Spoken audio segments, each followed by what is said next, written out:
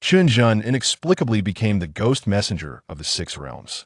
In this realm of humans, ghosts, demons, gods, and fairies, an array of enchanting beauties from the six realms flocked to him, embarking on a life of unexpected affection. What should I do if a female ghost forces me into marriage? I await your guidance. It's quite urgent. Miss, my cultivation is rather shallow. I cannot heal through clothing. I beg your pardon. This succubus is quite adept. I shall employ her as my maid. Fairy sister, I believe you have mistaken me for someone else. Oh, you vixen, I shall take you on. Chapter 1. This infatuated fool. Perhaps it's best not to be one. Qin Yao, I have harbored feelings for you. For 3 years will you be my girlfriend? Beneath the dormitory of Tianhai University, a lanky and handsome young man held a bouquet of flowers in one hand and a delicate jewelry box in the other. Opposite him stood a striking young woman, her wavy long hair cascading down, dressed in a floral short dress that accentuated her long legs, and carrying a limited edition Gucci handbag. The evening breeze carried the faint scent of Lancme perfume, wafting into Chen Zhen's nostrils, while the fragrance of roses left him momentarily dazed. For 3 years, he had been a mere backup, yearning for Qin Yao's affection. Just yesterday, she had ended her relationship with her fifth boyfriend, and Chen Zhen felt that his moment had finally arrived after 3 years. It was about time for him to have his turn. Thus, he gritted his teeth and borrowed 50,000 yuan at a high interest rate to purchase the Cartier diamond necklace that Qin Yao had long desired. With unwavering determination, he arrived at the dormitory to confess his feelings. Onlookers murmured among themselves. Chen Zhen is confessing to Qin Yao? Has he lost his mind? Qin Yao is the belle of our foreign languages department, a pure toad wishing to feast upon swan flesh. Shall lower your voices. I heard Chen Zhen has been working 3 part-time jobs just to win Qin Yao's heart. Perhaps his sincerity will touch the goddess. Come on, a loser is still a loser. Even as a backup, he barely qualifies as a jack. What jack? You need a jack to change a tire, don't you? Chen Zhen had long grown accustomed to their whispers. As long as he could win the goddess's heart, it was all worth it. Qin Yao did not accept the flowers instead. She took the jewelry box. Under the streetlight, the diamond necklace sparkled brilliantly. A bright smile appeared on Qin Yao's face, dispelling the gloom from a recent breakup. To Chen Zhen, it seemed he was on the verge of success. Yet, the words that followed from Qin Yao sent his heart plummeting. Chen Zhen, you are a good person, but I cannot accept your feelings. My ideal partner must be able to drive a luxury car to take me on a joyride, whisk me away on a cruise around the world, propose to me amidst a sea of blooming flowers, and allow me to awaken each day in a spacious bedroom of over 100 square meters, enveloped in happiness. Before Qin Yao could finish her sentence, a jarring honk of a car horn interrupted. A red Ferrari came to a stop nearby. The door swung open, revealing a young man clad in a black hoodie. His disdainful gaze, meticulously styled hair slicked back, the conspicuous Burberry logo on his hoodie, and the car keys spinning at his fingertips screamed of affluence. Among the crowd, some recognized the newcomer. Yu Kun, a well-known rich second-generation heir of high university. Though his looks were unremarkable, his family wealth was undeniable. In the face of monetary power, all subtlety and hesitation became trivial. Hey, isn't this the king of infatuation, Chen Zhen? Here again to pander to our Qin Yao? Yu Kun swaggered over, shaking his head mockingly while casually draping an arm around Chen Zhen's neck. Yu Xiao, please don't misunderstand, there's nothing between Chen Zhen and me. Qin Yao hurriedly smiled and moved closer to Yu Kun, explaining. Don't worry, you don't need to explain. The reason I said we should break up yesterday was that I lost a game of truth or dare after drinking with some friends. Yu Kun released Chen Zhen and wrapped his arm around Qin Yao's waist, planting a kiss on her neck. Hey, stop it. You're just trying to scare me. Qin Yao playfully punched Yu Kun's chest, her face flushed with embarrassment. For Qin Yao, Yu Kun was already a prime catch at the very least. He could satisfy all her material desires, and more importantly, he was far superior to those older men. Outside the university, Chen Zhen's complexion gradually paled. With Yu Kun's arrival, everyone's attention shifted away from him, the once principal figure of the confession now rendered invisible. Qin Yao, you will not find happiness with him. Chen Zhen mustered his courage and raised his head. Do you not understand who Yu Kun is? What business is it of yours? Qin Yao rolled her eyes impatiently. When did my affairs become your concern? Qin Yao, wake up. He's just a playboy. He cannot have genuine feelings for you. After a pause, Chen Zhen continued. For instance, consider a lock of pure gold key may look splendid, but may not open it. The most suitable key might just be an ordinary iron one. Please. Even if I, Qin Yao, am a lock, I am a golden lock. You, with your rusty iron key, have no chance.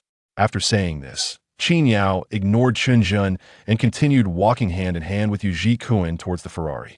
I am the golden key, you are the iron key, an apt metaphor. But do you think I'm trying to unlock that lock? I don't care if I can unlock it, I just want to insert it for fun. Chen Zhen felt utterly lost, his heart wrenched with pain. He didn't even know how he managed to exit the campus. A light drizzle began to fall from the sky, and he wandered aimlessly. At the street corner, 3 burly men with black umbrellas hurried out and blocked Chen Zhen's path. The lead bald man spoke darkly. You are Chen Zhen, right? We are from Pai Pai Lending Company. You borrowed 50,000 yuan from us yesterday. It's time to repay this month's interest, which is 10,000 yuan. Wasn't that loan supposed to be repaid in full after 6 months? And how can the interest be so high, demanding 10,000 yuan after just 1 month? Chen Zhen frowned and replied sternly, besides, I have no money right now. The bald man, uninterested in further discussion, waved his hand to signal the other 2 men. They approached and began to beat him mercilessly. The principal is due in 6 months. The interest is to be repaid monthly at 10,000 yuan. The bald man looked down at the fallen Chen Zhen. This little flesh wound is merely a minor warning. We will return in 5 days to collect the interest next time. Our conversation will not be so cordial.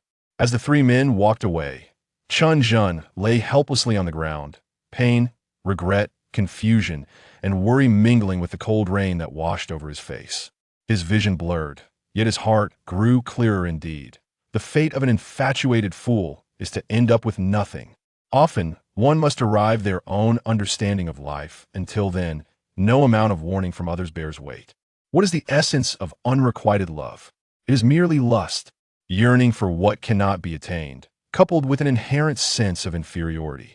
Thus, she became the unattainable moonlight, while he remained a mere slave to the light. In that moment, Chen Zhen finally came to a realization. This infatuated fool, I shall no longer be. Just as he attempted to rise, a long sigh echoed in the void. It was a gentle, ethereal female voice that evoked an involuntary sense of warmth within him. Chen Zhen struggled to turn his neck and scan his surroundings, yet he could not locate the source of the voice. Chapter 2. The civil servant of the underworld, Chen Zhen, slowly sat up, still searching for the origin of the sighing voice. A cascade of golden runes slowly coalesced in midair, subsequently rushing into Chen Zhen's body, binding the 6 realms ghost officer system. Binding progress 5. 50, 100. This time, the feminine voice resonated directly within Chen Zhen's mind. Congratulations, host, on successfully binding the 6 realms ghost officer system. You've activated the entry-level identity of Ghost Officer trial period with a daily salary of 1 ghost coin. Passive talent Yin Yang, I activated. Talent effect. The ability to perceive various supernatural phenomena, including spirits and deities, while also possessing the skill of Qi observation, which enhances. Fortune-telling abilities. Initial skill, Netherworld Ghost Hand Beginner activated. Skill effect. Can grasp ghosts and souls. The effectiveness improves as the skill level increases. Activating the System Exchange Store. Current host level 2 low. The Exchange Store is temporarily unavailable. After a series of system notifications, Chen Zhen realized that the numerous wounds on his body had inexplicably healed. Even his previously frail physique had become considerably sturdier. So am now considered a trial ghost officer? Chen Zhen murmured to himself. Growing up in a rural setting where superstition was prevalent, he had absorbed a myriad of supernatural tales from a young age. Ghost officers are akin to civil servants of the underworld, tasked with duties such as soul retrieval, transfer, and the administering of rewards and punishments to spirits. Well-known figures like Niu Tu and Ma Mian, as well as Heibai Wuchang, all belong to this category. However, being in the trial phase, Chen Zhen likely held no official position as of yet. As for how to attain a permanent role, the system provided no guidance, leaving him in a state of uncertainty. Right? The system also granted several skills. Chen Zhen lifted his gaze, employing the passive talent of yin-yang eye to survey his surroundings. He observed various translucent spirits drifting aimlessly nearby. Their forms resembled humans, albeit clad in white garments, their faces devoid of expression, as if weightless, slowly floating towards the city's Chenghuang temple. After a brief observation, Chen Zhen confirmed that these dazed spirits lacked any self-awareness. Just a bunch of souls, likely busy with reincarnation. He muttered to himself, directing his gaze towards the distant Tianhai city cemetery. The cemetery was shrouded in a dense, ominous aura, a place of gathering for the deceased, thick with yin and ghostly energy. Next, he turned his attention to a nearby residential area, the prestigious Xijin Tai community. True to its name, a celestial purple aura hovered above the entire neighborhood, indicating that it was a site of auspicious feng shui. Once I have the means, I shall acquire a residence here and bring my parents over. Chen Zhen attempted to raise his right hand to cast the Netherworld Ghost Hand skill. As azure light enveloped his hand, it ignited with a flickering blue flame. The previously oblivious spirits instinctively revealed expressions of terror, shrieking as they fled from him. Chen Zhen spread his fingers, targeting a nearby spirit. As the blue flame danced in his palm, the fleeing spirit was involuntarily drawn back towards him, ultimately finding itself ensnared by Chen Zhen's grasp. Warning: the host must not harm innocent wandering souls at will, lest he provoke divine retribution. The system's alert coincided with the distant rumble of thunder. Realizing the gravity of the situation, Chen Zhen hastily released his grip, dispelling the azure flames. The spirit reverted to its previous vacant expression, continuing its drift away. He noted that he needed to exercise caution when employing this skill. As a mere trial ghost officer, a single act of negligence could lead to his obliteration by divine punishment. Beep. The hour of high has passed. The host has received a salary of 1 ghost coin. Salary? Ghost coin? Chen Zhen, bewildered, glanced at the exchange store panel, where his assets had shifted from 0 to 1. Ghost coins were presumably meant for purchasing items, yet his current low level rendered the system's store temporarily inaccessible, the entire inventory enveloped in thick black. Mist. A thought struck him as the single ghost coin materialized into a small black coin resting in his palm. It felt cool to the touch, its composition unknown. As he absent-mindedly toyed with the coin, he contemplated his future plans. This Six Realms Ghost Officer system seemed quite remarkable. It not only provided skills and a position, but also a salary. He pondered the value of this ghost coin. After all, in just 5 days, those burly men would come looking for him again. It was only right to repay debts. Regardless of the circumstances, he had indeed borrowed money and had no justification for not repaying it. Suddenly, a young woman clutching a child collided with the distracted Chen Zhen, causing him to stagger. "I'm so sorry. My child suddenly developed a high fever, and I was in such a rush I didn't watch where I was going," the woman hurriedly apologized. In her haste, she hadn't even changed out of her silk nightgown, which failed to conceal her alluring figure, easily outshining Qin Yao. After apologizing, the woman attempted to move on. "Wait." Chen Zhen furrowed his brow, stopping her. "Oh, you want money, do you? Just name your price. Don't delay me from getting to the hospital." The woman's tone had lost its initial apologetic quality. In a reflexive gesture, she reached for her pocket, only to realize she had neither her phone nor her wallet. "No, please don't rush. I don't think this child is actually sick." Chen Zhen hastily clarified. He had already caught a glimpse. The child she cradled was a girl of about 5 or 6, faint wisps of black mist emanating from her. "What do you know? Tong Tong has a fever of 39 degrees. What else could it be?"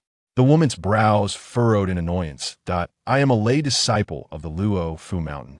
I can see that this child is surrounded by black mist, likely afflicted by something unclean." In desperation, he invoked the name of the Luo Fu Mountain Temple. Luo Fu Mountain, located adjacent to Tianhai City, is renowned as a sacred site of Taoism, famed for its bustling incense offerings. The woman's demeanor shifted significantly as she seemed to believe in the supernatural. "Ah, so is a young Taoist. I apologize for my earlier rudeness. Please forgive me. It's no trouble. If you trust my judgment, allow me to examine her closely," Chen Zhen replied with a smile. Upon hearing this, the woman relaxed her hold, revealing the girl's face. Chen Zhen glanced down, and in an instant, he was overwhelmed with the urge to nosebleed. The woman was clad in a spaghetti-strapped nightgown.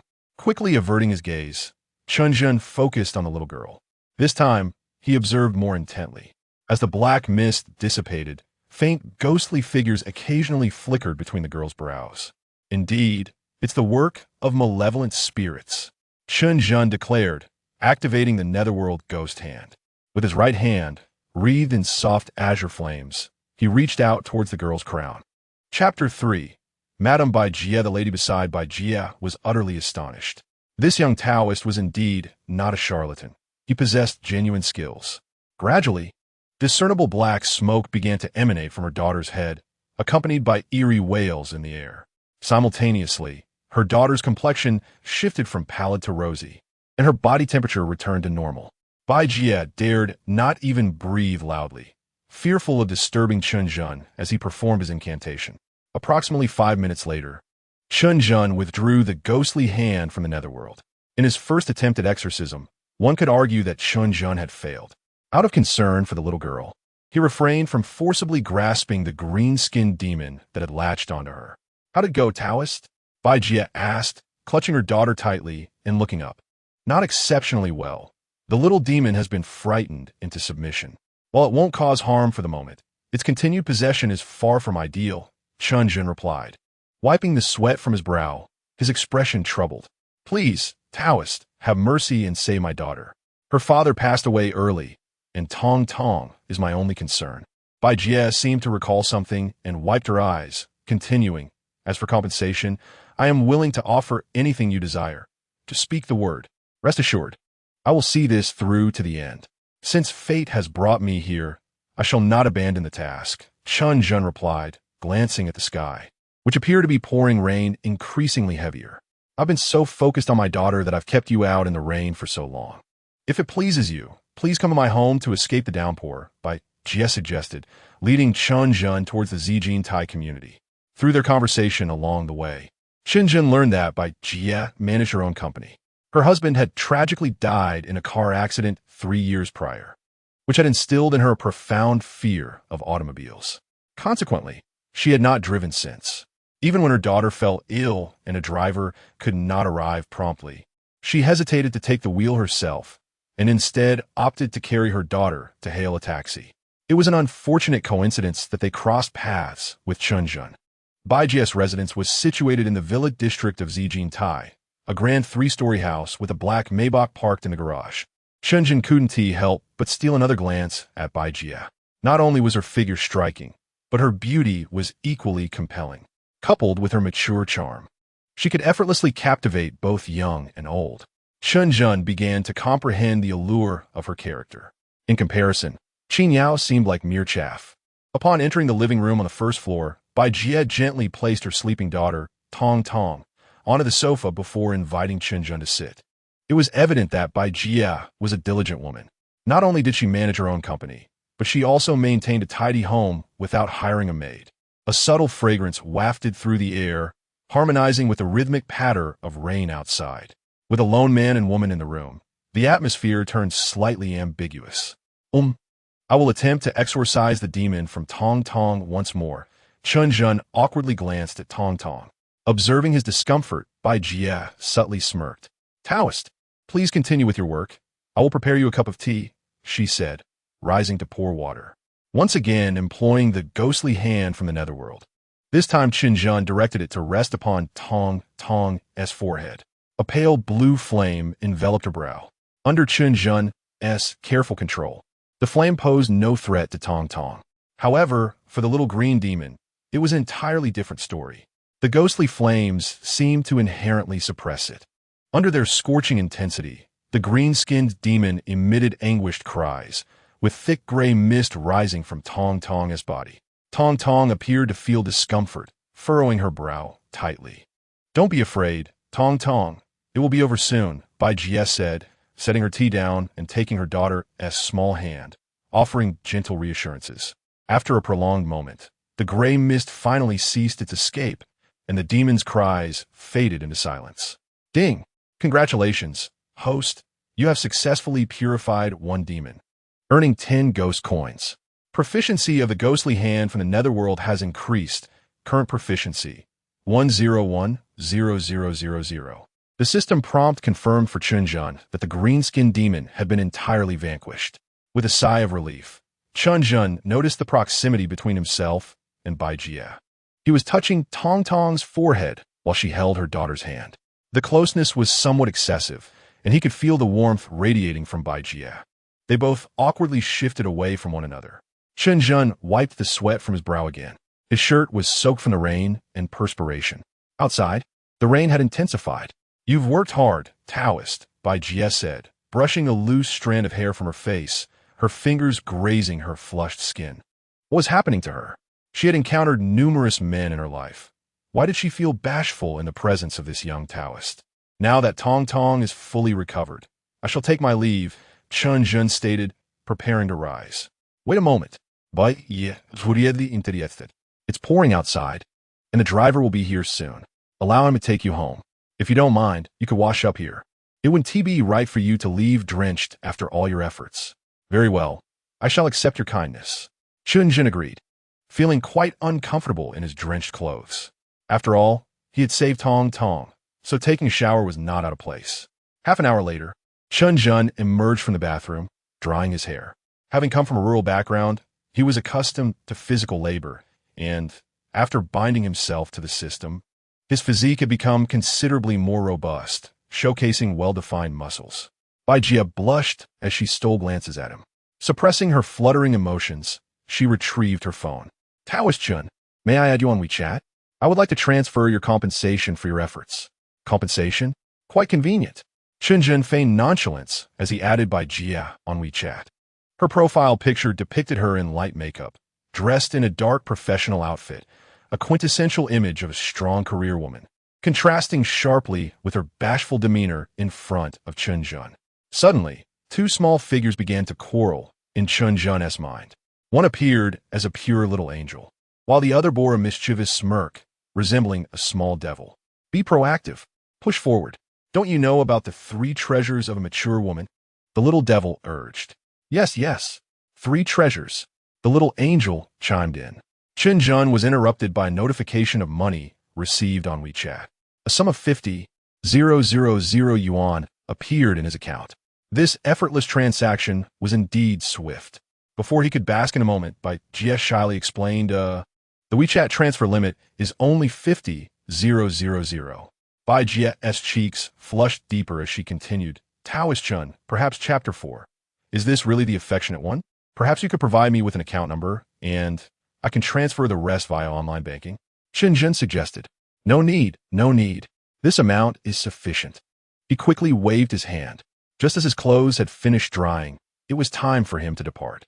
"Here, this is my business card. If you need anything, don't hesitate to call," Bai Jie said, presenting him with a gilded card. "Chen Jie Business Services Company, Limited, General Manager." Bai Jie's company primarily engaged in business services, functioning as a comprehensive agency that assisted other companies with planning, risk management, and accounting. Truly a formidable woman. Running such a company necessitated a keen intellect and astute business acumen. Chen Zhen solemnly tucked the business card into his pocket. Bai Jie's driver, Uncle Ing, an elderly man resembling a butler, finally arrived. "I apologize, Bai Zong. I had matters to attend to at home, and the rain caused significant delays," the butler explained cautiously. "I have no interest in your excuses. If it weren't for Chen Zhen's assistance today, Tong Tong's treatment would have been delayed, and you would not have escaped my wrath." Bai Jie transformed back into her usual icy demeanor, exuding an air of unapproachability. The driver was compelled to wear a constant smile while casting a grateful glance at Chen Zhen. "Rest assured, Bai Zong, I will attend to Mr. Chen with utmost care." The sleek black Maybach came to a gentle halt at the entrance of the Tianhai University dormitory area. The rain had completely ceased. Ing Shu exited the vehicle and briskly approached the rear door, graciously opening it for Chen Zhen. "Please, Mr. Chen, take your time." Ing Shu even bowed respectfully to Chen Zhen. It was already deep into the night, and the dormitory entrance was mostly deserted. Otherwise, the appearance of the Maybach would have surely attracted some attention. However, the absence of a crowd did not imply that no one was present. Just a short distance away, 2 girls were laughing and making their way toward the entrance. TCH, the campus belle, Chu Yu keeps saying no. Yet she clings to the microphone as if her life depends on it, remarked the girl with an ordinary figure. The two continued their playful banter. Oh, a Maybach? A 680? When did our school acquire such a wealthy, second-generation heir? The girl named Jia questioned, puzzled. Is it really that expensive? Chu Yu replied with a non-committal smile. It's not particularly exorbitant, about $3 million, but just look at that old man. He is clearly a butler. If he has this car, the family assets must be worth at least tens of millions. Jia mused, her face filled with yearning. Unlike you, with the title of campus belle and suitors who are all either incredibly wealthy or noble, if someone were to pick me up in that car, I would willingly pay them to do so. Oh, so Jia is on the lookout for a man. Chu Yu teased with a grin. You mock me. Watch as I unleash my secret attack. Jia declared, playfully lunging at Chu Yu. Wait, that boy looks familiar. Chu Yu quickly shifted the subject. Huh, it's Chen Zhen. Jia frowned. How could it be him? I remember now. He is the infamous Chen Zhen from our school, isn't he?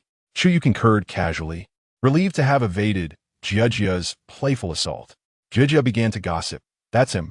Although his looks and physique are passable, this guy has absolutely no dignity.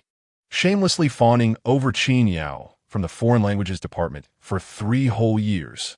However, he does have it tough to earn money to pursue Qin Yao. He's been juggling 3 jobs outside of school. Unfortunately, Qin Yao has never even glanced his way, wasting all that infatuation. I get it now, Jia exclaimed, slamming her right fist into her left palm. He must have been pretending all along. His true identity is also that of a wealthy, second-generation heir. Indeed, the rich often have peculiar predilections. To attain true love, he doesn't hesitate to masquerade as a pauper.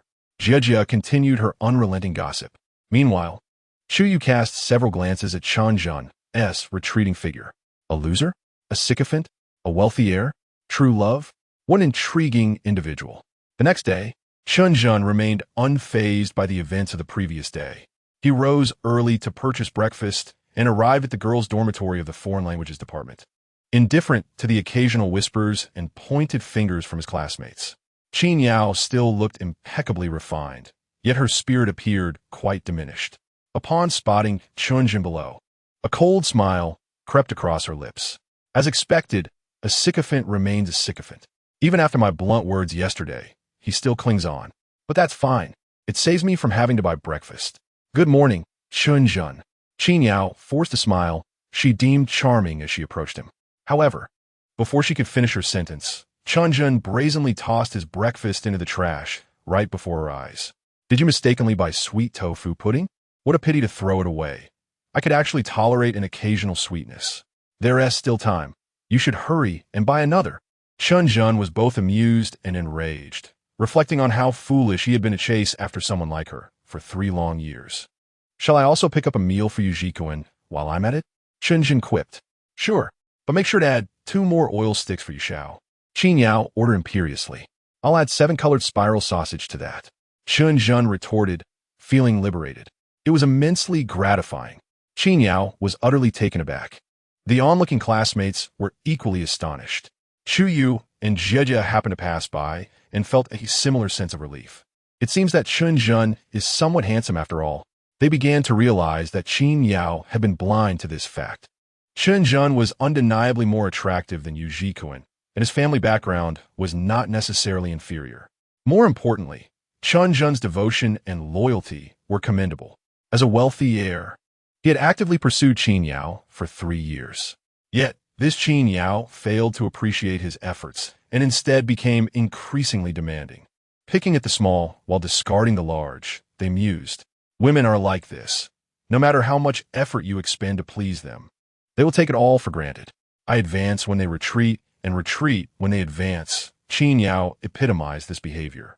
As her complexion fluctuated between red and pale, Qin Yao inhaled deeply and spoke softly. Chen Zhen, are you upset with me? Chapter 5.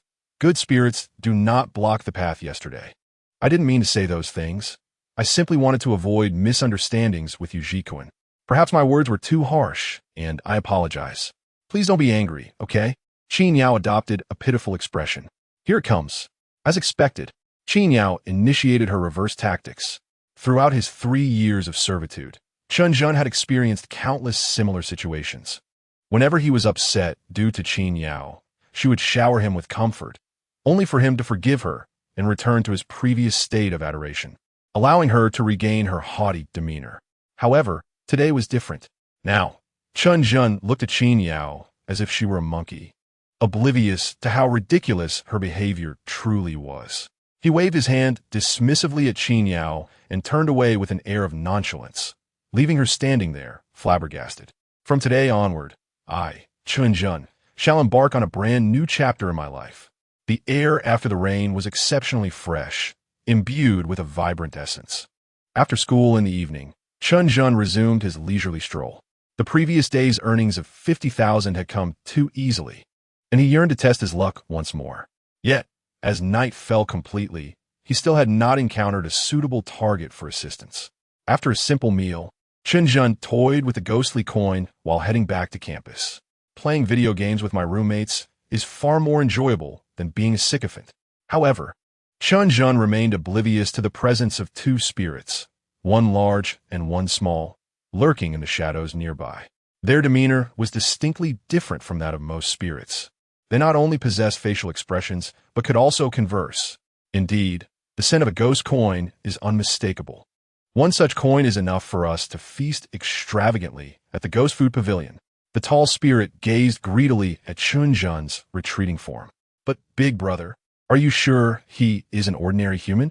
How could a commoner possess a ghost coin? The smaller spirit questioned cautiously. Fool, do you smell any jukai or incense on that kid? The tall spirit scolded, causing the smaller spirit to stumble. Aside from those cow-headed and bald-headed spirits, we have nothing to fear from ordinary humans. The smaller spirit nodded, a fierce glint beginning to shine in its eyes. Fortune favors the bold, big brother. We shall seize this opportunity. I'll keep watch from above. If those cow-headed and bald-headed spirits show up, we'll make a hasty retreat. When you reveal yourself, extend your tongue to frighten him.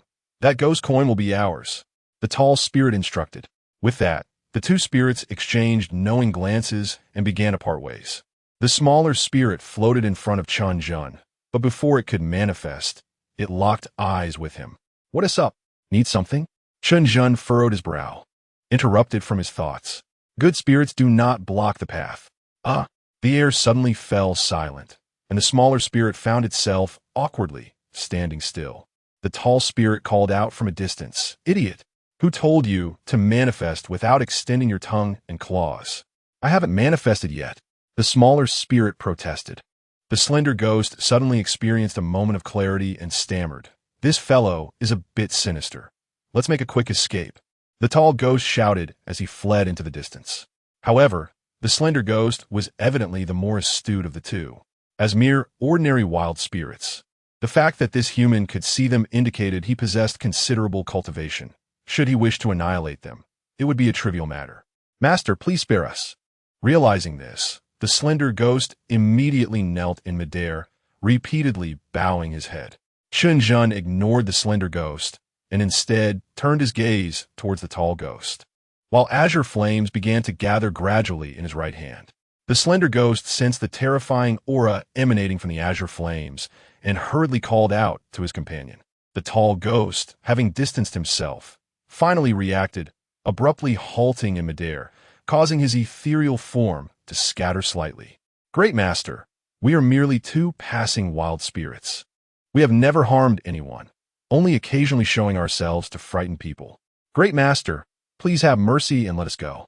The 2 ghosts, one large and one small, bowed their heads fervently. Observing their cowardly demeanor, Chen Zhen surmised that their rank was quite low. They likely only mastered the most basic of manifestation spells. Rise and speak, Chen Zhen commanded sternly. What are your names? The 2 wild spirits straightened up but remained in a kneeling position. Are you particularly interested in this ghost coin? Chen Zhen keenly noticed that the tall ghost occasionally stole glances at the ghost coin in his hand. We dare not. How could we covet the master's possessions? The slightly slower tall ghost fervently nodded in agreement. Speak honestly. Chen Zhen frowned in dissatisfaction, causing the spirits to tremble. Indeed, great master, your insight is unparalleled. This ghost coin may hold little value to you, but for us spirits, it is a form of hard currency, far more precious than ordinary ghost money. It appeared this ghost coin truly was a valuable item.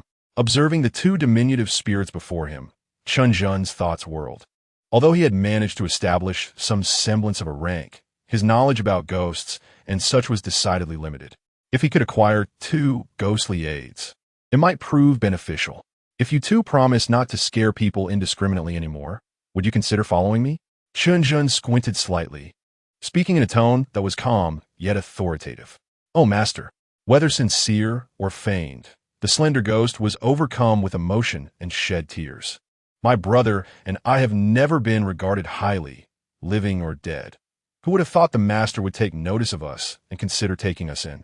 The tall ghost desperately tugged at the slender ghost, his face filled with urgency. Brother, stop talking. If you say more, we might truly lose our freedom and become laboring ghosts. Yet the slender ghost remained undeterred, glaring fiercely at the tall ghost before continuing. Master, ever since we became wild spirits, we have been hiding away, fearing harassment from our kind, and even more so, encounters with cultivators seeking to earn merit. Our lives have been truly miserable. You are a good person, and today it is our fortune to meet you, Master. If you do not abandon us, we, as your loyal spirits, are willing to follow you henceforth. The slender ghost's mind raced quickly. This master was generous and treated them as equals, possessing both strength and ghost coins. More importantly, he bore no trace of Taoist or Buddhist essence. An ordinary human possessing ghost coins, and the soul-stirring sensation he felt when the azure flames appeared could not be feigned. This implied he had significant backing in the netherworld. Such an opportunity to cling to a powerful figure might only come once in their ghostly existence. Since they wished to follow him, they ought to demonstrate their loyalty or showcase their value. Seeing Chen Zhen still in silence, the slender ghost gritted his teeth, seemingly resolved, and spoke. Master, we are not like ordinary wild spirits. We have fortuitously acquired a special skill. A special skill? Chen Zhen's interest was piqued. This is... Chen Zhen's words were abruptly cut short as he widened his eyes in astonishment. Upon being possessed by the slender ghost and the tall ghost, he felt his physical abilities multiply significantly. Chen Zhen clenched his fists, sensing the newfound power coursing through him. He was now confident that he could easily lift over 100 kilograms with one hand. Furthermore, he discovered that his mental acuity had also accelerated dramatically. In simpler terms, after being possessed by the slender ghost and the tall ghost, Chen Zhen had effectively transformed into a simplified version of Superman. However, the effect of the Yuming ghost hand had not enhanced. Nevertheless, the enhancement of his own attributes was already sufficiently extraordinary. With these two accompanying him, he had no choice but to accept them. All right, you two may reveal yourselves. Chen Zhen nodded in satisfaction. Now, please provide a detailed explanation of this possession skill. The slender ghost and the tall ghost, upon hearing this, released their possession state and obediently floated before Chen Zhen. Yet, their forms appeared slightly altered, their spirits much fainter than before. Indeed, there is no such thing as a free lunch. Every benefit comes at a cost. Having these two aids did not seem to pose any detriment. From now on, you will follow me, but without my permission, you are not to manifest and frighten others. Chen Zhen instructed. After all, he still needed to lead a normal life, and should anyone accidentally see these two wild spirits, it would spell trouble. The slender ghost's delight was evident as he immediately knelt once more, bowing towards the void. Great Mother of the Earth, the wild spirit, slender monkey, vows to follow the great master, to brave fire and water without hesitation. Should I break this vow, may I suffer endless karmic retribution and never attain rebirth. After the slender ghost made his vow, he discreetly tugged at the dazed tall ghost beside him. The tall ghost finally grasped the situation and hurriedly echoed, Me too. Me too. Never attain rebirth. For ghost, this must be the most severe vow imaginable. At that moment, the system's prompt resonated once more. Wild spirit, slender monkey, and tall ghost request to follow the host. Does the host agree? Agree. Chen Zhen expressed his consent without a moment's hesitation. Ding. Congratulations, host. You have recruited 2 wild spirit aids, fulfilling the advancement condition. The ghost officer status has progressed from probationary to internship, with daily wages increased to 10 ghost coins. They actually advanced. It seemed he had completed a hidden task of the system. One must admit, if not for his good fortune, Chen Zhen might have taken a long time to discover the advancement conditions for the ghost officer's probationary period. Entering the internship phase brought him one step closer to formal establishment. Ding! Host has reached the internship phase. The system exchange store is officially unlocked. Currently at the beginner level. With the system's announcement, Chen Zhen noticed that the panel for his system store had changed. The black mist that had obscured the shelves had dissipated partially, revealing the bottom rows of products. Aside from some basic books, there were various low-tier treasures and items. The exchange price was uniformly set at 100 ghost coins, meaning it would take him many days of meager wages to redeem even a single item. He needed to start earning ghost coins. Beyond his salary, the quickest way to earn ghost coins was to purify malevolent spirits. The prerequisite, however, was that the spirits must be wicked. Divine punishment was no trifling matter. By the way, how did you become wild spirits? Chen Zhen casually inquired as he walked back to his dormitory. That's a long story, the tall ghost sighed deeply. Without waiting for Dazhuang to continue, Shouho directly interjected. To keep it brief, we were originally miners at Ping and Meikuang. Later, the tunnel we were working on collapsed. The boss, fearing responsibility, sealed the tunnel, trapping our bodies inside. He then settled privately with our families, coercing and enticing them, ultimately giving each family 500,000 as hush money. Money truly is a remarkable thing. When 500,000 is laid out on the table, who would still ponder over our unburied remains? To conceal our misfortune, our families dared not erect tombstones for us, not even a simple grave. Thus, we became homeless wandering souls. As they concluded, both Shouho and Dazhuang couldn't help but sigh. Ping and Meikuang? Chen Zhen recalled. Yu Jikuin's family mine was named Ping and Meikuang, located in Jinxi province. He often boasted about it. Wasn't the retribution in this world rather swift? Chen Zhen couldn't suppress a cold chuckle. You harm my goddess. I will deal with your father. Seems quite fair to me. Do you two wish to take revenge on that boss? Chen Zhen pondered, stroking his chin. It would also allow me to vent some frustrations. The cause and effect of this life should be settled in this life. No need to keep accounts. The next life would be too troublesome. However, there is little time for distant outings now. I must wait for a holiday. The night passed without further conversation. The following day was the weekend. With no classes to attend, Chen Zhen planned to visit the loan company to repay his debt. The 50,000 he received from Bai Jie was just enough. Of course, he would only repay the principal. As for the interest, he would see if they had the capability to collect it. As he was walking out of the school gate, he unexpectedly encountered the haggard Qin Yao, dragging her weary body towards the dormitory. It was evident that she hadn't slept all night. Chen Zhen was astonished at how he had once been so entranced by such a woman. He grimaced in distaste, not only due to his aversion to Qin Yao, but also because of what his yin-yang I revealed to him. Chapter 7. Naigong also understood a bit about martial arts. More repulsive was the sight of the ghost's half-rotten face, with maggots crawling in and out of its eye sockets. It was a vengeful spirit. It seemed this girl had entangled herself with something sinister. Shouho floated to Chen Zhen's ear and whispered a reminder. Something sinister? Qin Yao isn't exactly pure either. Is she? Vengeful spirit? Is it formidable? Chen Zhen asked with a smirk. We ghosts are also categorized by ranks. Shouho seemed rather fearful of the vengeful spirit, retracting his head slightly as he continued. According to strength, we could be divided into 9 ranks. Wandering souls, wild ghosts, vengeful spirits, fierce ghosts, evil spirits, ghost kings, celestial spirits, ghost immortals, and divine spirits. That ordinary vengeful spirit is certainly no match for you, boss. Dazhuang chimed in from Chen Zhen's other side. The vengeful spirit, clearly lacking intelligence, was unaware that Chen Zhen could see it and was threateningly growling at Shouho and Dazhuang from a distance. Irritated, Chen Zhen extended his finger, its tip glowing faintly with azure light.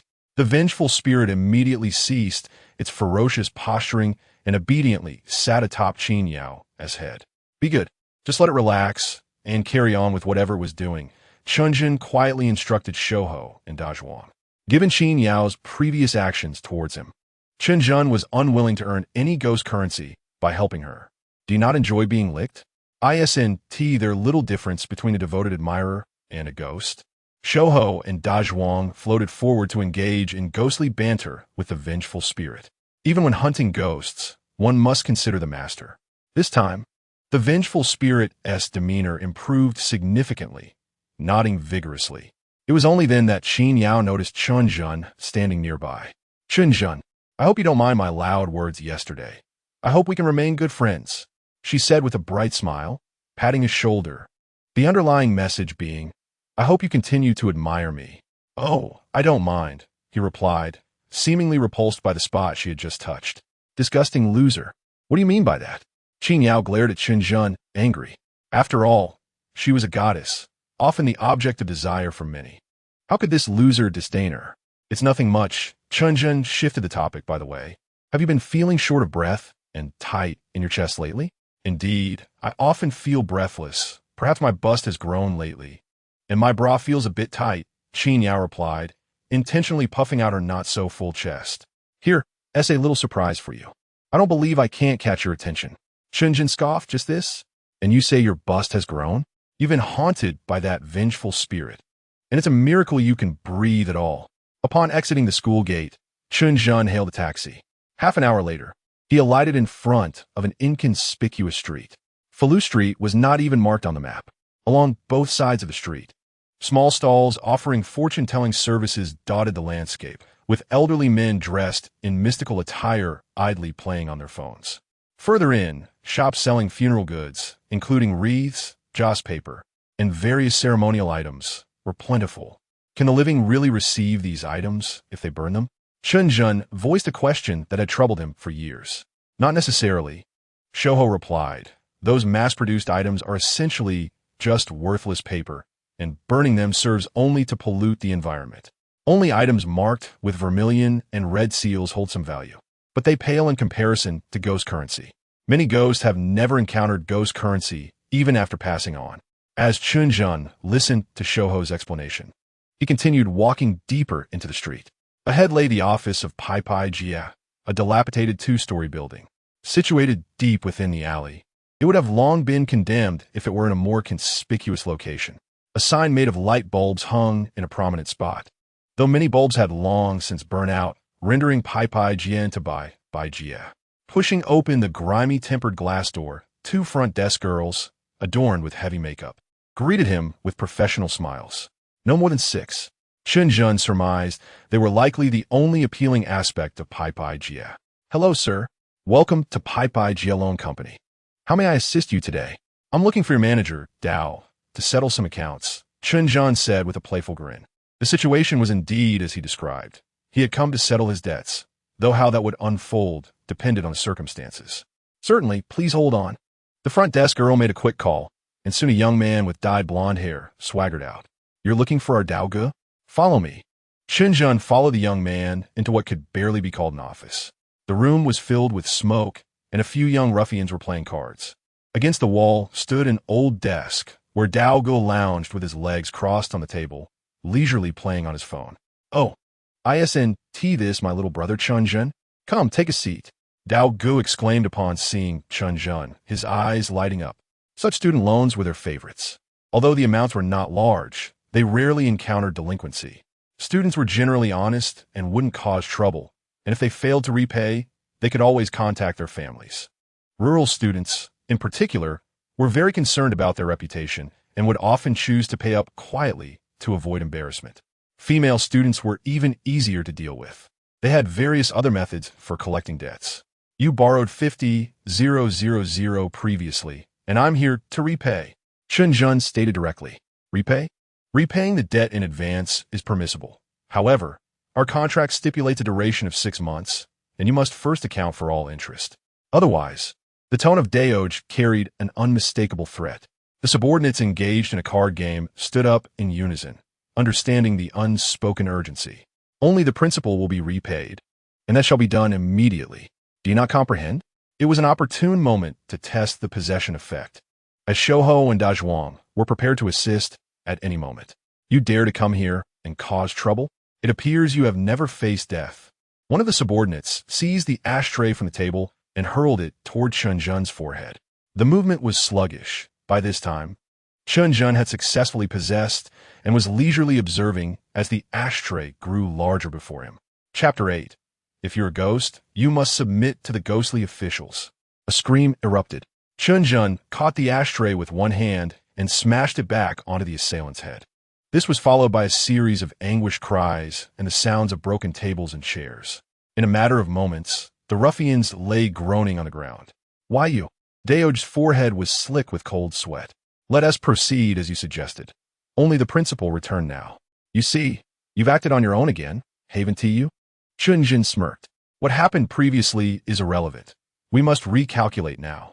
You owe me 50,000 kwai for the 3 days I safeguard your funds. Just 2 days ago, 3 of you sought me for interest, and we must also account for medical expenses. Furthermore, you insisted I educate you with my fists, so you may as well pay the tuition now. Chen Zhen attempted to continue, but Daoj interrupted. Kid, do not overstep your bounds. Do you think merely knowing a few martial arts moves grants you immunity? Daoj's right hand slowly moved toward the drawer. The world is not as simple as you perceive. Daoj was evidently a man of experience. Despite his internal panic, he managed to maintain a facade of calm until he retrieved a crude handgun from the drawer, at which point a taunting smile appeared on his face. Recognize this? If you die here, no one will know. I would merely have to dispose of your body. So wise up and hand over the money and leave. Daoj slowly raised the gun, his thumb pressing down on the hammer. He believed he had the upper hand. Confident he had Chen Zhen completely under his control. However, Chen Zhen scoffed and leaned forward, deliberately pressing his forehead against the gun's muzzle. The chilling sensation surprisingly invigorated him. Daoj's composure faltered, his hand trembling. Is this kid insane? Does he wish to see his own brains splattered? Shoot! Chen Zhen suddenly bellowed, startling Daoj into taking a step back. You bastard! I will send you to meet Yin Wang.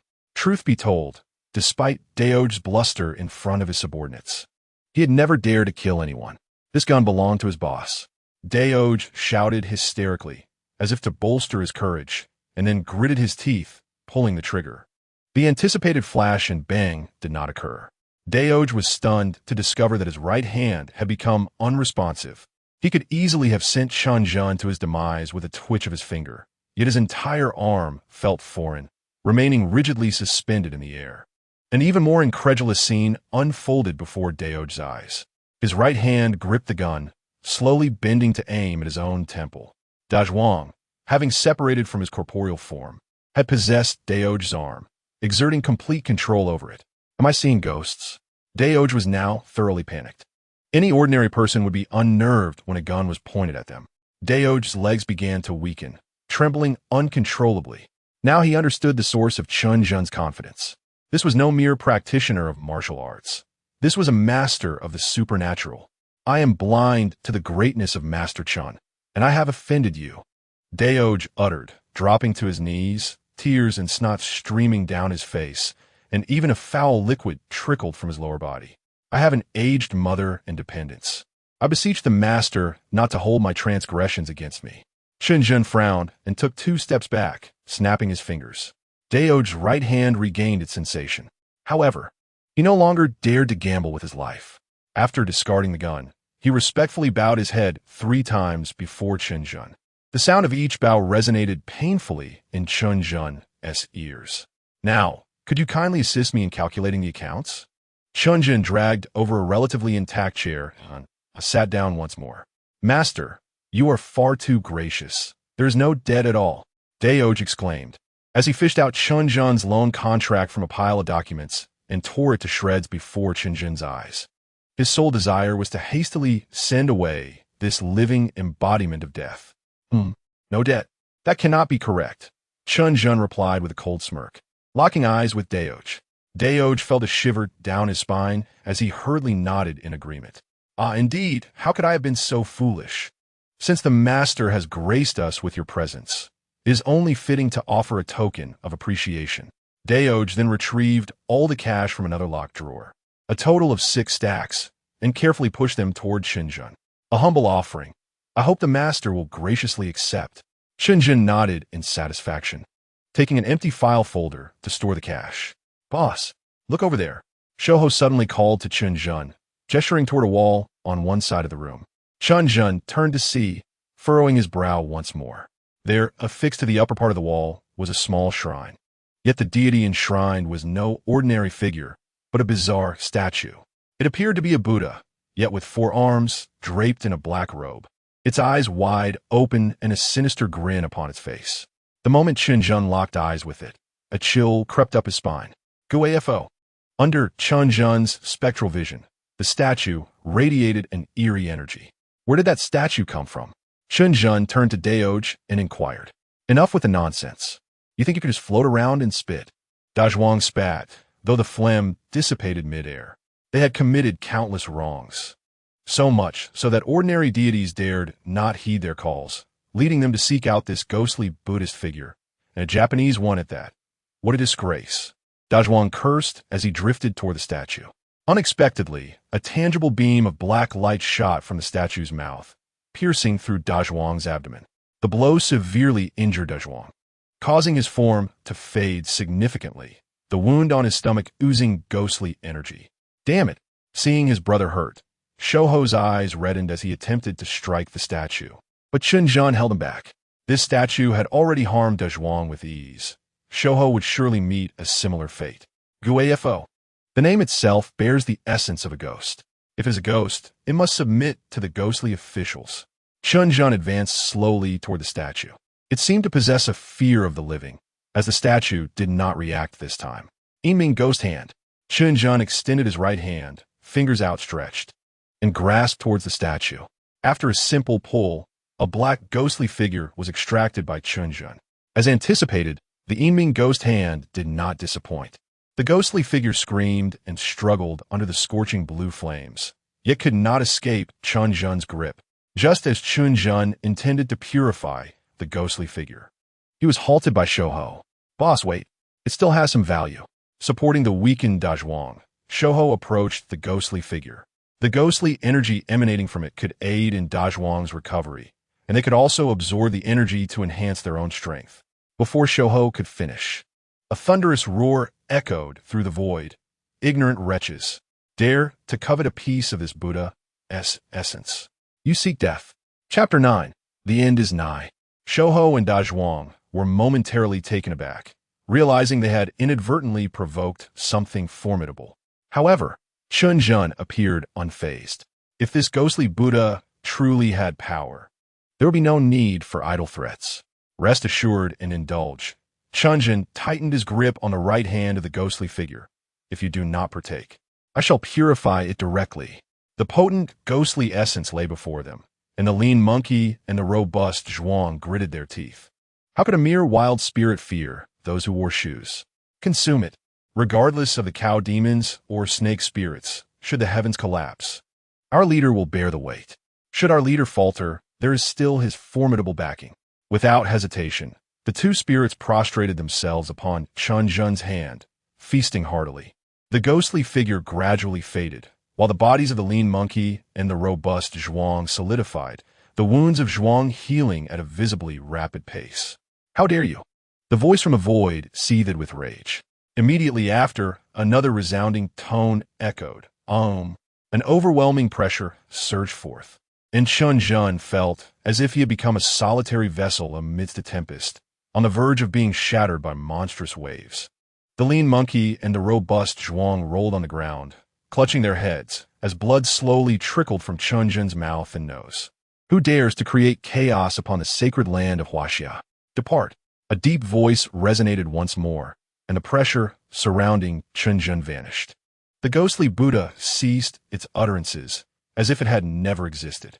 Chen Zhen exhaled a long breath, observing that the ghostly figure in his hand had become quite faint. With a slight exertion, blue flames surged forth, incinerating the spirit entirely. Ding! Congratulations, host, on successfully purifying the ghostly Buddha Lojia's avatar, earning 1,000 ghost coins, and enhancing the proficiency of your spectral hand to 1010100000. It seemed that this Lojia was no ordinary entity, The mere avatar was worth 1,000 ghost coins, 100 times more valuable than a wild spirit. Fortunately, its true form had fled. Otherwise, he would have faced a dire challenge. He pondered which celestial being from Huaxia had scared off Logia. Indeed, the world was far larger than he had imagined. Experiencing such pure, ghostly essence for the first time was truly rewarding alongside the leader. Zhuang burped contentedly, circling around Chen Zhen with a smile. Meanwhile, Daoj appeared somewhat bewildered. As an ordinary person, he had merely observed Chen Zhen extracting a mass of black energy from a statue and igniting it in his palm. The rest was beyond his comprehension. Chen Zhen discarded the statue from the shrine, shattering it upon the ground. This object held no value. No more offerings will be made to it. Indeed, Master speaks wisely. I have long suspected this item was malevolent, ever since it was enshrined. My brothers have been ill far too often. Thank you for your intervention, Master, Daoj said, bowing with a smile. Chen Zhen nodded impassively and exited the small building. Daoj stood by the window, waiting until he was certain Chen Zhen had truly departed before collapsing onto the floor. Trembling, he retrieved his phone and dialed a number. Boss, we have a serious situation. We encountered a tough adversary. Having left Falu Street, it was already past 3 in the afternoon. The lean monkey and Zhuang seemed averse to the sunlight, seeking refuge in Chen Zhen's shadow. Chen Zhen was in high spirits. Not only had he earned 50,000 yuan, but he had also acquired 1,000 ghost coins. He could finally redeem items from the exchange shop. Chen Zhen spent 100 ghost coins to acquire a hefty ancient tome titled Shen Gui Ji. There was no alternative. His knowledge of the supernatural was severely lacking. Shen Gui Ji was akin to an encyclopedia, detailing the world unknown to ordinary people. However, upon receiving the tome, Chen Zhen felt a pang of regret. It was far too thick, over 20 centimeters in depth, filled with dense characters and various illustrations. To make matters worse, it was written in ancient script, rendering it completely incomprehensible. Ding. Host, do you wish to begin studying Shen Gui Ji? The system's prompt appeared at the perfect moment. Study. Upon Chen Zhen's confirmation, the substantial volume of Shen Gui Ji vanished. Instantly, a torrent of information surged into Chen Zhen's mind. Simple and direct, the system proved efficient. Daoj had indeed made a valid observation. This world was far more complex than he had presumed. His identity as a ghostly envoy was astonishingly powerful. In a strict sense, ghostly envoys were considered deities, possessing a seat even in the heavenly courts. Once he advanced to a formal ghostly envoy, he would wield the authority to reward virtue and punish vice, dictate life and death, and summon souls for transit. Of course, while that was the established protocol, execution ultimately depended on strength. Currently, Chen Zhen could only contend with spirits below the level of fierce ghosts. Encountering malevolent spirits or ghost kings would leave him with no choice but to flee. He needed to devise a way to enhance his level and strength. Presently, he was in the internship phase, and Chen Zhen remained clueless regarding the upgrade process. A rumble emanated from his stomach, reminding him that he had yet to eat breakfast. Having just earned 60,000 yuan, along with by GS 50,000 yuan, he could now consider himself to possess a modest fortune. It was time to treat himself to something good. Chen Zhen glanced toward a nearby opulent restaurant, Phoenix Tower, one of the premier dining establishments in Tianhai City. He was uncertain about the quality of the food, but he was aware of its exorbitant prices. Even a simple fried rice dish cost over 300 yuan. He had learned this while listening to Ji Kun boast to his classmates. His parents, who toiled in the fields all year, could scarcely afford a single meal at Phoenix Tower. Upon entering Phoenix Tower for the first time, Chen Zhen was awestruck by the scene before him. The splendid lobby on the first floor featured a towering phoenix sculpture over 3 meters high, appearing almost ready to take flight. Indeed, there was a reason for the high prices. As it was not a designated dining hour, the restaurant was relatively empty. Guided by a smiling server, Chen Zhen took a seat by the window in the lobby. The attentive server began recommending various dishes, yet Chen Zhen's attention was wholly captivated by her. It was not her beauty that intrigued him, nor was it the resurgence of his old habits as an infatuated admirer. Rather, he noticed a heavy aura of black energy emanating from the delicate features of the server. Not only her, but the majority of the staff in the restaurant exhibited similar traits. Surveying the entire establishment, Chen Zhen confirmed that no sinister entities lurked within. Thus, there could only be one explanation. These servers were on the brink of death. Chapter 10. The dinosaur resists the wolf after casually ordering 2 signature dishes.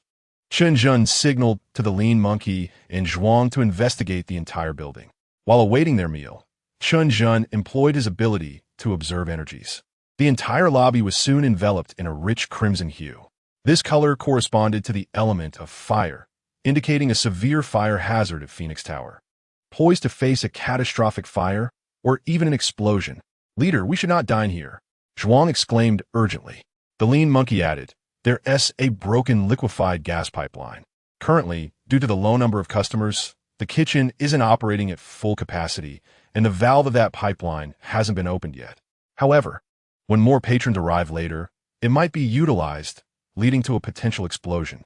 Having been coal miners in their previous lives, they were highly sensitive to gas and fire." Chen Zhen nodded slightly. Although he did not consider himself a saint, he could not stand idly by while so many innocent lives were at stake. "Excuse me, server. Could you come here for a moment?" Chen Zhen beckoned to the previous server.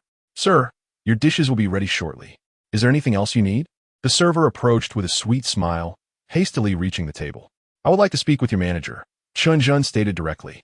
I'm sorry, sir, but our manager is not available right now. If you have any concerns, feel free to relay them to me, and I will convey your message." Though the waiter harbored some dissatisfaction within, he maintained a smile on his face. If every Tom, Dick, and Harry insisted on seeing the manager, then she might as well be occupied all day receiving guests. Realizing that reasoning was futile, Chen Zhen promptly ceased wasting time and directed Shouho to possess the waiter. He then beckoned to the young woman.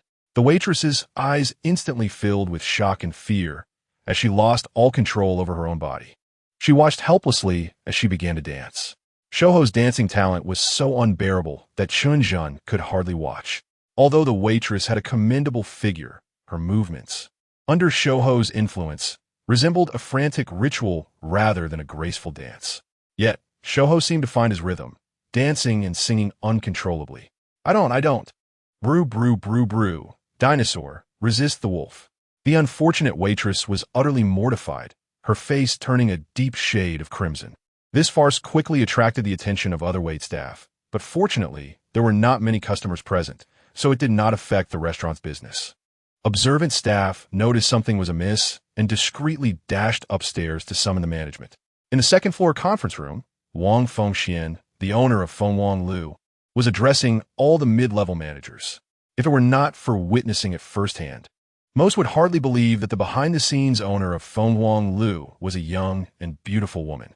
No wonder she chose the name Phoenix. A panicked waitress burst into the conference room, interrupting a manager's report. Ignoring the disapproving gazes of the leadership, she delivered a brief account of the chaos downstairs. "Leaders, it's bad. Lily seems to have been drugged by a customer and is dancing like a madwoman." Wang Fengshuan's brows furrowed at once. As a fellow woman, she loathed seeing lecherous customers bully her waitstaff. "Let us go and see for ourselves. Security, send a few people down. If that person is unruly, throw him out. We do not welcome such customers at Fengwang Lu." Wang Fengxian strode out of the conference room with an air of confidence reminiscent of a heroine from a martial tale, followed by several mid-level leaders who hurried to keep up. In the lobby on the first floor, Shouho finally tired of his antics and released his possession of the waitress. The young woman, named Lily, regained control of her body and immediately covered her face, crouching down and weeping uncontrollably. "Please don't cry. It was just a joke. You could have simply called your manager," Chen Zhen said with a look of helplessness. It seemed Shouho had gone a bit overboard. Soothing a girl was always the trickiest task. "You want the manager?" Wang Fengshuan's melodious voice rang out. Chen Zhen turned towards the staircase and saw a striking young woman descending, flanked by 7 or 8 individuals. With her almond-shaped eyes, shoulder-length hair, and well-tailored casual suit, she wore a frown that suggested displeasure as she fixed her gaze upon him. Judging by her demeanor, this young lady was certainly of a managerial stature. "I'll get straight to the point. You," Chen Zhen began, but was interrupted by Wang Fengxian. "Why are you bullying our female staff?" Initially, Wang Fengxian had expected a sleazy, middle-aged man, yet she found herself face-to-face with a studious-looking boy. However, in this day and age, appearances were often deceiving. I apologize for taking things too far. I merely intended to alert you about your establishment, Chen Zhen said, feeling somewhat embarrassed, considering he had publicly humiliated the waitress. You? Alert us? Wang Fengxian expressed skepticism. While judging based on appearance was not ideal, it was the most straightforward way to assess a person.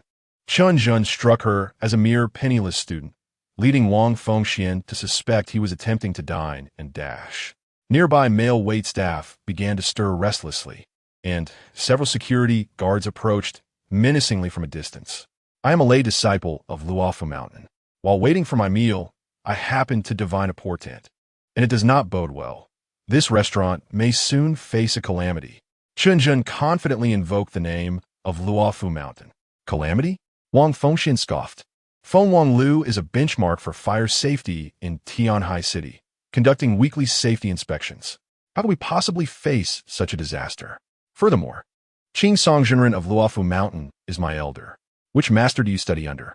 Although Wang Fengxian's tone remained polite, her expression clearly conveyed her rising ire. This young man not only spread alarmist tales, but also brazenly used Luofu Mountain's name to deceive. Yes, Manager Wang. Soon customers will begin to arrive. And if he continues to speak nonsense, it will certainly affect our business, a short and stout manager chimed in. I merely wish to prevent innocent lives from being lost. If you refuse to take my warning seriously, then so be it. I shall simply leave, Chen Zhen sighed, rising to depart. Wait. Two tall security guards positioned themselves in front of Chen Zhen. Wang Fengxian, with a stern expression, continued, while we can overlook your baseless rumors, how do you intend to account for your mistreatment of our waitress? Chapter 11. The fire of excessive prosperity account for it? How do you propose to settle it? Chen Zhen replied with a mocking smile.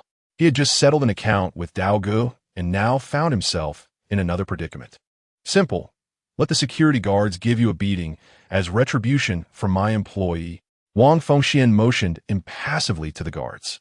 The two guards, grinning wickedly, sprang into action. With the owner's orders, they felt free to unleash their aggression, knowing she would bear the consequences. However, none anticipated that things would indeed go awry. With the ghostly energy absorbed, Shouho and Dazhuang's possession abilities had grown stronger. Chen Zhen barely needed to exert himself, and the two security guards were sent flying, wailing in pain. So that's why you dared to misbehave in Fengwang Lu. You possess some skill? Wang Fengxian remarked as she shed her suit jacket and tossed it to a nearby waitress, charging toward Chen Zhen with a fierce cry. This time, Chen Zhen was far from composed. Wang Fengxian was clearly a martial artist, her skills far superior to his. With every strike delivered at an exceptionally sharp angle and with tremendous force, Chen Zhen could only rely on his quick reflexes and slightly better physical condition to fend off her attacks. Yet, in the midst of their confrontation, he rapidly adapted to her various techniques. This exemplified the advantage of strong mental fortitude. He could learn and grow swiftly in combat. After a few exchanges, Wang Fengxian grew increasingly alarmed. Despite his seemingly chaotic techniques, she could distinctly sense that, even as he struggled to keep up, he was gradually becoming stronger. Perhaps this was the essence of talent, something that some spend their whole lives striving to comprehend, while others grasp it effortlessly. With this thought in mind, Wang Fengxian steeled herself, leapt high, and executed a powerful downward strike aimed at Chen Zhen's shoulder, expecting it to be a guaranteed hit. She was taken aback when he managed to block it with great difficulty. Again, it had been a long time since she had fought someone with such vigor. Once on the ground, Wang Fengxian adjusted her ankle and advanced once more. At that moment, an untimely growl erupted from Chen Zhen's stomach. Having gone without food and water all day, compounded by the rigorous activity, he was absolutely famished. Wang Fengxian, frowning, firmly planted her feet and instructed a chef behind her. Go prepare a bowl of noodles for this young man. Unbeknownst to her, her address towards Chen Zhen had shifted. Initially dismissive, she now expressed a measure of recognition and even respect. After all, she had cultivated her physique from a young age, with 3 martial arts instructors guiding her. The boy's ability to engage in a back-and-forth sparring match with himself evidently indicates his impressive foundation. Contemplating this, Wang Fengxian felt a pang of regret, tinged with sadness. How could a boy of such skill struggle to fill his belly? Has traditional martial arts really fallen to such a dire state? I shall not take advantage of you. Once you have satisfied your hunger, we shall spar again, Wang Fengxian said, casually dragging a chair closer and seating herself before Chen Zhen. It was clear she had no intention of allowing him to leave easily. Chen Zhen muttered to himself and turned, leading the group to the damaged liquefied gas pipeline. As they cleared away the debris and beheld the gaping rupture in the pipe, a heavy silence enveloped them. They all understood the implications of this discovery. Thankfully, they had found it in time. The valve on this pipeline had yet to be opened. Otherwise, Wang Fengxian could hardly bear to contemplate the consequences. Though Tianhai City's Feng Wang Lu was merely one of her family's assets, a significant loss of life here would be disastrous. Not only would there be financial reparations to consider, but the blow to her family's reputation would be utterly devastating. The stock prices would plummet, the financial chain would sever, and the family's other enterprises would face unprecedented challenges. Moreover, should an accident occur, her own survival would be in jeopardy. Wang Fengxian's complexion turned pale, and cold sweat trickled down her brow, unnoticed. Fortunately, her strong will allowed her to exhale deeply, regaining her composure swiftly. She promptly arranged for professionals to conduct a thorough inspection of all liquefied gas pipelines, ensuring that normal operations would not be affected today. After instructing her subordinates, Wang Fengxian turned her gaze back to Chen Zhen, her expression somewhat unnatural as she clasped her fists and continued, I am immensely grateful for your noble actions, master.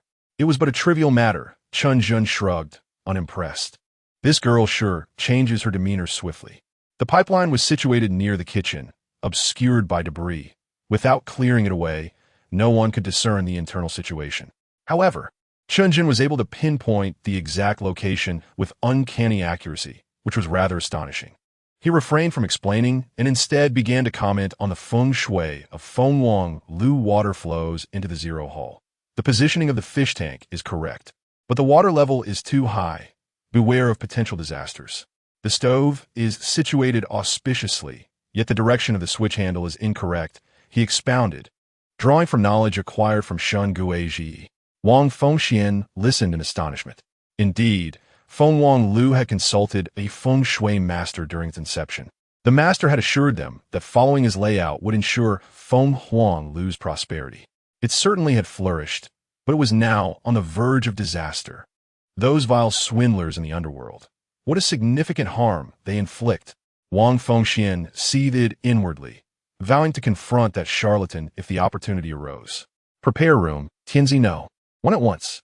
I shall personally cook and host a banquet to express my gratitude to the master. Wang Fengxian declared with resolve. It is nothing to worry about. I will personally explain to anyone who made prior reservations. She turned to Chen Zhen, saying, Mr. Chen, please step up to the third-floor private room. I will prepare the dishes shortly. We shall meet again in a moment. As she spoke, she took an apron and a tall chef's hat from the head chef, donning them with practiced ease. At that moment, the server, Lily, had regained her composure and, now aware of the situation, volunteered to escort Chen Zhen to the third-floor private room. Mr. Chen, room Tianzi number 1 is our supreme suite, reserved for premium members only, and it requires a minimum expenditure of 100,000 yuan. Our boss is a top-tier chef, and only exceptionally important guests are afforded the chance to savor his culinary skills. After overcoming the initial awkwardness, Lily became quite chatty, enthusiastically introducing the room while assisting Chen Zhen with the table settings. Chen Zhen responded minimally, his hunger having intensified after such a delay. Suddenly, the door to the private room swung open, but it was not the anticipated appetizer that entered. Instead, a tall and striking young woman burst in, her fresh and unadorned beauty still captivating despite her lack of makeup. Chen Zhen found her familiar, though he could not immediately place where he had seen her before. Huh? Chen Zhen? The girl exclaimed in astonishment, instantly recognizing him. Is it you? You are Chuyu. Chen Zhen also recalled her. She was the campus beauty of High University. Unlike the faux goddesses like Qin Yao, Chu Yu was undeniably regarded as the goddess of the entire university. In terms of figure, looks, and family background, she easily surpassed Qin Yao. Chen Zhen had often fantasized about a potential romance with Chu Yu, though such thoughts remained firmly in the realm of imagination. He felt no courage to pursue a girl like her, nor was he even in a position to do so. As a seasoned admirer, one must select a suitable path. Chu Yu's shock surpassed Chen Zhen's own. Jejia was right. This Chen Zhen was indeed full of surprises. Chu Yu was well aware of the status of Feng Lu. She had previously attempted to book room Tianzi No. 1 for her birthday celebration, but had been unable to do so. The minimum consumption of 100,000 yuan was one matter. The requirement for premium membership was another. Gaining such a status was not merely a matter of wealth. One must be acknowledged by the hidden owner of Feng Lu to be granted a premium membership card. What merit did Chen Zhen possess? Chu Yu's curiosity about Chen Zhen's true identity grew. Was he a mere admirer, a lowly individual, a rich second generation, or a bureaucrat's offspring? Which identity was the real one? To capture a woman's attention, one must cultivate an air of mystery, igniting her curiosity. This was undeniably true. Chu Yu felt like an inquisitive child, her mind swirling with questions. Had she not had prior engagements, she might have delved deeper into Chen Zhen's background. Just then, her phone rang, interrupting her thoughts. It was her distant cousin, who had intended to treat her to dinner and discuss matters at Feng Lu's room, Tianzi No. 1. Chu Yu smiled apologetically at Chen Zhen before exiting the room to answer the call. Sure enough, her cousin had changed the meeting place to room Tianzi No. 2. This was truly intriguing. Her cousin was a prominent figure in Tianhai City, and the fact that Chen Zhen could compel him to switch rooms was revealing. It was settled. Chen Zhen was either from a prestigious family or a well-connected individual. After hanging up, Chu Yu wore a triumphant smile. Well, Chen Zhen, you're quite the enigma. If not for this fortunate coincidence, she might never have uncovered his secret. On Chen Zhen's side, he did not entertain any further thoughts due to Chu Yu's unexpected entrance. Would some sparks fly between them due to this coincidence? Not at all. She was the campus beauty. It was best not to entertain such fanciful notions. Soon, an array of exquisite dishes began to arrive, delicacies from the sky, land, and sea. The culinary skills of that spirited young woman were nothing short of impressive, with flavors and presentation that captivated the senses. After sampling a few bites, Chen Zhen was entirely won over by the culinary delights. He entered a state of indulgence, so engrossed that he did not notice Wang Fengxian entering. As Lily was about to greet her, Wang Fengxian raised her hand to stop her. As a seasoned chef, there was nothing more gratifying than witnessing her creations being appreciated. Chen Zhen's voracious appetite left a positive impression on Wang Fengxian.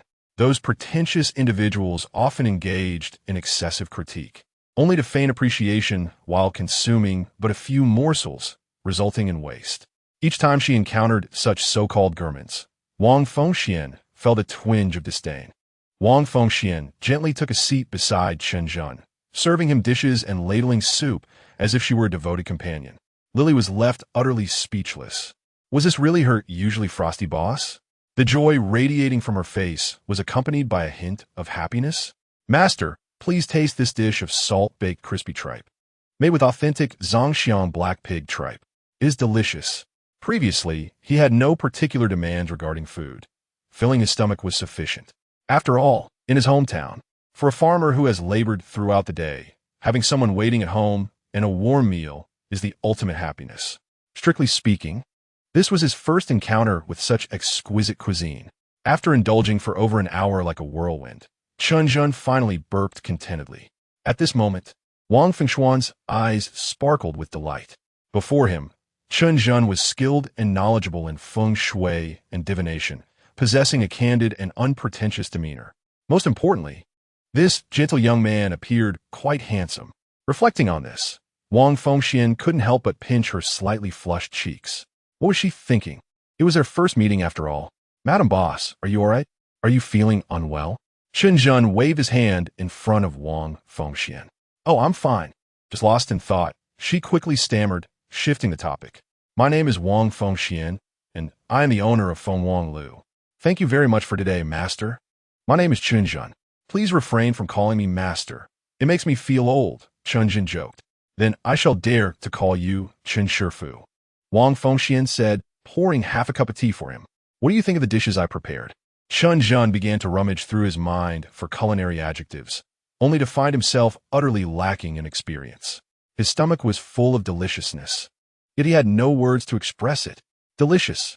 Ultimately, he could only summarize with 2 words. Wang Fengxian stifled a laugh, her smile radiating warmth that momentarily distracted Chen Zhen. He had not paid attention to Wang Fengxian's beauty until now, but seeing her up close, he noted the vibrant spirit she possessed, a stark contrast to the gentle demeanor typical of ordinary girls, culminating in an exquisite and striking beauty. "Chen Shifu, this is our Feng Wang Lu's premium membership card," Wang Fengxian said, solemnly handing him a black, gold-embossed card. "Moreover, this membership card is unlike any other. Dining here with this card is free for life." "That seems inappropriate," Chen Zhen said, feeling a bit embarrassed as he accepted the card. A lifetime of free meals was too good to refuse, especially given the quality of the food. "This is what you deserve. Everyone at Feng Wang Lu owes you a debt of gratitude." Wang Fengxian recalled the incident and felt a chill run down her spine, unable to shake the lingering fear. "Additionally, I have prepared a small token of appreciation. Please accept it," she added, presenting him with a bank card. After all, Chen Zhen possessed genuine skills, and fostering a good relationship with him would be advantageous. "No, I have already accepted the membership card," Chen Zhen firmly declined. It would be inappropriate to accept payment after receiving such gracious hospitality. Seeing his resolute refusal, Wang Fengxian ceased her insistence. Indeed, with Chen Zhen's prowess, financial matters were easily managed.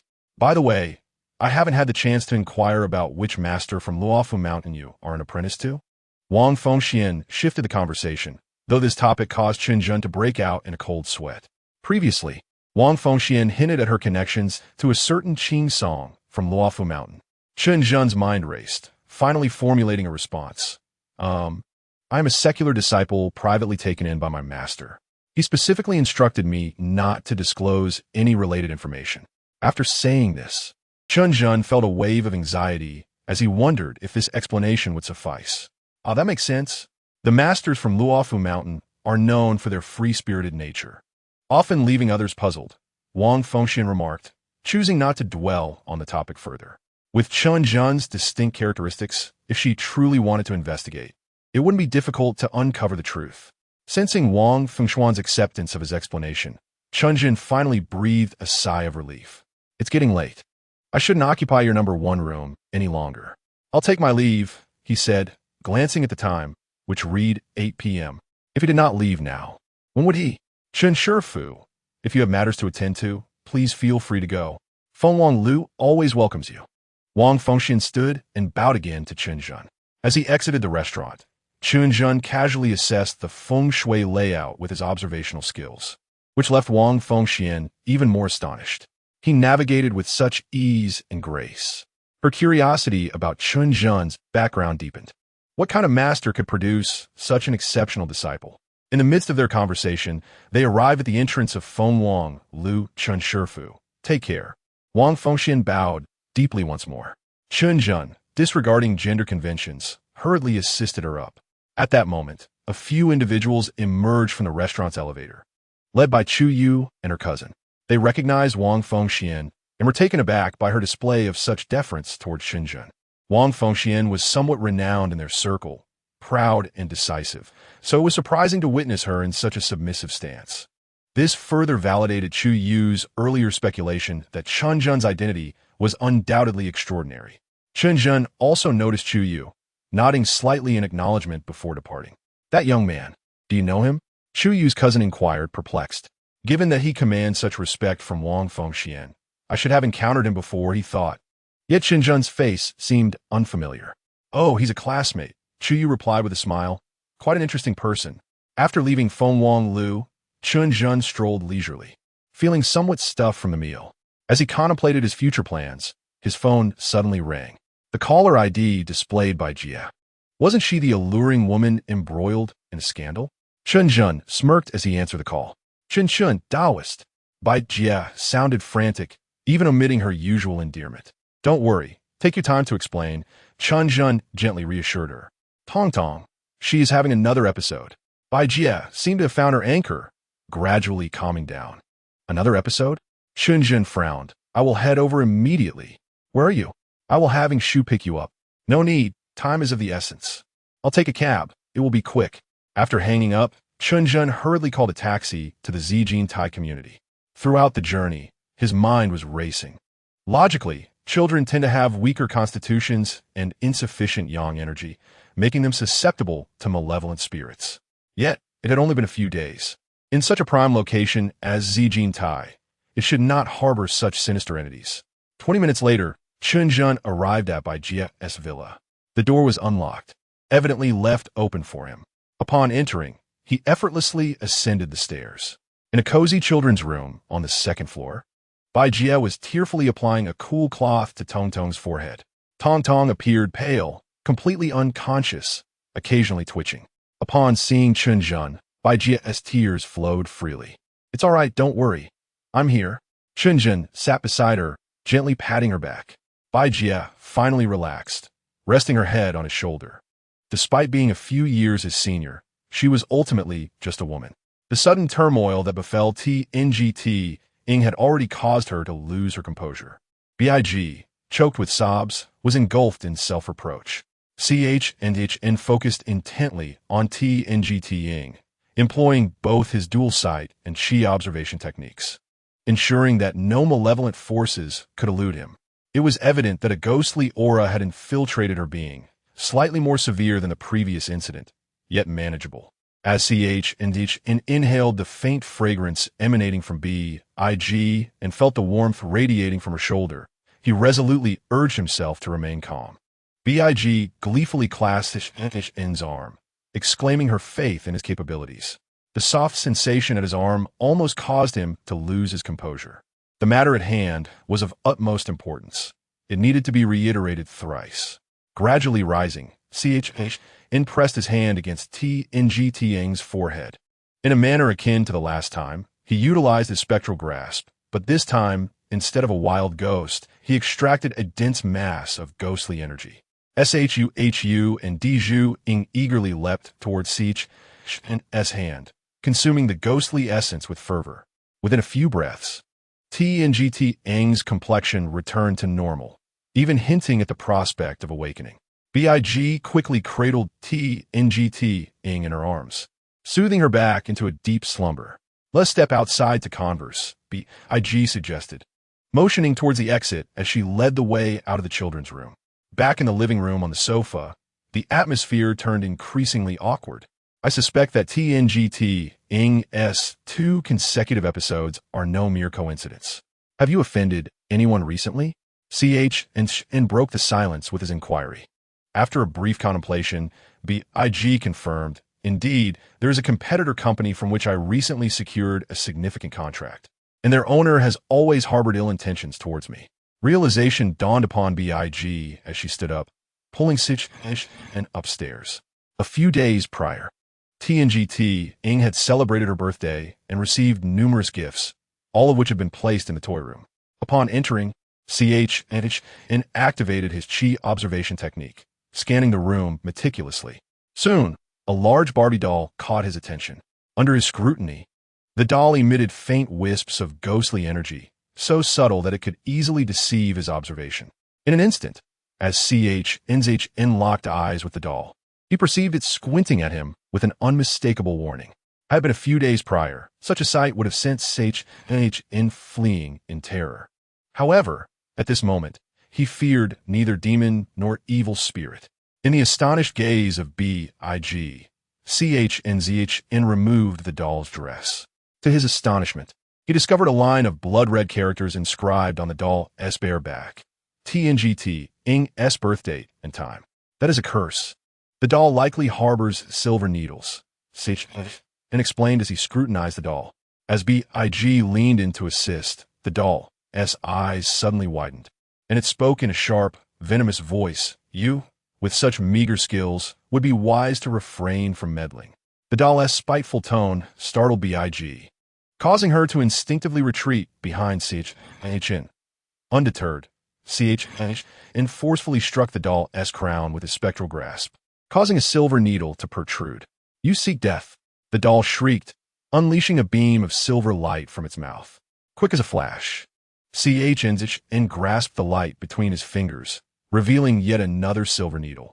The curse caster possessed remarkable skill, able to remotely command the doll to retaliate. Unfortunately for them, they faced and Ying emerged from a shadow, possessing the doll directly. A chilling scene unfolded as the Barbie doll, now animated, stretched as if it were human, rising to its feet with a lively expression and even bowing to Chen. Stop. What sorcery is this? The doll screamed in terror. It appeared to follow Chen's command, removing one silver needle after another from its body. You scoundrel! Wait until I get my hands on you. Recognizing the situation was dire, the doll shouted once more. Suddenly, a vague shadow erupted from within the doll, thrashing and howling, its form shifting erratically. Yet, Chen held it firmly in his grip. Will you divulge your secrets willingly, or shall I resort to coercion? Chen mused, observing the shadow. According to the records of Zhy, practitioners of such curses typically see their effects amplified the closer they are to the vessel. It was easy for Chen to deduce that the caster was nearby, likely within the confines of the ZJNTI neighborhood. With a sudden pop, the shadow self-destructed. To be cautious, Chen incinerated the Barbie doll with azure flames. He then discreetly signaled to Ying and Shuhu. They nodded in understanding and swiftly exited the house. Having previously possessed the doll, Ying had committed the scent of the shadow to memory. With that scent as their guide, capturing the mastermind would be a matter of time. In an apartment approximately 500 meters from Chen's villa, a gaunt old man dressed as a Taoist suddenly spat out a mouthful of black blood. Master, what's the situation? A short, stout, middle-aged man, visibly anxious, stood beside him. This was indeed the owner of the rival company mentioned by BIG. He had bribed someone within BIG's company, pretending to send TNGT a birthday gift, which turned out to be the cursed doll. The original plan was to use TNGT's life to coerce BIG, aiming for both wealth and romantic gain.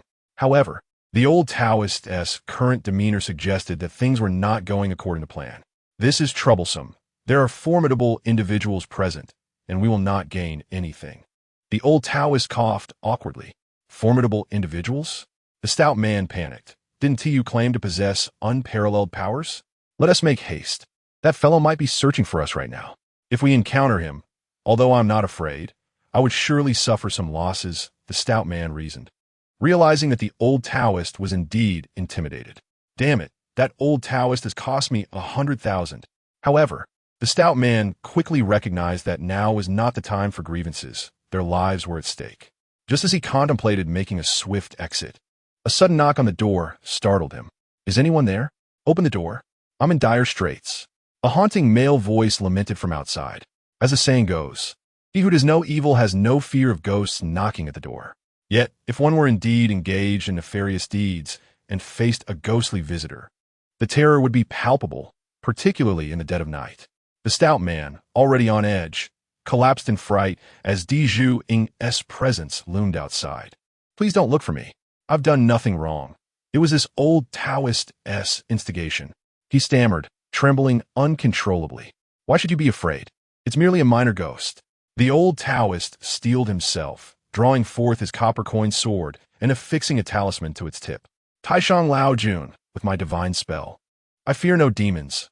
What ghost dares to oppose me? I command you. With a puff, the talisman ignited spontaneously. The old Taoist, emboldened, swung open the door. Little ghost, call for your mother.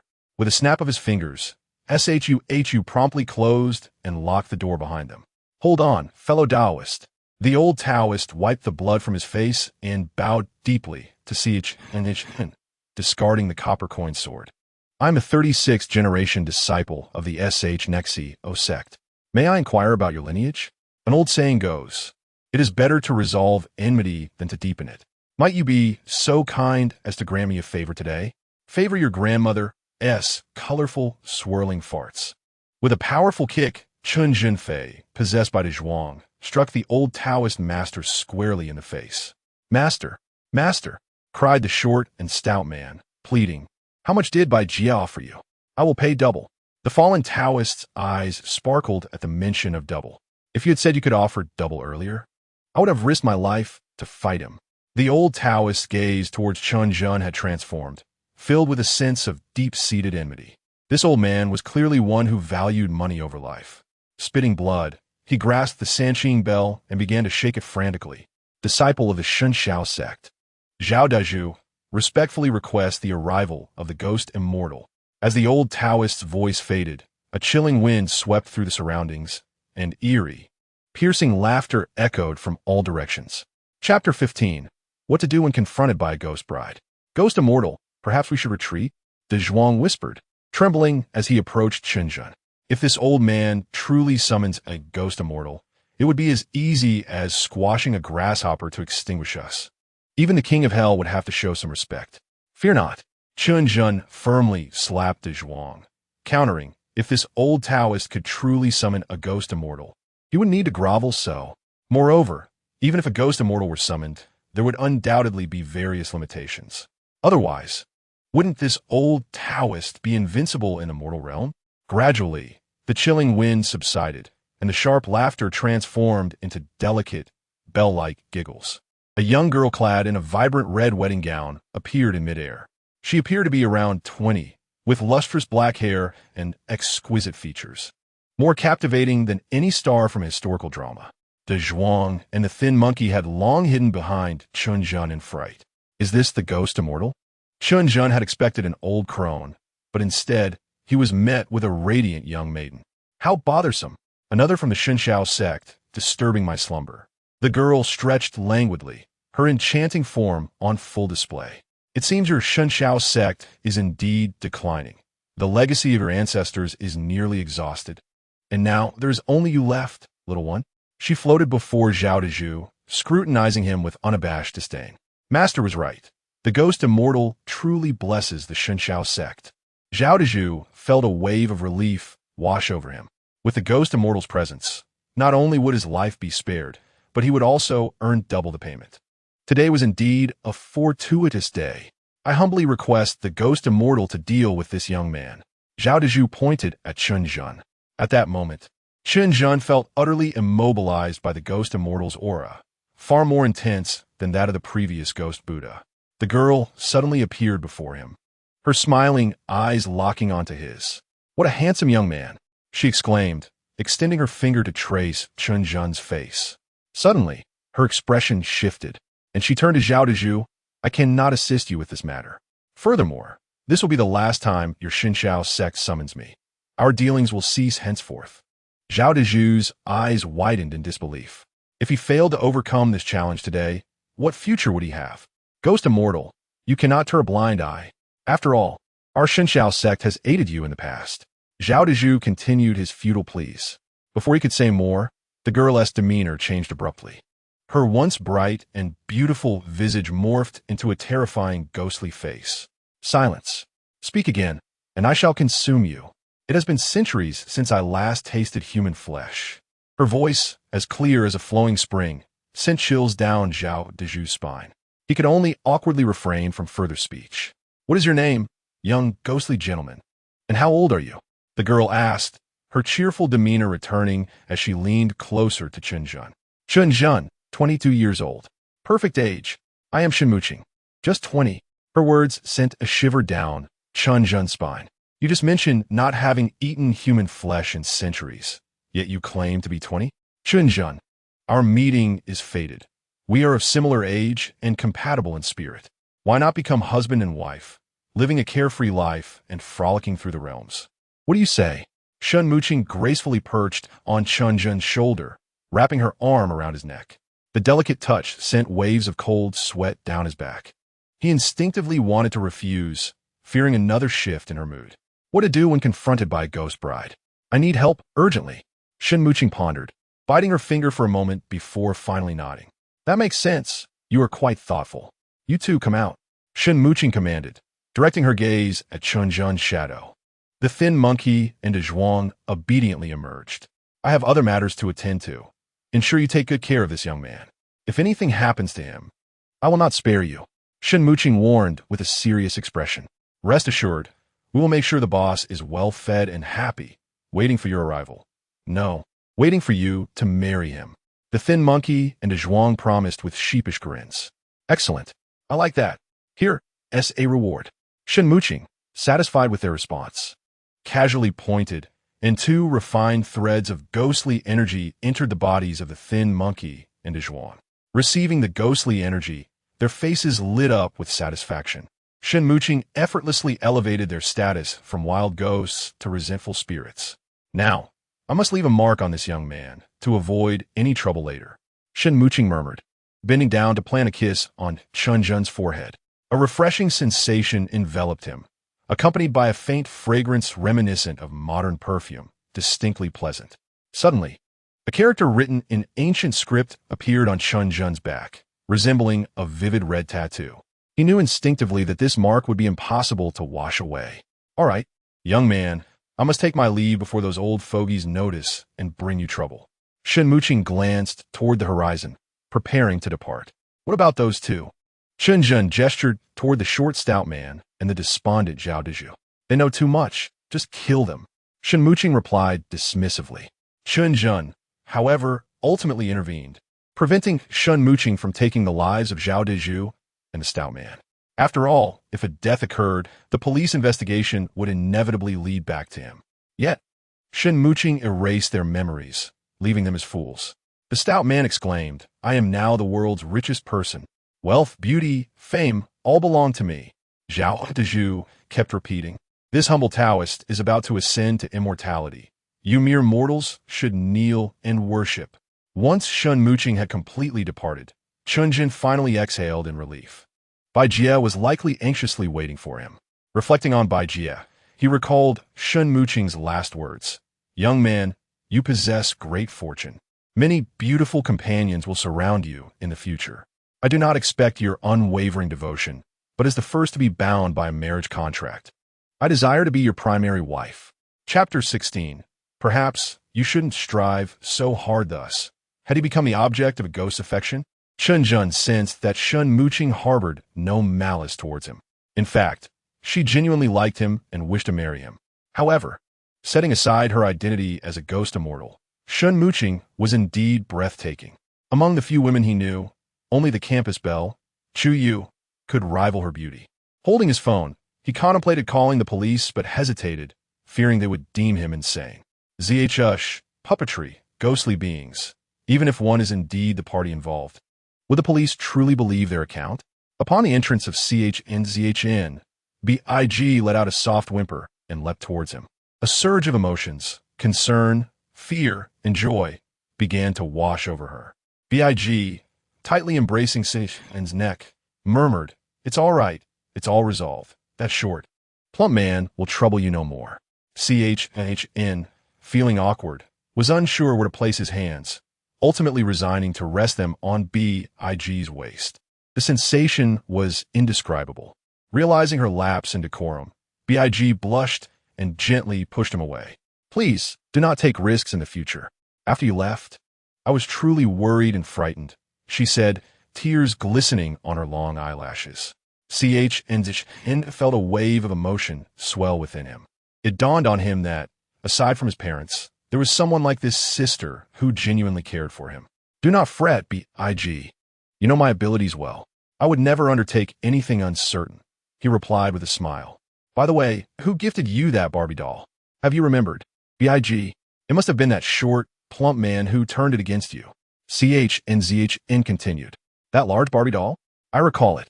It was from my secretary, BIG replied, biting her lip and her eyes flashing with intensity. The aura of a domineering female emerged momentarily. But as her gaze met CHN's again, it softened, returning to a gentle demeanor. It's getting late. Perhaps you should rest, BIG. I shall take my leave now, N suggested, forcing himself to turn his head away. The allure of a mature woman like BIG was overwhelming for a youthful man like him, and he feared losing control. Please do not go. I am scared. Bei pleaded softly. As an ordinary person, Experiencing such extraordinary events in one night was indeed daunting. Yet, Chen hesitated to decline. Even as a widow, I am untroubled. What do you have to fear? A grown man. Big's mention of the word widow revealed her discomfort. Perhaps she thought he looked down on her? Chen, perceptive to her emotional fluctuations, decided he could not leave.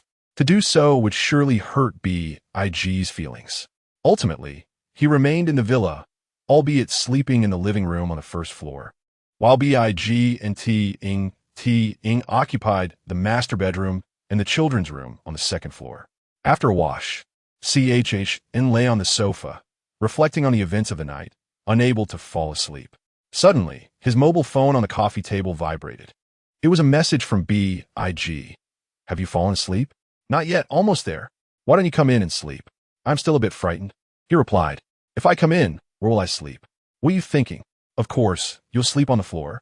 Chen grimaced at the screen, emotions of delight and disappointment mingling within him. Quietly entering the bedroom, he found Big had already laid out a bed on the carpet. As he nestled into the soft quilt, inhaling the unique fragrance of her room, drowsiness overcame him. Suddenly, he felt a warm body pressing against him from behind. Chen's eyes widened in shock, his body going rigid. Do not move. Do not speak. I shall hold you like this, Big whispered, summoning immense courage to leave her bed. The dynamics of intimacy between men and women are not as complex as they may seem. Feeling her warmth and softness against his back, Chen exhaled slowly, his body gradually relaxing. At that moment, Shuhu and Dizhu stealthily peeked in, grinning mischievously. Boss, don't hesitate, go for it.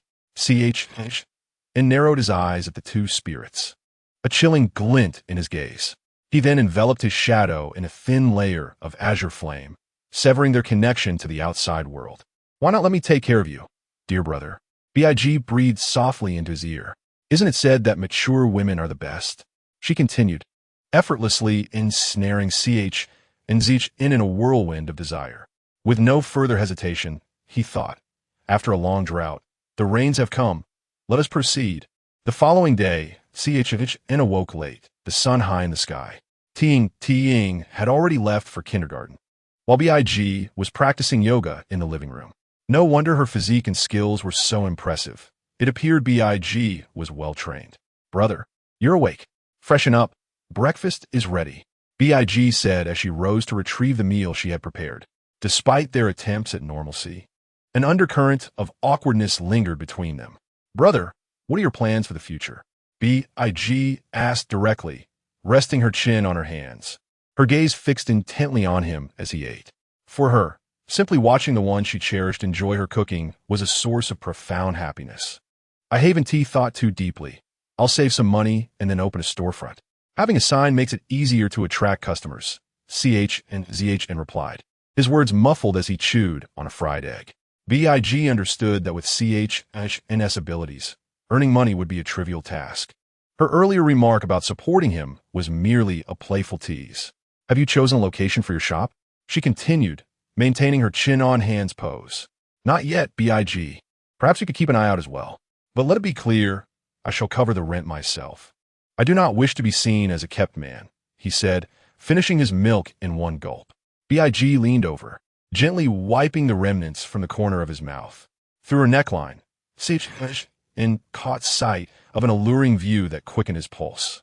All right, breakfast is done. It's time for something else. You're not thinking of that in broad daylight, are you? 2 hours later, Big lay on the sofa, gazing wistfully at Chen amidst the disarray of the living room. How embarrassing. Thankfully, Ting was not home. What exactly was their relationship? Lovers? Paramours? Or perhaps a fleeting couple? Big dared not dwell on it, but she knew she had feelings for Chen. As long as he did not mind, she was willing to remain by his side, even if it meant being a secret lover. Brother, do you know how to drive? Big asked casually while tidying up her clothes. Drive? What kind of car? Is it fast? Chen inquired with a hint of implication. Not that kind of driving, Big replied, a line of annoyance appearing on her forehead. The car in the garage is a Maybach, about 5 or 6 years old. It hasn't been driven much since I bought it. Usually, my uncle drives the company car for me. It's just sitting there. If you don't mind, you can take it as a means of transport.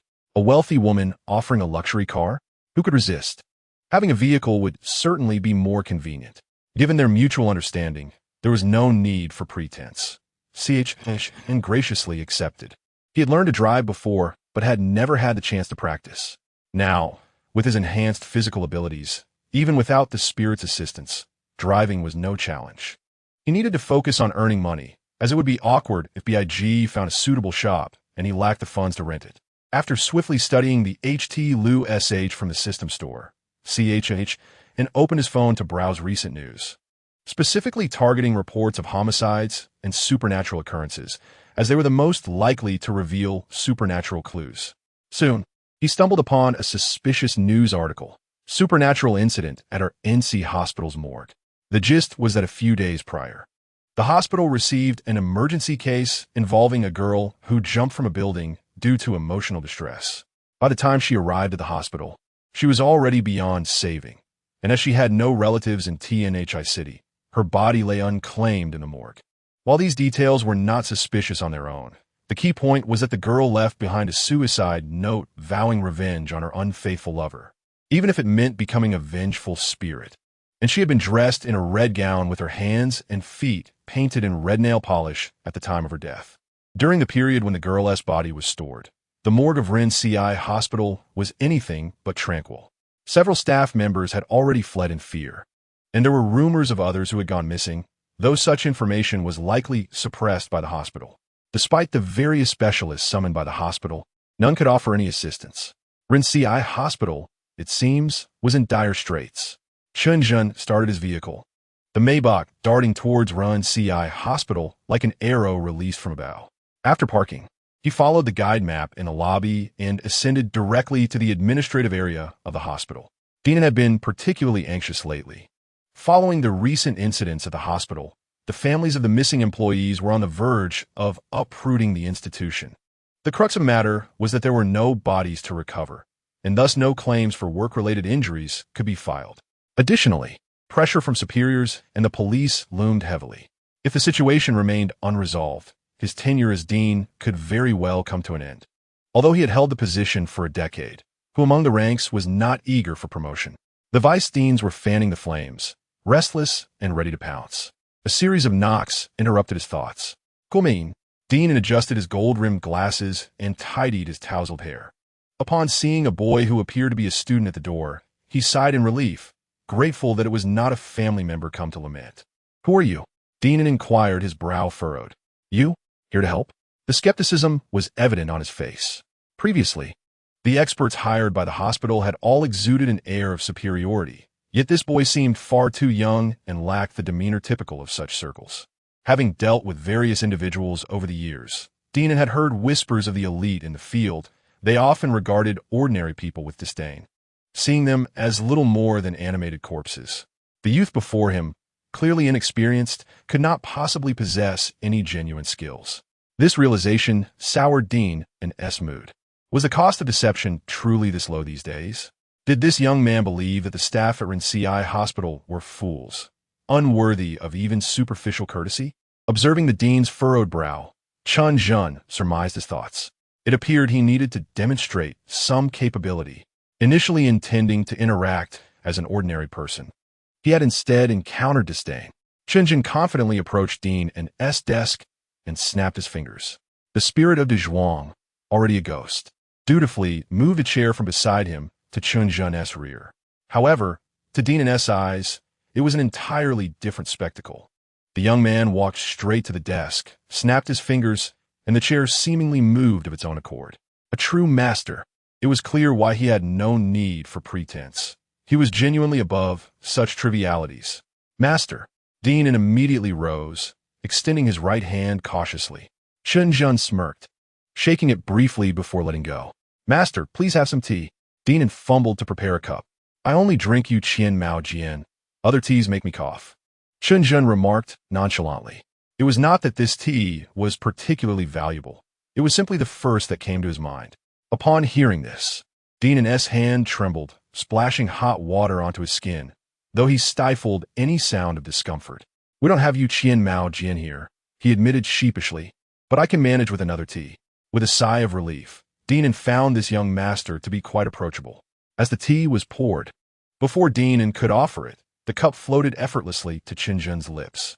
After a tentative sip, Chen Zhen grimaced at the scalding heat. The spirit, realizing the oversight, hastily cooled the tea with its ghostly essence before offering it again. Chen Zhen downed the tea in one go and then spoke leisurely. I've accepted the case regarding the morgue at your hospital. Let us discuss the fee. Should the master lend a hand, the price is negotiable. Upon completion, I will offer this amount. Dinan gestured with one hand, indicating 20,000? Chen Zhen's expression darkened slightly.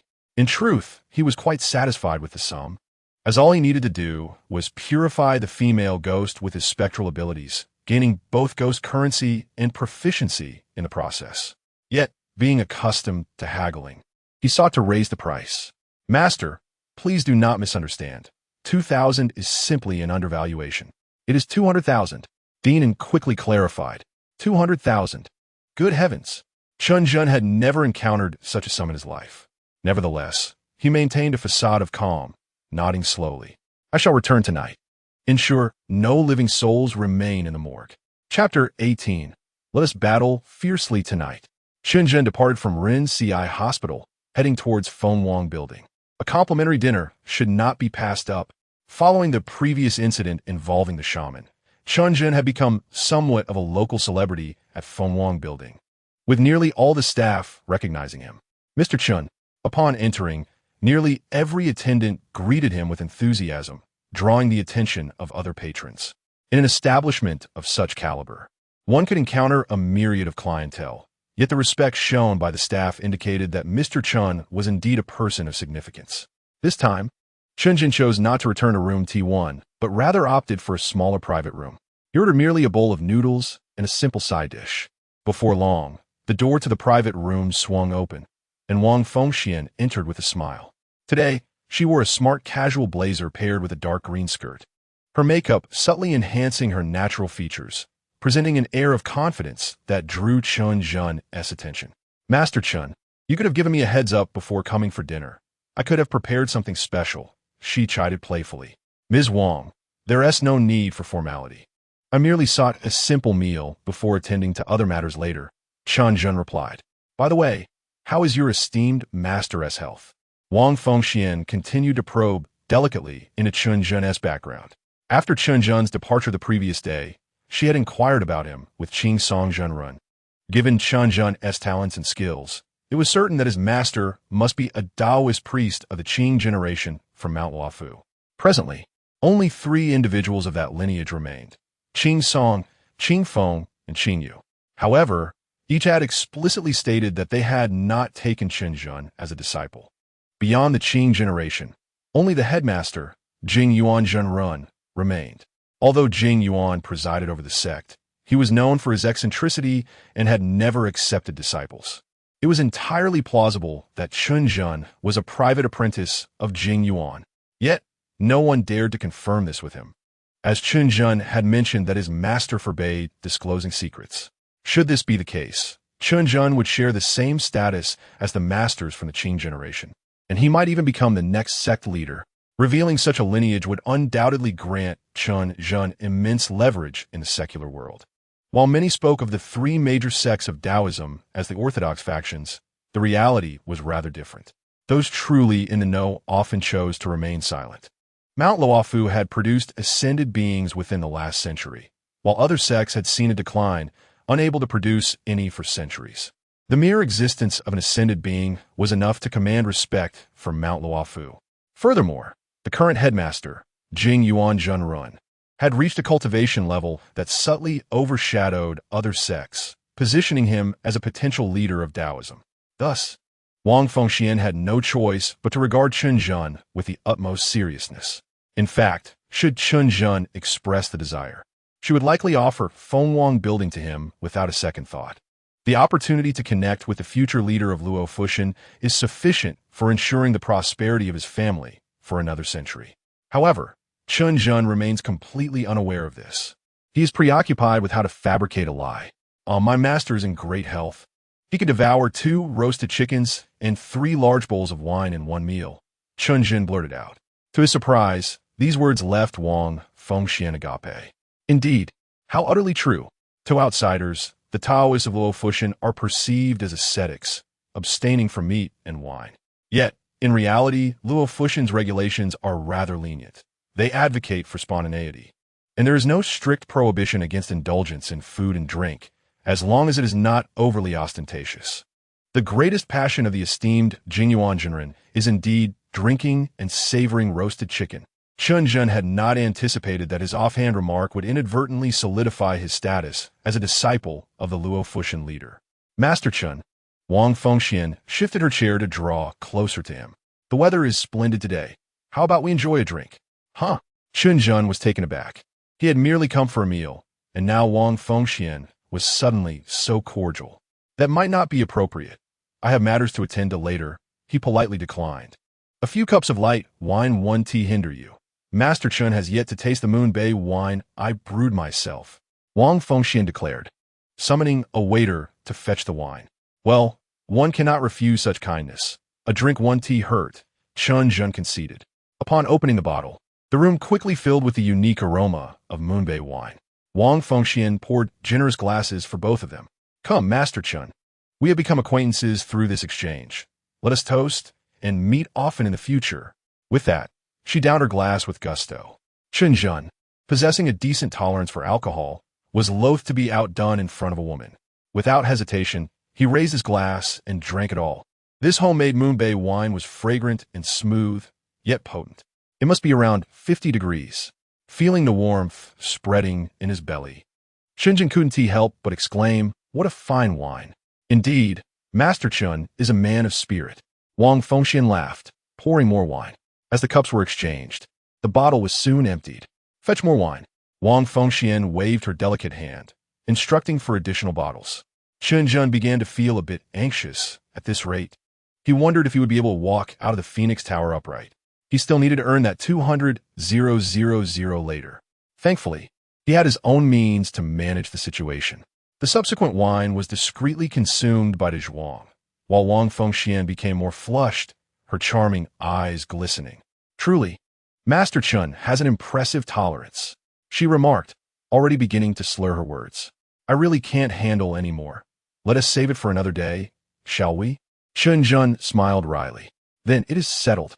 You must come, Wang Fengxian declared as she clumsily stood up, nearly stumbling.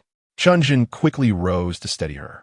She draped an arm around his neck, exclaiming, "Come, I'll take you somewhere." With that, she led him out of the private room. Reluctantly, Chen Zhen followed, both of them embracing as they ascended the stairs. They did not head toward the guest room. Upon reaching the top floor, Wang Fengxian forcefully pushed open a wooden door. It revealed a spacious and bright hall, adorned with various fitness equipment, including punching bags and training dummies. In the center stood a boxing ring enclosed by ropes. This must be Wang Fengxian's usual training ground. Master Chen, we didn't finish our last match. Wang Fengxian tossed aside her suit jacket, her fitted white top revealing her well-defined abdominal muscles. Let us have a proper match tonight. Wang Fengxian was clearly inebriated, even forgetting that she was wearing a long skirt. She leaped into the boxing ring. Master Chen, come up. She beckoned through her hazy gaze. Observing her swaying form, Chen Zhen sighed in resignation. He too climbed into the ring, intending to help her out. The moment his feet touched the ground, Wang Fengxian unexpectedly attacked, delivering a high kick aimed at his face. Whoa, you're wearing a skirt. Chen Zhen narrowly evaded the kick, but Wang Fengxian had no intention of stopping. She swiftly moved behind him, wrapping her arm around his neck in a naked choke.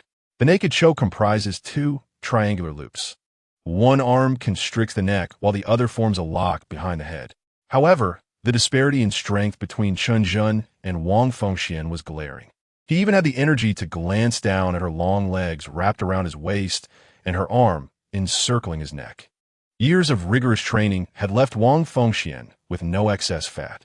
Yet, the pressure against his back made Chen Zhen reflect on her impressive physique. She had developed in all the right places while remaining lean elsewhere. Chen Zhen attempted to shake Wang Fengxian off, wary of injuring her in her inebriated state. He had no choice but to sit down and gently pry her arms and legs apart. Surprisingly, even in her drunken stupor, Wang Fengxian possessed considerable strength and clung tightly to him. Chen Zhen was cautious, unwilling to exert brute force. Eventually, her breathing steadied, and the grip of her arms and legs began to weaken. Had she actually fallen asleep? Chen Zhen found the situation both amusing and perplexing. If it had been any other man, things could have taken a different turn. He adjusted her disheveled clothing and draped her jacket over her before exhaling deeply and turning to leave. As silence enveloped the surroundings, Wang Fengxian suddenly sat upright. Her drunken demeanor vanished. She stared blankly at Chen Zhen as he closed the door behind him, unsure whether to feel relieved or disappointed. After descending, Chen Zhen started the car.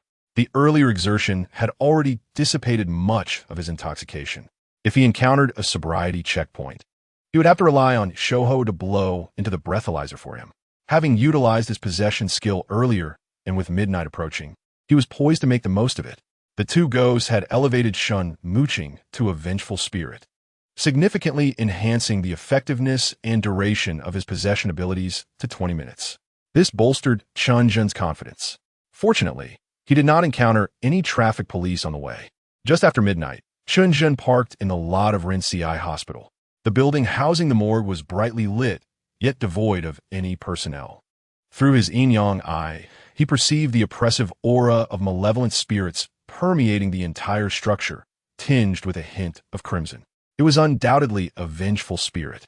As he stepped into the elevator heading to the basement level, the lights began to flicker ominously even before the elevator halted completely. Upon the doors opening, Chen Zhen sauntered out. "Hasten your departure. I advise you to take the initiative," he called into the desolate corridor. Suddenly, a chill breeze swept through, plunging the already cold morgue into an even deeper chill. "I am so wronged," a mournful wail echoed as blood began to seep from the once pristine white walls. "You're wronged? Spare me your melodrama," Chen Zhen retorted sharply. "Didn't you take your own life?" It seemed that Chen Zhen's assertiveness had intimidated the surrounding eerie phenomena, which abruptly vanished, restoring the oppressive silence. It was true that ghosts fear malevolent individuals. "How mischievous! If you do not come out, I shall seek you." Chen Zhen chuckled as he opened the door to a morgue. Inside, several trembling spirits cowered. "Hurry and report to the underworld." Chen Zhen gestured with his chin towards them. The spirits seemed to understand, hastily drifting out of the morgue. Chen Zhen proceeded to open a second door, then a third. Suddenly, hurried footsteps echoed, prompting him to glance towards the stairway. How does director and manage his affairs? Wasn't he against allowing the living to remain here? Chen Zhen muttered to himself, brow furrowed. At that moment, a distressed tall figure emerged from the stairway. The figure rushed towards Chen Zhen, exclaiming, "Hey, you need to run quickly. Do you not wish to die?" Chen Zhen was momentarily taken aback. It was none other than the campus belle, Chu Yu. What a coincidence to encounter her again, he thought, chuckling at his own misfortune. Dressed in a practical black tracksuit and wielding a long whip, she bore signs of injury, with several blood streaks marring her arm. A faint black aura emanated from the wounds. "Chen Zhen, this place is not for you to play in. Something is chasing me." Chu Yu, catching the scent of alcohol on Chen Zhen, forcefully pushed him aside. "I will draw it away. You must flee." With that, she raised her whip and struck the air. Crack! To Chen Zhen's surprise, despite her delicate appearance, she wielded the whip with remarkable force. Unperturbed, Chen Zhen nodded inwardly. Chu Yu was no ordinary person. He distinctly observed a subtle white light accompanying her strike. This light appeared to possess consciousness, purposefully circumventing Chen Zhen and soaring toward the stairway. Simultaneously, a chilling voice resounded. "Ah, it hurts. Once I catch you, I shall devour your heart and lungs. Why are you still dawdling? Run." Chu Yu stomped her foot in frustration and darted in the opposite direction, calling out to the stairway. "Do you not wish to catch me? I am right here." Watching Chu Yu's retreating figure, Chen Zhen shook his head with a smile. No wonder he had been unable to locate that vengeful spirit. It had evidently gone after Chu Yu. Yet she was quite commendable, risking herself to save him despite being outmatched by the spirit. Well then, today, fate has smiled upon you. As the oppressive aura of malevolence began to envelop the surroundings, It was clear the vengeful spirit would soon appear. Chen Zhen snapped his fingers, and in an instant, Shou Ho and De Zhuang completed their possession. Feeling the surge of power within him, Chen Zhen strode toward the stairway, his demeanor formidable. Chapter 20. Good. I shall send you to the afterlife. Just as Chen Zhen approached the stairway with formidable intent, a hand seized his collar. No. Please do not create chaos. Chen Zhen's expression darkened. I am at my wit's end. Stand behind me. If I cannot save you, I shall summon my master. Chu Yu paid no heed to Chen Zhen's words, instead setting a stick of incense on the ground. This should suffice. It's your fault. This trial has turned into a fiasco, she grumbled while igniting the incense stick. Divine command, acts of evil, hammer of disaster. Chu Yu earnestly bowed before the incense, reciting incantations. The white smoke spiraled and gradually coalesced. Chen Zhen observed her actions with intrigue. With over 10 minutes left in his possessed state, he felt no urgency. This incantation appeared to be from the Dongbei exorcist summoning spell. The spirit summoned typically included the 5 great demon immortals, Hu, Huang, Bai, Lu, and Hui. These spirits often performed good deeds through their disciples, accumulating merit to achieve enlightenment. Most bore commendable reputations. However, Chen Zhen wondered what kind of immortal Chu Yu was summoning. As preparations neared completion, Chu Yu solemnly addressed the swirling white smoke. Disciple Chu Yu respectfully summons Master Lu Xian. As if responding to her call, the smoke surged, forming a large serpent in midair. Why have you summoned me? Do you struggle to subdue even a mere vengeful spirit? The serpent bore a human-like frown, its enormous mouth opening and closing, emitting an aged female voice. Before Chu Yu could respond, the vengeful spirit manifested at the stairway.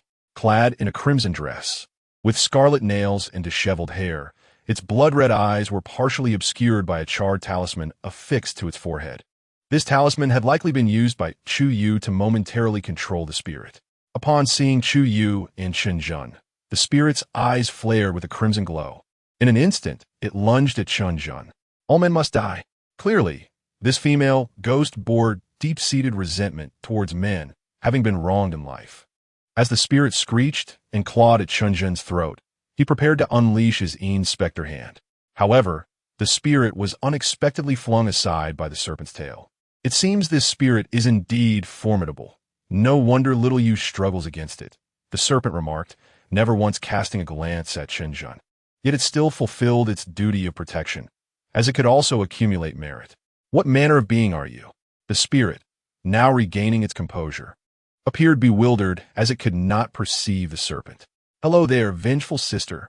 Chen Zhen greeted the spirit with a beaming smile. Both Chu Yu and the spirit were left dumbfounded, as was the serpent, which widened its eyes in disbelief. They could sense no aura of the Tao within Chen Zhen, indicating he was merely an ordinary person. An ordinary person remaining so calm in the presence of a vengeful spirit? Is it you who is dazed? Or is the ghost's sister unable to wield her blade? Chen Zhen, perhaps you should tone it down a bit. Chu Yu urgently tugged at his arm. While Master Lu Xian had arrived, this was merely a fragment of its essence, and it would not be able to intervene for long. Chen Zhen's provocations could incite the spirit to rage, and even Lu Xian's essence might not safeguard them both. Feigning power, are you attempting to intimidate me? The vengeful spirit revealed its sharp teeth, its mouth widening as it lunged at Chen Zhen once more. An unforgettable scene unfolded before Chu Yu's eyes. Chen Zhen extended his right hand forward, and the vengeful spirit, seemingly under a spell, flew willingly into his palm, where he firmly grasped its neck. Behind him, the sound of the serpent's jaw hitting the ground echoed. This young man possesses remarkable strength. I shall kill you. I shall kill all men. The spirit continued its futile struggles, its claws swiping at Chen Zhen's throat, but falling short. Why the fury? Be calm. I shall send you to the afterlife, Chen Zhen declared as he prepared to purify the vengeful spirit. To his surprise, fear flickered in the spirit's blood-red eyes. Chu Yu gasped in disbelief, covering her mouth with one hand. You are a vengeful spirit, yet still capable of fear? Suddenly, the serpent's voice interjected, Young man, wait. The merit from purifying this spirit. Merit? Hand it over. Chen Zhen ignored the serpent's plea, tightening his grip. Azure flames ignited in his palm. Clearly, he had no intention of relinquishing the spirit he had captured to the serpent. Though Lu Xian bore the title of immortal, it was far from being a true celestial being. They were merely enlightened beasts, far from actual immortality. Chen Zhen, however, was an authentic ghostly enforcer, albeit an apprentice. Holding the credentials of an immortal, he had no obligation to show deference to a serpent demon. The vengeful spirit emitted haunting wails as it was consumed by the azure flames. Congratulations, host. Successfully purified a vengeful spirit, earning 1,000 ghost coins. Proficiency of Inspector Hand has increased. Current proficiency, 2010100000. All done. Chen Zhen exclaimed with satisfaction, preparing to search for the missing staff members. Yet, he was halted by the serpent's tail, blocking his path. Young man, do you not hear me? The serpent's irate voice thundered. No one has ever dared to disregard my Lu Xian. Master, Chen Zhen did not mean it that way. The situation was urgent just now, and he couldn't consider anything else. Chu Yu, noticing her master's anger, hurriedly stepped forward to mediate. Silence. The white snake lashed its tail heavily against the ground. Chu Yu awkwardly retreated to the side, hoping that Chen Zhen would be sensible and say a few good words to her master. Although Master Lu Xian appeared fierce, she possessed a kind heart. Face. Chen Zhen scoffed. I'm sorry, but to me you, a mere snake demon, hold no authority. The white snake was thoroughly enraged. Having practiced Taoism for over 300 years, she was a notable figure among demons. Yet today, she was looked down upon by a young man. A gentleman may endure, but a snake cannot. Today, the snake grandmother would teach him a lesson on respecting the elders. The white snake resolved that even if she could not kill this young man, she would ensure he suffered some injuries. Otherwise, it would not reflect well on her 300 years of cultivation. The snake's tail swiftly coiled around Chen Zhen, producing a series of whooshing sounds. Yet, Chen Zhen remained nonchalant, arms crossed as he watched the white snake. Ghostly immortal Shen Muqing could discern his identity as a ghostly envoy, and this white snake, known as Lu Xian, should be able to as well. Indeed, the moment the snake's tail ensnared Chen Zhen's body, the white snake gasped in surprise. The robust snake body released him as if electrocuted, even using the tip of her tail to tidy his clothes. Why you are a ghost? The white snake stuttered, struggling to articulate her thoughts. Over 100 years ago, she had the fortune of meeting Mr. Xie from the underworld. This sensation was unmistakable. Before her stood a genuine ghostly envoy, not to mention the renowned ox-head and horse face or the black and white impermanence. Even if he were merely a clerk from the underworld, he was not someone she could afford to offend. Chapter 21. Did my master instruct me to pursue men? Enough of this nonsense. If you can't speak properly, spare me. Chen Zhen waved his hand impatiently. Chu Yu's jaw dropped in astonishment. Having been a disciple of Lu Xian for over 10 years, she had never witnessed her master lose composure like this. Her curiosity about Chen Zhen's identity deepened. This young sir, are you here to perform a yang duty? The white snake asked hesitantly. Do not waste time. There are several missing workers here. Find a way to locate them, Chen Zhen commanded. Since this white snake was so adept, it would save him considerable effort. All right, please wait a moment, young sir. Shall you? Be sure to accompany our young sir well. The white snake nodded, her smoky form gradually dissipating. The sudden shift in attitude from Lu Xian left Chu Yu feeling awkward. The once pitiful and sycophantic figure now seemed utterly unattainable. Even her master treated him with utmost respect. How was she to interact with him? Don't be nervous. Just treat me as your classmate. Chen Zhen smiled. By the way, I had no idea you were a spirit medium, Chu Yu. Noticing Chu Yu's hesitation to speak, Chen Zhen initiated a conversation. I'm the only daughter of the Chu family from the Northeast. Our family has been spirit mediums for generations. When I was 5, my master took notice of me, and I became her disciple. With Chu Yu's introduction, Chen Zhen gradually grasped the situation. Just the other day, at Fengwang Lu, he had encountered Chu Yu because her cousin, Chu Lao Lu, had detected anomalies at Ren Ci Hospital and had proactively arranged a meeting with her to assign tasks. For Chu Yu, this was both a mission and an opportunity for training, as it was her first time completing an exorcism alone. Unfortunately, The information from Chu Lao Lu was not entirely accurate. The malevolent spirit responsible here was a fierce ghost rather than a vengeful spirit. As their conversation continued, Chu Yu's initial unease began to fade. After all, they were of similar age, making their exchange much more pleasant. I never expected this, Chen Zhen. You've really kept your cards close to your chest, Chu Yu remarked, once again hesitant in her speech. Pitiful? Sycophant? Right? Chen Zhen added nonchalantly. Having been a sycophant for 3 years, he was immune to such terms. I'm not a sycophant. I just happen to be overly affectionate, Chen Zhen joked, lamenting that his affection was directed toward the wrong person. The snake tail was entangled with 7 or 8 grotesque, vengeful spirits, all dressed in hospital white coats. Undoubtedly, the missing workers. The white snake was clever. She did not directly exorcise these spirits, as Chen Zhen clearly intended to handle it himself. Perhaps ghostly envoys also needed to achieve results? Chen Zhen nodded in satisfaction, igniting blue flames to purify each of the vengeful spirits. 700 ghost coins and a boost in proficiency were obtained. The spirits reverted to their original human forms, though their appearances were irrevocably altered, having died in a manner that left them unrecognizable. As for the follow-up work, he would leave that to Director In. Well done. Chen Zhen extended his hand towards the white snake, who, understanding the gesture, leaned her head closer for him to pat. This is your reward. Chen Zhen casually summoned 100 ghost coins and tossed them to the white snake. These are ghost coins, the white snake exclaimed in delight, skillfully catching the scattered black coins with her tail. Thank you, young sir. She was well aware of the value of ghost coins. This 100 would allow her to procure many wonderful items at the ghost market. This trip was indeed worth it. Young sir, the incense is about to burn out. I must take my leave. Next time, let Chuyu bring you to the northeast as a guest, the white snake said, casting a knowing glance at Chuyu. Oh, yes. Chen Zhen, do come visit us in the northeast. Chuyu chimed in, laughing nervously. Visit the northeast? Chen Zhen, Chuyu, who was undeniably the school belle, both in figure and beauty. It would be impossible for him not to feel a stir of attraction. How fortunate for him to be pursued by the school belle. Getting along well with our young sir will be beneficial for you and your Chu family. The white snake cautioned before dissipating into smoke. Mission accomplished. Let us leave. Chen Zhen turned to the blushing Chuyu. Inside, she was in turmoil. Could it be that my master wants me to pursue men? How embarrassing. I am still a young maiden. How can I face this? Chuyu was unsure how she managed to walk out of the morgue with Chen Zhen. Chen Zhen possessed strength, background, and was exceptionally handsome.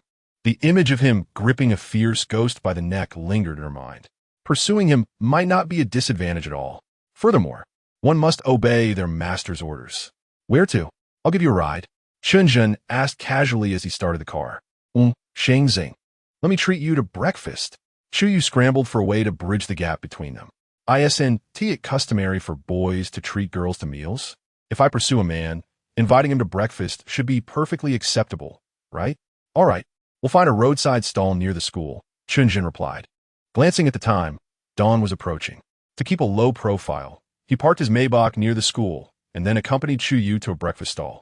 Ordinary soy milk and fried dough sticks transformed into a delightful meal simply because Chuyu was there.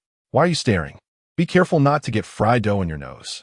Feeling Chen Zhen's gaze lingering on her, Chuyu felt both shy and a bit pleased. She was quite confident in her looks and figure. The bashfulness of the girl clearly indicated that they resembled a pair of newly confirmed sweethearts. However, the two were a perfect match, handsome boy, pretty girl.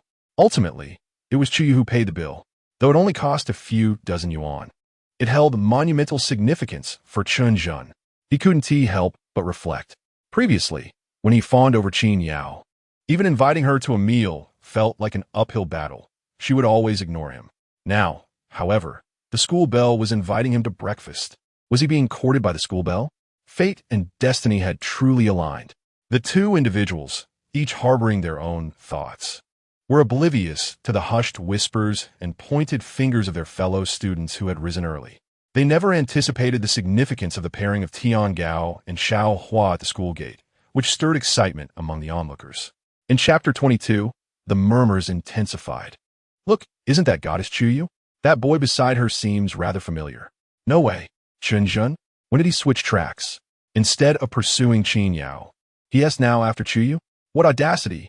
How could he dare to chase after someone like her when he couldn't even win over Qin Yao? Ah, you fail to understand. If one is destined to grovel hopelessly, why not pursue someone of a higher caliber? Chasing one is called Tiangao, but chasing 10, 100? That's a battle wolf. On par with a sea king. Do you comprehend? Chen Zhen, a sea king? You must be joking. He is more akin to a sea dog. Such whispers and conjectures were commonplace for Chen Zhen. But for Chuyu, it was an entirely different scenario. She had never interacted alone with male classmates. Chen Zhen, I'll be leaving now, Chuyu said hurriedly, her cheeks flushed as she departed. This act only solidified the image of Chen Zhen as a lovesick fool in the eyes of the spectators. See? Chuyu ignored him completely. The toad should know its place and not fixate on the swan. Ha! I think I just heard Chen Zhen's heart shatter. Chen Zhen, keep it up. To be the king among the dogs, one must not fear the king of the seas. Chen Zhen remained unfazed by the jeers around him. He even greeted the onlookers with a wave as he walked on. After 3 years, he had grown accustomed to far worse insults and had developed a thick skin. Let them say what they wished. He was well aware of his own feelings, whether bitter or sweet. Isn't it a case of enemies meeting? What a stroke of misfortune. Chen Zhen sighed inwardly. Though Qin Yao had applied makeup, it did not conceal her haggard appearance. She still bore the small, resentful spirit around her neck. From a distance, the resentful spirit began to bow and scrape towards Chen Zhen. Hey, Chen Zhen, haven't seen you in days. And now you're dating the great Chuyu? Yu Ji Kuan teased, dripping with sarcasm. None of your business. Chen Zhen scoffed. You haven't brought breakfast for my Qin Yao these past few days. Look how much weight she has lost. Can you bear to see that? Yu Ji Kuan continued his jibes. Not my concern. Chen Zhen retorted again. Interactions between people are often quite simple. What? Chasing the school beauty? A poor loser, still dreaming of high-end affairs? Yu Ji Kuan pulled Qin Yao close, shamelessly flaunting his advances before Chen Zhen. Qin Yao leaned into Yu Ji Kuan, laughing playfully.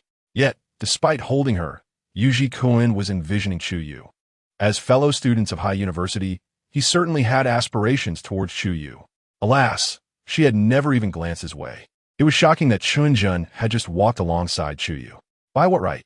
Simply because Chen Zhen had audacity? The sight of the two together made Chen Zhen feel nauseous. We're still on campus, for heaven's sake. If we gave you two a bed, you'd probably go live streaming. Whether Chuyu is indeed of high caliber, I shall not comment. But as for the one beside her, Chen Zhen pointed at the disheveled Qin Yao. She is nothing but a low-tier product. How dare you? Both Qin Yao and Yu Ji Kuan exclaimed in unison. Yu Ji Kuan raised his hand, ready to retaliate against Chen Zhen, but Chen Zhen seized his wrist firmly. Though not in a possessed state, Chen Zhen's physical prowess surpassed that of an average individual. A Yu Ji Kuan depleted by indulgence was an easy target. That hurts. Let go. Yu Ji Kuan grimaced in pain.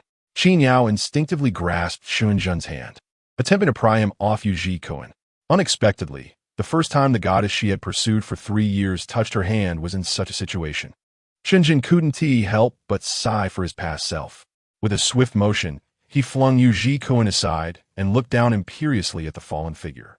Yu Da Shao, instead of just chasing after women, you ought to exercise and pay more attention to your family business. To be honest, if one stripped Yu Ji Kuan of his wealthy facade, he would likely remain a lifelong bachelor in Chen Zhen's village. Others don't even invite you to their gatherings. Yu Ji Kuan lay on the ground, too intimidated to rise. Chen Zhen's strength was overwhelming, and a wise man knows when to yield. After casting one last glance at Qin Yao, Chen Zhen whistled and walked away.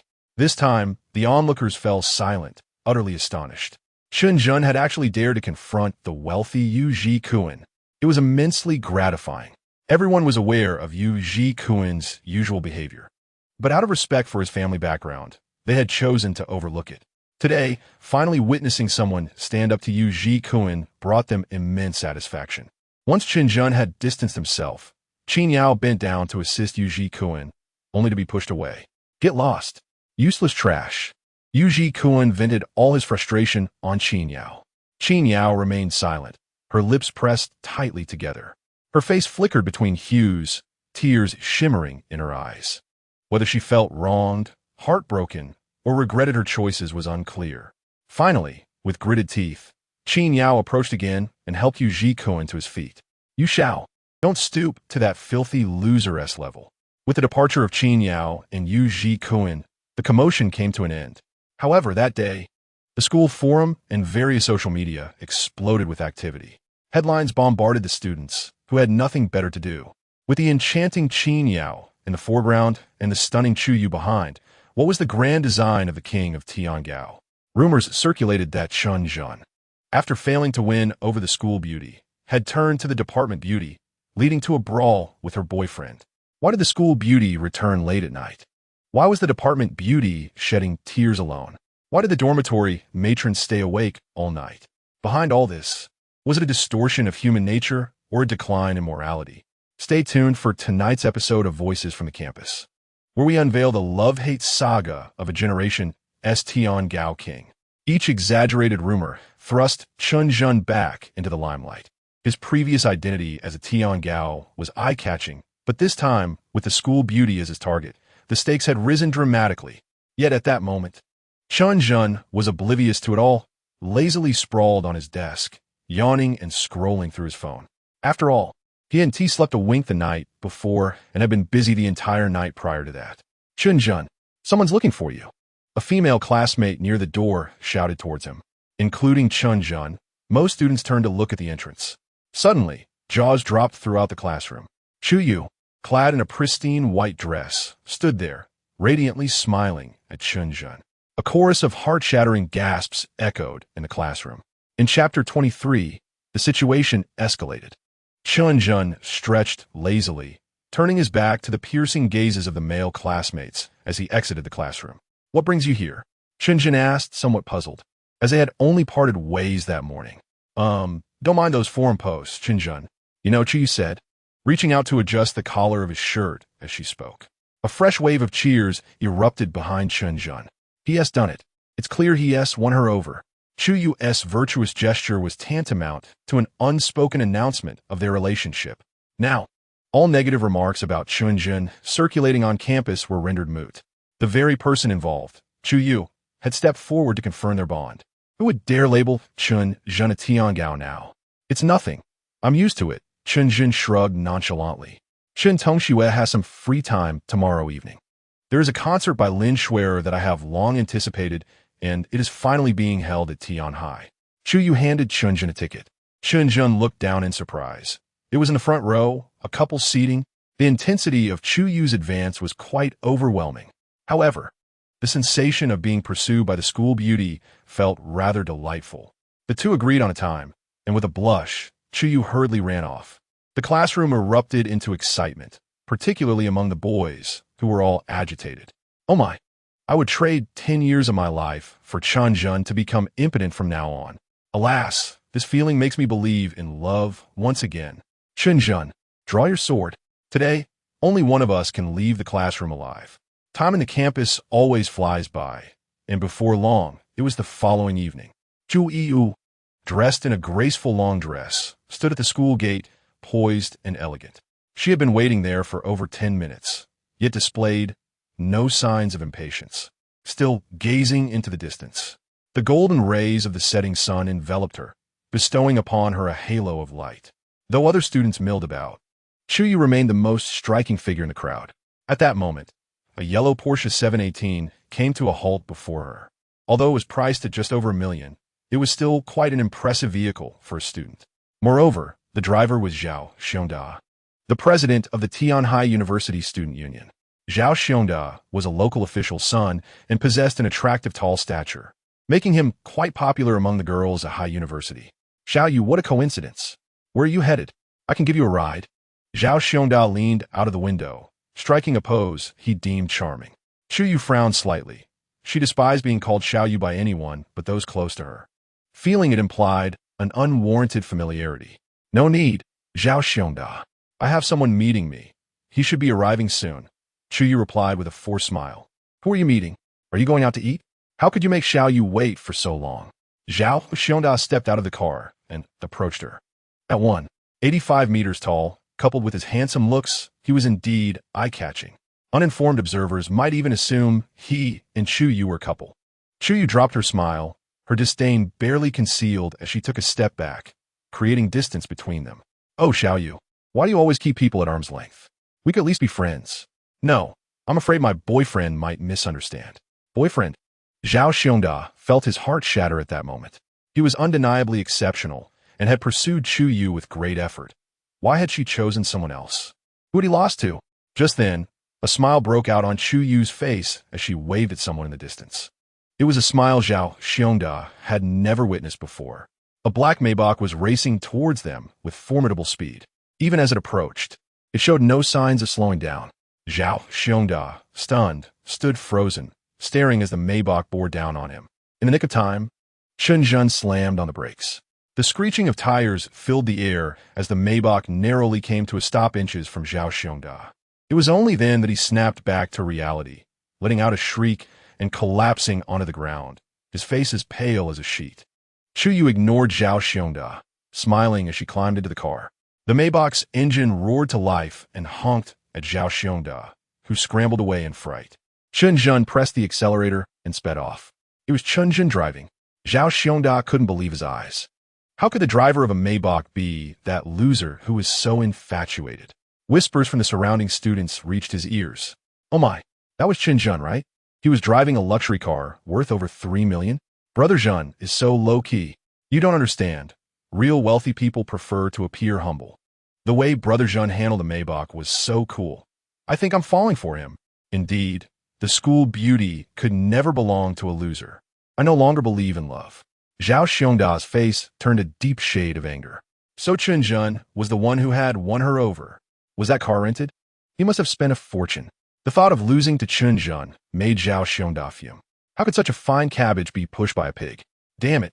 A loser is still a loser. Does he think renting a car makes him a high flyer? Just wait, I'll expose you. Let's go eat first. You treat me to the concert, and I'll treat you to dinner. Chen Zhen said with a smile while driving. He paid no mind to the earlier incident with Zhao Xiongda. When one's status is sufficiently elevated, everyone else appears as mere clowns. With an hour until the concert, we could just grab a quick bite. Chu Yu casually retrieved a lipstick from the glove compartment. Oh no, this is going to be a disaster. Chen Zhen thought. He had never thoroughly inspected the car after taking it over. That lipstick surely belonged to Bai Jia. How could he explain that? Ah, it's Dior, Chu Yu said, squinting as she inspected the lipstick before tossing it out of the window. A clever woman wouldn't make foolish mistakes. Questioning Chen Zhen, in a strict sense, she was the one pursuing him. Whether he reciprocated was another matter entirely. Why should she question him? Furthermore, Chu Yu was confident that as long as she shone brightly enough, other women could only twinkle like distant stars. She gave Chen Zhen a sidelong glance, then untied her hairband and tied it to the rearview mirror, making her intentions unmistakably clear. Chapter 24. The Giant Energy-Draining Array. It was akin to a dog marking its territory. The color of this hairband matches the interior quite well. Chen Zhen chuckled nervously as he pressed the accelerator. Damn it, why haven't we reached Fawning Tower yet? Under Chen Zhen's swift driving, they soon arrived at Fawning Tower. Today, Wang Fengxian was absent from the restaurant, allowing Chen Zhen to enjoy a peaceful meal. After dining heartily, the two quickly made their way to the Tianhai Cultural Center. The venue was already packed to the brim. Fortunately, both Chen Zhen and Chu Yu had tickets and used the exclusive entrance, swiftly entering the concert hall. Indeed, the front row seats were spacious and comfortable, with ample space between them, except for couples seated together. Just as they settled in, both frowned in unison. Something fell amiss in the venue. Chen Zhen and Chu Yu exchanged glances, each reflecting concern in their eyes. The entire cultural center had been transformed into a colossal energy-draining array. Every seat was part of the formation. As soon as someone sat down, a portion of their vital energy would be siphoned away. Of course, ordinary people would not perceive this. Losing a bit of energy would only result in a few days of soreness in their bodies and dizziness. The venue could accommodate approximately 50,000 seats. If filled to capacity, even if each person lost only a small amount of energy, the aggregate would be alarming. Such grand ambition. Was this orchestrated by Lin Schwerer for her concert? Or did the organizers have a different agenda? Do you have any way to help me meet Lin Shuer beforehand? Chen Zhen asked solemnly. Whether it was related to Lin Shuer could be discerned with a glance using qi observation technique. Waiting until the concert began would hinder the effectiveness of the technique due to the lighting. Chu Yu shook her head helplessly. Lin Shuer was a rapidly rising star in recent years, with her pure appearance and sweet voice, coupled with her agency's relentless promotion, making her a subtle first-tier diva in the country. Every concert is a coveted affair, often leading to exorbitantly priced scalp tickets. This time, the tickets were procured by Chu Yu through a friend, but if she wished to meet Lin Shuer privately, her friend undoubtedly lacked the clout for such an arrangement. Chen Zhen sighed, knowing he must first dismantle the formation at hand. According to the records in He Tu and Luo Shu, as well as Shun Guiji, the Qi seizing formation is one of the simplest formations. Even this vast Qi seizing formation could be easily unraveled by destroying its core. Chen Zhen stood up and surveyed his surroundings. Empowered by the observation technique, he swiftly identified the formation's core. It was a stout steel pillar, intricately inscribed with runes at a concealed spot near its base. Chen Zhen, with Chu Yu in tow, discreetly approached the pillar. With surveillance nearby, he knew that directly crouching down to dismantle the runes would be too conspicuous. Thus he sought an alternative approach. The core runes are at your feet. Let us cooperate, so I can crouch down and destroy them. Chen Zhen whispered. Immediately, Chu Yu delivered a swift slap to Chen Zhen, though it appeared fierce and rapid. It was merely a theatrical gesture that did not make contact. Chu Yu seamlessly embraced her role, even injecting a semblance of genuine emotion into the act. After a brief moment of astonishment, Chen Zhen quickly reacted, embracing Chu Yu. Dearest, please do not be agitated. Allow me to explain.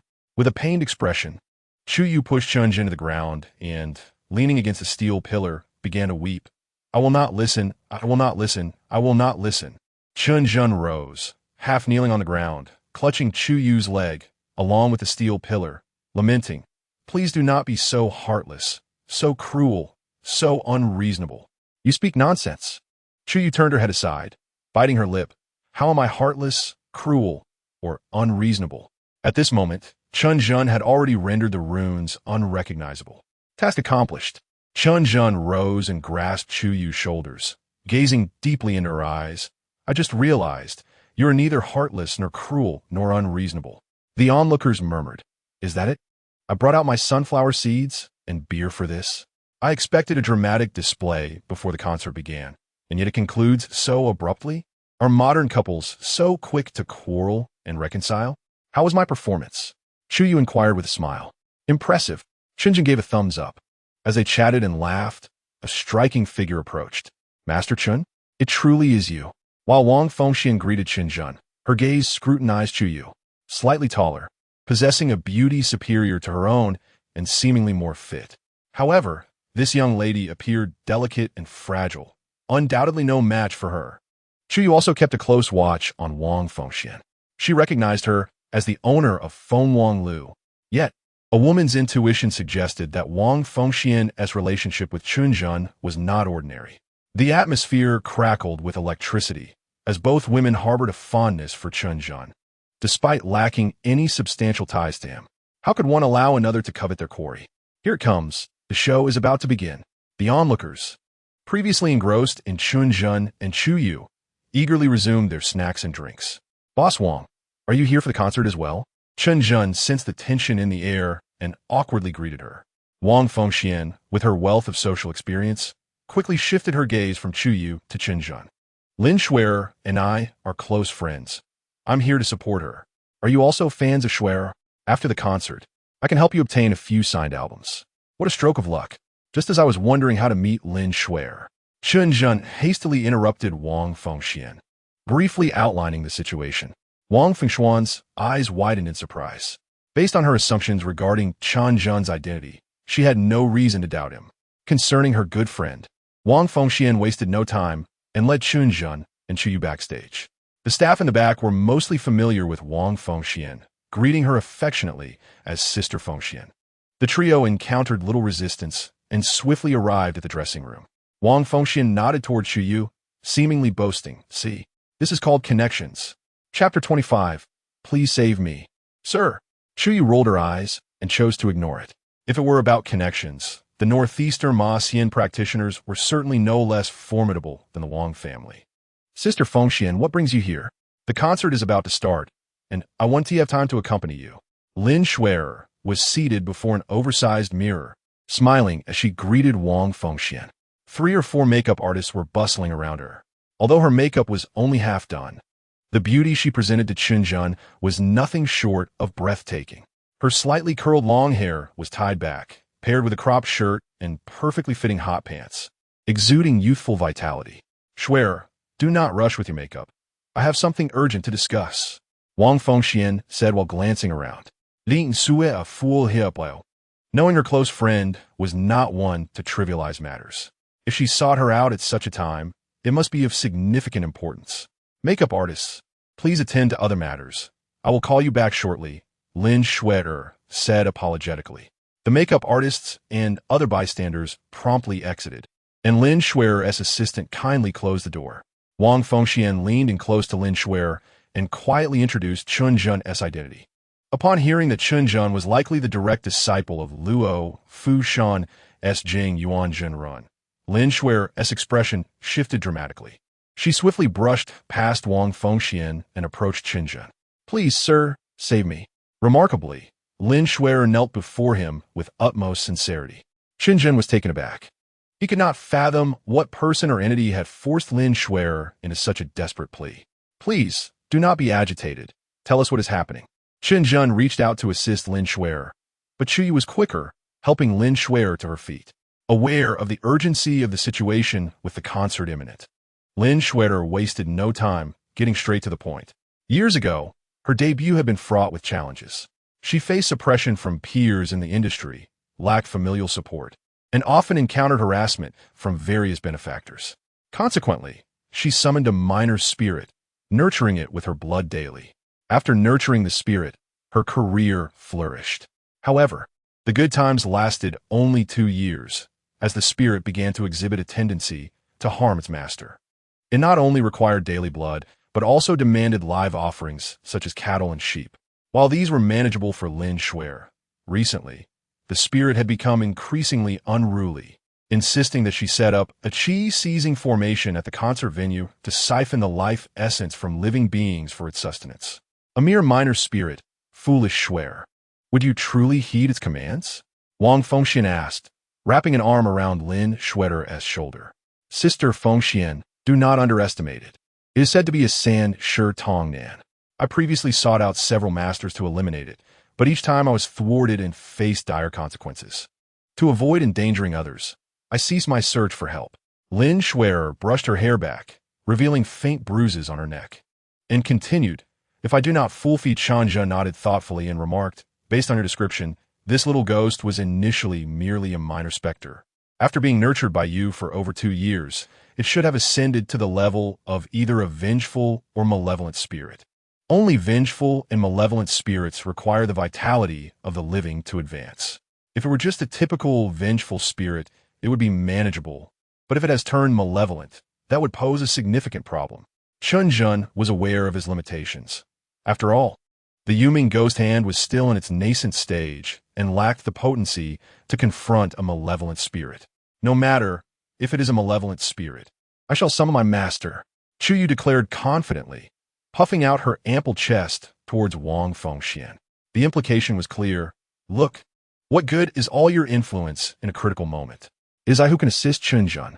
This young lady had been preoccupied with Chen Zhen, and only now did Lin Shuer shift her focus to Chu Yu. Northeast Ma Xian, Chu family. Chu Yu introduced herself. Wang Fengxian and Lin Shuer exchanged serious glances. Given their status, they had certainly heard of Ma Xian, and they were certainly familiar with the Chu family. Lin Shuer felt reassured. With the presence of people from Luofu Mountain and the Northeast Chu family, today's situation was secure. However, Wang Fengxian began to feel a sense of urgency. She had initially thought of Chu Yu as merely an attractive facade, but was taken aback to discover her connection to the Chu family. This was undoubtedly a formidable rival. Where is that little ghost now? Chen Zhen inquired. It's hiding in the hotel, waiting until the concert concludes to extract the vitality, Lin Shuer replied honestly. All right, We have a general understanding of the situation. Proceed with the concert as planned. The vitality-stealing formation has already been dismantled by me. After the concert, disperse the crowd and leave the rest to us. Chen Zhen concluded decisively. Before long, the concert officially commenced. Perhaps relieved of her burdens, Lin Shuer delivered an outstanding performance that day. Even Chen Zhen, an utter novice in musical matters, could discern the beauty of her voice, let alone her devoted fans. The venue erupted with cheers and applause. Everyone was thrilled to hear Shuer sing, and she was particularly delighted to have a special friend in attendance. At the concert's conclusion, Lin Shuer took the stage to bow, subtly directing her gaze towards Chen Zhen. The photographer promptly aimed the camera at the direction of Lin Shuer's gaze, capturing a close-up of Chen Zhen. When he saw his image appear on the large screen, Chen Zhen panicked. What is this? This isn't how the script goes, is it? There are 50,000 spectators here, not to mention countless fans watching remotely. Chen Zhen had thought he possessed thick enough skin, yet he still found himself displaying an awkward expression before the audience. Should we let him come up and greet everyone? Lin Shuer asked, microphone directed at the crowd. Yes, roared a thunderous response. Ultimately, Chen Zhen reluctantly ascended the stage. Everyone enjoy yourselves. After this, please have Shuer calculate my appearance fee, Chen Zhen joked, half seriously. The concert concluded triumphantly amidst the laughter of the audience. The crowd reluctantly departed, and the staff left early at Lin Shuer's request. Only Chen Zhen, Chu Yu, Lin Shuer, and Wang Fengxian remained in the cultural center.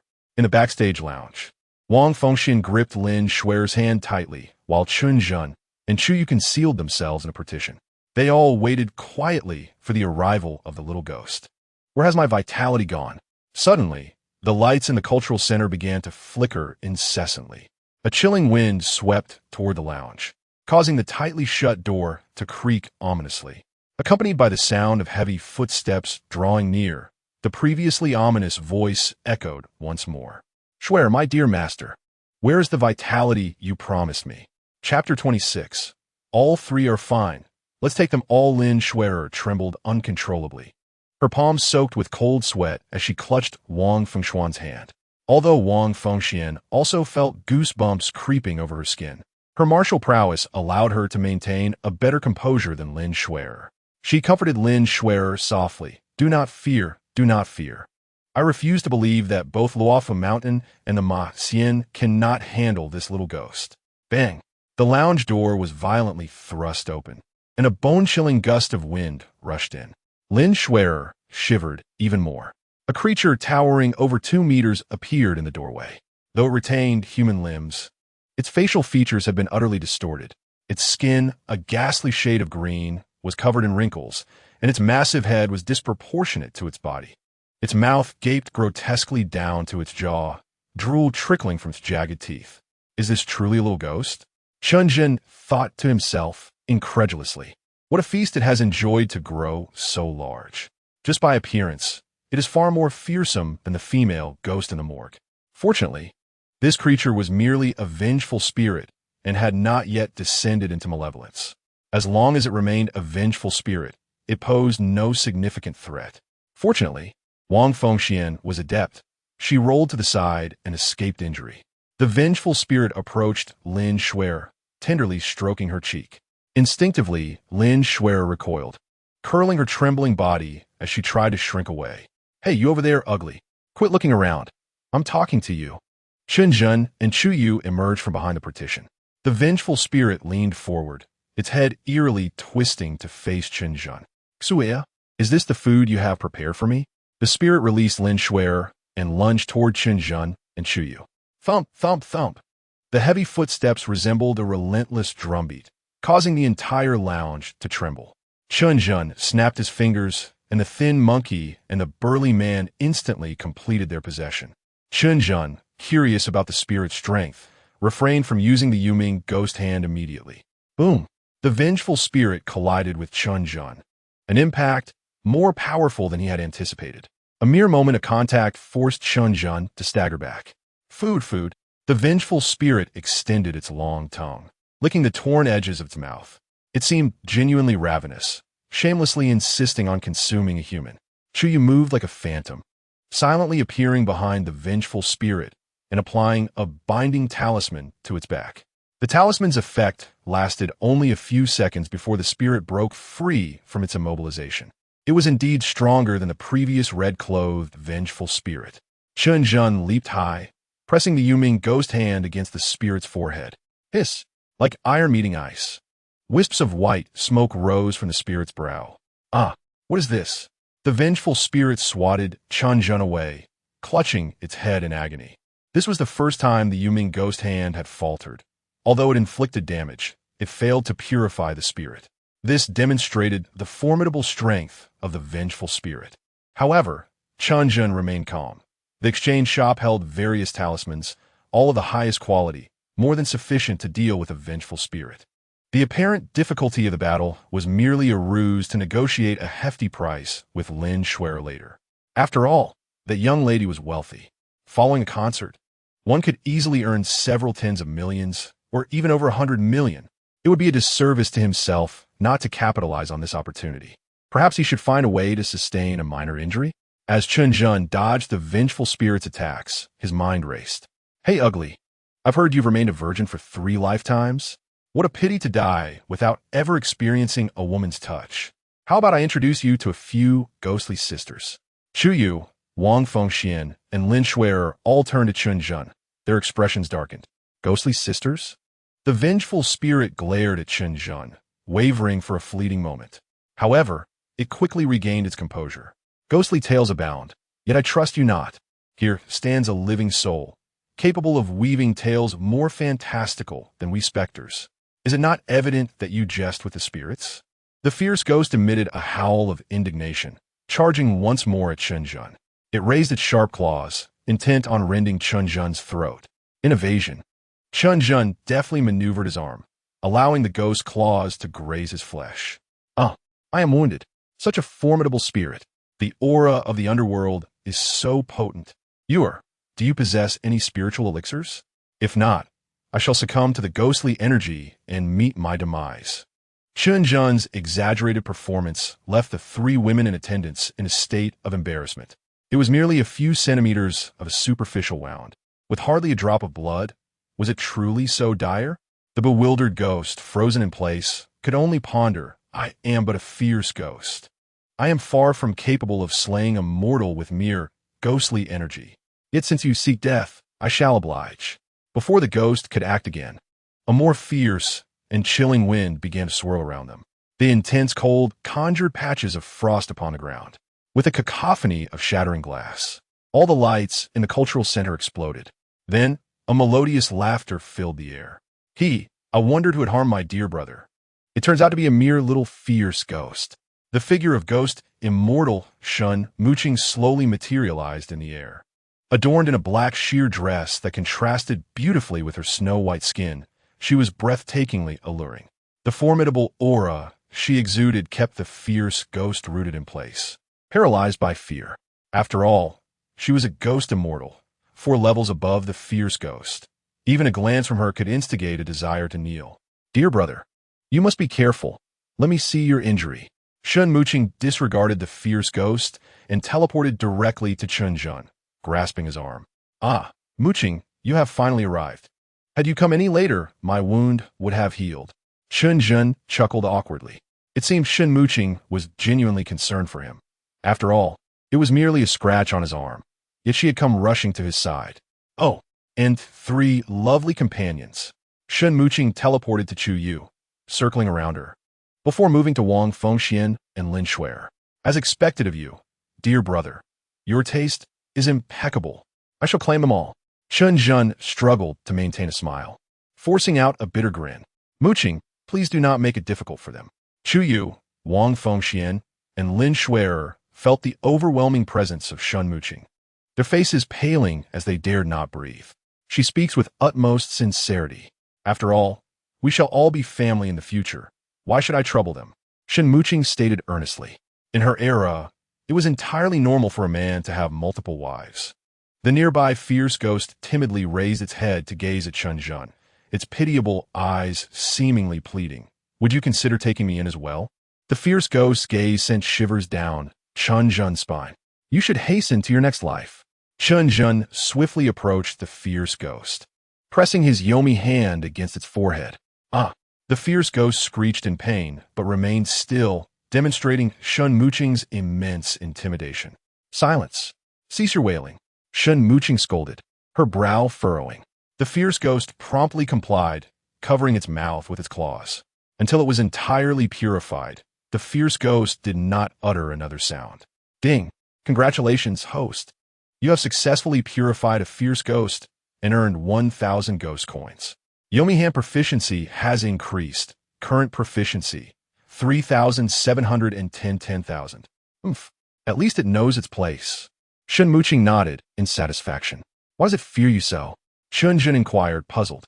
All right, dear brother, I must take my leave. Now that I see you are well, I am at ease. Please do not injure yourself lightly. It would pain my heart. Moreover, I may not always be able to arrive in time, Shun Muqing cautioned. Once her aura dissipated completely, the three women exhaled in unison, relief washing over them. After a brief silence, Lin Shui'er cleared her throat, breaking the stillness. Thank you, sir, for your efforts. Lin Shui'er bowed to Chen Zhen. You have truly made things awkward. Lin Shui'er lamented, feeling uncertain about how to continue. Fortunately, Wang Fengxian, adept in social matters, stepped in. Master Chen has worked so hard, and he has even been injured. Snower, you must not let Master Chen's efforts go unrewarded. Wang Fengshuan's thoughtfulness earned Chen Zhen's silent admiration. Ah, yes, yes, Lin Shui'er exclaimed, patting her forehead. She produced 2 bank cards from her bag, each containing 1 million, with the password being 6 zeros. This is a token of my appreciation. Please do not think it too little. In truth, this 2 million represented the entirety of Lin Shui'er's current savings. Her previous earnings were mostly spent on supporting the little ghost, as well as her philanthropic endeavors. Thus, Lin Shui'er was not as affluent as other stars. It is not too little, not at all, Chen Zhen replied, unable to raise the price. As Lin Shui'er had already offered far too much. Had he not become a ghost envoy, 2 million would have been an astronomical figure for his former self. By the way, Miss Lin, should your friends find themselves in similar circumstances, do remember to refer them to me. I assure you, my rates are fair, and I uphold honesty. Of course, Lin Shui'er readily agreed, pausing briefly before tentatively asking, by the way, do you accept clients who are merely foolishly wealthy? In truth, Lin Shui'er was thinking of the many bosses who had harassed her in the past. They were devoid of loyalty or conscience, possessing nothing but wealth. Introducing them to Chen Zhen would allow him to exploit them thoroughly, an opportunity to gain immensely. Absolutely. The more, the merrier. Chen Zhen eagerly accepted. As dawn began to break, the group exchanged a few more words, and Chen Zhen and Chuyu took their leave. The aftermath will be handled by Lin Shui'er and Wang Fengxian. Ayu, this card is for you. Chen Zhen handed Chuyu a card containing 1 million. After all, Chuyu had also contributed, and without her taking him to the concert, he would have missed a chance to earn. Is this appropriate? Chuyu felt slightly uncomfortable receiving the money. She neither lacked resources nor wished to seem ungrateful. But the gesture still brought her joy, as Chen Zhen had thought of her and was generous. It seems Chen Zhen is quite a good person. Ultimately, Chen Zhen insisted on placing the card into Chuyu's pocket, their playful tussle leading to an inadvertent moment of intimacy. This left Chuyu blushing deeply. Even after entering the school gates, the rosy hue on her cheeks lingered. As the campus bell, Chuyu attracted attention wherever she went. Soon, whispers of heartbreak echoed throughout the school. My heavens, have my eyes deceived me? The illustrious Chuyu is once again with Chen Zhen. You know nothing. Last night, Brother Zhen arrived in a Maybach to fetch Chuyu. Huh, they did not return home all night. This is bad. Just look at Chuyu's expression. Brother Zhen likely took her. By the way, did you catch the live stream of Lin Shui'er's concert last night? Chen Zhen even made an appearance. Indeed, they say he's a close friend of Lin Shui'er. Brother Zhen truly is a hidden gem. So, Brother Zhen's true identity is that of a wealthy heir? We agreed to be humble admirers, yet you went behind our backs to become a wealthy heir. Chen Zhen, I resent you. A screech of tires pierced the air as a yellow Porsche 718 came to a halt before Chen Zhen and Chuyu. A disheveled Zhao Xiongda stepped out of the vehicle. Unexpectedly, Chu Yu truly spent the night away from home. Heartache, despair, shame, anger, various emotions tormented Zhao Xiongda throughout the night. Xiaoyu, how could you actually be with this sycophant? Zhao Xiongda raised his arm, trembling as he pointed at Chen Zhen. What business is it of yours? Chu Yu shot him an irritated glance. This guy was as bothersome as a fly. Zhao Xiongda dismissed Chu Yu's attitude and turned to Chen Zhen. Loser, where's your Maybach? I knew it was rented. That car costs 3,000 a day, right? You poor thing, can't even handle a day of renting? Zhao Xiongda felt utterly miserable, as if he had swallowed a fly. Turning back to Chu Yu, Zhao Xiongda softened his tone and earnestly advised, Xiaoyu, tell me, what does this sycophant offer that I lack? Being with me means connections, power, and wealth, all of which you can have. You know, this society has an invisible class division. What can this loser provide you? The world is ours. Our starting point in life surpasses their end point. People like him can only be considered insignificant. By the end, Zhao Xiongda's emotions surged, his voice involuntarily rising. He can give me 1,000,000. Chu Yu calmly replied. Chapter 28. The ancestors of the Chen family are smoking. 1,000,000? Zhao Xiongda was stunned, the air around him seemingly frozen. Although Zhao Xiongda was a second-generation official, living a life without worries, his father was cautious and strict in his upbringing. He received only 10,000 in pocket money each month, aside from his father's official status. His only source of pride was that 718. To him, 100,000 was indeed a substantial amount. 100,000 is nothing. I could give you that. Zhao Xiongda desperately wanted to shout this out, but his means did not allow. The disparity of the world suddenly manifested vividly before him. This disparity was simply too stark. His father, trembling in fear, would barely manage to do something illegal for others, losing sleep over it. And this was the best he could do? Yet here, Chen Zhen casually handed it over. Chen Zhen, what good is your wealth? Zhao Xiongda finally shouted in a fit of rage. Fool! Chen Zhen shook his head, taking Chu Yu's hand and walking past Zhao Xiongda. Wait! Zhao Xiongda chased after them, but was tripped by a hulking figure lurking in the shadows. He stumbled and fell again as he tried to rise. Listening to the laughter around him, Zhao Xiongda completely lost control of his emotions. He had no idea how he left the scene. Chen Zhen had instantly become a prominent figure at Tianhai University. He slapped the wealthy second-generation Yu Zhikuan, humiliated the official second-generation Zhao Xiongda, and appeared at Lin Shuer's concert, generously spending 1,000,000 on the campus beauty. No one called him a sycophant anymore. Instead, he was collectively labeled as low-key, charismatic, and affluent. Days passed swiftly. Chen Zhen spent his days with Chu Yu and his nights with Bai Jie, living a fulfilling life. Tianhai University had a 3-day holiday, and Chen Zhen managed to secure an additional 2 days off from his advisor. 5 days were ample time for him to visit his hometown and then head to Jinsei province. Chen Zhen filled the Maybach's trunk with various expensive supplements and requested a few bottles of laurel wine from Wang Fengxian. After some thought, he also took out 300,000 in cash. To support his education, his family had accumulated considerable debt. His parents had worked tirelessly their entire lives. It was time for them to enjoy some comfort. However, he dared not take out too much money at once. Things were different now. He had achieved a measure of success. Eager to return home, Chen Zhen set off on the first night of the holiday. The journey from Tianhai City to his hometown in Zhongzhou was over 800 kilometers, enough for a night's drive. However, Chen Zhen had Shou Ho and De Zhuang take turns driving while he rested in the back seat. After all, he didn't need to sleep.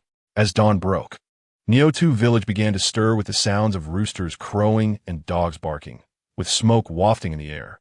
The Maybach glided into the village, its extravagant appearance drawing the attention of the villagers. To avoid causing a stir, Chen Zhen had already switched to the driver's seat. Isn't that the Zhen boy from the Chen family? They murmured. Look, he has driving car now. I always knew he would amount to something. The ancestors of the Chen family must be smiling down. That car must be worth at least 100,000. De Zhuang and Shou Ho, in a state of awe, leaned against the car window, gazing around. Both came from rural backgrounds and seemed to prefer the simplicity and tranquility of the countryside over the hustle and bustle of the city. You two go have fun, but don't scare anyone, Chen Zhen advised before allowing them to roam freely. De Zhuang and Shou Ho cheered and dashed toward the mountains outside the village, where a graveyard lay, a fitting place for them, now that they were spirits seeking some thrill. Chen Zhen parked in front of a small courtyard and stepped out with a black bag in hand. Inside the courtyard, his mother, Su Xiuqin, was chatting with neighbor Aunt Zheng, while his father, Chen Guozhong, sat in the doorway, smoking with a wry smile. Su Xiuqin, you must advise your old Chen. How could a golden phoenix possibly emerge from a chicken coop? Aunt Zheng animatedly gestured. Think about it. Zhen boy is such a hard worker. He could have started earning as a laborer in the city. Yet you sent him off to school? Times have changed. There are university graduates everywhere now. In the big cities, without connections, a degree is worth less than a delivery job. My Ernyo is working in an electronics factory in the city now, making over 6,000 a month. Su Xiuqin felt embarrassed and at a loss for words. Ahem, Aunt Zheng, perhaps you should refrain from further commentary, Chen Guozhong said, taking a deep drag from his cigarette. Zhen boy has always been a good student. I, old Chen, don't have much to offer, but as long as this child wishes to study, I would sell my last possessions to see him through. He continued passionately. A good seed must not be ruined due to poverty. I may not grasp the broader truths, but I refuse to believe that so many people are eager to enter university for no reason at all. Education offers a chance to rise. Without it, escaping Nyotu village is nearly impossible. Chen Guozhong extinguished his cigarette and slowly rose to grab a hoe, just in time to see Chen Zhen walking into the courtyard. Su Xiuqin hurried to her feet, examining Chen Zhen from head to toe. You look sturdier and more spirited than during the new year. Aunt Zheng scoffed. What is the big deal about being a university student? It's just squeezing the life out of your parents to raise a useless brat. Saying this, she placed the black bag on the stone table in the courtyard. What is this? Both Chen Guozhong and Su Xiuqin asked simultaneously, observing his father's slightly hunched back and his mother's increasingly wrinkled face. Chen Zhen felt a pang in his heart. Mom and Dad, please don't work anymore. I can earn money now. Chen Zhen opened the black bag in front of Aunt Zheng. Inside were neatly stacked bundles of 100 yuan bills, a total of 30 stacks. Aunt Zheng was left speechless. 300,000 was more than enough to find a capable wife in the village. Yet Chen Guozhong's expression darkened. Xiuqin, where are you going to go dig wild vegetables with Aunt Zheng? Chen Guozhong signaled Su Xiuqin with his eyes. Oh, right. Aunt Zheng, let us hurry, or the sun will get too hot. Su Xiuqin pulled Aunt Zheng out the door. Zhen boy, come inside with me. Chen Guozhong's face was grim as he entered the main room. Chapter 29, a few hundred gold bricks to hold. Seeing Chen Zhen follow him inside, Chen Guozhong shut the door behind him. Zhen boy, tell me the truth. Where did all this money come from? Enduring hardships and poverty does not frighten us. What truly terrifies is the loss of conscience through nefarious deeds, living with the scorn of others, and ultimately, facing our ancestors in shame. Chen Zhen explained with a bitter smile, Father, this is truly money I earned myself, clean and honest. You little rascal, after just a few days of school. You think you can fool me? Chen Guozhong glared, picking up a broom, but soon realized that his son had grown taller than him. Even with the broom, he might not truly discipline Chen Zhen. He threw the broom down heavily, sighed deeply, and lamented, it's hard to earn money and difficult to live. You haven't even officially attended school. How can you earn so much? Eventually, it was Chen Zhen who pulled up the transfer records from Ren CI Hospital on his phone, which led Chen Guozhong to finally believe that his son had indeed earned the money through legitimate means. Good lad, you Haven Tea brought shame to our Chen family. Chen Guozhong ruffled Chen Zhen's hair and said, let me tidy up, and then we can visit the graves. Today we shall offer something special to our ancestors.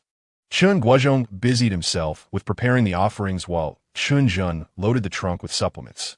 Despite his complaints about Chen Zhen's extravagant spending, a sense of happiness and pride radiated from Chen Guozhong. A roasted chicken, 2 bottles of liquor, a handful of incense, a few steamed buns, and several bundles of paper money later, Chen Guozhong joyfully led Chen Zhen to the village cemetery. Passing by the ancestral grave of Wang Jingguai, the richest man in Yodo village, they coincidentally noticed him also paying respects. May my ancestors bless me. This year, let fortune and prosperity come my way, and may my career flourish. Wang Jingguai muttered, bowing his head repeatedly.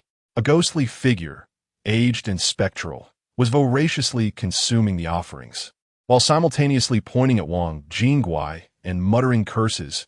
"You wretched boy! You Haven T visited your ancestors even once this year, burning a mere $10 worth of incense, making promises of 10 billion. What are you doing to me? Why don't you come out, and I'll take your place?" Alas, the realms of the living and the dead are vastly different, leaving Wang Jingguai oblivious to his ancestors' scorn. After walking a few hundred meters, they arrived at the Chen family's ancestral grave. Chen Guozhong first cleared away the weeds from the grave, arranged the offerings, and began to burn incense and paper money. Chen Zhen took the opportunity to use his observation technique to inspect his family's grave. The feng shui was mediocre. The dragon, the tomb, the sand, the water, and the orientation. None of the 5 elements were present. Damn it, a fraud. No wonder I became a sycophant for 3 years. Before attending university, his father had hired someone to examine the feng shui and relocate the grave. Now, it seemed that the initial decision had backfired. However, there was no need to relocate the grave again.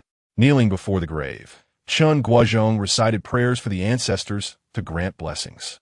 Yet, no ghostly figure appeared, suggesting that the ancestors had likely reincarnated. Chen Zhen followed suit, bowing several times and burning incense, regardless of whether their ancestors received it. At least it offered the living some hope and solace. To Chen Zhen's surprise, another guest arrived at their home. It was the village's renowned matchmaker, Wang Ganian. She was called Wang Ganian because many couples in the village were brought together by her matchmaking, and, out of courtesy, everyone referred to her as Ganian, with her original name long forgotten. Su Xiuqin's eyes lit up, and without bothering to wash the dishes, she pulled up a stool to sit beside Wang Ganian. "Wang Ganian, quickly tell us, whose daughter is it? You'll be shocked when I tell you. The girl's family is quite well off." Wang Ganian raised her chin and continued, "It's the daughter of Wang Jingguai, our village's richest man, Wang Tsuhua." Su Xiuqin's expression faltered. This seemed inappropriate. Although Wang Tsuhua's family was indeed well off, before Su Xiuqin could elaborate, Wang Ganian waved her hand, interrupting, "Xiuqin, don't be foolish. How will you know the size of the shoe unless you try it on? In today's society, who isn't driven by money? Although Tsuehua is a bit older, she is in her prime, and Junzi is vigorous. They will be a great match. Besides, Wang Jingguai has only this one daughter, so all her future wealth would belong to them. Marrying Tsuehua would save Junzi decades of hard work. Tsuehua is a beacon of light, illuminating Junzi's golden path and bringing glory to the Chen family." But Wang Ganian, Tsuehua Su Xiuqin's brows furrowed deeply. After all, she had divorced 8 times. Just as Chen Zhen entered the courtyard, he stumbled, almost losing his balance. What the heck? An 8-time divorcee? A woman who has been through 8 marriages. Isn't the gift money akin to social security? Look at you so shallow, Wang Ganian exclaimed, slapping her thigh. Having divorced 8 times only shows that Tsuehua is passionate and knows how to love fiercely. She is a good wife who can let go and move on. Moreover, her experience means she understands how to care for a man. With such a catch, you and old Chen should be secretly celebrating tonight. That is still not okay. Su Xiuqin's brows remained tightly knit. Our Junzi is a university student. Marrying someone with 8 marriages will bring shame to the Chen family. It's fortunate that Junzi is a university student. Otherwise, Tsuehua might not even look at him, Wang Ganian said earnestly. Later, the Wang family will provide a city apartment as a dowry, and you and old Chen can enjoy a comfortable life in the city with Junzi. Why worry about the gossip of others? Chen Zhen could no longer listen. Mom, please don't rush to arrange my marriage. I already have a girlfriend.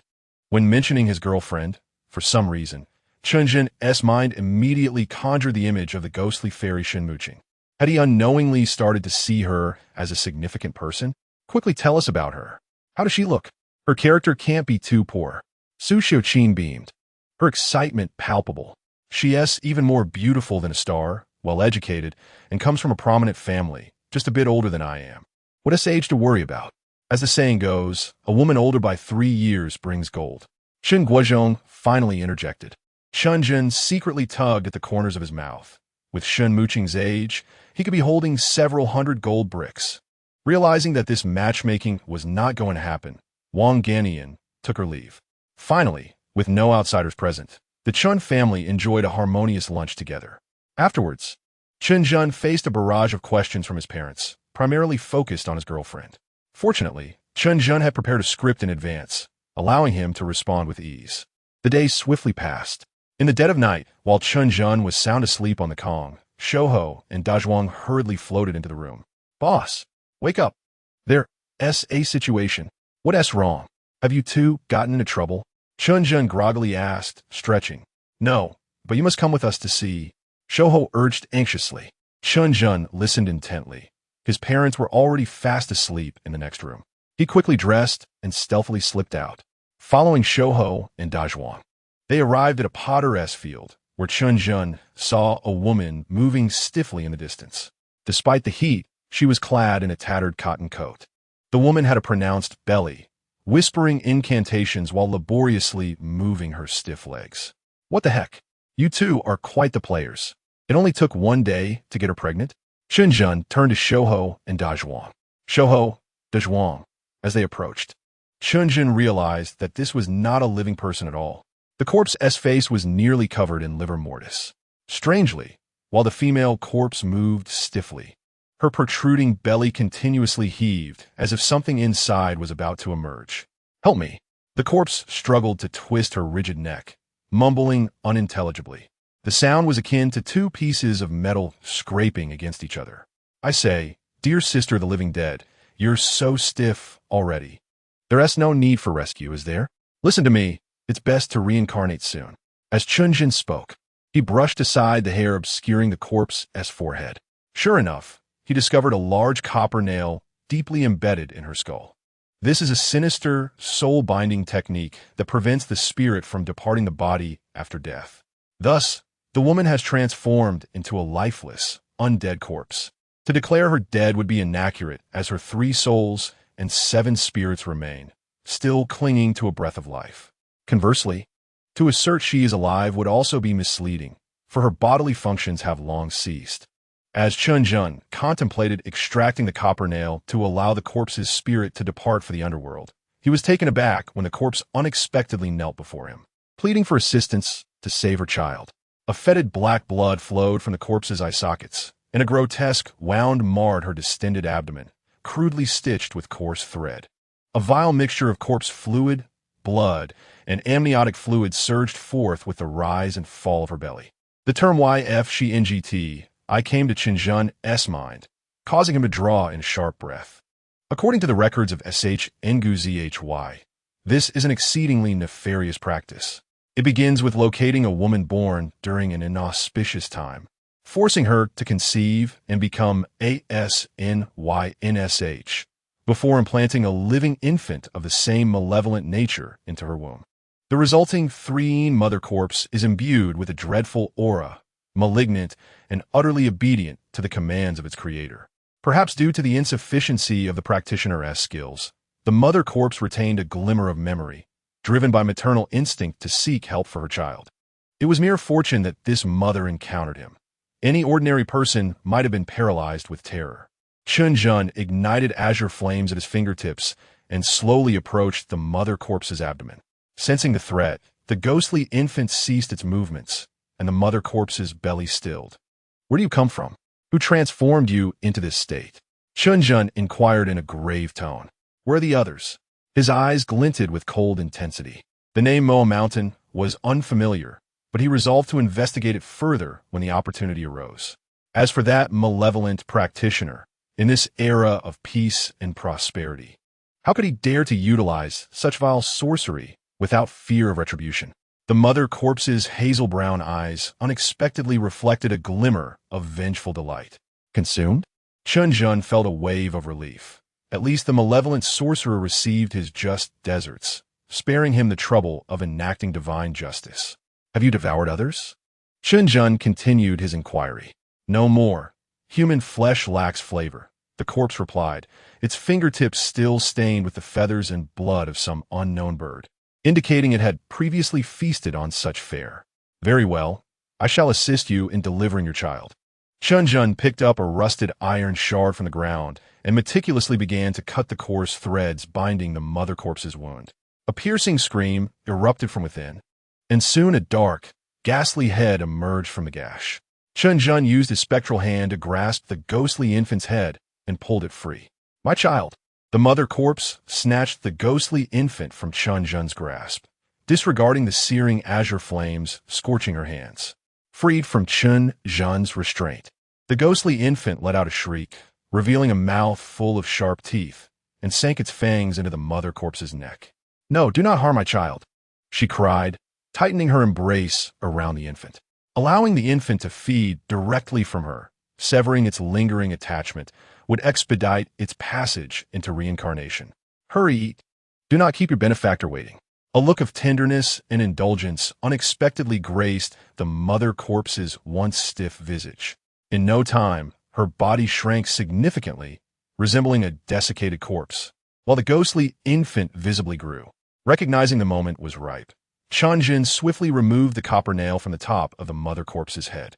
She deflated like a punctured balloon, her white soul energy bursting forth from the wound and coalescing into a graceful female spirit in midair.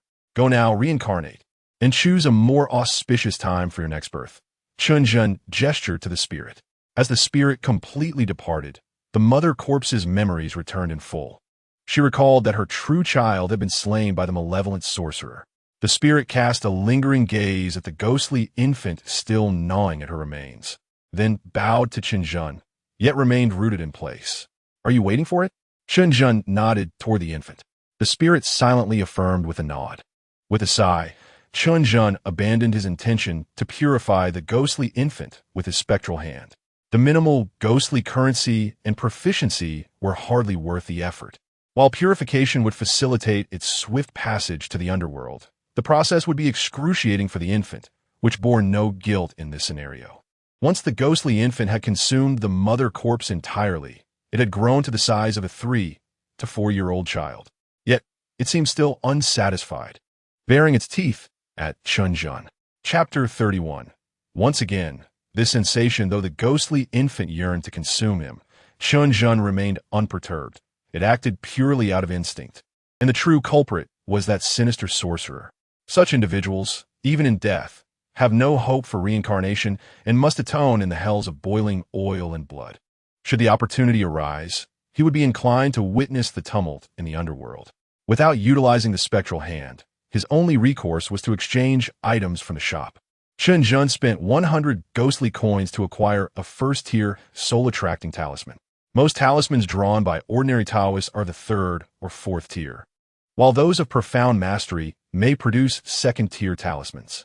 First-tier talismans require rigorous abstinence, ritual bathing, offerings, and extensive prayers to have any chance of manifestation. Higher-tier talismans, such as the 2nd and mysterious tiers, transcend human capability, while the legendary heavenly tier talismans exist only in myth and are never found among humans, demons, or spirits. If anyone were to witness Chen Zhen casually draw a basic first-tier talisman, it would surely leave all practitioners astounded. The first-tier soul-attracting talisman was more than sufficient to handle a ghostly infant.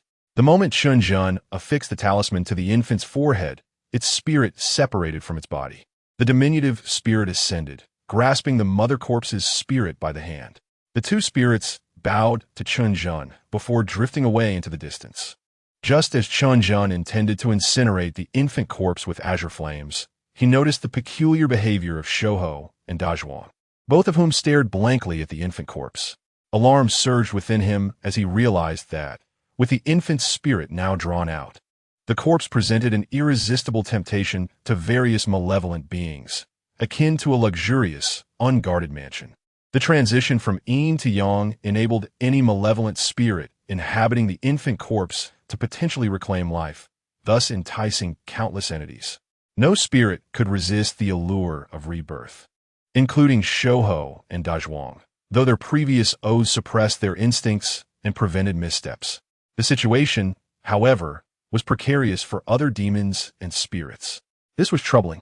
Chen Zhen endeavored to release the azure flames, but found his arm immobilized. A glance at Shouhou and Dazhuang revealed they too were ensnared in their own shadows. Once again, this sensation. Previously, it was the ghostly Buddha Lojia, then the ghostly immortal Shun Muqing. What manner of entity had now arrived? The once bright moonlight dimmed ominously, and chilling winds swept through, accompanied by eerie laughter that sent shivers down Chen Zhen's spine. Soon, 4 red-clad malevolent spirits approached, bearing a palanquin, with a few small spirits in white linen scampering about, tossing paper money. The emergence of the extreme Yin body heralds the possibility of ascension for our demon, Lord Ingu Yunju. A somber voice emanated from the palanquin. It came to a halt before Chen Zhen, and a small spirit lifted the curtain. A towering, formidable headless figure clad in silver armor emerged, exuding an overwhelming aura. Little child, did you lead the soul of this extremely malevolent entity away? Well done, and for that, I shall reward you. You shall become a part of my Yun Tu's sustenance. Are you pleased to be a fragment of my being, little one? Chen Zhen wished to retort, but found himself immobile under the overwhelming aura, resorting to rolling his eyes at Yun Tuesday, impudent. Dare you show disrespect to Master Yin Tu? You shall be punished. A small ghost clad in tattered robes shouted angrily, raising a mournful staff and striking it heavily against Chen Zhen's back. The little ghost anticipated that this blow would expel Chen Zhen's soul from his body, yet he merely swayed slightly without suffering any significant harm. The small ghost tilted its head, circling around Chen Zhen, its expressions shifting from disdain to confusion, then to seriousness, and finally to sheer terror. The little ghost's voice trembled. It was a ghost, a ghost, a ghost. Get away. Another small ghost kicked aside the frightened one, exclaiming, how could a mere ghost be so terrified of a living person? In the end, this ghost was even more cowardly than the first, collapsing in fright and unable to utter a word for a long while. Heavenly Ghost Yin Tu was no longer composed. Having attained the status of a heavenly ghost for over 200 years, he had never encountered a ghost so frightened by a human. Driven by curiosity, Yin Tu approached Chen Zhen and extended his right hand, conjuring a furious head seemingly out of thin air. Holding the head, Yin Tu scrutinized Chen Zhen, who soon revealed a look of contempt. So, it is merely a small ghost officer. No wonder you dare to show me disrespect. Though a ghost officer could pose a challenge, Yin Tu declared, very well, little child, I shall spare you today. Be gone. With those words, Chen Zhen regained his ability to move. However, before he could act, an extraordinary event unfolded.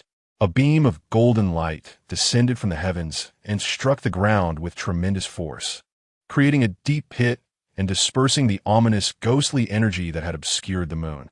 A robust monk, clad in a robe, emerged from the pit, wielding a large Zen staff and adorned with a string of fist-sized black prayer beads around his neck, his bald head shimmering with a golden glow. Amipa, I have pursued you for over 500 miles and have finally caught up. The monk chuckled, striking the staff against the ground, sending visible shockwaves that caused the little ghost to stagger. Damn it, Wenluo, you are indeed a difficult one to vanquish. Yin Tu pressed the head against his neck, and a thick aura of ghostly energy enveloped him, clearly preparing for battle. Immovable king, the monk bellowed, then began to chant a Buddhist incantation. An ethereal figure of Buddha, wielding a vajra, slowly materialized behind him, subsequently shrinking and merging entirely into Wenluo's being. Wenluo lifted his staff, bringing it down with a might of thunder towards Yun Tuesday. The clang of metal echoed as a steel mace, which had appeared in Yun Tu's hand, collided with the monk's staff. Both retreated 2 steps from the impact. Little bald donkey, when did your injuries heal? Yin Tu frowned, scrutinizing Wenluo. He had previously trapped the monk while he was injured, yet now he appeared vigorous. Do not presume this ghost fears you.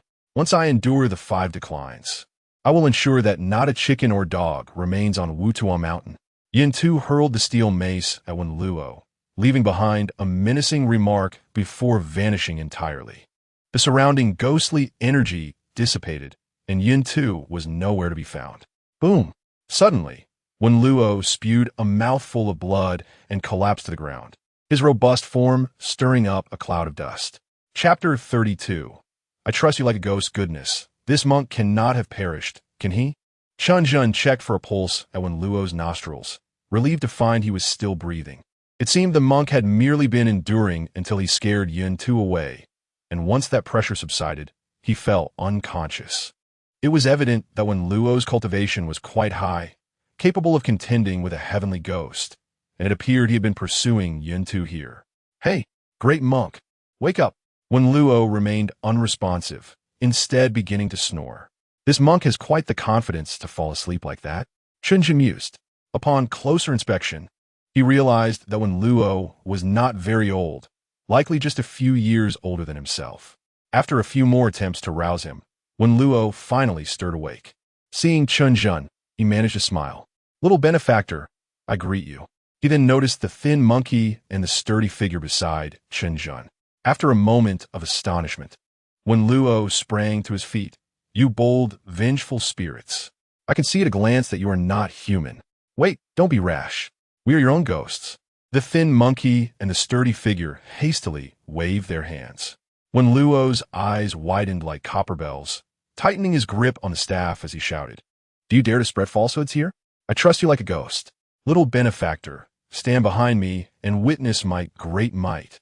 Before Wenluo could finish his declaration, Chen Zhen interrupted, "They truly are my own ghosts, my followers." "Own ghosts?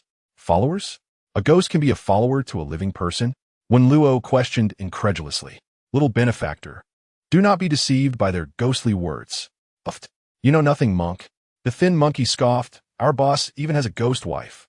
The mention of a ghost wife caused Wenluo's face to twitch repeatedly as he stared deeply at Chen Zhen, ultimately giving him a thumbs up. "Impressive. Master, are you all right?" Chen Zhen awkwardly shifted the topic. "No harm done. I was injured while pursuing Yin Tu and was ambushed. Coupled with the exertion of using the immovable king incantation, I merely need a moment to rest," Wenluo explained with a wry smile. "That's good to hear.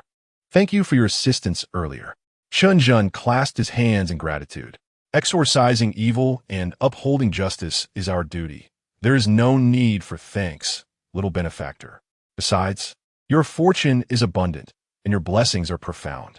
It seems your fate is not destined for demise. Surely, even if I had not intervened, you would have emerged unscathed today." Wenluo chuckled. "Master can read fortunes as well?" Chen Zhen casually inquired.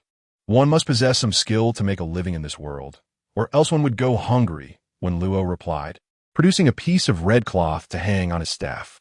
The cloth bore 2 hastily written rows of golden characters: fortune-telling and divination for auspicious and inauspicious events, to stabilize the home and attract wealth.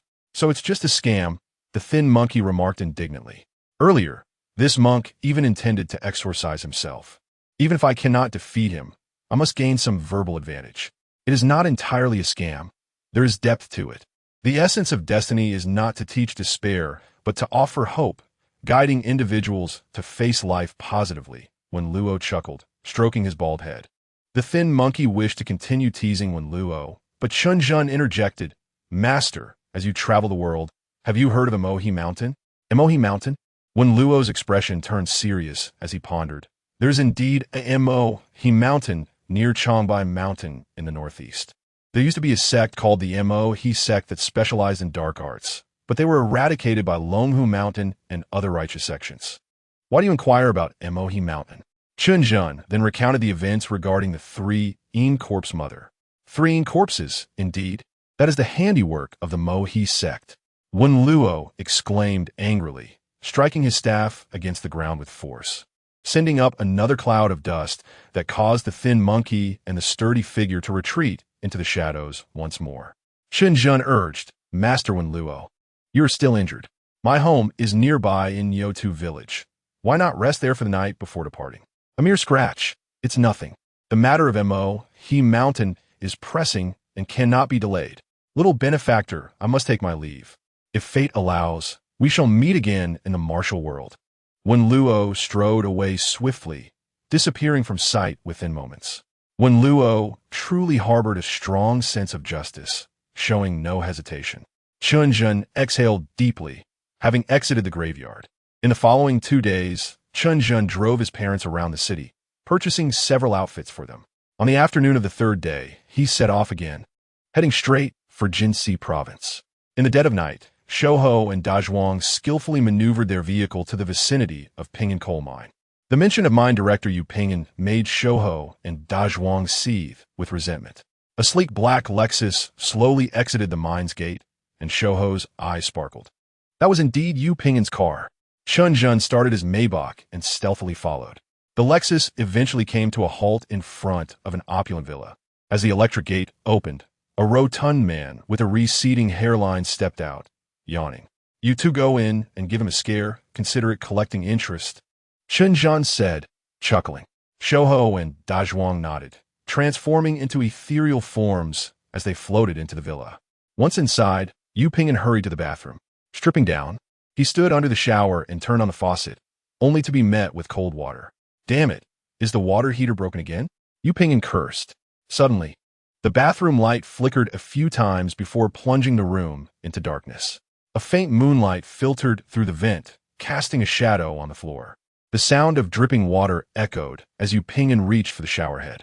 The water was icy, the kind that sent chills through the bones. It was already April, and ordinarily, the water shouldn't be this cold. Without warning, a torrent of frigid water doused Yu Ping'an's face, prompting him to swiftly dodge aside. The droplets struck the glass of the shower, creating a crisp sound. Grabbing a towel from the rack, Yu Ping'an wiped his face while attempting to turn off the shower. Under the pale moonlight, he noticed that the once pristine towel had become stained with a vivid red mark. What the hell? Who used my towel as a rag? The liquid spraying from a shower was not water. It was unmistakably thick blood. A piercing scream shattered the night. Chen Zhen outside the villa heard it clearly, accompanied by a booming echo. Frowning, he closed the Taishang Shun Fu Jing in his hands, filled with incomprehensible symbols. Forget it. I'll just use the system. Meanwhile, Yu Ping'an in the bathroom could barely stand, collapsing against the wall. When he focused again on the shower, he took a deep breath. The shower head hung forlornly on the wall, devoid of water or blood. Could it have all been an illusion? Yet, the chilling sensation and the bright red hue felt all too real. Suddenly, steaming water flowed down, but Yu Ping'an had lost all desire to bathe. The shower that had erupted with blood now haunted him as a nightmare, lingering in his mind. Dressed, he made his way to the living room and sank into the sofa, feeling an unexpected emptiness in his home. It took him a moment to realize how desolate it felt. His wife had passed away 3 years ago due to cancer. A self-deprecating smile crept onto his face as he leaned back against the sofa and began perusing his contacts. He needed someone over tonight. Otherwise, he feared he would not be able to sleep. "Ayu, Xiaoli, are you free tonight? Come over. I miss you." "Boss Yu, I'm not feeling well tonight." "Is it that time of the month?" Yu Ping'an recalled the towel from earlier, sending shivers down his spine. "Even if it is, I'm not afraid. Let's just chat tonight." "No, Boss Yu, I'm really unwell." "Unwell? Be direct. How much would it take for you to feel better?" "It's not about money. I'm just feeling really uncomfortable." "Uncomfortable? Who's bothering you? Are you being harassed? That little vixen is quite the handful." "Huh? No, Boss Yu, it's you who's bothering me. Your back is pressing against my head." Yu Ping'an's breath caught as he tentatively reached behind him. What he thought was a cushion now felt like a plush sphere, resembling a human head. He sprang up. Turning to see Xiaoli curled up on his sofa, disheveled, pale, blood oozing from her orifices, her tongue grotesquely elongated. An icy chill surged from his feet to the crown of his head. A shrill scream erupted once more. How could the seemingly plump Yu Ping'an possess such lung capacity? Inside the villa, when Yu Ping'an glanced back at the sofa, it had returned to its original form, devoid of Xiaoli as presence. Was it yet another illusion? Had he truly been exhausted these past few days? No, this was not an illusion. The sensation of that head was undeniably real. Yu Ping'an dashed to the front door, only to find it firmly locked. Moreover, the villa, once empty and desolate, was now teeming with figures, behind the sofa, under the table, above the chandelier. In front of the television, shadows of the workers who had perished in various accidents at his coal mine. Who the hell is tormenting me? Overwhelmed by terror, Yu Ping'an's darker nature emerged. I dared to kill at 14, rising from nothing to where I am now. Do they truly think I am easily frightened? He rushed to his study, opened a drawer, and retrieved a silver Glock pistol. Bang, bang, bang. 3 shots rang out from the villa. A flock of crows erupted from the trees in front, screeching as they fled into the night. The once silent evening became a cacophony of gunfire and cawing. Shooting ghosts. How interesting. Chen Zhen in the Maybach chuckled. Inside the villa, Shouhou and Dazhuang were thoroughly enjoying themselves, transforming into various forms to terrify Yu Ping'an. All right, now we can safely go in and take a look, Chen Zhen declared, swinging open the car door and confidently vaulting over the wall into the villa. He had already utilized his yin-yang vision and qi observation techniques, discovering something peculiar in the villa's courtyard. Beyond the usual feng shui aura, there were bizarre energies of red, yellow, green, white, and black. Chen Zhen followed the trail of these 5-colored energies to a small room in the backyard. Inside, he found an altar adorned with 5 tablets, each accompanied by offerings. Chao Shi, Zhang Si, Li Jiu, Wang Run, Zhu Guang, Shouhou muttered, puzzled by the names on the tablets, none of which bore the surname Yu. These are the 5 Yin generals, summoned for wealth. Chen Zhen explained coldly. The 5 ghost wealth method. It specifically attracts sudden wealth and enhances side incomes. If utilized properly, one can amass a fortune in a short time. However, misuse leads to backlash. Clearly, Yu Ping'an is no saint. Here comes the retribution. Every cause has an effect. Your retribution is me. Chen Zhen smirked with malicious delight. Come forth, 5 ghosts, he commanded, releasing his spectral hand toward the 5 tablets. After a flurry of chaotic screams, 5 small demons with sharp teeth and claws materialized before Chen Zhen. The red-skinned ghost bowed to Chen Zhen while nudging the green-skinned ghost beside him. The green-skinned ghost kicked the yellow-skinned ghost next to him. Finally, all 5 little demons knelt in homage. Although referred to as Yin generals, they were merely diminutive spirits tasked with moving fortunes, barely qualifying as malevolent spirits. They possessed an innate fear of Chen Zhen's spectral hand. How long have you been moving wealth for Yu Ping'an? Chen Zhen asked sternly. Yu Ping'an? The red-skinned ghost scratched its bald head, bewildered.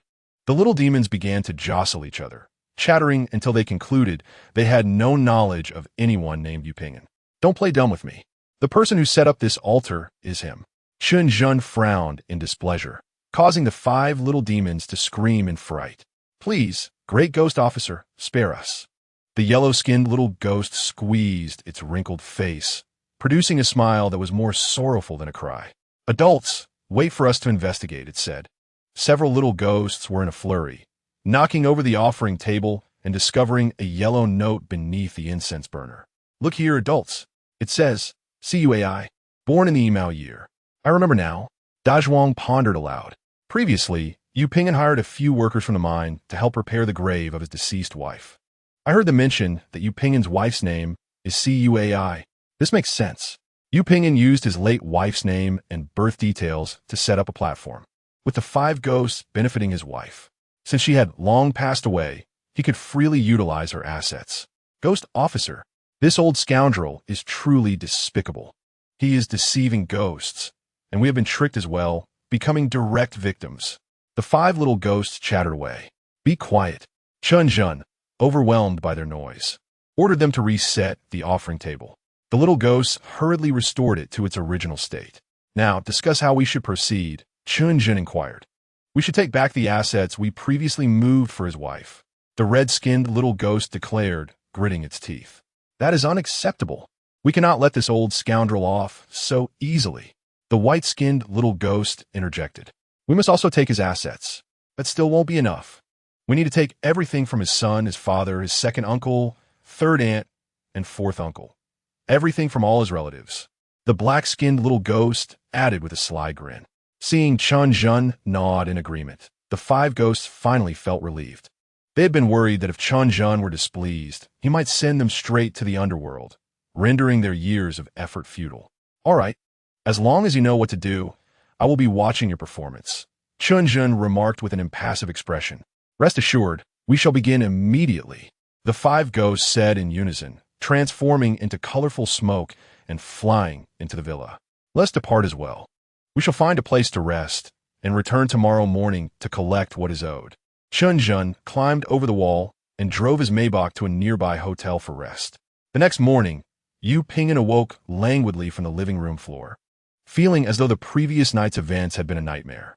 Yet the Glock in his hand served as a stark reminder that it was no mere dream. Shaking off the needle-like pain in his head, Yu Pingyan slowly rose. Damn it, it's daytime now. Surely no ghost will come, right? With a haggard appearance, Yu Pingyan stepped out of the villa, bathed in the warmth of the morning sun, finally feeling a sliver of safety. A young Taoist with a striking appearance was humming a Tao song as he passed in front of the villa. His green Tao robe was slightly faded, and the whisk he wielded appeared to have aged as well. Young Taoist, please pause, Yu Pingyan exclaimed, his eyes lighting up as he hurried to catch up with the young man. The young Taoist frowned at Yu Pingyan, clearly displeased by the interruption. May I inquire where you hail from, young Taoist? Yu Pingyan forced a smile and asked. My surname is Yu.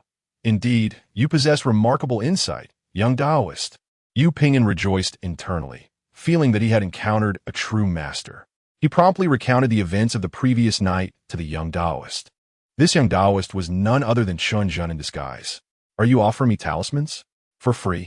Yu Pingyan's round face lit up with joy, feeling fortunate. Who said there was no such thing as a free lunch? Chen Zhen casually produced yellow paper and a vermilion brush from his robe, tossing them into the air. The ethereal forms of the thin monkey and Dazhuang caught them and began to draw talismans according to Chen Zhen's instructions. Yu Pingyan's eyes widened in astonishment. Drawing talismans in midair. This is something only seen on television, yet here I am witnessing it firsthand. This is the true art of ghost talismans, and the skill is beyond words. Chen Zhen solemnly handed the talisman to Yu Pingyan. Taoists are often fools, who gives help for free. Unlike the monks of the Buddhist sect, who are all robust and well-fed. Why did you stick it on at night? Chen Zhen said bluntly. You must apply it now. Otherwise, it will lose its efficacy. Now, in broad daylight, are there any ghosts around? Do you understand nothing? Daytime is associated with yang, while nighttime associates with yin. Similarly, humans belong to yang, while ghosts belong to yin. People are active during the day and rest at night, yet it is not absolute. Humans can stay awake at night, albeit feeling tired and uncomfortable. Ghosts are the same. Nothing is absolute. Such wisdom, young Taoist. Yu Pingyan praised, giving a thumbs up. That little fellow seems to possess some skill. I hope it proves useful. Yu Pingyan muttered to himself. Suddenly, a faint voice echoed from outside the villa. Yu Pingyan. Return my life. Even in the bright sunlight, Yu Pingyan broke out in a cold sweat. Peeking through the peephole, he saw two faint figures coalescing at the door, ultimately transforming into a tall and a short ghost, both with long tongues and menacing expressions. The tall ghost approached the door, and a flash of golden light erupted, causing the tall ghost to scream and stumble backward. Oh no, it's the exorcism talisman from Mount Luofu. The tall ghost figure dimmed significantly from the golden light. Yu Pingyan smirked coldly and, you think you can play with me? Even as ghosts, you must bow before me. Yu Pingyan, you have committed heinous acts and harmed countless lives. We brothers shall fight you. The shorter ghost shouted as it lunged toward the door, only to meet the same fate, being sent flying backward. This reassured Yu Pingyan. Coincidentally, a movie featuring Ying Shu was playing on television. Yu Pingyan sneered, it seems not everything on TV is a fabrication. Talismans indeed have their merits. The villa's door continued to thud as the two ghosts relentlessly slammed against it. Yu Pingyan glanced at the talisman with a smile, but suddenly, his grin froze on his face. Gradually, his expression twisted into one of exaggerated shock.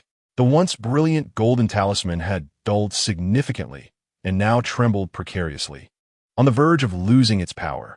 Help! Young Taoist, save me! Yu Pingyan screamed hoarsely. With the last two impact from the thin monkey and Dazhuang, the ghost talisman finally lost its golden glow and ignited spontaneously. Yu Pingyan scrambled to the corner, covering his head with his hands. On television, Ying Shu was depicted brutally fighting zombies. Meanwhile, the thin monkey and Dazhuang were pummeling Yu Pingyan. The piercing laughter of ghosts and the anguished cries of Yu Pingyan echoed, creating a cacophony. At this moment, Chen Zhen strolled leisurely down the street, still donned in his Taoist robe, his appearance unmistakable, making it easy for Yu Pingyan to locate him. With a satisfied expression, he heard Dazhuang mutter, Boss, I feel I no longer hate Yu Pingyan. This only highlighted how badly Yu Pingyan was faring. Even the ghosts were reluctant to harm him. You foolish elf. The thin monkey slapped Dazhuang on the back of the head. You vented your anger, but the boss's anger remains. All right, right? Dazhuang quickly nodded in agreement. The boss's anger hasn't been avenged yet. After finishing their noodles, Chen Zhen continued his leisurely stroll. By evening, he sat on a bench by the roadside, contemplating what to have for dinner. Suddenly, a piercing screech of brakes interrupted his thoughts. Alexis smoothly halted beside him. Young Taoist, I finally found you. Even before the passenger had fully exited the vehicle, Yu Pingyin's anxious voice rang out. Chen Zhen looked up and nearly burst into laughter. Yu Pingyin approached, limping, looking nothing like a human. His body had ballooned significantly, requiring the driver's assistance to exit the car. With bruises and a swollen face, his mouth was crooked, and he had lost 2 front teeth. It's you, Jusher. Chen Zhen stood up in astonishment, exclaiming, How have you transformed like this? Is my talisman ineffective? Oh, it seems that it has a profound grudge against you, Jusher. Otherwise, it wouldn't be so relentless. I beg you, little Taoist, grant me a chance. I wish to be a good person. Yu Pingyin nearly knelt before Chen Zhen. To save a person is to save them thoroughly. I will assist you this once. Chen Zhen sighed. However, I must first have a meal. That is easily arranged, if the little Taoist does not mind. Allow me to extend my hospitality and take good care of you, Yu Pingyin said as he awkwardly gestured for Chen Zhen to take a seat. At the Baohua Grand Hotel, Yu Pingyin ushered Chen Zhen to the main seat and attentively served him dishes. Clear stewed snow frog, songjiang base, bamboo fungus with liver paste, and yellow braised fish fins. It was evident that Yu Pingyin had spared no expense for this meal. Since I have promised to assist you, I will do my utmost. But you must first honestly disclose the heinous acts you have committed, so that I may devise appropriate countermeasures, Chen Zhen stated while enjoying his meal. Certainly, Yu Pingyin replied, briefly hesitating before revealing his dark past. My family was in dire straits when I was young. My mother always told me that poor children. Chen Zhen abruptly spat out the fish soup, exclaiming, Get to the point. Oh, very well. Yu Pingyin chuckled sheepishly before continuing. I left school in middle school and fell into a life of crime. To earn money, I engaged in all sorts of illicit activities and, after accidentally causing a death, fled to Macau to work as a gambler. Upon hearing this, Chen Zhen clenched his cup tightly, veins bulging on the back of his hand. This Yu Pingyin deserves to die. Just for human trafficking alone, he deserves to die 10 times over. Sensing Chen Zhen's agitation, Yu Pingyin fell silent, cautiously retracting his neck. Continue, Chen Zhen said with a stoic expression. Then I joined the underworld, quickly rising to a small leader due to my ruthlessness. Eventually, I took over a pit after killing a few people, and the former owner sold it to me at a low price, which led to the establishment of Pingyin Coal Mine. No need to elaborate. I can deduce the rest, Chen Zhen interrupted. During the operation of Pingyin Coal Mine, you must have committed numerous misdeeds, right? Yu Pingyin nodded sheepishly. I can help you resolve these karmic debts, but it will cost me some of my own virtue. Chen Zhen frowned. I earn merit with great difficulty. Rest assured, little Taoist, I will not let you toil in vain. I will pay. Yu Pingyin vowed earnestly. As Taoists, we are considered ascetics. We do not discuss money, only fate. What fate does the little Taoist require? 2 million yuan. Cash. Yu Pingyin was taken aback. Speechless for a moment, Chen Zhen remained composed as a teacup floated towards him, hovering at his lips. 2 million it is. Thank you, little Taoist. Yu Pingyin gritted his teeth in response.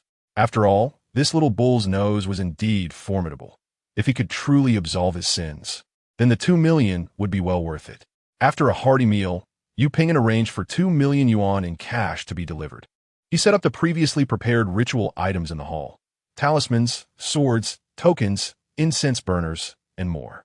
In front of Yu Pingyin, Chen Zhen began the ritual. Fortunately, he had mastered the He Tu Luo Shu. Otherwise, he might have been exposed. Yu Pingyin nodded in approval, utterly astonished by the wind invocation and fireless burning talismans. This young Taoist, despite his age, performed the ritual with remarkable skill, far surpassing any Taoist or monk he had encountered before. While pretending to perform the ritual, Chen Zhen took a disaster-attracting talisman from the exchange shop, affixed it to Yu Pingyin's back, and ignited it with blue flames. The talisman turned to ashes, but its effects remained on Yu Pingyin. The first-grade disaster-attracting talisman was unlikely to be countered by any ordinary Taoist or monk. if Yu Pingyan could survive beyond 7 days. It would be considered a fortunate demise. Due to Yu Pingyan's strong insistence, Chen Zhen stayed the night at the villa. That night was indeed peaceful. No spirits came knocking. The following day at noon, Yu Pingyan cheerfully saw Chen Zhen off. After descending from Yu Pingyan's vehicle, Chen Zhen casually donated the 2 million yuan. That money was ill-gotten gains from Yu Pingyan. He dared not spend it, fearing karmic repercussions. Without delay, he made his way to the Zijintai community. The familiar villa still had lights on, indicating that Bai Jie was not yet asleep. Chen Zhen quietly entered the villa and found Bai Jie seated, engrossed in a book. The graceful curve of her waist left Chen Zhen parched. He embraced Bai Jie from behind and gently inquired, "Sister, has Tong Tong fallen asleep?" Chapter 36, Boldly Chop Away. After a passionate encounter, Bai Jie leaned against Chen Zhen, tracing the contours of his muscles with her fingers, expressing her longing. "By the way, I almost forgot. The story you asked me to inquire about has news." Bai Jie suddenly became serious. "So soon? You truly are reliable." Chen Zhen leaned down to plant a kiss on her forehead. "Of course, who do you think I'm working for?" Bai Jie giggled shyly. "How about you remove that? Oh, you are incorrigible." Bai Jie playfully pinched Chen Zhen's stomach, but refrained from applying too much pressure. The store is located on Fawning Street. It's a 2-story small building with a storefront on the first floor and living space on the second, and it's relatively close to your school. I just wonder if you'll be satisfied. When you have time, I can take you to have a look." Bai Jie said as she leaned her head back on Chen Zhen's shoulder. "I trust you to handle it. Sister, have you discussed the price? Has anyone died there? Is a haunted house?" Chen Zhen's interest peaked. On one hand, the price of a haunted house is significantly lower than that of a regular property. On the other hand, it presented an opportunity to earn ghost currency and experience. "Let us go tomorrow afternoon. I don't have classes then. We'll check it out," Chen Zhen said, his hands becoming restless again. Bai Jie responded with a mix of invitation and shyness, preparing for a playful exchange. The next day, Chen Zhen drove his Maybach to school. Since it was no longer a secret, he decided to be forthright. Even if it were a dog driving, there would likely be girls willing to consider a date with a dog. However, Chen Zhen did not see Chu all morning. He called, but there was no answer. She was probably off on a family mission again. Chen Zhen did not dwell on it. After all, with Chu Yu's status as a celestial maiden from the Chu family and her connections in the Northeast, along with her mentor Lu Xianshi, she should be safe enough. After morning classes, Chen Zhen drove directly to Bai Jie's company. They had a light lunch before heading to Fawning Street. Ultimately, the Maybach parked in front of a quaint wooden structure. The owner, an elderly man surnamed Zhang, had been waiting outside. Old Zhang appeared unwell, wearing a thick coat on a hot day. Clearly, the market for this small building was not thriving. Otherwise, he wouldn't be so eager to sell. After exiting the vehicle, Chen Zhen shook hands with old Zhang and then surveyed the building. Dark, ominous energy swirled around, indicating that this was no ordinary haunted house. At the very least, a household registration book had to have perished here. "The feng shui of this house is rather poor," Chen Zhen remarked, frowning deeply.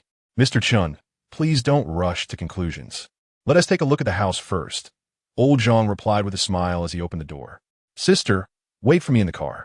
The energy here is too heavy for you to enter," Chen Zhen advised in a low voice. Women's yang energy is inherently weaker, and entering such a place recklessly could lead to being afflicted by negative energy, resulting in anything from a simple cold to severe illness. Chen Zhen followed old Zhang into the house. A dense aura of malevolence enveloped the air, causing the vigorous Chen Zhen to shudder involuntarily. He finally understood why old Zhang donned such thick layers.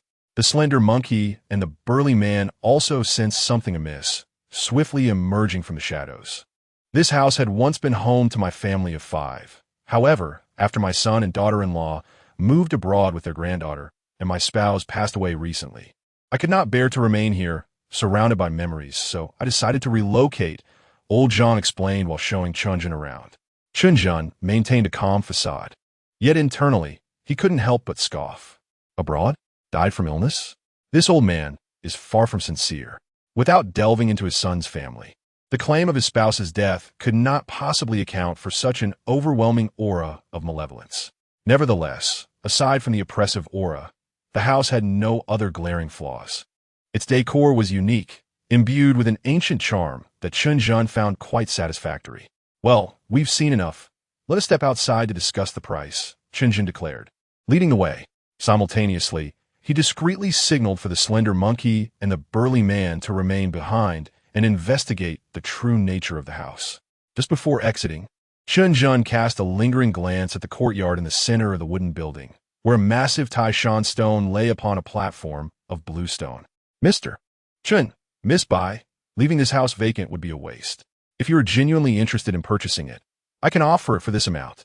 Old Zhang gestured a peace sign. To be frank, in a location like Furong Street, near the university, acquiring such a dual-purpose commercial and residential building for 2 million is indeed a bargain. For those who had not investigated thoroughly, they might have unknowingly become victims of a scam. Miss Bai was about to negotiate the price when she noticed Chen Zhen shaking his head with a smile. "Mr. Zhang, we do not want this house," Chen Zhen asserted as he took hold of Bai Jia and moved toward the car. Old Zhang, sensing the urgency, hurried after them. Hey, don't rush off. At least let us negotiate." His expression shifted rapidly, finally grabbing Chen Zhen's arm. "Mr. Chen, why not give it a try? How will you know unless you negotiate? Go ahead. Feel free to bargain. I can go as low as 500,000. This left Chen Zhen utterly astonished. Was this old man truly so accommodating?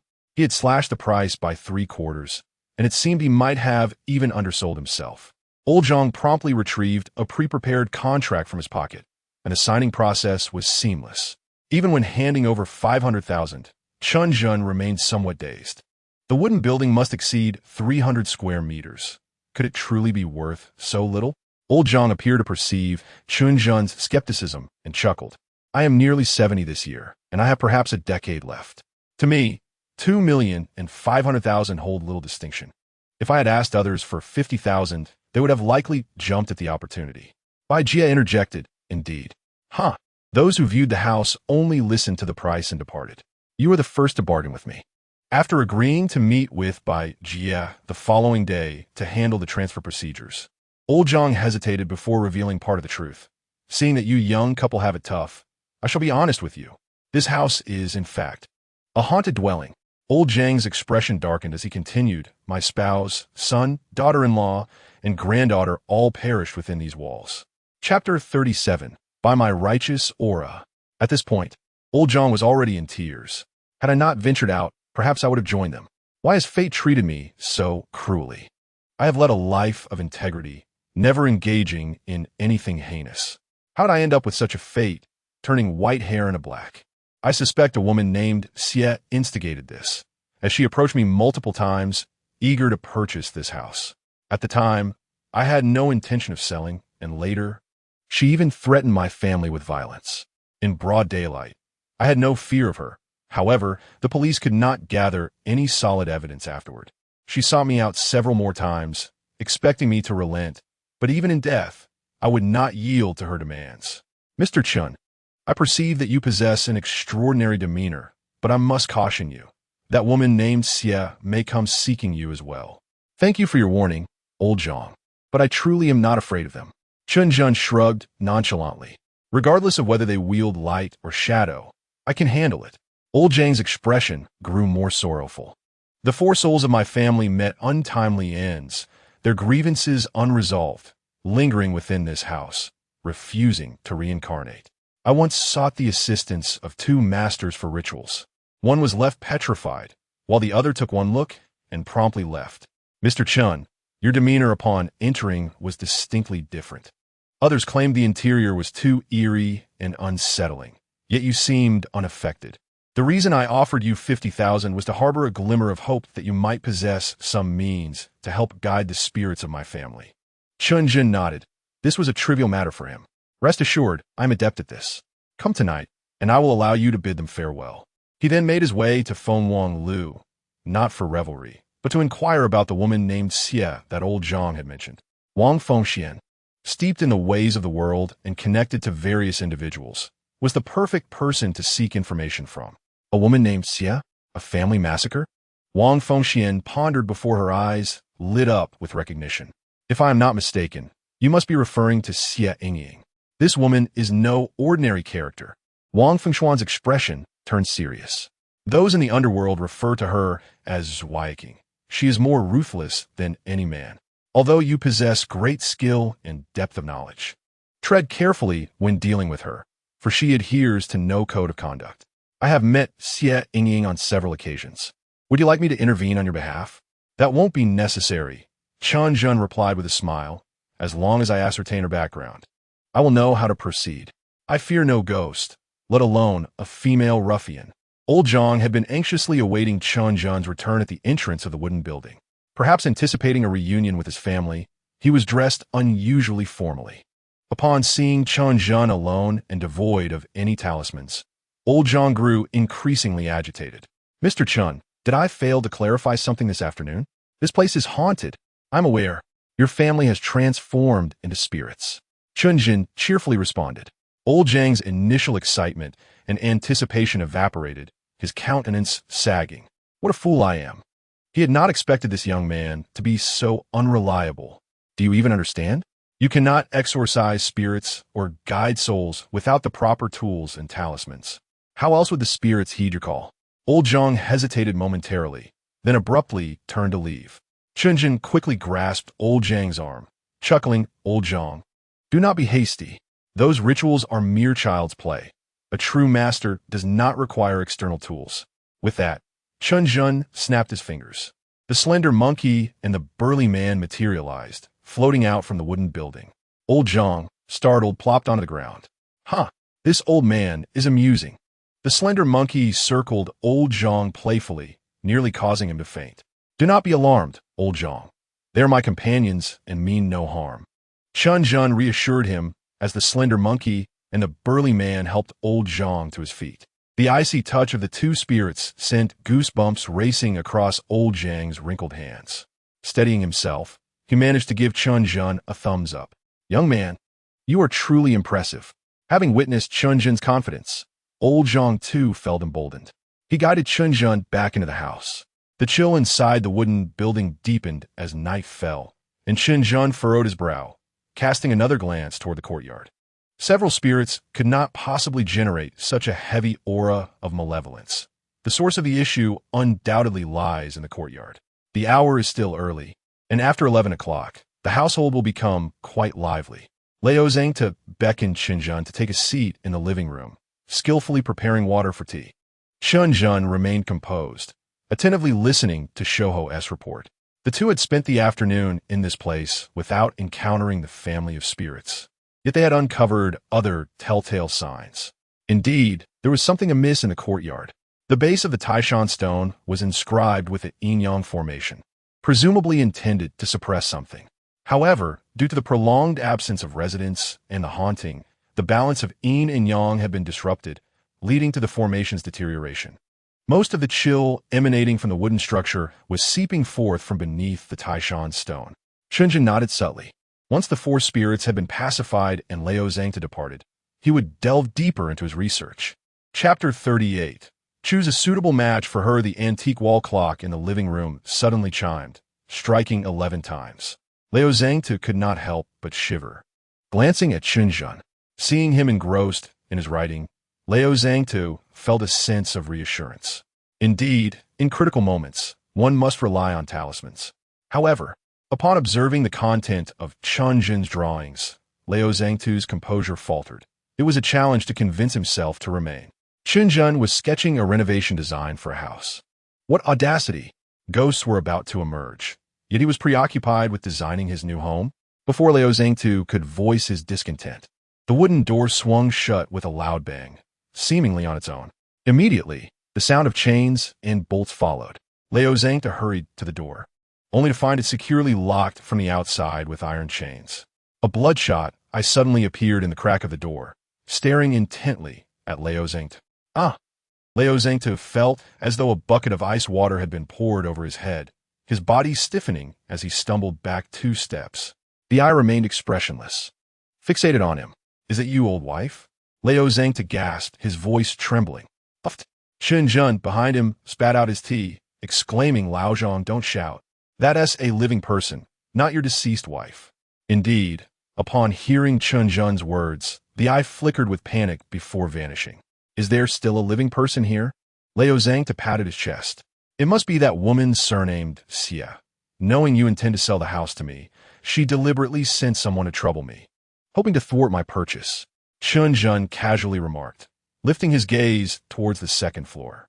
Before Liu Zhang could respond, the lights in the living room began to flicker erratically, the temperature plummeting, and thick fog began to envelop the space. Zzz. After flickering several times, the living room lights extinguished completely, plunging the wooden house into darkness and mist. Despite the cold, beads of sweat began to form on Liu Zhang's forehead. Bang, bang, bang. A dull, thudding sound echoed from the second floor, as though someone was pounding heavy objects against the floor. Fear and sorrow intertwined within Liu Zhang's heart. Those spirits had once been his closest loved ones. Chen Zhen furrowed his brow, forcefully slamming his teacup onto the table, shouting towards the second floor, "Stop banging. It's terrifying." Miraculously, the knocking ceased. Liu Zhang stared at Chen Zhen, speechless for a moment. "You don't seem the least bit frightened." In response, an even more frantic series of knocks erupted like a downpour, accompanied by faint wails. "Am I giving you face?" Chen Zhen retorted angrily, slamming the table before making his way upstairs. Liu Zhang hurriedly followed. He dared not remain below alone. The knocking emanated from a bedroom on the second floor, and Chen Zhen swiftly kicked open the door. The room was sparsely furnished, likely the quarters of Liu Zhang and his wife. A ghostly old woman with disheveled white hair sat slumped on the floor, repeatedly banging her head against the ground. "It hurts so much, my throat hurts, my stomach hurts, it hurts so much." The ghostly woman wailed, her voice laced with resentment. Liu Zhang felt every hair on his body stand on end. Noticing someone had entered, the ghostly woman halted her actions, slowly lifting her head to reveal a half-twisted face. The hair on her forehead was stained red with blood, and her skull was grotesquely caved in, her pale visage inexplicably adorned with a sinister smile. With a sudden scream, the ghostly woman crawled towards Chen Zhen with both hands and feet. "Is it you, a wife? How have you transformed into this?" Liu Zhang cried as he entered the room, tears streaming down his face. The overwhelming sorrow eclipsed his fear, and he staggered forward, yearning to approach the ghostly figure. Sensing the gravity of the situation, Chen Zhen decisively invoked the in ghostly hand. The ghostly woman was pulled uncontrollably towards Chen Zhen, her limbs leaving behind 4 streaks of crimson on the floor. "I will kill you. I will kill you. Return my son. Return my granddaughter." The ghostly woman, grasped by Chen Zhen around her neck, continued to scream frantically. Lao Zhan stood nearby, trembling as he extended a hand, desperate to touch his wife, yet hesitating. "It's all my fault, all my fault." Ultimately, Liu Zhang lunged towards his wife, weeping uncontrollably. The ghostly woman, firmly restrained by Chen Zhen, gradually transformed her malevolent gaze into one of confusion. "Old man," the ghostly woman called out in a stilted tone, subsequently turning her face away. "Don't look at me, I'm ugly." Despite being over 70, Liu Zhang cried like a child, struggling to catch his breath. "All right, I will send her to be reincarnated as soon as possible." Chen Zhen gently shook his head, assisting Liu Zhang to his feet. Given his age, Liu Zhang was ill-suited for prolonged contact with spirits. "Mr. Chen, I no longer want the 500,000. Please help her find a good family," Liu Zhang implored. With a heavy sigh, Liu Zhang wiped his eyes and took one last glance at the ghostly woman before releasing Chen Zhen's hand. "Once she crosses over, she must obey the arrangements. Mentioning my name may be of little use." Chen Zhen chanted incantations while urging the Qingyan to purify the ghostly woman. "Ding! Congratulations, host. You have successfully purified 1 vengeful ghost, receiving 100 ghost coins. Proficiency in Wyoming ghostly hand has increased. Current proficiency, 3,810 10,000. The rewards from a vengeful ghost were rather meager. Chen Zhen slightly pouted, wondering if further surprises awaited. After tidying the room, Chen Zhen led Liu Zhang to continue their exploration of the second floor. Following Liu Zhang's guidance, they arrived at his son and daughter-in-law's bedroom. This room was significantly more spacious and elegantly furnished, complete with a sofa, coffee table, television, and various appliances.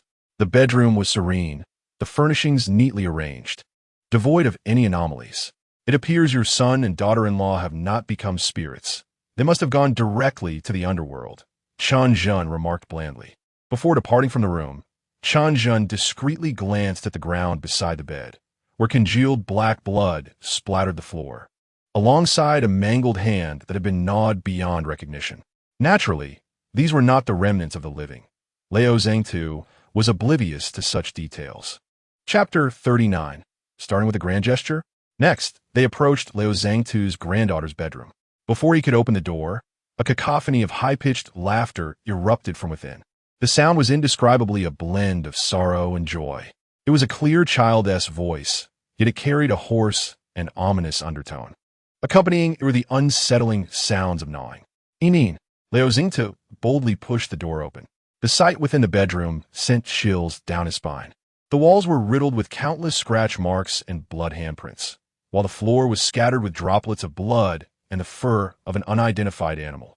A little girl clad in a white dress squats on the ground, her hands and mouth engaged in a desperate struggle as she tears apart a calico cat. The dried black blood and vibrant red blood have already soaked through her chest.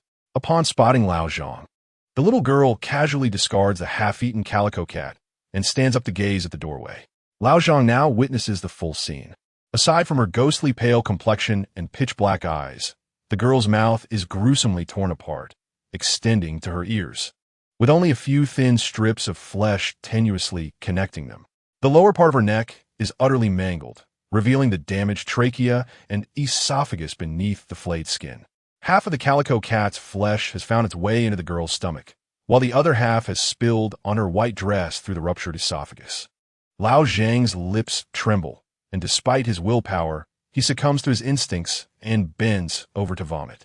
Observing Lao Zhang's reaction, the little girl appears quite pleased, grinning widely, revealing a mouth full of tiny sharp teeth. While her smile might seem delightful, it is rather disconcerting. Chen Zhen strides in with an air of nonchalance. Upon seeing the little girl, Chen Zhen feels a surge of joy. She is indeed a fierce spirit. It is likely that her elevation to this state is due to consuming the vengeful spirits of her parents. The famished little spirit calls out plaintively, her feet lifting off the ground as she lunges towards Lao Zhang. In comparison to Chen Zhen's robust vitality, Lao Zhang exudes a much weaker aura, making him an easier target. Just as the little spirit's claws are about to reach Lao Zhang, she discovers a large hand swooping down from the air. The speed is such that an afterimage appears. With a resounding slap, Chen Zhen seems to momentarily daze the little spirit. Rising again, she covers her face with her hands, standing still in shock. To start with a slap? Does he understand the psychological trauma this inflicts on a 6-year-old spirit? After all, she is a fierce spirit. At least some modicum of respect would be appreciated. If she wishes to avoid further punishment, she should come over obediently. He will grant her rebirth. Chen Zhen stands with his hands clasped behind his back, coldly observing the little spirit. The little spirit raises her claws in a threatening manner, baring her sharp teeth as she stands defiantly against Chen Zhen, or at least she believes she is confronting him. Lao Zhang, do you have anything to say to your granddaughter? Chen Zhen turns to Lao Zhang. Inin, my dear granddaughter, do you not recognize your grandfather? Lao Zhang struggles to overcome his discomfort, managing a loving smile. The little spirit glances at Lao Zhang, her eyes reflecting nothing but resentment towards the living, devoid of any other emotion. Mr. Chen, please wait a moment. Lao Zhang suddenly recalls something and begins rummaging through his pockets. Soon, he produces a wind-up little frog. After casting one last deep look at his granddaughter, Lao Zhang places the little frog on the ground. The little frog begins to hop forward. Lao Zhang, trembling his lips, hums a nursery rhyme. The little frog goes ribbit, ribbit, with big eyes but no tail, ribbit, ribbit, ribbit, ribbit. It has no father or mother, all alone at home. By the end of the song, Lao Zhang is already in tears. The little spirit gazes blankly at the hopping toy frog. This was her favorite little toy, the one she loved hearing her grandfather sing about. In the next moment, she drops her claws and hoarsely begins to hum along with Lao Zhang. The world outside is so vast. The little tadpole is also searching for its mother. Noticing her granddaughter's response, Lao Zhang kneels before her. Inin, forgive your grandfather. I could not protect you, nor could I avenge you and your parents. In the next life, please do not encounter a useless grandfather like me again. The little spirit tilts her head in confusion, a single tear rolling down her cheek and shattering upon hitting the ground. Grandfather, it is so cold here. Yinyin is so hungry. Yinyin cries as she rushes towards Lao Zhang, but halts midway. Grandfather, I cannot touch you now. Yinyin is a spirit. She is a fierce spirit, filled with too much malice, and she fears being too close to the living, lest she lose control of her desire to devour them. Chen Zhen explains from the side. Upon hearing this, Lao Zhang, without any hesitation, steps forward and embraces his granddaughter. I, Lao Zhang, have lived over 70 years.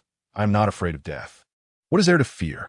Feeling his granddaughter's icy breath, Lao Zhang shudders but holds her tightly nonetheless. Yinyin leans against Lao Zhang, her shoulders trembling incessantly. Grandfather, Yinyin feels so uncomfortable. Gradually, the trembling of Yinyin's shoulders diminishes, yet the malevolent energy within her begins to surge once more. This is not good. She is losing control. Chen Zhen hastily tightens his grip around Yinyin's neck with his ghostly hand. Lao Zhang notices his granddaughter's distress.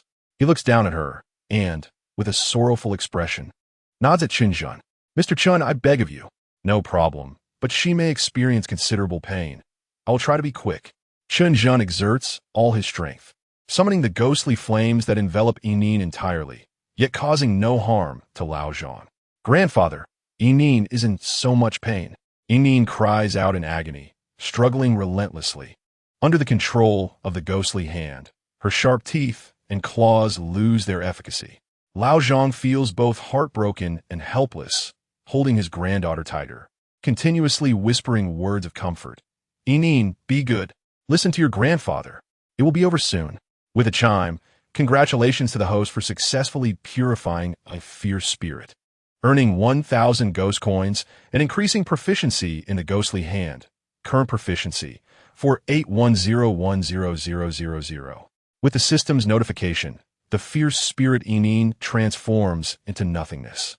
The malevolent energy that pervaded the wooden building dissipates completely, though the chilling aura remains largely unchanged. Chen Zhen helps the dazed Lao Zhang to his feet. Smirking, let's head downstairs. There is still a living person down there, and you can vent your frustrations on him. In Chapter 40, The Exorcism Talisman. Upon hearing Chen Zhen mention the living person downstairs, Lao Zhang's previously dim eyes suddenly sparked to life. At his advanced age, he had lost all hope of revenge. However, with Chen Zhen present, the situation is different. He has witnessed firsthand that even spirits fear this young man. Lao Zhang's eyes blaze with fury as he clenches his fists and descends the stairs with Chen Zhen. The front door remains locked with chains. Lao Zhang retrieves a long stick, intending to force the door open, but Chen Zhen intervenes. This small building is his property. If the door is damaged, he will have to pay for repairs, and it is not worth it to break it for a mere minion. Chen Zhen raises an eyebrow at the Zhuang, who grins wickedly and floats out. In less than half a minute, the sound of chains scraping against the door echoes, and a gaunt young man with a pointed face opens the door. What have you done? Why can't I control my body? The young man's eyes are filled with terror and panic, yet his legs march towards Chen Zhen against his will. Did Xie Yingying send you? Chen Zhen asks playfully. Who is Xie Yingying? I don't even know the big sister. The young man responds, raising his hand to slap himself. Were you the one who poisoned here? Chen Zhen continues to inquire. I don't know, smack. This time, the young man is interrupted before he can finish his sentence, having slapped himself again. You know dark arts. Smack. The big sister 1T let you go. Smack. Smack. Smack. Lao Zhang stands frozen in shock, witnessing such an unconventional method of interrogation. Chen Zhen has only asked 2 questions, yet the young man's face is nearly swollen to that of a pig's head. In a moment of desperation, the young man seizes a pen and points it at his own eyes. Am I going to poke my own eyes out? This is far more intimidating than facing a knife. The young man trembles, beads of sweat streaming down his face, yet he stubbornly keeps his lips tightly sealed. I will count to 3. Chen Zhen's tone remains unchanged, as if he is merely engaged in a trivial task. The young man watched helplessly as the pen tip grew increasingly distant from his eyes. This did not signify his safety, Rather, it was a calculated maneuver to ensure the pen tip penetrated smoothly, allowing for ample acceleration. I will say anything. The young man finally shattered under the pressure. Had it not been for de Zhuang's possession, he might have collapsed entirely. It was the big sister who had sent him, instructing him to take advantage of the haunting to add fuel to the fire, to administer poison to the family of that old man, Lao Zhang. However, the big sister's original intention was to use a laxative, causing them a bit of trouble to make them realize they were not to be trifled with, facilitating her acquisition of the estate. Unfortunately, the underlings misinterpreted her orders, administering a lethal poison instead, which left Lao Zhang utterly uncooperative. Who was responsible for this? Where is he now? Chen Zhen pressed on. It was Jiang Baoge, but due to his failure, he has already lost an arm and been expelled from the gang. Killing a family of 4 and merely losing an arm is the extent of the punishment? Chen Zhen raised an eyebrow, his voice icy. The young man moved his lips, ultimately hesitating to say more. Old Zhang, avenge your grudges. Give him what he deserves. Chen Zhen waved his hand, and the young man, now uncontrollable, knelt before Lao Zhang. Lao Zhang cared not whether he was the instigator. Anyone associated with Xie Yingying deserved death. Rolling up his sleeves, he seized a wooden stick, unleashing a relentless assault that lasted over an hour, only pausing when he had splintered the thick stick and was gasping for breath. In stark contrast, the young man lay battered and bruised, every inch of him marred. His right leg was even broken, the stark white of the bone jutting out grotesquely from his thigh. De Zhuang continued to manipulate the young man, dragging him away with his twisted leg.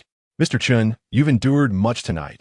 I will return the 500,000 from the house purchase. Lao Zhang exclaimed.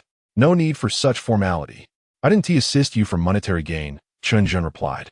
Mr. Chen, I am eternally grateful. I hope to repay your kindness in the next life. Lao Zhang knelt before Chen Zhen, attempting to bow his head, but was forcefully lifted by Chen Zhen, who could only sigh in resignation. After sending Lao Zhang away, Chen Zhen finally approached the courtyard, standing before the towering Taishan stone. The massive stone, towering over a person, exuded a serene aura, its alternating hues of blue and white subtly revealing its weighty presence. Upon closer inspection with his observation technique, Chen Zhen noticed tendrils of white cold air emanating from the Taishan stone. Curious, he reached out to touch the coldness, instantly overwhelmed with the sensation of standing amidst a mountain of corpses. Indeed, it was an aura of fierce malevolence. Chen Zhen's curiosity piqued. What could be sealed beneath it? Did Xie Yingying desire this house due to its sealed secrets? Should he move the Taishan stone to take a look?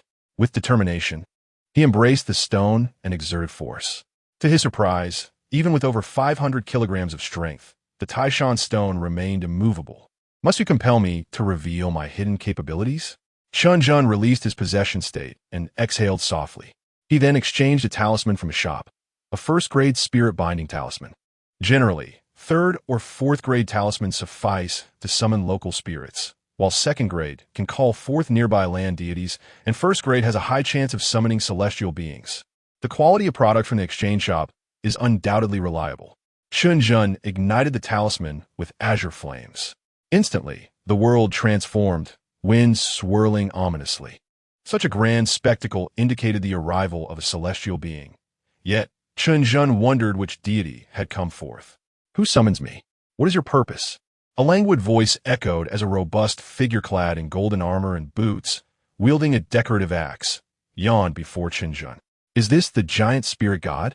Chen Zhen felt quite pleased with the outcome of his summoning. The true giant spirit god was far from the feeble depiction in Journey to the West. He was, after all, a general under the mighty king of heaven, known to have cleaved Mount Hua with his bare hands. A ghostly messenger. I have encountered the revered giant spirit god. Chen Zhen bowed respectfully before the deity, then gestured toward the Taishan stone, politely requesting, Might I trouble you, esteemed deity, to assist in moving this troublesome stone? Are you quite mad? You waste a 1st-grade spirit talisman merely to shift a stone? The giant spirit god scrutinized Chen Zhen with curiosity, sensing the aura of a true, ghostly messenger emanating from him. Is it merely to move the stone? Chen Zhen hesitated. For the time being, that is all I can think of. How long can you stay? esteemed deity. About the duration of a tea break. Chen Zhen mentally noted. 10 minutes was neither long nor short. Would you care to converse for a while? The giant spirit god replied, be a proper human, though internally grumbling. The giant spirit god complied, sitting down patiently, as he was merely a manifestation of divine awareness, bound by the limitations of the talisman's creator. You are in charge. I will follow your lead. Chen Zhen inquired. Have you sensed the cold aura here? The giant spirit god surveyed the surroundings, nodding. This is not mere coldness. It is a lethal aura formed from a fusion of malevolence and hostility. You may feel it. This murderous energy originates from beneath the Taishan stone. I suspect it seals a beast's essence, that of the ferocious golden-eyed tiger. The giant spirit god casually interrupted Chen Zhen. It has about 400 to 500 years of cultivation. Chen Zhen remained outwardly composed, though internally elated at the prospect of a beast's essence of such age. I shall commence my task. The giant spirit god rumbled, rising and, with a slight exertion, lifted the Taishan stone aside. He then unleashed a series of punches against the ground. Boom! The earth trembled violently, revealing a fissure beneath the giant spirit god's strikes. More of the murderous aura seeped from the crack, causing frost to form around the edges. The giant spirit god continued to strike until the seal was completely shattered. The beast's essence lies below. My time is up. I must take my leave. As his words faded, the giant spirit god's form began to dissipate. Chen Zhen waved goodbye to the fading figure. Safe travels, esteemed deity. I will seek your assistance again. The service of the giant spirit god had proven remarkably thorough. Not only did he move the stone, but he also shattered the seal. As Chen Zhen watched, the dissipating image of the giant spirit god stumbled momentarily. Take your time. Don't be too hasty. Chen Zhen chuckled, then reached into the newly formed crack to retrieve a small, square box, eagerly opening it. Inside lay a golden orb, radiating a dazzling light, accompanied by an enticing aroma reminiscent of both savory meat and sweet fruit, a scent that stirred one's appetite. According to the records of the divine and the spectral, the most efficient way to absorb a beast's essence was to consume it directly. Without hesitation, Chen Zhen grasped the orb and swallowed it whole. It felt akin to ingesting a block of eternal ice, as he instantly lost all sensation in his body. Gradually, a white frost began to spread from his heart, enveloping him entirely. Within moments, Chen Zhen had transformed into a humanoid ice block, feeling his bodily functions rapidly diminish. Panic surged within him. Damn it, I was careless. The text did not mention such severe side effects. At that moment, the ancient character for Mu on Chen Zhen's back flickered, and Shen Muqing appeared with a radiant smile. Ha ha ha, little brother, are you so playful? You actually turned yourself into an ice lump? Shen Muqing circled around Chen Bingchuo, leisurely sniffing the air. Is it the scent of a beast, Dan? You wouldn't have eaten it directly, would you? 6. With over 400 years of cultivation, do you really think you could digest it all at once? At the very least, you should consume it in 4 portions. Shen Muqing tapped Chen Zhen's forehead in annoyance. Though the same eerie, ghostly energy emanated from her, it brought Chen Zhen an inexplicable comfort. That ghostly essence coursed through Chen Zhen's meridians, swiftly aiding him in digesting the energy from the beast Dan. As his bodily sensations gradually returned, a pained expression began to surface on Chen Zhen's face. The energy of the beast Dan was overwhelmingly potent, relentlessly surging against his acupoints. Only when the energy was completely absorbed did Chen Zhen's breath finally stabilize. Not bad, little brother. You should be starting to form your Dan now, right? Shen Muqing asked with a smile. Chen Zhen concentrated and indeed sensed a golden irregular sphere had formed at his dantian. Early stage of Jin Dan. Chen Zhen felt a sense of disbelief. The vast majority of Taoists spend their entire lives striving for this accomplishment, yet he had achieved it so effortlessly. Ding! Congratulations, host. Your cultivation has reached the Jin Dan stage. You have met the promotion requirements, and your identity as a ghost envoy has been formalized. Your salary has increased to 100 ghost coins per day, and the system exchange store level has been upgraded to intermediate. Ding! The host has now officially become a ghost envoy. Please report to the underworld promptly. After the system notification, Chen Zhen inexplicably found a black token in his hand. The material was similar to ghost coins, inscribed with a red character for ghost in seal script. Little brother? Chen Zhen perched on Chen Zhen's shoulder, noticing he was standing there in a daze, and waved her hand in front of him. You're so aloof, even though we're like an old married couple now. If you truly wish to thank me, that's fine. Little brother, lend me some yang energy, Chen Zhen said as she leaned forward, her lips poised to draw near to his. Their moment of intimacy was abruptly interrupted by an acrid smell. It was two anthropomorphic weasels stealthily intruding. The weasel on the left was animatedly proclaiming, I caught a whiff of the beast dand's fragrance from miles away. Today is our lucky day. Half a beast dand for each of us. It awkwardly tugged at the other weasel. Big brother, what's with you? You've been cultivating for centuries, and you're still afraid of ghosts? No, big brother, look, aren't those a ghost envoy and a ghost immortal kissing? After a brief silence, the other weasel turned its head away, loudly asserting, what ghost immortal or ghost envoy? I'm just blind and can't see a thing. Brother, I'll pretend to be blind out of respect. You take care of yourself. Watch out for being silenced. Chapter 42, The Underground Casino Scram. Chen Zhen and Chen Zhen exclaimed in unison. The two weasels didn't dare to run. They simply lay on the ground and rolled away. The unexpected interruption shattered the previously intimate atmosphere. Both Chen Zhen and Chen Zhen felt an awkwardness, unsure of what to say. A flush spread across Chen Zhen's previously frosty complexion. After the brief awkwardness, Chen Zhen finally found a conversation starter. He raised the token in his hand and asked Zhen, do you recognize what this is? Upon seeing the ghostly token, Chen Zhen's expression shifted noticeably. Little brother, put that away. That's the identity token of a ghost envoy. It exerts a suppressive effect on all ghostly beings. However, the higher the ghost level, the weaker the effect. For instance, I'm a ghost immortal, so seeing that token merely makes me feel uncomfortable. Chen Zhen nodded, and with a thought, the ghost token melded into his body. I still need to visit the underworld.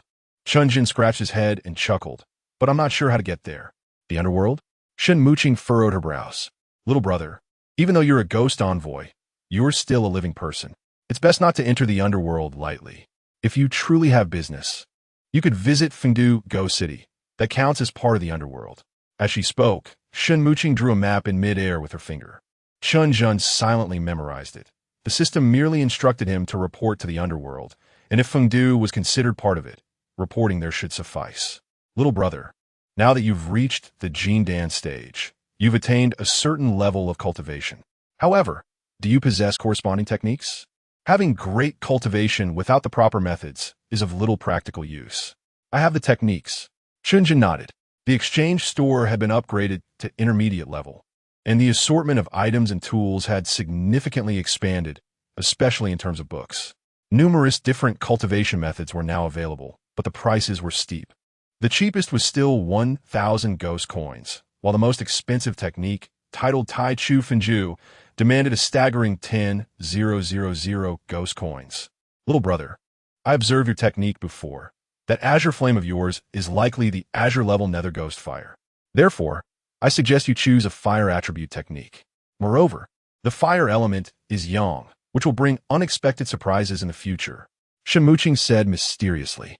It turned out that the azure flame paired with the nether ghost hand was indeed called nether ghost fire, currently at the azure level, with the next levels likely being purple and gold. Tai Chu Fenju, just by its name, was evidently a fire attribute technique. It seemed the system had already planned this out for him. However, he currently possessed only over 4,000 ghost coins, still far from the required 10,000. All right, little brother, I must take my leave. Focus on your cultivation, and I'll come to see you when I have time. Chen Zhen floated into the air and leaned down to peck Chen Zhen on the forehead. It was a fleeting touch, like a dragonfly skimming the surface of water. Unbeknownst to him, Chen Zhen had already grown accustomed to, and even somewhat attached to, this cool and refreshing sensation. The wooden building had now returned to normalcy, and his next step was to proceed with some simple renovations and arrangements as per his desires. The only concern was Xie Yingying. She might still cause trouble. It seemed he needed to resolve that issue first. As dawn approached, Bai Jie was still awake, waiting for Chen Zhen. Brother, you've worked hard. How did it go over there? Bai Jie poured a glass of water for Chen Zhen and gently inquired. All went smoothly. Chen Zhen smiled, stretching lazily as he handed the completed blueprints to Bai Jie, knowing he would need her assistance with the renovations. Don't be so polite with me. Bai Jie shot Chen Zhen a bemused glance. Hee, then I want to hold back. Chen Zhen grinned mischievously and playfully tackled Bai Jie. The next day, guided by the information provided by Wang Fengxian, Chen Zhen arrived at a luxurious hotel called Jindu Hui. This was the lair of the poisonous snake gang, where Xie Yingying operated. Externally, it appeared to be a high-end hotel, but in reality, it was a well-established underground casino masquerading as one. The hotel's entrance was bustling with traffic, indicating a thriving business. Upon entering the lobby, Chen Zhen headed straight to the front desk. I'll go downstairs to play. Boss Wang from Phoenix Tower referred me. This was their secret code. Without a familiar introduction, they would not be accommodated. Soon, Chen Zhen was led by a staff member down to the second underground level. What does it mean to be intoxicated by wealth and to regard money as worthless? In this Jindu Hui, Chen Zhen finally grasped a deeper understanding. A single small chip was valued at 1,000 yuan, equivalent to half a month's expenses for an ordinary family. One bet, and in less than half a minute, it could be gone without a trace. At every gambling table, after each round, the dealer would sweep away hundreds or even thousands of chips. In this place, money has lost its meaning. It barely even qualifies as a number. The middle-aged man in a suit, flushed and fuming, alongside the shrieking elderly woman, the cultured scholar, and the impeccably dressed beast have all become mere lambs awaiting slaughter. The notion of 10 bets resulting in 9 losses is a farce. It is in fact 10 bets yielding 10 losses. This place is uninhabitable. Thankfully, my current mental fortitude is formidable, for had I encountered this before acquiring the system, my values would have undoubtedly shattered here. Chen Zhen approached a nearby gambling table with an impassive demeanor, where fervent bets were being placed. After exchanging a smile and a nod with the attractive dealer, he swiftly overturned the table with one hand. After a brief moment of shock, the dealer reached for a walkie-talkie, her voice rising in a cacophony, prompting several burly uniformed men to approach. However, they stood no chance against Chen Zhen, who effortlessly tossed them aside. Next, he moved to the second, third, and fourth tables, and within 10 minutes, the entire underground level was in disarray. The gamblers screamed and scattered like frightened birds, while a horde of thuggish security personnel surged from the third underground level. These ruffians, fierce and intimidating with their tattoos, indeed struck fear into many. Chen Zhen merely scoffed. To him, they were far less intimidating than those malevolent spirits. Who dares to unleash chaos in the territory of the poison snake gang, courting death? A deep, raspy voice emerged from the back of the crowd, prompting the thugs to part, creating a passageway. An elderly man, stooped and moving slowly, stepped forward. Uncle Xiang. The thugs bowed in unison. Best keep your mouth shut, old man, and let Xie Yingying come out to speak. Chen Zhen replied coldly. You little brat, how dare you? The elder, known as Uncle Xiang, was not to be trifled with, launching into a tirade of expletives. Chen Zhen remained silent, frowning as he snapped his fingers. In an unexpected twist, Uncle Xiang stood upright without expression, then extended his tongue, gripping it with both hands and yanking it out with brutal force. Blood gushed from his mouth like a fountain, yet he remained unfazed, as if the severed tongue were not his own. The surrounding thugs were left utterly stunned. Such ferocity. Truly, experience counts for everything. They marveled. Uncle Xiang's actions were beyond ruthless. He was a force to be reckoned with. Bravo, Uncle Xiang. Some young thugs even began to cheer. But a glance from Chen Zhen silenced them, leaving them shivering in fear. Uncle Xiang, now deflated like a punctured balloon, collapsed to the ground, pointing weakly at Chen Zhen while struggling to make a sound, reduced to incoherent murmurs. It became clear that he was not merely demonstrating ferocity, but had fallen victim to his sinister ploy. An eerie silence enveloped the underground floor, the tension palpable, as everyone wondered who would be next. He's using sorcery. He wields sorcery. A panicked shout erupted from the crowd, triggering a stampede as the thugs fled in terror. Chen Zhen seized one of the fleeing ruffians, inquiring calmly, "Where is Xie Yingying?" The thug, pallid and sweating profusely, stammered, I don't know. Enough. You needn't speak. Chen Zhen attempted to soften his tone, but to the thug's ears, it sounded like a devil's whisper, rendering him unable to stand. Is he going to make me the next Uncle Xiang? The thug thought, trembling. Just lead the way, Chen Zhen insisted. The thug cautiously glanced at Chen Zhen, reassured by his benign smile, and nodded vigorously. In a luxurious, spacious office on the third underground level, Xia Yingying reclined in her chair, resting her eyes. Suddenly, the office door was kicked open with force. Xia Yingying opened her eyes, her gaze sharp as steel. Chen Zhen scrutinized her in return. Her dark green qipao, slit high at the waist, clung to her figure, which, while not overly voluptuous, was above average in both physique and beauty. Chen Zhen scoffed. He had encountered numerous beauties, and Xia Yingying hardly stood out. Some potential, but not much. He thought dismissively, I am Chen Zhen, here to seek justice for old Zhang's family. Whether through diplomacy or force, the choice is yours. Chen Zhen? Xia Yingying appeared taken aback, rising to her feet. So it is you. Chen Zhen was equally astonished. Why did she seem to recognize him? Last time, I was unable to confront you regarding your actions in the loan company. Yet here you are, presenting yourself. Xia Yingying retorted with a cold smirk. Chen Zhen then noticed a shrine on the wall behind her, significantly larger than the one in Dao Ji's office, housing a statue of the ghostly Buddha Lojia. Given her connection to Lojia, it is no wonder she possesses the power to handle her father's mess. Chen Zhen mused. Though Lojia is a ghostly Buddha, he is not as ethereal as the righteous deities. If properly honored, he can indeed get things done. How fortuitous. We shall settle both new and old scores today. Chen Zhen narrowed his eyes.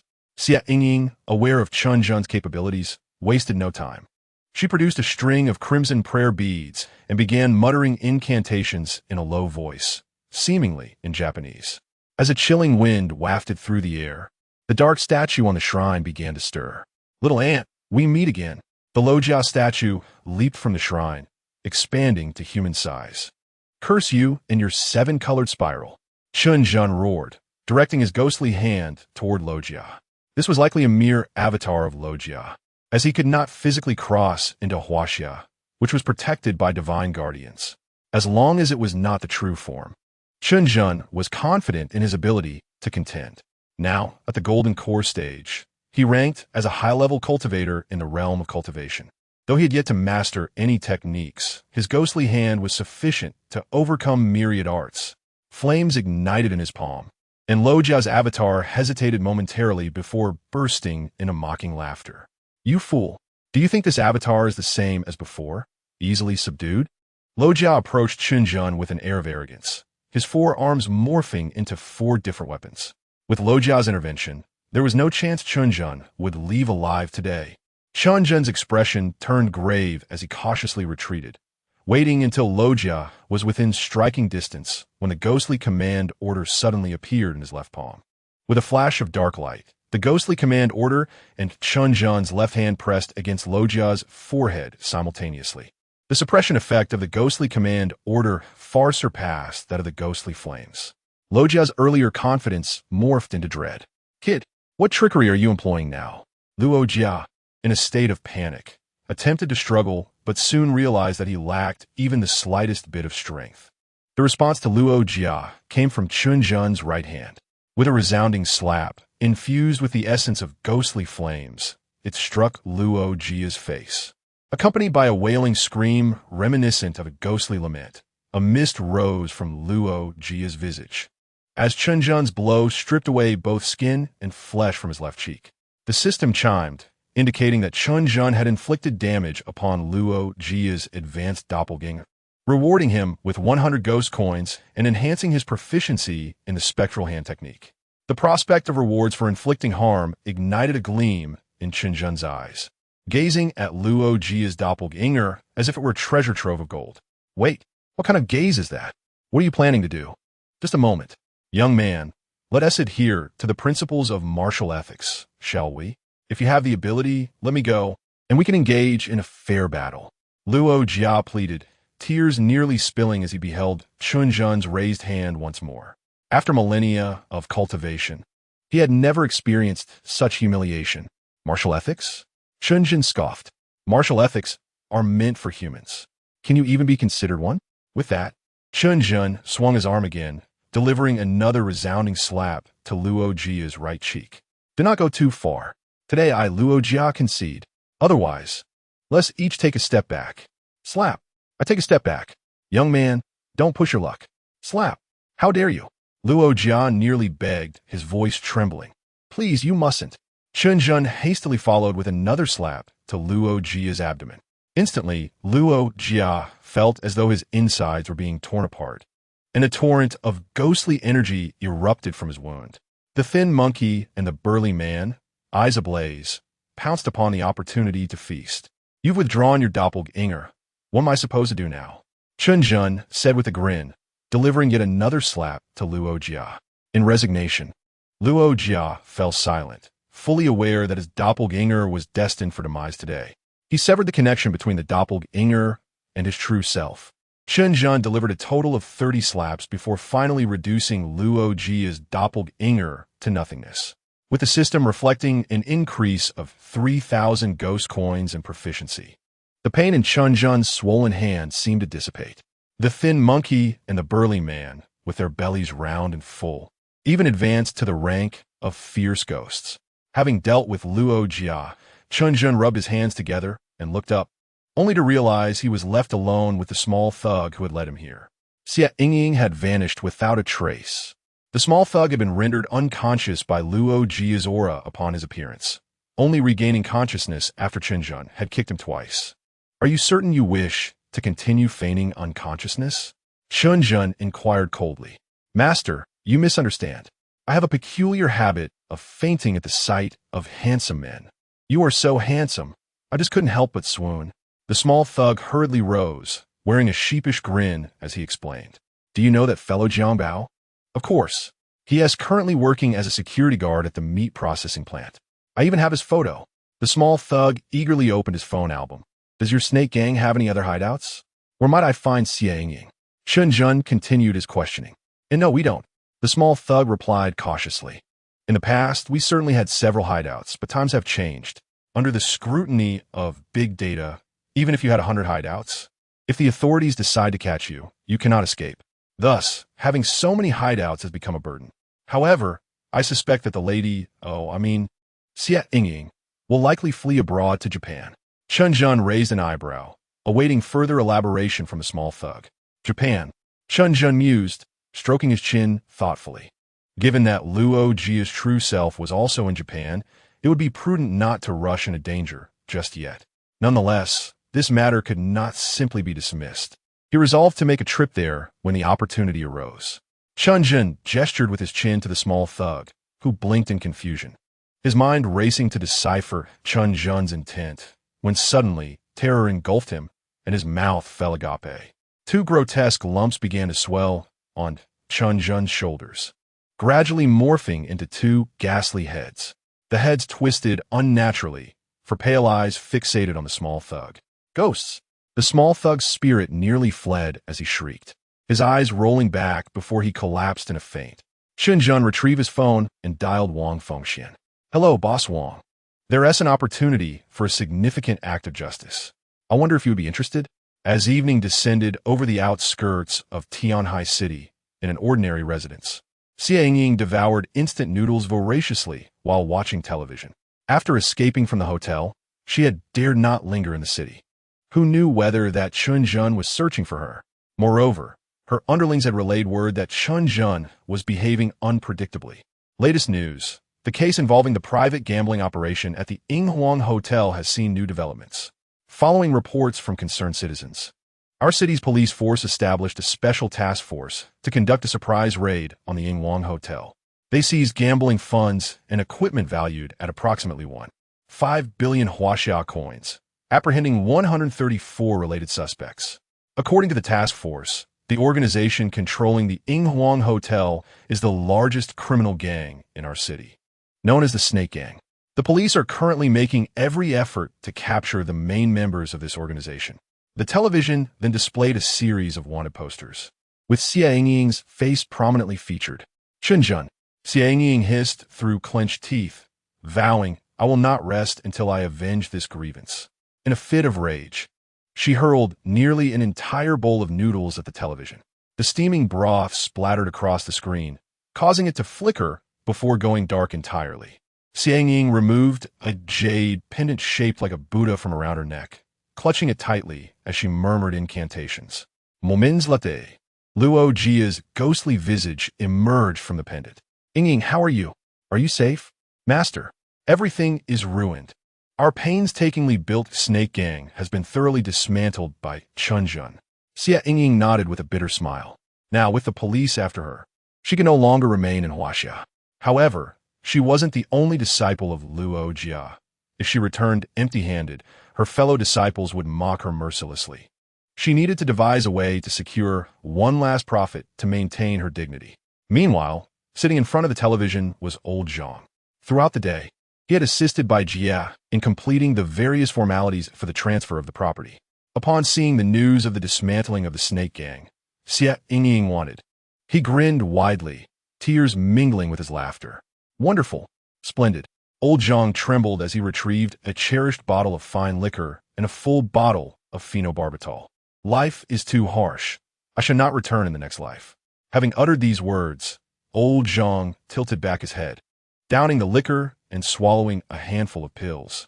As the clock struck midnight at the Tianhai City meat processing factory, Chen Zhen continued his phone call, effortlessly scaling the factory's wall. Allicht Baye understood. If there is anything we can do to assist old Zhang, we will certainly try our best. With a stoic expression, Chen Zhen hung up the call. Old Zhang had taken his own life. Chen Zhen felt a twinge of sorrow, yet recognized that for old Zhang, this was perhaps a form of liberation. During the paperwork earlier that day, Bai Jia had sensed something was off with old Zhang. Although he maintained a smile, he seemed disinterested in everything, responding and signing documents in a mechanical manner. All costs associated with the property transfer had been willingly borne by old Zhang. That evening, Bai Jia grew increasingly uneasy and decided to call old Zhang, only to receive no answer. Concerned, she visited old Zhang's residence, only to discover that he was no longer there. With a long sigh, Chen Zhen made his way toward the production processing workshop. Shouhou and Zhuang had already scouted the location in advance.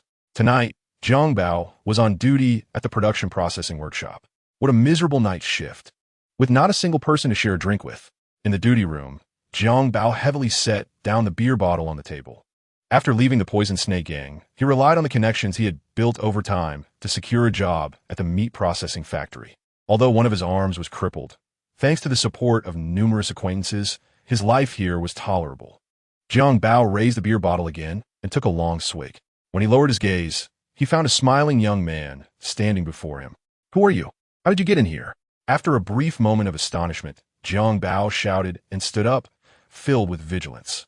Don't be nervous. You won't make it through tonight. Chen Zhen said with a smile as he opened a bottle of beer and poured it onto the floor as a tribute to Lao Zhang. You little bastard. Are you here to scare me? Jiang Bao, known for his ruthless demeanor, hurled the beer bottle at Chen Zhen's forehead.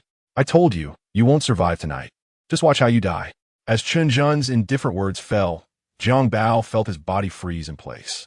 At that moment, even he realized he was up against someone formidable. Which gang do you belong to? I'm usually rough around the edges, but when have I ever offended someone? I hope you can forgive me. Jiang Bao said solemnly. This isn't a matter of whether I can forgive you. The people you need to apologize to are no longer here, Chen Zhen replied as he walked toward the assembly line in the workshop. Jiang Bao followed him, now frantic, beads of sweat pouring down his face. Who was this young man? And what was his true purpose? He feared he was about to meet his end. Jiang Bao tried every means to escape, but ultimately found himself powerless, unable to even move a finger. Chen Zhen strolled casually until he stopped in front of a large chopping machine. After examining it, he seemed satisfied and began fiddling with the machine's controls. Bro, we can discuss this. This machine is no joke. Jiang Bao's expression shifted from anxious to utterly terrified. As the electricity flowed, the chopping machine roared to life. The sound of its blades scraping against one another echoing through the once silent workshop, like the furious howl of hell, filled with endless resentment and rage. It resembled the wails and accusations of the souls of the deceased, causing every bone in Jiang Bao's body to tremble. Do you still remember Lao Zhang from Furong Street? Despite the cacophony of the machine, Chen Zhen's voice was clear in Jiang Bao's ears. His family of 5 asked me to send their regards to you. No, that's not right. There were only 4 of them. Jiang Bao protested weakly, as if omitting one person could lessen his guilt. Enough with the nonsense. I said 5, so it's 5. Chen Zhen waved his hand impatiently. In a shocking turn of events, Jiang Bao climbed onto the machine and thrust one of his legs into the hopper. Blood and flesh flew as a chilling scream erupted from him. Jiang Bao watched helplessly as his right leg was reduced to a pulpy mess. Damn it, Zhuang, stop. This is too disgusting, Chen Zhen exclaimed, visibly unsettled by the scene. The next moment, Jiang Bao leaped into the chopping machine, screaming as he was shredded, ultimately transforming into a gruesome mass of meat paste. After cutting the power, silence returned to the surroundings as Chen Zhen casually used ghost fire to incinerate the remains. Oh, you probably don't know yet, but I'm a ghost messenger. Death here isn't the end, Chen Zhen muttered to himself, extending his right hand and slowly tightening his fingers towards the void. The air shimmered, and a ghost bearing a striking resemblance to Jiang Bao was captured within his palm. Observing the struggling and screaming spirit, Chen Zhen smirked as he tightened his grip. As the ghostly flames burned, Jiang Bao howled even louder. As a ghost messenger, this was Chen Zhen's first attempt at soul capture. Living beings possess 3 souls and 7 spirits. The 3 souls refer to Tai Guang, Shuangling, and Yujing, corresponding to heaven, earth, and humanity, commonly known as the heavenly, earthly, and human souls. The 7 spirits include Shi Go, Fu Shi, Kain, Tun Zhe, Fei Du, Chu Hui, and Chou Fei. When a person dies, the heavenly soul, Tai Guang, dissipates immediately, and ghost messengers typically capture the earthly and human souls. As the ghost fire scorched Jiang Bao, his 7 spirits were purified, leaving only the earthly and human souls behind. At that moment, Jiang Bao's earthly and human souls bubbled and boiled like boiling water, yet they could not escape Chen Zhen's grasp. Next, Chen Zhen pulled a white candle from his pocket and, with his left hand gripping Jiang Bao's earthly and human souls, forcibly pressed them onto the candle's wick. A simple soul lamp was thus created. Under the precise manipulation of the ghost messenger, this soul lamp could burn continuously for 5 days and nights. Representing Lao Zhang's family of 5, Chen Zhen ignited the soul lamp with ghost fire and carefully observed it. Through the pale blue flame, he could see Jiang Bao's face twisted in agony. Not bad, this will do. Chen Zhen nodded in satisfaction as he carried the burning candle to Lao Zhang's shrine. Lao Zhang's shrine was hastily erected, deserted, and lacking even a vigil keeper. Chen Zhen sighed and casually placed the sky lantern on the altar. Lao Zhang, rest easy. I will keep an eye on Xiangying. Chen Zhen bowed deeply at Lao Zhang's altar. Noticing a notification from Chu Yu on his screen, he furrowed his brow. It was evident that she did not call to chat at this hour. Did someone die, father or mother? What instructions does the esteemed Chu de Xiuhua have? Chen Zhen answered the phone with a playful tone. Chen, are you still awake? Chu Yu greeted awkwardly. If you have something to say, just say it, Yuer. There's no need for pleasantries between us, Chen Zhen replied, causing an inexplicable sweetness to fill Chu Yu's heart. She then candidly explained the situation. The incident stemmed from Chen Zhen's prior encounter with Monk Wen Luo at the mass grave, where he had mentioned Emohi Mountain. Wudao Mountain immediately invited various factions to Emohi Mountain, and the Chu family, as the host from the northeast, was naturally included in the invitation. The expedition to Emohi Mountain went smoothly, with the Righteous Alliance advancing steadily, poised to conquer the summit. However, disputes arose over the division of spoils. Wudao Mountain believed they should receive the lion's share as the initiators, while the Chu family felt entitled to more due to their greater contributions on their home turf. The other 3 families also presented their own arguments. Yet, being reputable sects, none wished to tarnish their image by openly quarreling. Consequently, the 5 families reached a consensus to let their younger generations engage in a contest of skills, with the victor entitled to a larger share of resources from Emohi sect. The idea was commendable, but the execution soured. What began as a contest among the younger generation devolved as some families secretly hired skilled practitioners, turning it into a high-stakes battle. Compared to the Buddhist and Taoist families, the Chu family found themselves at a disadvantage in terms of talent. After exhausting their options, the Chu family sought external assistance. Under Lu Xian's guidance, Chu Yu hurriedly called on Chen Zhen for help. Lu Xian's reasoning was straightforward. Chen Zhen was a genuine ghost messenger. With a ghost messenger on board, it was like having the strength of 8. Since you've reached out, I have to go. Chen Zhen shrugged nonchalantly. I excel at making a scene. He added with a mischievous grin, but what's in it for me? Huh? Benefits? Chu Yu was taken aback. The cost of Chen Zhen's involvement was not mentioned by Lu Xian, as she felt it inappropriate to make unilateral decisions. If you don't bring it up, I shall do so myself, Chen Zhen insisted, pressing forward. What? You, Chu Yu, are hesitating, unsure what to say. I desire something of yours, Chen Zhen stated bluntly. Mine? Chu Yu's face flushed crimson against the phone, feeling that this was all happening rather swiftly. Without waiting for Chen Zhen's response, she added, It's not that it can't be done, but you must at least allow me some time to prepare. At that moment, Chen Zhen's eyes lit up unexpectedly. Oh, there's a surprising development. Initially, he merely sought a small gift from Chu Yu, but evidently, she was thinking beyond that. The more the merrier. Wait for me. I'll arrive tomorrow. Chen Zhen chuckled as he ended the call. The following morning, Chen Zhen went to school to request leave from his instructor. By sheer coincidence, he encountered Yu Ji Kuan, whom he had not seen in days. Isn't this young Master Kuan? What a coincidence. Are you here to request leave as well? Did your father or mother pass away? It had been 3 days since Chen Zhen had cast a misfortune spell on Yu Ping'an, and he imagined the man's demise was imminent. What business is it of yours? You filthy loser. Though Yu Ji Kuan was accustomed to being arrogant, he was not without intelligence. Times had changed. Chen Zhen was no longer the sycophant he once looked down upon. Requesting leave in university was relatively straightforward, and naturally, Chen Zhen secured a 5-day leave without difficulty.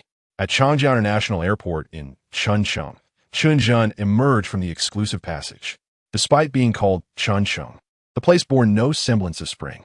The temperatures hovered around a mere 10 degrees in the early morning and evening, yet soared to over 30 by midday. Among the crowd awaiting arrivals, Chu Yu stood elegantly in a white trench coat. I knew you wouldn't bring warm clothing, so I prepared this for you. Upon spotting Chen Zhen, she blushed and immediately handed him a coat. Chen Zhen accepted it without hesitation, draping it over himself. It fit perfectly and matched Chu Yu's as a couple's outfit. As the two walked side by side, their striking looks drew considerable attention. Chen Zhen subtly took hold of Chu Yu's delicate hand. Initially startled, she hesitated for a moment, but then, considering it was only a matter of time, she willingly grasped his hand firmly. Meanwhile, in Mohe Mountain, the already beleaguered Mohe sect failed to mount a substantial defense and was easily overrun by the Righteous Alliance. Over 20 malevolent cultivators, including the sect leader, had met their end. The 5 factions, each with their own ulterior motives, were collectively tallying their spoils. Chu Jizhu, with the remnants of the Mohe sect now eliminated. Shun Ti, we expedite the discussion regarding the allocation of our gains. The leader of the Wu Tuo mountain faction, a stout middle-aged monk, spoke up. Senior Wenshan makes a valid point. Our disciples at the Shunin Temple are eager to engage with all of you esteemed individuals. Interjected Shirkong, the leader of the Shun Yin Temple. As he spoke, a young monk behind him stomped his foot as if to emphasize his point, causing a cacophony that startled nearby birds. TCH, the bald monk from the Buddhist sect, is at it again, muttered the Xianji Zi from the Lingbao sect, scoffing in disdain. The atmosphere was calm among the Luo Fu Mountain faction, where Qing Feng Zhenrun remained composed, meditating with his eyes closed. A handsome young man beside the head of the Chu family furrowed his brow. While his cousin was considered a standout within the realm of Xian, he paled in comparison to the likes of the Buddhist and Taoist sections. Unaware of his own limitations, this cousin carried an air of arrogance, as if he were the pinnacle of youth in Huaxia. How about this? When Shan suggested with a grin, stroking his bald head for the spoils from this purge. We at Wu Tuo Mountain only require the 300-year-old Zhang Huang Jing. If we can obtain that, we shall withdraw immediately. Absolutely not. The other factions voiced their staunch refusal in unison. The 300-year-old Zhang Huang Jing was a treasure of immense value, the most significant find of this operation. Chaos ensued as arguments erupted. Even Qing Feng Zhenrun, who had remained aloof, furrowed his brow slightly. Is the 300-year-old Zhang Huang Jing truly that precious? A sudden cold voice interrupted the bickering. Chen Zhen strolled over, hand in hand with Chu Yu, and, as if performing a magic trick, produced a Zhang Huang Jing, offering it to her. You take this. We'll simmer it in chicken soup for dinner.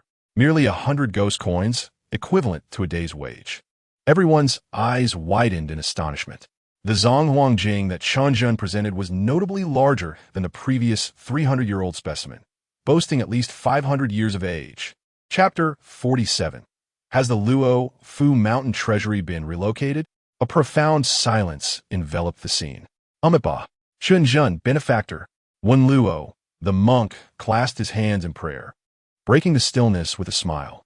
Chen Zhen acknowledged him with a nod, a silent greeting.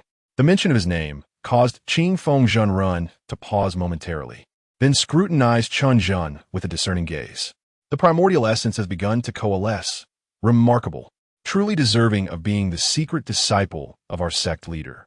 Observing Chen Zhen's youthful appearance, he noted that he appeared to be in his early 20s. A golden core at such a young age. Qing Feng Zhenren had cultivated for over 60 years, barely reaching the pinnacle of the golden core stage. His eyes fixated on the clasped hands of Chen Zhen and Chu Yu, while Chu Zhongtian's cousin seethed, gritting his teeth in resentment. However, he soon sensed something was amiss. Why did everyone's gaze toward him shift, as if they were looking at a fool? Lu Rinjia, if you remain silent, no one will mistake you for a mute. Be quiet. Chu Zhongtian hissed in annoyance. This fool was embarrassing himself. Those lacking sufficient cultivation could not perceive the subtle distinctions, but those at their level saw a vastly more intricate world. The Zhang Huang Jing that Chen Zhen offered to Chu Yu emitted a faint yellow-green glow, indicating it was rich in both earth and wood elemental properties. An exceptional treasure for body refinement and energy cultivation. To even suggest it was merely 500 years old was an understatement. Shirkong chanted a Buddhist incantation loudly, his eyes fixated on the Zhang Huang Jing. Might I inquire, benefactor Chen, do you possess any other similar treasures? Our Shenin temple is willing to pay a premium for them. None left. Chen Zhen shook his head, hands clasped behind his back. A collective sigh of relief escaped the crowd, grateful that he possessed only this one, lest the world be rendered utterly unfair. The rest I shall keep for my own use, he muttered, prompting a chorus of dropped jaws from those present. You truly have more, exclaimed one. This Jiuchu Ling Shun shall be used for tea. This Shui Yunghua is perfect for dessert, and this Jiu Yi Ling Ji is just right for porridge. As Chen Zhen casually retrieved several exquisite treasures, each more extraordinary than the last, the atmosphere thickened with disbelief. Cough, cough, cough, the Xianji Zi from the Ling Bao sect coughed violently, having drawn in too much cold air. Indeed, fairness was a mere illusion in this world. While they toiled endlessly over trifles from the Mo sect, Chen Zhen effortlessly produced treasures that could tantalize them for months. Even the typically placid Qing Feng Zhenren could not suppress the twitching of his face. What profound affection the sect leader must have for his secret disciple. Was Chen Zhen, in fact, relocating the Luo Fu Mountain Treasury? Given this display, he was undoubtedly the next sect leader. Chu Zhongtian nodded vigorously, observing the closeness between Chen Zhen and Chu Yu, wishing to give his daughter a thumbs up. My dear daughter, you have not disappointed your old father's expectations. TCH, it's merely spiritual plants. My backyard has an abundance. Lu Rinjia felt a profound discomfort as he observed the reactions of those around him, prompting him to make a sarcastic remark. Although the voice that suddenly pierced the quiet was not loud, it resonated clearly in the stillness. The crowd responded with expressions of mockery directed at Lu Rinjia, their gazes towards Chu Zhongqian laced with a hint of derision. How extreme the Chu family was. First, they invited an utter fool, and then they countered with an extreme elite. With a resounding slap, Chu Zhongtian, his face flushed with rage, could no longer contain himself. Are you out of your mind? Can what your family cultivates even compare to these? What you grow is mere grass, not even suitable to be fertilizer. The disciple of the Shenin temple coldly interjected. Compare? What is there to compare? It's utterly embarrassing. The atmosphere was thick with awkwardness, as everyone felt they had become a troupe of clowns before Chen Zhen. Shall we not compare at all? We have little to show anyway. Let us just split it among the 5 families, Chu Zhongtian suggested with a smile. The other sects were inclined to agree, seeking an exit from the uncomfortable situation. Yet, the disciple from Shenin Temple was adamantly opposed. No, how you divide the spoils is not my concern. I traveled a long way specifically to engage in battle. Initially, this monk had not participated in the encirclement of Mo Mountain, only later being dispatched by Shenin Temple to secure victory in the contest of skills. Let us not resort to violence. Us monks should refrain from such, Master Shirkong suggested with a forced smile. I said no. The monk from the east and west shouted, stomping his foot with a furious intensity. The entire Mo Mountain seemed to tremble under his wrath. Realizing the unsettling nature of the younger generation, Qing Feng Jinren frowned at the east-west monk. Is the younger generation really so abnormal now? Another one at the Golden Core stage. When did they become as common as cabbages? While others opted out of comparison. The east-west monk was determined to challenge Chen Zhen, his irritation escalating as Chen Zhen had garnered far too much attention today. Alas, Chen Zhen, you see, Master Shirkong sighed. It's merely a matter of how our resident monk has been spoiled. Chen Zhen approached the east-west monk with a smile. As a monk, you might consider emulating Wen Luo. Look how composed he is. Not north and south. The east-west monk corrected angrily. I am east-west. That seems incorrect. He reconsidered. No, I'm not east. The crowd erupted in laughter, and the east-west monk's face flushed crimson, veins throbbing on his forehead. Provoked, he swung his fist towards Chen Zhen. Stop! Before Chu Zhongtian could intervene, Qing Feng Jinren had appeared beside Chen Zhen, effortlessly blocking the furious blow. What do you mean by this, Qing Feng Jinren? Master Shirkong exclaimed, concerned for his disciple's well-being. Chen Zhen gently pushed Qing Feng aside, regarding the east-west monk with a dispassionate gaze. Little bald donkey, if you seek a fight. Do not blame me. As he prepared to retrieve a talisman, Qing Feng Jinren once again intervened. Blessings of the infinite celestial lord, Qing Feng proclaimed, waving his whisk and smiling. Our purpose here is to eradicate evil. We must not engage in unnecessary violence and disrupt our harmony. If we must determine a victor, let us adhere to the previously established rules and engage in a contest of skills. Qing Feng's proposal received unanimous approval, both as a means to quell rising tensions and due to the collective curiosity about Chen Zhen's formidable background. Though Chen Zhen was an ally of the Chu family, claiming he was merely a disciple would be hard for anyone to believe. Let me say, little Zhen just arrived and is weary from travel. Let him rest tonight. Tomorrow, we shall set the stage in the Chu family's martial arena for these 2 rising stars to engage in a spirited contest. How's that sound? Chu Zhongtian suggested amicably. Lu Renjia felt a pang of discomfort. Having been entirely unknown moments ago, he now referred to Chen Zhen as Little Zhen. They had yet to formally greet one another, and it irked him that, at his age, he was so eager to ingratiate himself. That evening, the Chu family hosted a lavish banquet to welcome Chen Zhen. Is this a lightning summoning talisman? Good heavens! It's a first-grade one, Chu Zhongtian exclaimed, his eyes wide with astonishment. Since Chen Zhen's arrival, he had been overwhelmed by revelations. He even began to doubt whether Chen Zhen was the true player in this world, with himself merely a pitiable supporting character in the unfolding narrative. A first-grade talisman isn't that extraordinary, is it?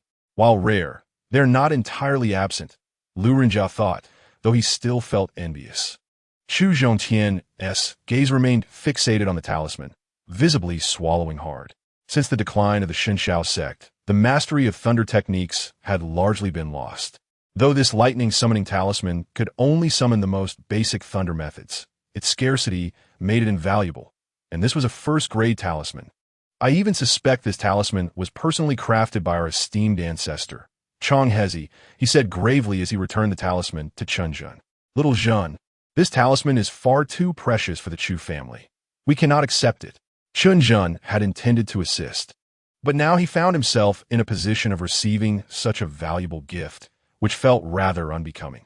Undoubtedly, this first-grade talisman would be regarded as a treasure of the sect in smaller clans. Uncle Chu, do not be so polite. This little trinket is in abundance for me.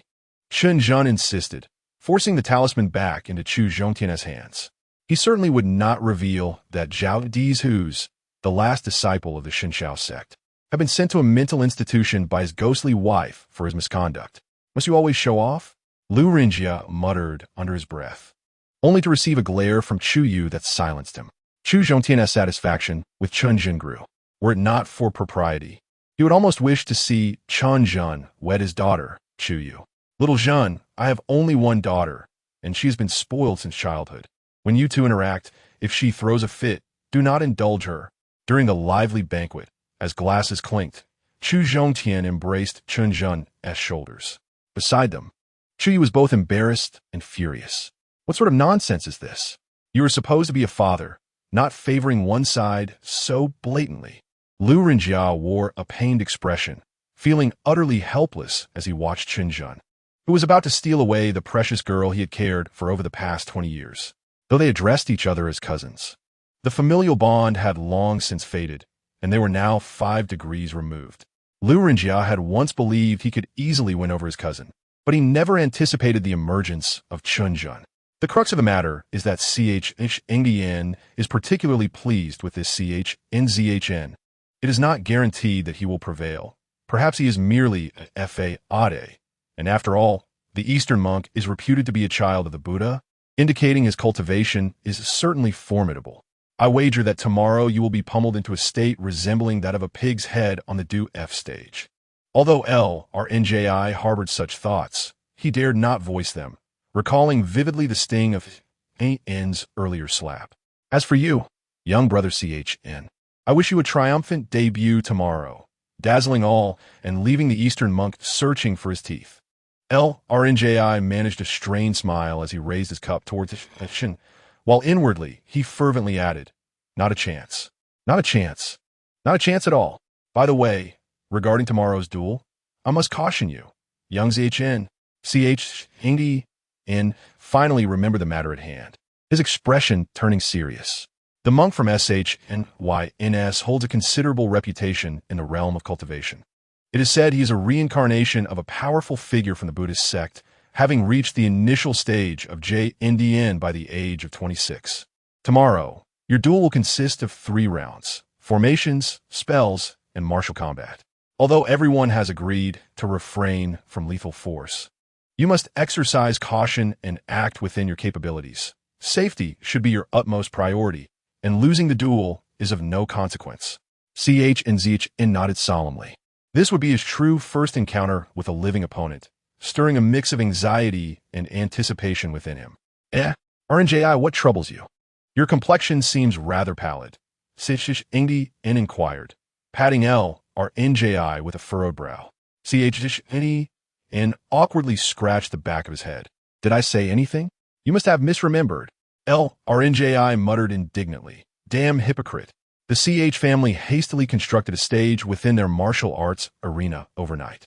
This not only facilitated observation for all, but various defensive formations were also set up to protect spectators from any potential harm during the duel, as many ordinary disciples from the 5 major factions were present.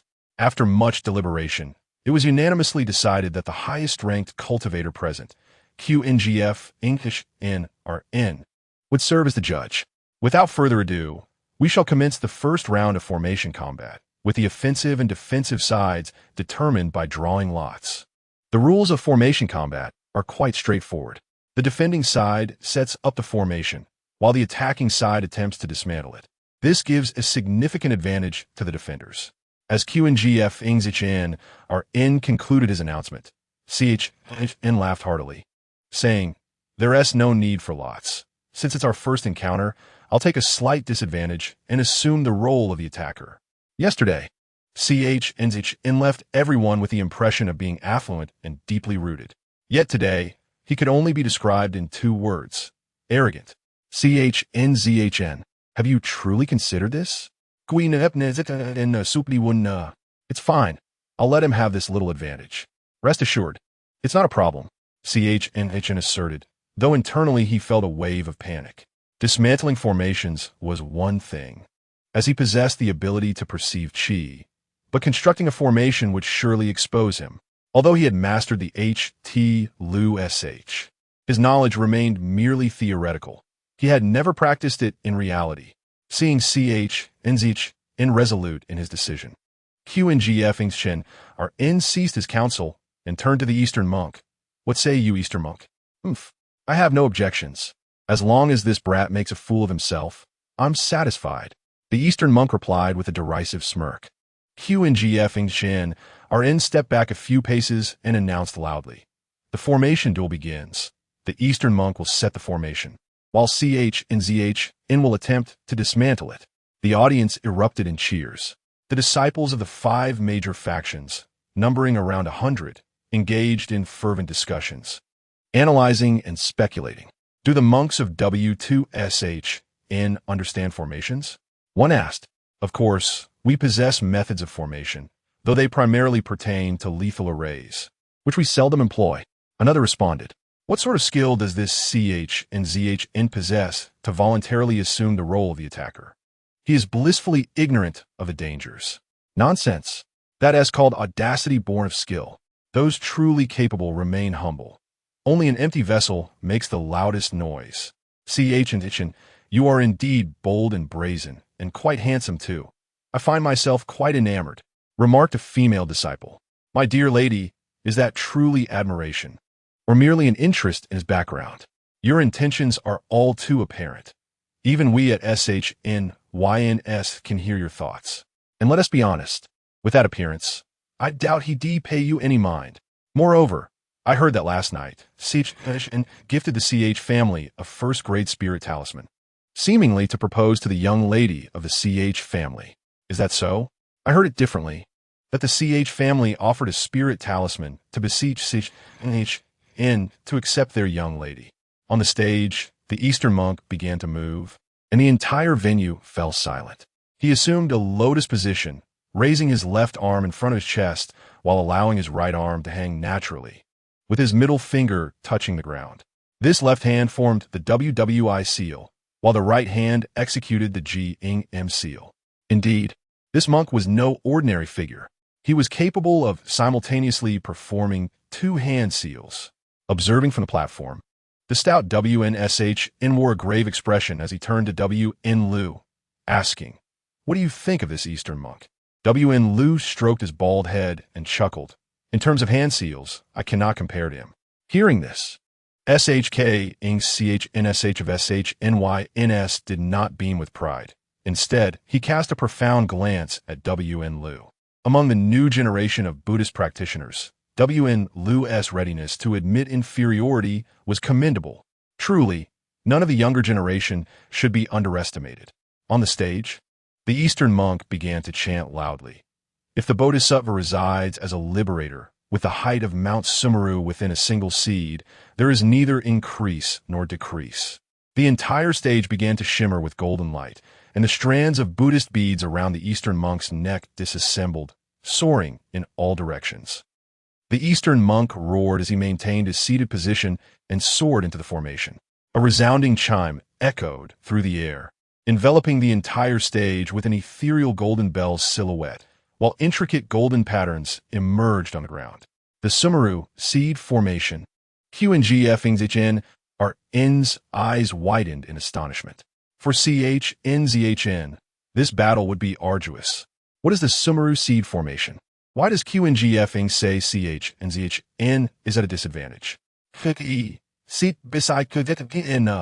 Gazed intently at CHN on the stage, his palms sweating profusely. CHN furrowed his brow, responding gravely. The Sumeru seed signifies encapsulating Mount Sumeru within a minuscule seed.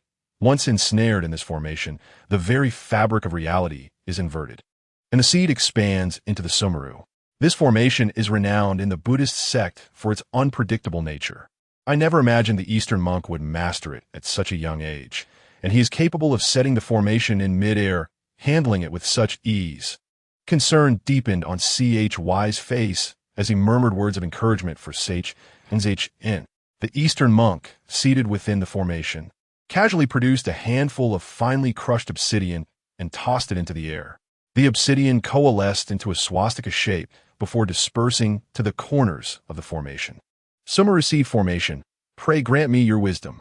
The Eastern monk cast a glance at Siege, and before closing his eyes once more. Why is he closing his eyes again?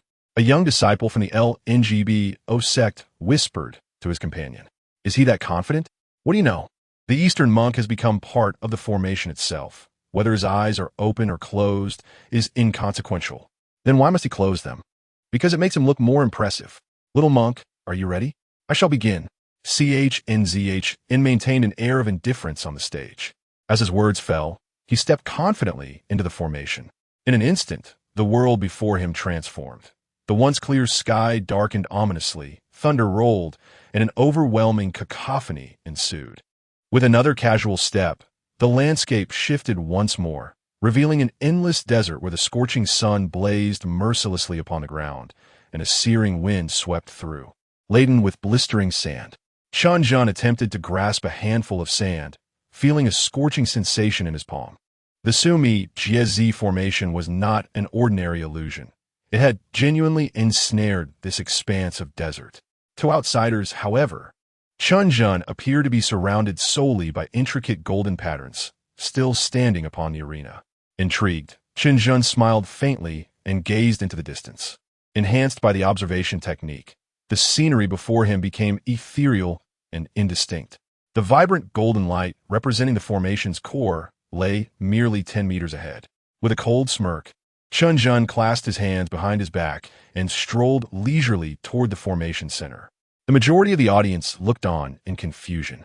The name Sumi Jiezi exuded an imposing aura, but why did Chen Zhen seem so nonchalant? There were no signs of celestial phenomena or dramatic changes in the atmosphere. In stark contrast, the expressions of the East and West bodhisattvas were far from pleasant. Though their eyes remained closed, their brows furrowed involuntarily. Among the 5 spectators with the highest cultivation, including Qing Feng Jinrun, Shi Kong Chan Shi, Wen Shan Hishang, Xian Chi Zi, and Chu Zhong Tian, each displayed a distinct expression. Yet they all shared a common reaction: astonishment. The fact that Chen Zhen could pinpoint the formation's core in such a brief span of time was unanticipated by everyone. It must be mere coincidence. A blind cat stumbling upon a dead rat, Shi Kong Chan Shi muttered, beads of cold sweat forming on his brow. If Chen Zhen truly could locate the formation's core with such ease, how profound must his proficiency in formations be, and how keen his perceptive insights. Elder Shi Kong, you are mistaken. Luck is also a form of strength, Chu Zhong Tian remarked, smiling after a brief shock. Just wait and see. Even if he has the right direction, it does not guarantee he will find a precise location. The East Bodhisattva, who was manipulating the formation, remained uncertain of Chen Zhen's capabilities. Yet, to err on the side of caution, he reversed his hands, altering the hand seals once more. Observing the East Bodhisattva's hands as he formed a complex seal, Chu Zhong Tian explained to Chu Yu, this is the Bodhi seal, also known as the wisdom fist, which signifies concentrating one's wisdom into the fist. It appeared the East Bodhisattva sensed impending danger and was preparing to unleash a formidable move, while maintaining stability within the formation. He executed the hand seals with remarkable fluidity, a testament to the East Bodhisattva's capabilities. Wen Luo, what is your opinion? Wen Shan Hishang inquired, frowning at Wen Luo. Of course, I am merely observing. Wen Luo replied with a demeanor that suggested it was self-evident, leaving Wen Shan exasperated. No, I mean, what do you think of the East Bodhisattva's strength? Wen Shan pressed on. Impressive, Wen Shan Hishang exclaimed.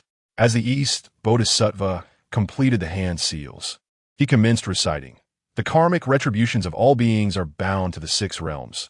The karma gives rise to countless forms, which in turn give birth to innumerable forms, and so forth ad infinitum.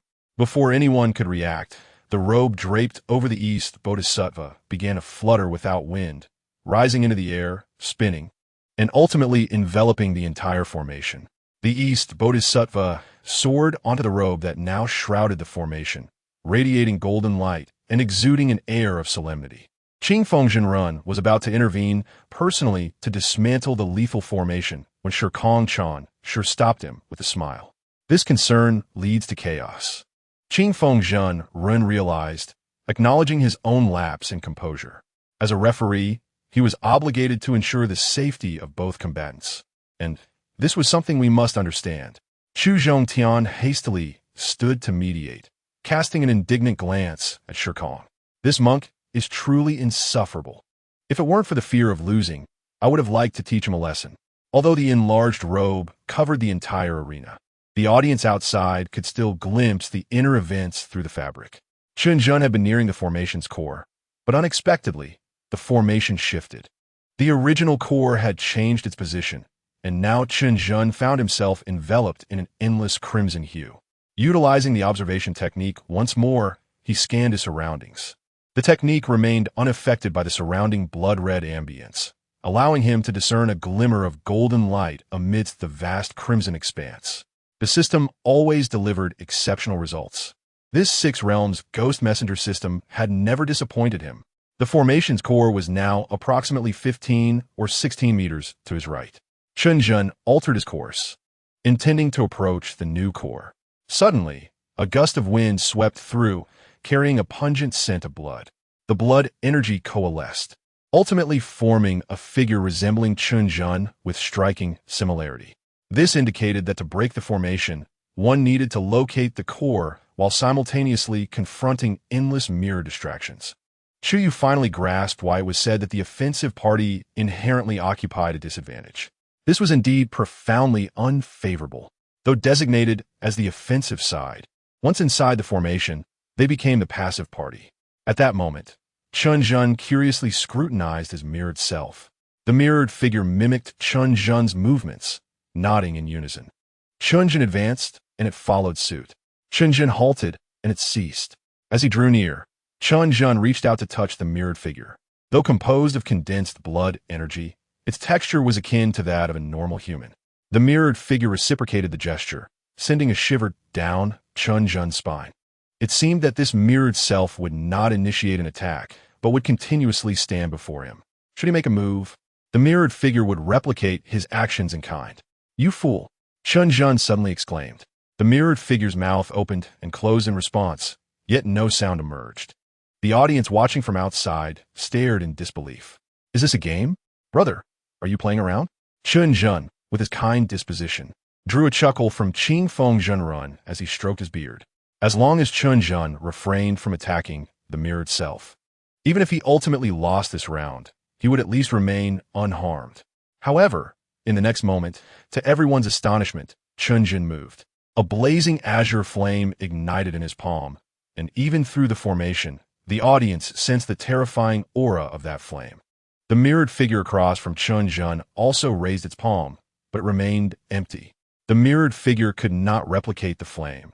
Was this the innate spiritual fire? Shirkong Chanshi's composure began to falter. In the world, flames were classified into two types, innate and acquired. Acquired flames were easily obtained, while innate flames were rare. Flames cultivated by practitioners of fire attribute techniques, regardless of their form or potency, were all categorized as acquired flames. In contrast, innate flames existed naturally as heavenly fire. Heavenly fire possessed sentience and chose its master, thus also being referred to as innate spiritual fire. On the arena, Chen Zhen coldly pressed the ghostly fire against the mirrored figure's forehead. Ding!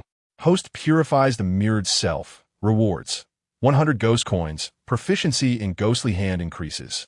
Current proficiency: 5010100000. Purifying the mirrored figure yielded rewards. Chen Zhen's eyes sparkled with excitement as he glanced up at the astonished East Bodhisattva. "Hey, North and South Little Monks, do you have any more? Bring out a few more to play." In this moment, all present, including the East Bodhisattva, were rendered speechless. It was understandable that Chen Zhen possessed profound resources, and having innate spiritual fire was also within reason. However, the ease with which he defeated his mirrored self was astonishing. Though the innate spiritual fire was powerful, it should not have been so overwhelmingly dominant. The East Bodhisattva, refusing to accept this, snapped his fingers and summoned another mirrored figure. Unsurprisingly, this too transformed into Chen Zhen's increased proficiency in ghost coins. Continuing, he summoned 3 more figures, yet they too succumbed to the flames of the ghostly fire. In this instance, Dongshi Fozai has finally succumbed to temptation. Rather than awaiting Chen Zhen to break the formation, it would be more prudent to directly annul the array. Chen Zhen anticipated continuing to conjure his mirror images, only to discover that the surrounding scenery had reverted to its original state. The arena remained unchanged, and Dongshi Fozai regarded him with a complex expression. Only 5? Chen Zhen licked his lips, still yearning for more. If only I could summon dozens more. Perhaps I could truly overwhelm myself. His proficiency in Yuming Guisho had barely reached halfway, and his supply of ghost coins was less than 5,000. Glancing at the quietly resting Tai Chu Fenju in the exchange shop, Chen Zhen let out a resigned sigh. Yet this sigh, reaching the ears of Dongshi Fozai, was misinterpreted as a reflection of a strong man's solitude, or perhaps a silent mockery of the weak. Chen Zhen, do not presume to be arrogant. Dongshi Fozai gritted his teeth, asserting there are still 2 rounds left. Huh? Chen Zhen was bewildered. What does my financial plight have to do with you? Why am I being labeled as arrogant? Realizing the moment had come, Qing Feng Jinren gracefully descended into the center of the arena, proclaiming loudly, in the first round, the Battle of Formations, Chen Zhen is the victor. The disciples of Chu family cheered first, for Chen Zhen was their invited guest, and his victory brought them pride. Chu Yu's cheers were the loudest, her petite hands clapping fervently. She surveyed the surroundings with a proud expression, as if exclaiming to all, "Look, this is my man. Isn't he exceptional?" Soon, the disciples from Lingbao sect and Luofu Mountain joined in the celebration, reveling in the sight of the bald-headed monk from the Buddhist sect facing defeat. As the cheers gradually subsided, Qing Feng Jinren continued to announce the commencement of the second round, the contest of incantations. According to the drawing of lots, it was Dongshi Fozai's turn to take the lead. Having regained his composure, he seated himself on the ground, hands layered with thumbs touching to form the seal of the Dharma realm. Onganzala, Sadhu Samaya, Hishanted Alud. With Dongshi Fozai's voice, the entire Chu family's martial arena fell into silence. The deep, resonant Sanskrit echoed in every corner of the arena. The Buddhist disciples in the stands, influenced by the incantation, began to calm their previously agitated emotions from the first round's defeat, joining Dongshi Fozai in his chant. This was the Vajrasattva 100-character mantra, known for dispelling afflictions and erasing sins, revered in Buddhism as the king of repentance. It appeared that Dongshi Fozai was still preoccupied with his earlier loss. Xuanji Zi from Lingbao sect explained to his disciples, the Buddha's attention is too fixated on victory and defeat, should he falter in this contest. Chen Zhen may very well become the adversary in his heart. On the arena, as Dongshi Fozai recited the mantra, he seemed to experience enlightenment.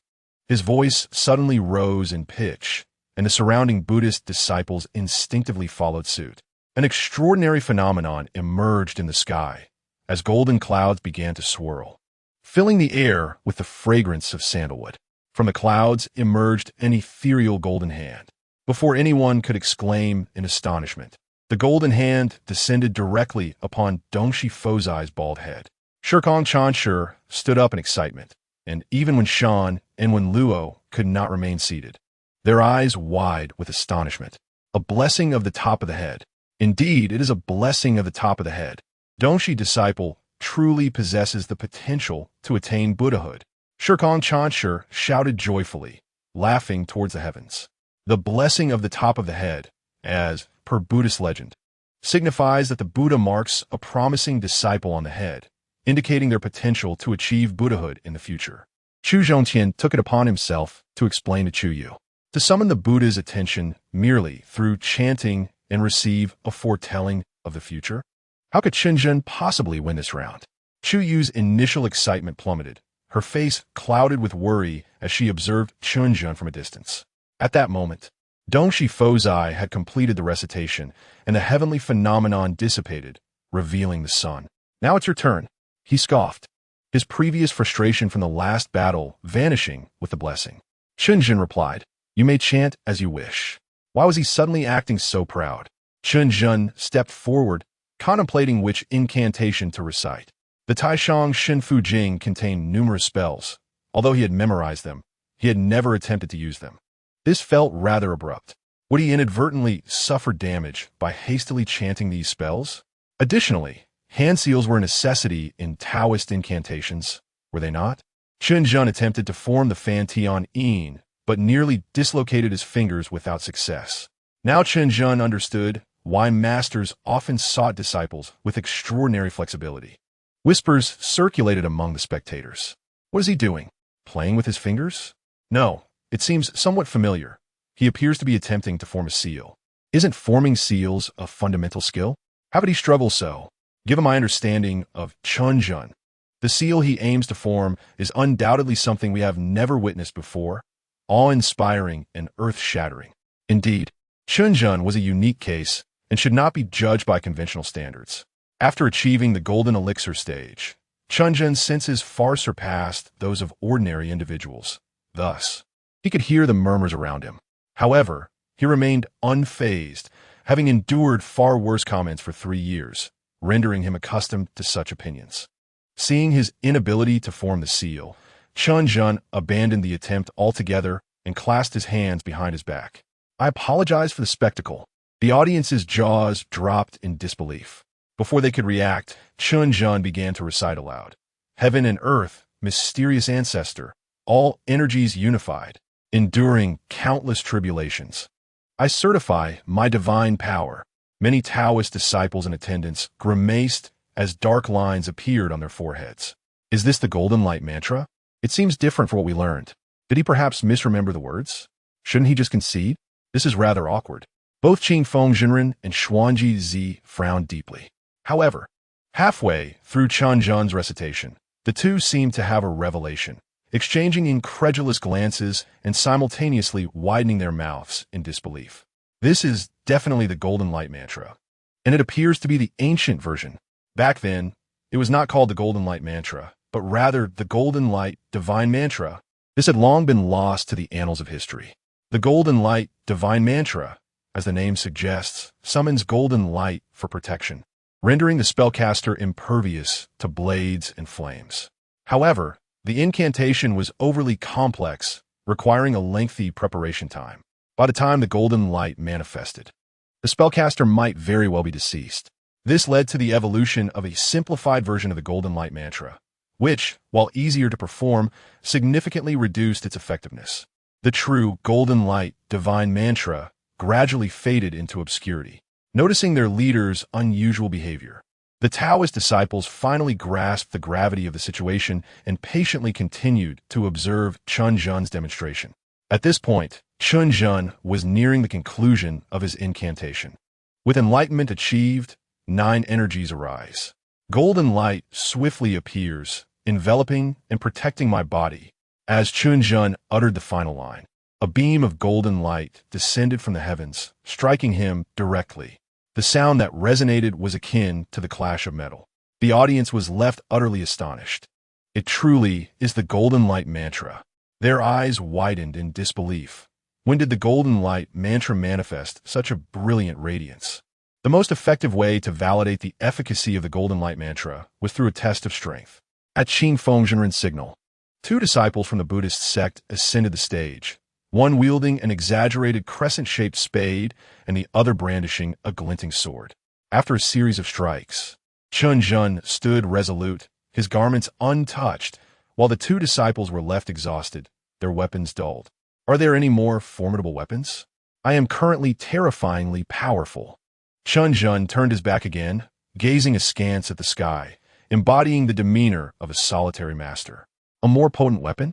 I possess one. A clear voice resonated from the audience. Subsequently, a disciple of Luo Fu Shan stood up, under the watchful eyes of the crowd. This disciple suddenly felt a touch of embarrassment. Hesitating, he produced a 54-style pistol from his bosom. The surroundings instantly fell into silence. A Taoist carrying a pistol? You are even more audacious than Chen Zhen. What lack of trust in one's own strength is this? Is this befitting of the 3 pure ones? Feeling the astonished gazes of his fellow disciples, the Luo Fu disciple awkwardly said, We disciples of Luo Fu Shan believe in going with the flow and trusting in science. Do you understand the physics of transcendence? Qing Fengzhenren also felt somewhat awkward, forcibly turning his face away as he said, "Since you have brought a gun, why not come up and give it a try?" Ultimately, the disciple ascended the stage, pointing the gun at Chen Zhen. "This is a slight offense, my friend Chen Zhen. No worries. Please feel free to proceed." Chen Zhen had not finished speaking when the sound of gunfire erupted on the stage. 8 shots rang out. Sparks flew from Chen Zhen's body. However, Chen Zhen's golden aura merely dimmed significantly, and he suffered no real harm. Qing Fengzhenren let out a long sigh of relief. Fortunately, the ancestral golden light spell is quite formidable. Moreover, it was struck by a pistol. Nevertheless, this round is somewhat difficult to judge. The performances of both the Dongshi Buddha and Chen Zhen were equally remarkable, and it was truly hard to determine who had the upper hand. In the end, after a joint discussion among the 5 leaders, the conclusion was reached that this match would be deemed a draw. The third round, the most thrilling martial arts duel. All the disciples eagerly watched the platform. The Dongshi Buddha changed into a martial monk's attire, wielding a demon-subduing staff, exposing half of his body. His skin, as radiant as jade, complemented his sinewy muscles, eliciting shrieks from the female disciples of the Taoist sect. In contrast, Chen Zhen maintained a nonchalant demeanor, casually standing on the platform. The stark contrast sent the audience into a frenzy once more. Junior sister, in your opinion, who is stronger between the Buddha and Chen Zhen? This is quite a tough choice. The Buddha has a magnificent physique and good looks, but Chen Zhen's display of wealth is even more evident. I still think Chen Zhen is slightly better. That statement is erroneous. Our cultivation is inherently against the heavens. It is better to seek oneself than to rely on others. Although heavenly materials and earthly treasures are precious, personal strength is the ultimate truth. The Buddha may be somewhat impoverished, but I still support my friend Chen Zhen. The Dongshi Buddha on the stage wore a cold expression, his face twitching uncontrollably. The tense atmosphere he had painstakingly built up before the battle dissipated entirely. Enough. The Dongshi Buddha turned his head and bellowed at the audience. My demon-subduing staff is forged from refined iron, empowered by myriad Buddhist teachings in the secular world. It is priceless. A female disciple from Lingbao sect scoffed. I am the Buddha, a once-in-a-thousand-years figure, blessed by the Buddha himself. Chen Zhen, bring forth your first-grade talisman as a gift. I have diligently cultivated Buddhist teachings for over a decade, finding few rivals among my peers. Chen Zhen possesses innate spiritual fire. I, Chen Zhen, even possess the long-lost golden light spell. The Dongshi Buddha's expression began to distort, his eyes turning blood-red. The expression of Shi Kong Zen master in the stands changed drastically. The Buddha's heart is on the verge of collapse. Shi Kong Zen master hurriedly led the disciples of Shun Yin Temple to chant the clear heart spell, Namo Sada Namo Sanmyo Sambodo. As the melodious chanting filled the air, the Dongshi Buddha broke out in cold sweat, gasping for breath as he closed his eyes. The emotions on the brink of eruption gradually subsided. After accumulating so much anger, it's quite a feat. Chen Zhen smirked and casually remarked, "Why don't you explode a bean first?" Laughter erupted once more from the stands. Truly, my friend Chen Zhen is a remarkable talent. What on earth is exploding a bean? Ha ha ha. After exploding a bean, one can unleash a finishing move, right? Ha ha ha. What is an exploding bean? The Dongshi Buddha could no longer contain himself. A frenzied aura exploded within him, and he swelled like a balloon. Chen Zhen, I shall kill you. The Dongshi Buddha tore apart his own garments, declaring, "Witness my power to manifest heaven and earth." With a furious roar, the Dongshi Buddha transformed into a towering giant over 4 meters tall. The martial arena fell silent. Everyone stared blankly at the furious golden figure on the stage.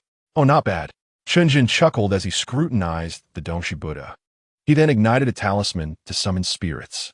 The sky darkened suddenly, ominous clouds rolled in, pressing down upon the stage. Following that, a radiant multicolored light burst forth from the clouds, and a towering golden-armored figure gradually materialized amidst the glow. Who calls? Why is it you again? Chapter 53. Even after being beaten to this extent, Not a word was uttered. Looking at the smiling Chen Zhen, the giant spirit god appeared somewhat bewildered.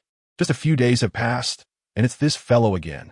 When did a first-grade talisman become as common as cabbage? God, I hope you have a good reason this time, the giant spirit god grumbled, then plopped down in front of Chen Zhen.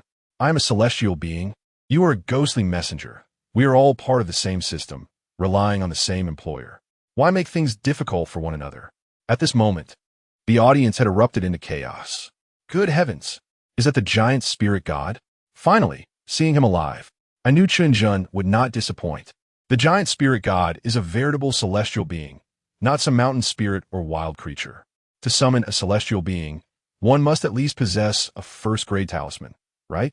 Moreover, why do I feel that Chen Zhen and the giant spirit god are rather familiar with each other? Indeed, it must be my brother Zhen, whose wealth knows no bounds, astonishing the heavens and moving the earth. Hearing the clamor from the audience, the giant spirit god frowned and waved his hand, silencing them. In an instant, dust and stones flew, and the audience was thrown into disarray. Now, everyone fell silent, not daring to utter a word. What a joke! That is the giant spirit god. With just a flick of a finger, he could crush most people present.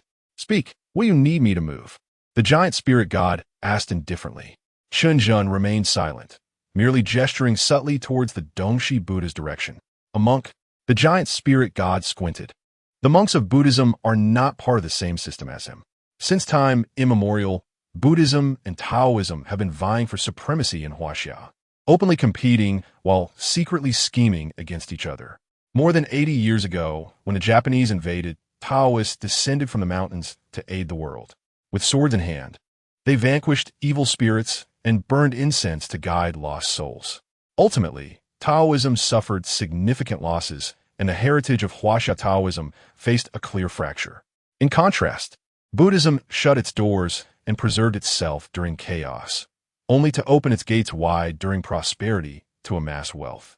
Hence, within Taoism, even deities express disdain towards Buddhism. Today, there is finally an opportunity to deal a blow to that bald-headed monk. The giant spirit god grinned menacingly at the Dongshi Buddha, cracking his knuckles in anticipation. Cheating. You are cheating, the large Dongshi Buddha bellowed in a deep voice. Even though he was a Buddha, blessed and recognized, and even in his state of manifesting heaven and earth, he still did not believe he could match a true deity in strength. Little bald donkey, are you speaking to this god? The giant spirit god's tone was calm, yet his gaze was enough to instill fear in the Dongshi Buddha. Wait a moment. I recognize. Before the Buddha could finish his sentence, the giant spirit god casually flicked his finger, casting a silent spell that left the Buddha utterly speechless. What followed was a one-sided onslaught from the giant spirit god. His fist, as large as a pot lid, rained down like a hailstorm upon the large Buddha. Bang, bang, bang. The sounds of fists colliding filled the air, resonating with the audience, making everyone feel the impact. Just listening to it was painful. The tale unfolds with the resilient Fozi, who, despite suffering severe beatings, remains silent and unyielding. Shirkong, the Zen master, hesitates to speak, intimidated by the chilling gaze of the mighty Zhuling Shun. Dear disciple of the East, you have endured much, he muses. Zhuling Shun, wielding his power with restraint, ensures that Fozi is not fatally harmed, as such an outcome would be ill-favored in the West. 5 minutes later, Zhuling Shun, still unsated, ceases his onslaught. Regrettably, time is of the essence. Otherwise, he would relish the opportunity to engage further. Remember to seek me out for future encounters. He bids farewell to Chen Zhen, his ethereal form dissolving into the void. In the corner of the arena, the once formidable Fozi's celestial stature lies shattered, yet his physique appears considerably larger than usual. Bruised and swollen. This round does not count. This round does not count. Chen Zhen called for external assistance. This is blatantly unfair. The onlookers, Qing Fengzhenren, Zuanjizi, and Chu Zhongqian, gaze at Shirkong with incredulity. Brother Shirkong, our Taoist sect indeed possesses the art of summoning spirits and commanding generals, along with relevant talismans. Chen Zhen's victory is only reasonable, Zuanjizi chuckles, stroking his beard. Indeed, our disciples also possess similar summoning arts. Does your Buddhist sect not have such methods? Chu Zhongtian jests. Master Shirkong, perhaps it is best you remain silent. Both Buddhism and Taoism have their respective strengths. Chen Zhen merely exploited his advantages against your disciple's weaknesses. It is not a disgraceful victory. You should attend to your disciple, Fozi. Qing Feng Zhenren advises, though his heart bleeds for the situation. That indeed is a first-rate summoning talisman. He muses, lamenting Chen Zhen's reckless extravagance. Chen Zhen, you truly are a spendthrift. Bravo, Chen Zhen, exclaims Monk Wen Luo as he strides onto the platform, thumping Chen Zhen on the shoulder. I have long found that Fozi displeasing. That evening, in celebration of Chen Zhen's 2 victories and a draw, the Chu family hosts a banquet at the martial arena. Naturally, the monks from Watashan and Shinin Temple are in no mood to partake and hastily depart that afternoon. At the banquet, the female disciples from Luofu Mountain and Lingbao sect frequently toast Chen Zhen, casting flirtatious glances his way. Chuyu remains vigilantly seated beside Chen Zhen, guarding against the advances of various vixens, in a realm teeming with cultivators. Relying on the prowess of the thin monkey and the robust man to fend off drinks proves futile. Chen Zhen musters his resolve to drink genuinely and heartily. Even with his golden core physique, he finds himself in a state of inebriation by the end of the festivities. Chu Zhongtian observes as Chu Yu supports the unsteady Chen Zhen, lost in thought. A daughter cannot be retained. In the guest room of the Chu family, Chen Zhen lies dazed on the bed while Chu Yu sits beside him, tightly clasping his hand. Despite not drinking, a rosy hue graces her cheeks. Azin, do you know? Initially, I was merely curious about you, but as my master encouraged our interactions, I found myself drawn to you. She confides softly to the inebriated Chen Zhen. Yet, the more time I spend with you, the more I am captivated, ensnared in your charm. I am delighted to be with someone as exceptional as you, but I fear that such a remarkable person may be taken from me by another. With a gentle bite of her silver teeth, she gathers her courage to place Chen Zhen's hand against her heart, proclaiming, "This space within is limited, and you have filled it entirely." As tears shimmer in her eyes, she whispers, "Ah Zhen, am I foolish? Only when you are intoxicated do I dare to express these feelings." No sooner had Chuyu uttered these words than Chen Zhen, with newfound strength, pulls her into his embrace, sealing the shadows around them. In the depths of the night, Chen Zhen is abruptly awakened by a chill that sweeps over him. As he opens his eyes, he senses something amiss. The cold surpasses the mere winter air, intensifying with each passing moment. His gaze widens in shock as he beholds the ethereal figure of the ghostly fairy, Shun Muqing, with her delicate hands, porcelain-like skin, and enchanting features. Muqing, what are you doing?" Chen Zhen stammers, his voice trembling. Shun Muqing, initially taken aback, shoots him a playful glare before scrutinizing him with a mischievous smile. "So, you sneaked into my bed in the dead of night to provoke me, is that it? Such beauty is not lost on me, and we are indeed familiar with one another," he muses. Sensing Chen Zhen's growing excitement, Shun Muqing gently restrains his shoulders, her voice playful yet firm. "Not just yet. Dear brother, our paths diverge, and as a ghostly fairy, my aura is too potent for your current state to endure." Chen Zhen shivers, the flame of desire within him quickly extinguished. "What realm must I ascend to?" he inquires regretfully. "At least the Yuanying realm, and you must cultivate fire-based techniques." She replies thoughtfully, "Being a ghostly envoy, your innate yin energy can give rise to yang. With your inherent ghostly flame and fire techniques, you should possess sufficient yang energy."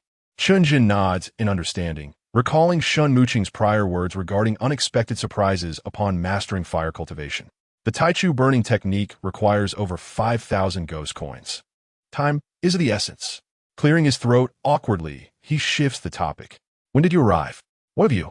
Shun Muqing gestures towards the table, where a small note awaits, indicating, "You left your message. She is likely still at the ancestral hall and may return later." Upon hearing this, Chen Zhen quickly rises from the bed. "Ah Zhen, as if seeing you in person. Today marks the happiest, yet most conflicted day of my life. Witnessing your triumph in the arena fills me with joy, yet the pressure mounts as I feel that my only merit lies in my appearance. I refuse to remain by your side as a mere ornament. As the sole daughter of the Chu family, I have the means to improve myself. And your presence fuels my motivation for excellence. I love you. I miss you. If one were to label Chu Yu as foolish, it is true that she is not particularly astute, having never inquired about Chen Zhen's true sentiments, nor considered whether he could wait for her for 6 months. Yet, if one were to deem her clever, she demonstrates a keen understanding of sacrifice, recognizing that half a year spent apart is worthwhile for the promise of a lasting union. Chen Zhen, in a daze, folds the note, memories of his time with Chu Yu flooding his mind, her charming smile, her alluring gaze. Noticing his silence, Shen Muqing refrains from further comment, exhaling softly as her form begins to fade. The ancestral hall. Chen Zhen suddenly realizes, stamping his foot to release the shadows he had sealed.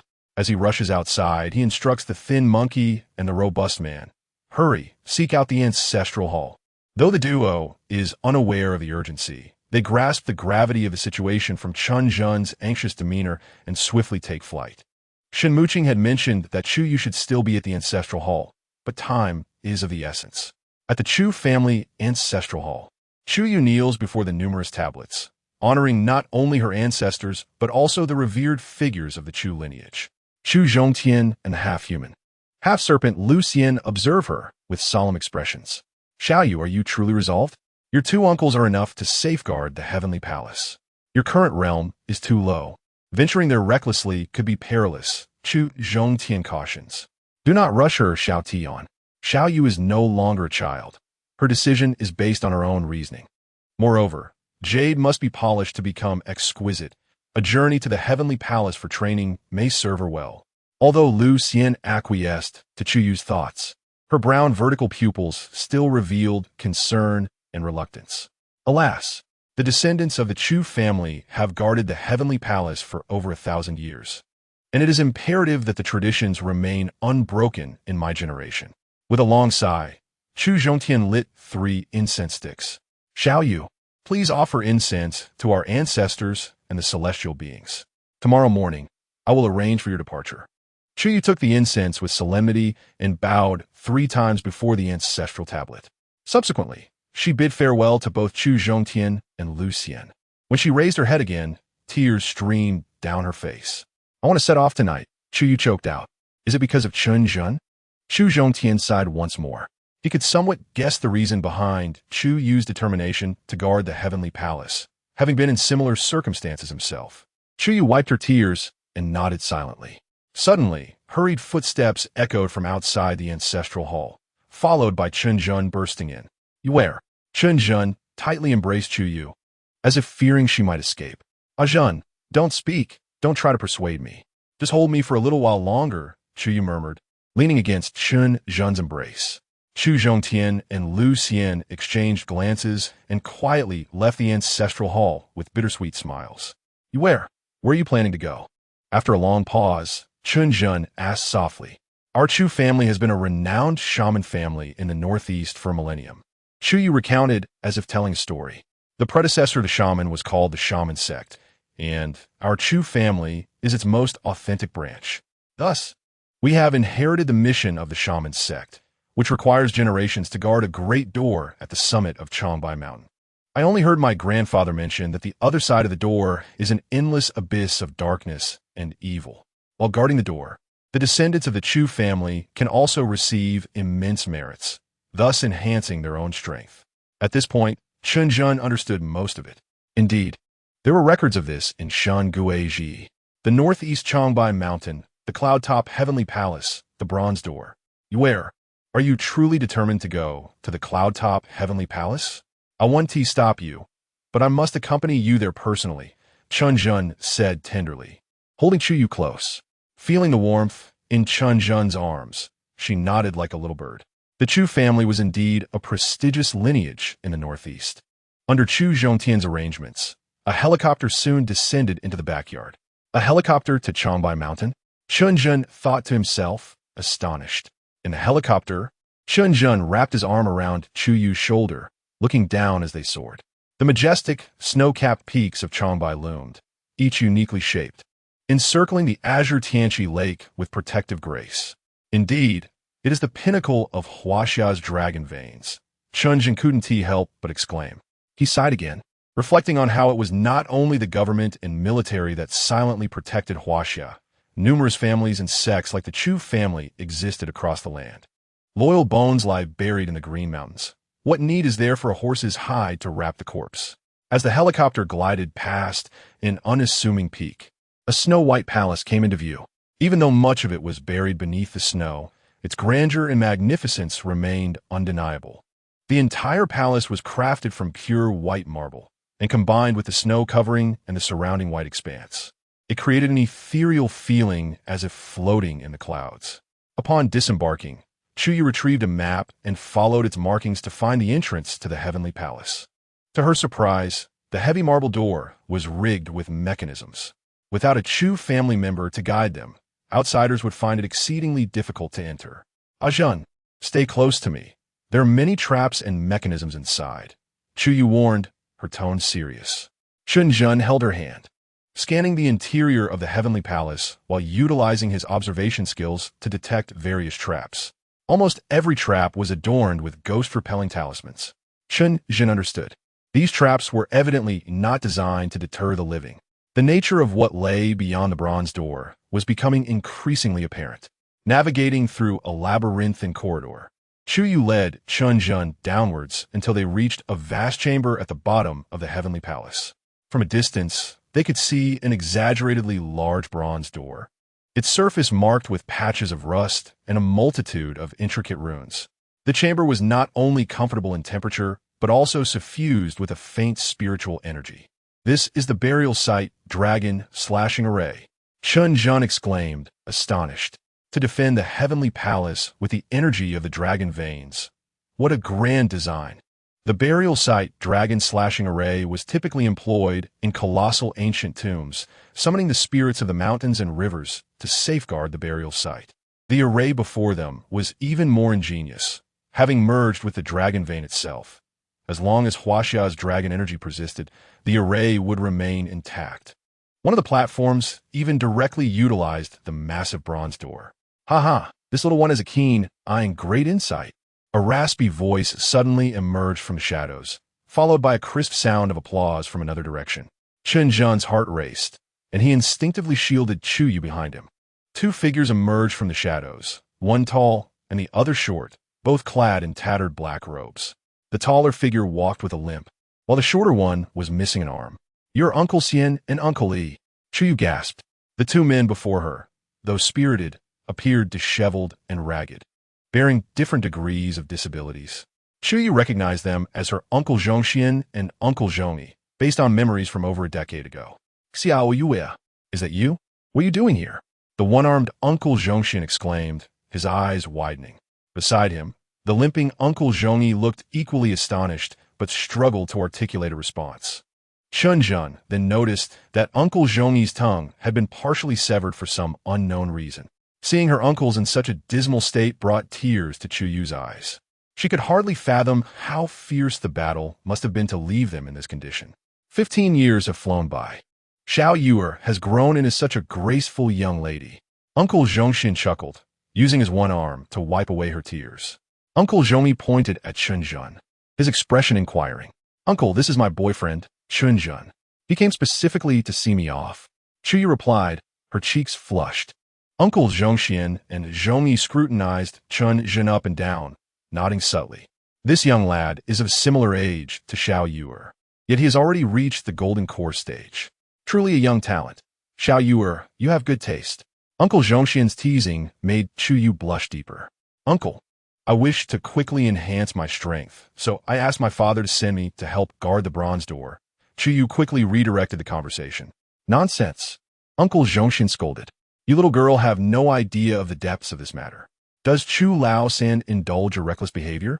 This is the cloud-top heavenly palace. Xiao Yue, do you know what lies beyond the bronze door?" "Uncle, please do not say any more. I have made this decision after careful consideration, and Master Lucien has also agreed." Chuyu explained. "Master Lucien? Xiao Yue, you are a disciple of Master Lucien?" She finally agreed to take on a disciple. Uncle Zhongxian exclaimed in surprise. "Yes. Shortly after you entered the heavenly palace, my master took a liking to me," Chuyu added with a smile. She also said, "Jade must be carved to become a gem." Before Uncle Zhongxian could respond, Uncle Zhongyi tugged at him, shaking his head with a bitter smile. "Alas, since you have come, your second uncle and I can only do our best to protect you," Uncle Zhongxian sighed. "However, Xiao Yuer, you must promise me to behave here and never overexert yourself in times of trouble." Just as Uncle Zhongxian finished speaking, the ground suddenly began to shake violently, accompanied by a deafening roar. Unknown creatures could be heard approaching with a series of ominous howls. Not good. Something is about to emerge.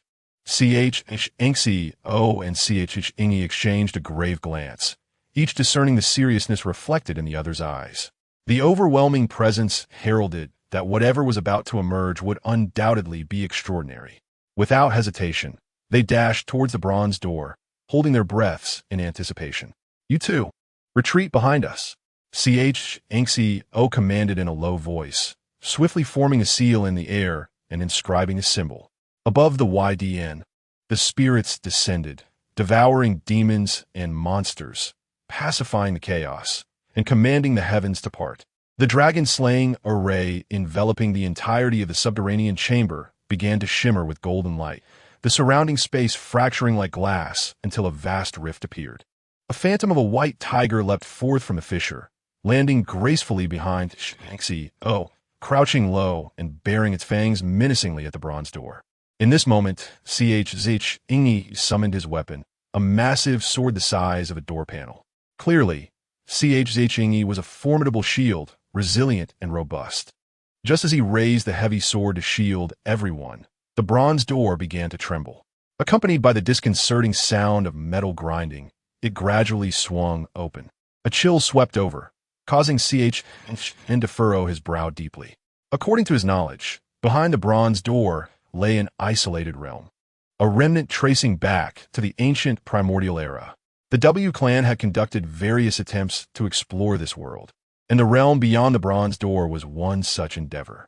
To prevent the souls from that world from escaping, the W clan had constructed this bronze door. The sound of heavy hooves echoed ominously, drawing closer. Through the half-open door, a figure engulfed in eerie blue flames came into view. This figure wielded a black spear, clad in dark armor, riding a spectral steed that was merely a skeletal frame. An overwhelming sense of pressure enveloped the group, and the expressions of CHN and his companions turned grave. This was no ordinary specter, had one to classify ghosts. This spectral knight would undoubtedly rank above the celestial spirits. Inside the realm beyond the bronze door, there existed no yin and yang energies. And under such dire circumstances without sustenance, the knight's original strength had diminished to a mere shadow of its former self. Thus, it could be inferred how formidable it had once been. "Begone, evil spirits!" CHNCO shouted defiantly. "You forlorn souls! Do not dare step beyond the threshold of the bronze door. Depart at once." As he spoke, CHNE advanced boldly, brandishing his heavy sword. "Begone!" The spectral knight retorted with a singular, dismissive word, effortlessly shattering CHNE's indomitable spirit. The knight then swung his spear with casual ease. Clang! The spear struck CHNE's heavy sword, sending both him and his weapon flying several meters. The white tiger phantom let out a roar, leaping toward the spectral knight, only to be effortlessly dispersed by a single blow, scattering into motes of ethereal light. With the summoning dispelled, CHNCO suffered a backlash, spitting out blood as his spirit faltered. The spectral knight continued its relentless advance, towering over CHN, its eyes ablaze with blue flames that seemed to pierce through to the very soul. "Familiar presence," murmured the spectral knight. To ascertain CHN's essence more vividly, it rested its spear upon CHN's shoulder. To others, it appeared as if the knight threatened CHN's throat with the spear. Yet CHN sensed no malice from it. CHY tightly grasped CHN's hand, beads of cold sweat trickling down her forehead, her body trembling slightly. Nevertheless, she stood resolutely beside him, gazing defiantly at the spectral knight. Upon hearing the spectral knight's introduction, the four present could not suppress their astonishment. The legendary warrior FYU, a figure steeped in myth. While Fyus' renown in ancient tales may not have been vast, his contemporary, Shi Yingli, was well known as a fearsome deity. Not to mention their superior, the water god Ji Ngking. Faced with such a spirit, Ch's identity as a ghostly envoy felt somewhat inadequate. The underworld was not yet established when this entity had existed. Yet, sensing familiarity with him, and rifled through his thoughts, concluding that the only likely reason was the system itself, to provide this ancient being with a more tangible sense of his essence. Chen flipped his left hand, producing the ghostly talisman, and ignited the ghostly flames with his right. As Fyu's voice trembled with emotion, and softly explained, Rebirth. Indeed, that seems fitting. Fyu nodded, his eyes flickering with flame, revealing a hint of longing. Would you like to be reborn, Fyu? I can assist you. Ch's unexpected suggestion caused Yingli, who had only just managed to rise, to stumble in disbelief. How audacious could one be? The knight refrained from hostility, yet here was proposing to facilitate its rebirth. Nxio, who had previously been dispirited, now felt a rush of fear and determination. In that fleeting moment, flashes of his past glories surged through his mind, a rapid succession of memories replaying like a film. Too, became unsettled and discreetly squeezed Ch's hand. Receiving a bewildered glance from Chen, she rolled her eyes in exasperation. Rebirth? Fyu's eyes sparkled with renewed brightness. It had been over 5 millennia since it had passed. The realm beyond the bronze door was a chaotic expanse, filled only with endless solitude. Although these individuals appeared weak, the dragon-slaying array they were backed by instilled a sense of danger in Fyu. Clearly, escaping would not be as simple as it seemed. The underworld, being a manifestation of Hut, essentially belonged to the W clan. Reporting to its own domain should not pose any difficulties, right? Can I also be reborn? Fyu inquired, eyes wide with anticipation as it gazed at Chen. Isn't that rather naive? Chen smirked slightly. Theoretically, as long as it possesses life, I can facilitate its entry into the underworld after death. My identity is that of a ghostly envoy across the 6 realms. There is no soul I cannot guide to peace. Chen blinked, finally murmuring a reminder. The first time may be somewhat painful. Bear with it, and you will get used to it next time. You seem to have forgotten your umbrella. Chen exclaimed. Call me Lifing. Fyu declared, thrusting the divine spear before Chen. What a magnificent name, Chen said as he grasped the spear, admiring its craftsmanship. Ding! Congratulations, host. You have acquired the ghostly weapon SHNWI, along with the spear technique B, Ilien. Do you wish to begin your studies? Wow. And Gasped in surprise. Ghostly weapons were second only to divine and immortal artifacts, with only a handful existing in the mortal realm, each leaving its mark in historical texts. Moreover, it came with a full suite of techniques. Study. Chen thought determinedly. Ding! Congratulations, host. You successfully comprehended the B, Ilien spear technique. As the system notification rang out, a wealth of spear techniques and combat experience flooded Chen's mind, sparing him from endless toil and elevating him to the pinnacle of spear mastery. Truly, the system was remarkable, Chen mused silently. By the way, my name is Chen, Lifing is my nickname, he said apologetically. After all, Fyu had treated him sincerely, gifting him both a weapon and a technique. It would be remiss not to share his true name. Chen, let us engage, Fyu urged, not overly fixated on Chen's name. Chen nodded, then unleashed the towering ghostly flames upon Fyu. The host purified the wandering souls of the Honghuang era, earning a reward of 1,000 ghost coins and an enhancement in the proficiency of the Yuming ghost hand. Now at 651010000. Was it truly only 1,000 ghost coins? According to the existing grading system, a wandering soul should be at least of Tiangue level. How could it possibly yield only 1,000 ghost coins and proficiency? The system must have shortchanged my rewards, Chen Zhen thought bitterly. Please do not overly concern yourself with ghost coins and proficiency. The system replied. The wandering souls of Hong Wang are exceptionally unique entities, and the system lacks relevant data to ascertain the reward's magnitude. With the system statement, Chen Zhen realized further argument would be futile.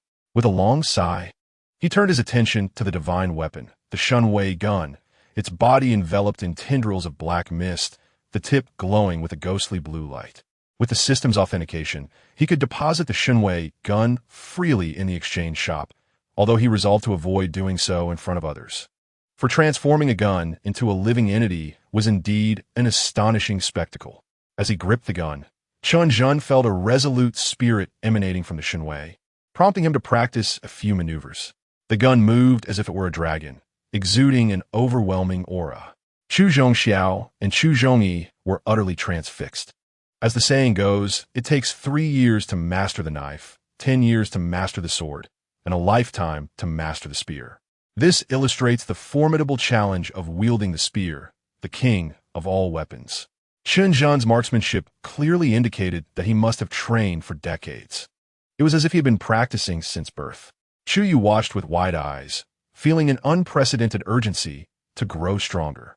With Chen Zhen's excellence, if she did not strive to improve herself, she would become nothing more than a decorative vase. With a creaking sound, the bronze door slowly shut. The Zhualong formation enveloping the entire burial site illuminated with dazzling golden light. This is the merit feedback from the Zhualong formation. Each time we eliminate the evil spirits emerging from the bronze door, the formation rewards us with merit power. Before Chu Zhongxiao's words could fully settle, the golden light began to coalesce and divided into 4 portions, 1 large and 3 small. The largest portion merged directly into Chen Zhen's body, while the other 3 enveloped the remaining 3 individuals. The warm sensation akin to soaking in a hot spring lingered for over 10 minutes. To Chen Zhen's astonishment, he discovered that his golden core had solidified into substance. He had reached the pinnacle of the golden core stage. The auras of Chu Yu and the others also exhibited significant enhancement. Chen Zhen realized why the Chu family could stand shoulder to shoulder with prominent sex. Guarding the bronze door indeed allowed for rapid strength enhancement. However, this was a privilege earned through countless sacrifices by the Chu family over millennia. As an outsider, it was inappropriate for Chen Zhen to linger and leech off their merits. The moment of parting was inevitable. Once safety was confirmed, the helicopter crew began to disembark supplies. Chen Zhen snapped his fingers, summoning Shouho and Dazhuang. You two stay here and take good care of you, Chen Zhen instructed. Now, at the level of fierce ghosts, Shouho and Dazhuang would provide substantial assistance, especially with their possession skills, which could prove invaluable in critical moments. Coupled with the Zhualong formation and Chu Yu's 2 uncles, as long as the spirits emerging from a bronze door were not of the wandering soul level, Chu Yu would have no issues ensuring her safety. After sharing a tender moment with Chu Yu, Chen Zhen was compelled to depart with the crew. The howling blizzard battered the helicopter, akin to countless blades striking, producing a cacophony of noise. Silence enveloped the cabin, yet a solemn expression rested on every face. Suddenly, a chill coursed through Chen Zhen, a foreboding sense of dread swelling within him. Through the cabin window, he glimpsed a colossal tornado surging toward the helicopter. Instantly, the aircraft began to tremble violently, the tail rotor igniting with flames and smoke. The controls have failed. Jump now, a crew member shouted in panic, flinging open the cabin door. The furious wind rushed in, throwing everyone askew. The individual who had just shouted leaped out without hesitation. Wait, brother, you forgot your parachute, Chen Zhen exclaimed, but in such tempestuous weather, even a parachute would likely be futile. There's a cave ahead. Everyone hold on tight. The pilot bellowed, gripping the controls tightly. The helicopter spiraled toward the cave. But mid-flight, another crew member was thrown from the cabin. With a thunderous crash, the helicopter's rotor blades shattered upon the cave's entrance. The fuselage barely squeezing through before it collided with the cave wall with tremendous force. Despite his formidable physique at the Golden Core stage, Chen Zhen succumbed to the impact and lost consciousness. Suddenly, a sound akin to something snapping echoed, followed by a thunderous roar that reverberated outside the cave. Chapter 58. Why not try a different style? Time passed, and Chen Zhen slowly regained consciousness. The surroundings were pitch black, eerily silent. He moved his body. Although every part ached as if it were disassembled, he suffered no significant injuries. The crew, including the pilot, lay lifeless, their bodies frozen solid. Pushing aside a corpse that lay atop him, Chen Zhen crawled out of the severely twisted cabin. Fortunately, having attained the golden core stage, his senses remained sharp, allowing him to see in the dark. The cave was filled with jagged stones, showing no signs of human alteration, suggesting it was a natural formation. The entrance was completely blocked by rubble and snow, likely caused by the earlier violent impact. Chen Zhen summoned the Shinwei gun and unleashed a barrage of shots toward the cave entrance. While it had some effect, it was minimal at best. At least before reaching the divine spirit realm, individual strength felt utterly insignificant against the forces of nature. He pulled out his phone to attempt a call, only to find, as expected, there was no signal. Nevertheless, he was not overly worried. The Chu family would surely respond promptly to the helicopter's mishap. If necessary, he could wait for Shun Mooching to arrive. Furthermore, with the Golden Core stage, he could abstain from food, so enduring a hunger of 10 days or half a month posed no real issue. Suddenly, faint sounds echoed from the depths of the cave, as if someone were calling out. Outside, the icy wilderness was desolate, and he had already confirmed that the crew was gone. It was impossible for anyone else to be alive in this cave. Regardless of whether it be human or spirit, having something to accompany me would alleviate the solitude. Chen Zhen muttered to himself as he ventured deeper into the cave. A subtle mist enveloped the surroundings, accompanied by an elusive fragrance. Turning a corner, Chen Zhen's eyes widened in astonishment. Before him lay an opulently decorated bedroom, with red silk curtains partially concealing a grand bed. A young maiden reclined upon the bed, posing alluringly. Her face, as radiant as a freshly bloomed lotus, boasted a curvaceous figure, and beneath her short silk nightgown, 2 long legs were exposed. Outside, the world was frozen in winter, yet within this chamber, spring flourished vibrantly. Any ordinary person would struggle to withstand such a stark contrast. The maiden parted her crimson lips, her voice languid and serene. "Who is your dear?" Chen Zhen smirked and replied nonchalantly, "My dear is certainly not like this. Just a mere succubus attempting to ensnare me." But her skills are woefully inadequate. The succubus stared blankly for 5 seconds before pouting and playfully retorting. Then, "Dear, how should I appear?" The succubus pondered, perplexed. Relying on her unparalleled illusionary charms, she was oblivious to the countless men she had bewitched. Today, however, was a novel experience. Someone had managed to resist her beauty. The gauzy curtains fell shut, reminiscent of a theatrical finale, veiling the grand bed. "Wait a moment," Chen Zhen exclaimed hurriedly. "This can still work." Mere seconds later, the curtains parted once more. The grand bed had vanished, replaced by a luminous office. A woman clad in an exquisite blouse and a short skirt lounged in a chair. Her legs crossed, her expression frosty, with slender fingers rhythmically tapping the desk, exuding a regal aura. "Mun, I advise you not to play with fire. Come here obediently." Chen Zhen swallowed hard. Setting aside the essence of a succubus, she truly knew how to captivate. Every little thought of a man was deftly grasped by her.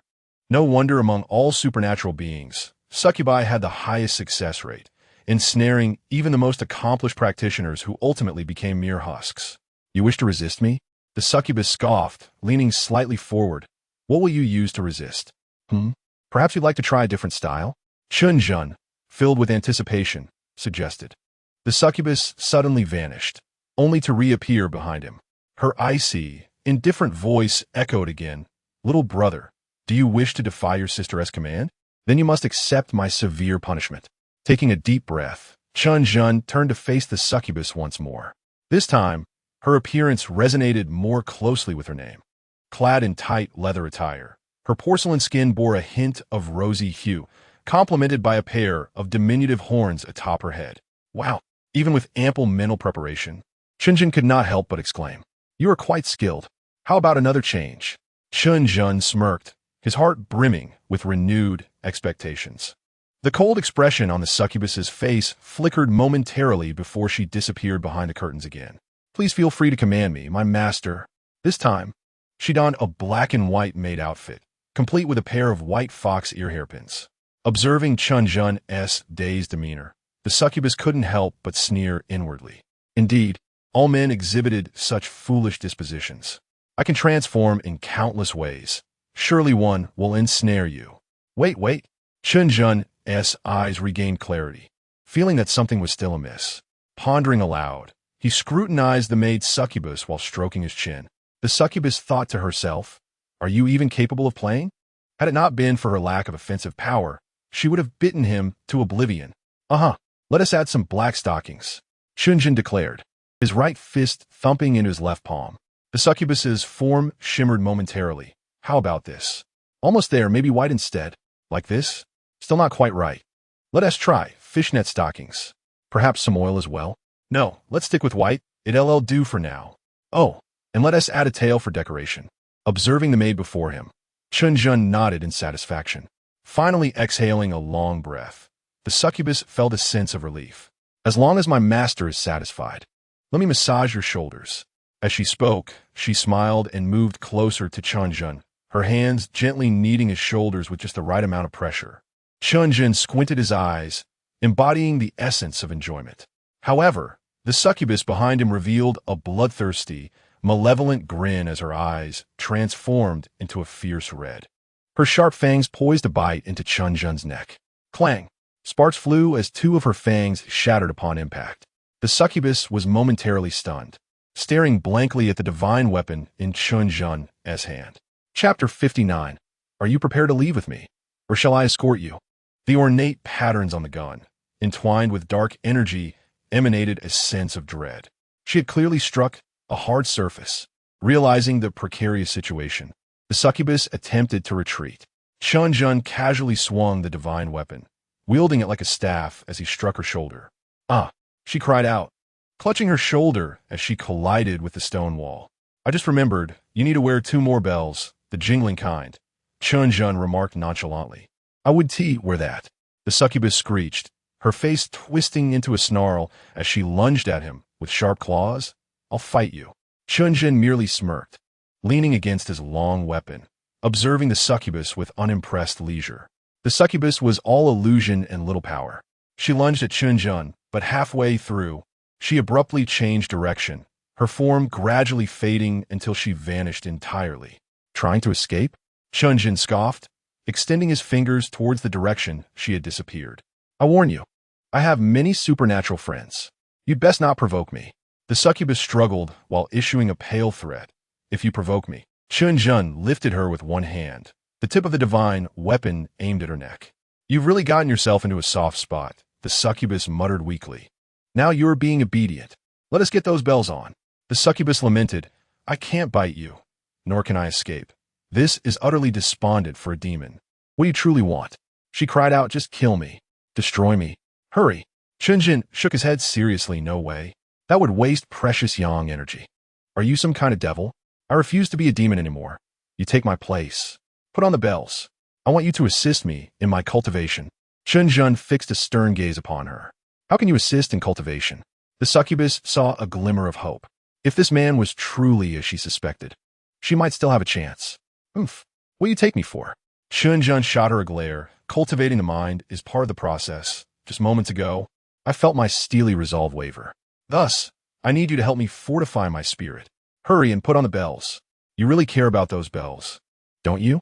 Fine, I'll put them on." A flash of white light enveloped her as a pair of delicate golden bells appeared around her neck. With her movements, the bells chimed melodiously, imbued with a subtle charm. "Now help me massage my back," Chen Zhen commanded, leaning over a stone slab. The succubus attempted to sneak away, but the bells clanged unexpectedly. Upon witnessing Chen Zhen retrieve the divine weapon once more, plunging it into the stone slab, the succubus's composure shattered. She sank to the ground, sobbing. Having been a demon for over a century, she had never felt so helpless. However, upon seeing Chen Zhen impatiently grasping the weapon again, she swiftly ceased her tears, cautiously kneeling beside him, her eyelashes glistening with unshed tears. Time passed, and just as Chen Zhen was on the verge of losing patience and preparing to summon the giant spirit to dig a tunnel, a mechanical rumble echoed from the cave entrance. Clearly, some large machinery was operating outside. Suddenly, a blinding beam of sunlight pierced through. Azen! Azen! Are you in there? I brought people to rescue, Chu Zhongtian shouted as he rushed into the cave. Upon witnessing the scene before him, he stood frozen in place.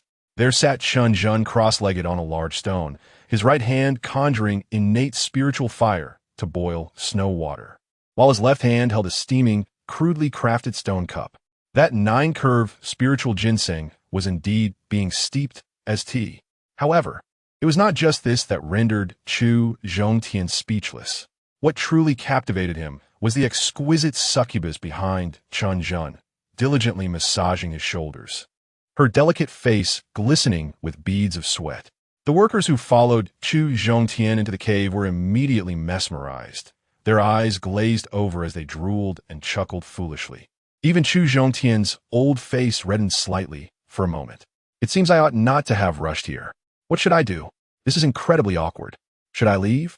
Chen Zhen also felt somewhat taken aback, exchanging glances with Chu Zhongtian. Uncle Chu, you have arrived, Chen Zhen awkwardly greeted. Please, make yourself comfortable. Chu Zhongtian numbly sat opposite Chen Zhen. Zhen, I hope these past few days haven't been too hard on you. Not at all. It's quite pleasant here. The two engaged in a rather strained conversation. Are you planning to follow me, or shall I escort you? Having attended to Chen Zhen for so long, the charming demon naturally understood his implication. The first part was straightforward, but the latter hinted at something else entirely. This was a life-and-death question. Following Chen Zhen, though constraining, at least promised survival. Ding! The demoness may air requests to follow the host. Does the host agree? Agreed. Chen Zhen nonchalantly nodded. Having an additional beautiful maidservant seemed rather appealing. By the way, May, once we step outside, do be cautious with your enchanting arts, Chen Zhen instructed before exiting the cave. Yes, master. Mayer nodded slightly.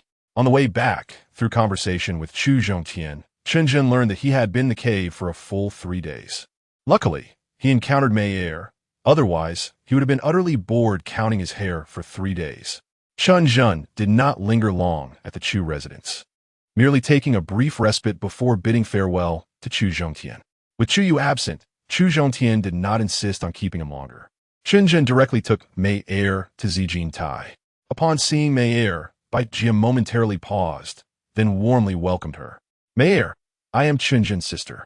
You may call me sister as well. Bai Jia was astute, refraining from excessive questioning or speculation. She arranged a bedroom specifically for Mayer. For tonight was supposed to be a rare opportunity for a good night's sleep. However, listening to the fierce battle next door, she tossed and turned, unable to find rest. Finally, Mayer simply sat up, clutching her pillow and muttering, "It's just calling. I can do that too." Chapter 60. This fellow is definitely up to no good. Early the next morning, Bai Jia was busy in the kitchen preparing breakfast.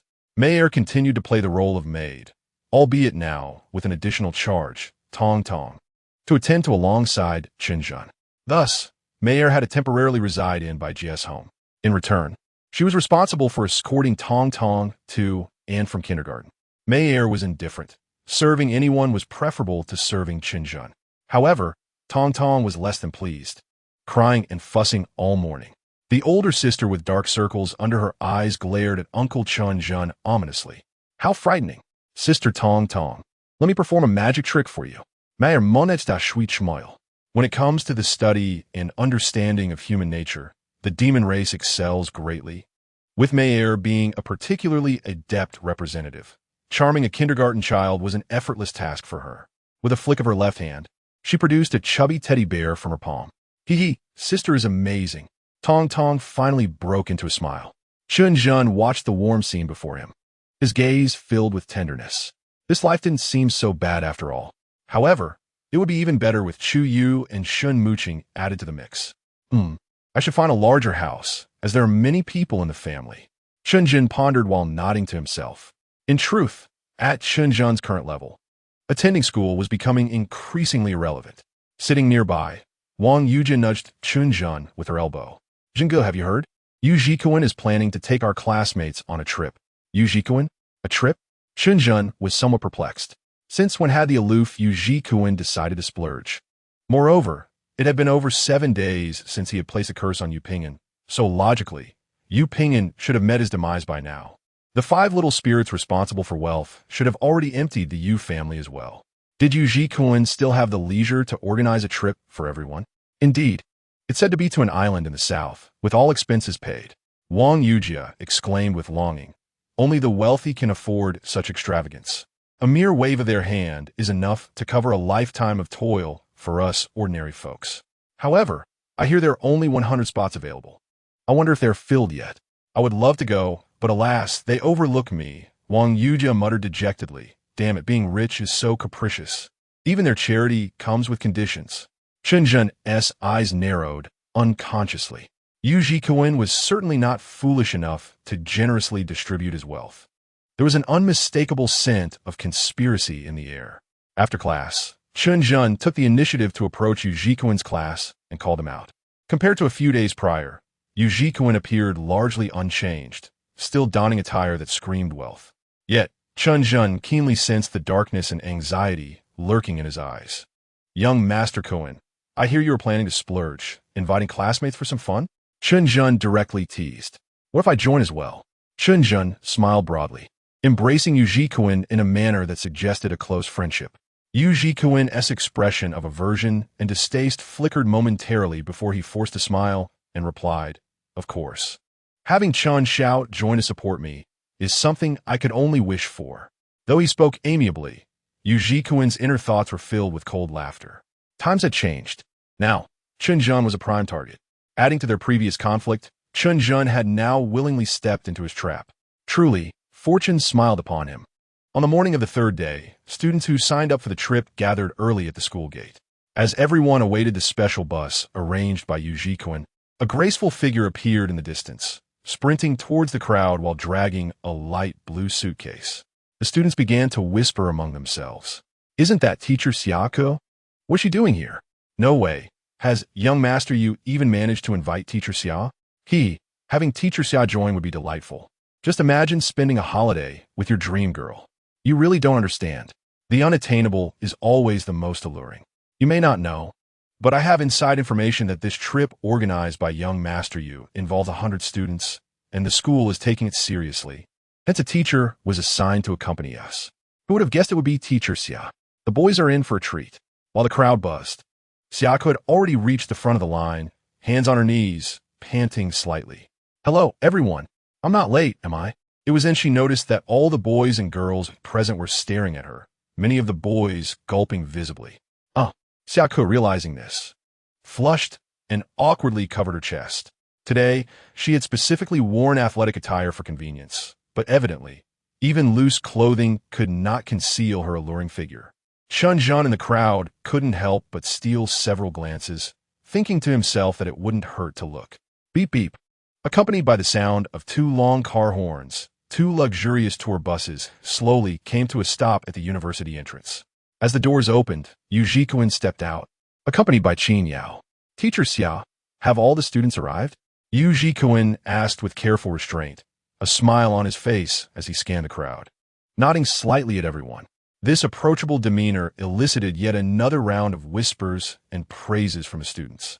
Chen Zhen, however, could only scoff in disdain. This fellow is definitely up to no good. Xiako was checking the attendance list when Qin Yao spotted Chen Zhen in the crowd, striding confidently through the throng. Qin Yao approached Chen Zhen with an air of superiority. Chen Zhen, did you actually take the initiative to sign up for the trip organized by Yu Xiao? Are you still clinging to the hope of getting closer to me? Are you like an adhesive plaster that just one T come off? Haven't I made it clear? We are impossible. Why do you persist so hauntingly? Chapter 61. Quickly fetch the chicken blood and glutinous rice water. After speaking rapidly like popping beans, Qin Yao deliberately thrust her not-so-full bosom towards the crowd, a sense of superiority arising from her perceived charm. Chen Zhen cast a helpless glance at Qin Yao before diverting his gaze. The little resentful spirit still perched above her head had evidently absorbed quite a bit of yang energy recently, its form having grown slightly larger. and its previously decaying skin now appeared more intact. However, this half-repaired skin only repulsed Chen Zhen even more, as he could still detect a faint odor of decay. Qin Yao's condition was hardly better. Her hair was dry, her eye sockets sunken, her skin dull, and her complexion haggard. A thick layer of powder, akin to plaster, covered her face, yet failed to conceal her dark circles and blemishes entirely. "Classmate, hurry and fetch the chicken blood and glutinous rice water." Chen Zhen patted the back of a nearby classmate. The crowd fell silent for a brief moment before erupting into laughter. Qin Yao looked at Chen Zhen in confusion.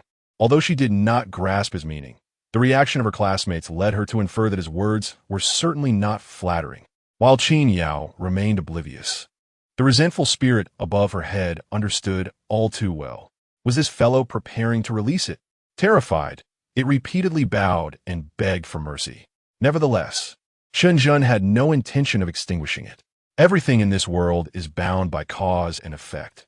The little resentful spirit had clung to Qin Yao for so long, clearly for deeper reasons.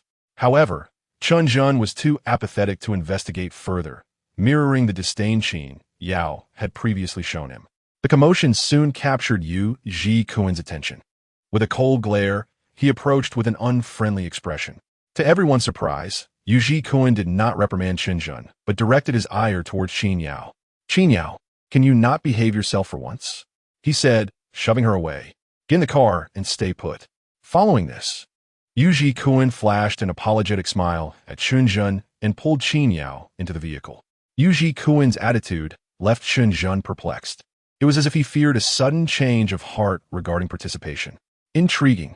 Chen Zhen stroked his chin and followed the flow of people into the vehicle. The two fully loaded buses gradually set off, heading towards the seaside dock. Inside the bus, students chattered excitedly, the atmosphere vibrant with anticipation for the upcoming days of leisure. After more than an hour of travel, the Tianhai dock came into view. In the distance, a small cruise ship was docked, its elegant lines and exquisite form shining brilliantly under the sunlight. The students erupted into excitement, except for a few with affluent backgrounds. Most had never experienced riding on a cruise ship before. Only Yu Xiao could pull off chartering a cruise like this. Can you believe it? This is truly the life of the wealthy, the stuff of a protagonist narrative. Yu Ji-Kuen, seated at the front, basked in his triumph, even as his heart raced. He had poured all his savings into organizing this trip, even selling his beloved sports car. However, the thought of the rewards to come soon brought a barely perceptible smirk to his face. Enjoy yourselves, laugh, indulge. There will come a time for tears. Despite its small size, the cruise ship was fully equipped with a restaurant, bar, lounge, swimming pool, and various entertainment facilities. In addition to the necessary staff, there were even several extra service personnel. Qin Yao, linking arms with Yu Ji-Kuen at the ship's bow, was bustling about, directing classmates to board like a true hostess. While the students were displeased, they felt beholden to him and refrained from openly expressing their dissatisfaction. The cruise ship, capable of accommodating over 200 people, provided ample private rooms for 100 students, with couples being the only exception. The journey from Tianhai Dock to the resort island would take nearly 8 hours. The students reveled in carefree play, snapping photos, indulging in self-service, swimming in the pool, and gaming in the lounge. Chen Zhen, donning vibrant floral shorts, reclined on a sun lounger at the bow, soaking up the sun. The defined contours of his physique caught the attention of several girls. Who would have thought that Chen Zhen had such a remarkable figure? What was Qin Yao thinking? Yu Ji-Kuen might be wealthy, but it was not her wealth. And Chen Zhen was not some poor wretch. He came from affluence too. After all, how else could he have been seen with the campus beauty? Chuyu? I heard that Chen Zhen took time off recently just to visit Northeast China and even met Chuyu's parents. Huh? Then I have no hope left. Cut it out. Don't be unrealistic. We are not in the same world as them. We should focus on where to toil after graduation. Unlike the students who were reveling, Chen Zhen, despite enjoying the sun, was furrowing his brow, nearly wringing water from it. There was something off about the service personnel on this cruise. Though they appeared friendly in their uniforms, Chen Zhen discerned subtle clues from their movements and body language. The chefs had exaggerated muscles. The cleaning staff displayed tattoos peeking from rolled-up sleeves, and the servers bore scars barely hidden by their collars. Their gazes upon the group felt predatory, akin to butchers eyeing livestock. Yet, without solid evidence, voicing these suspicions would likely earn him disbelief. He could only bide his time and observe Yu Jikuan's next move.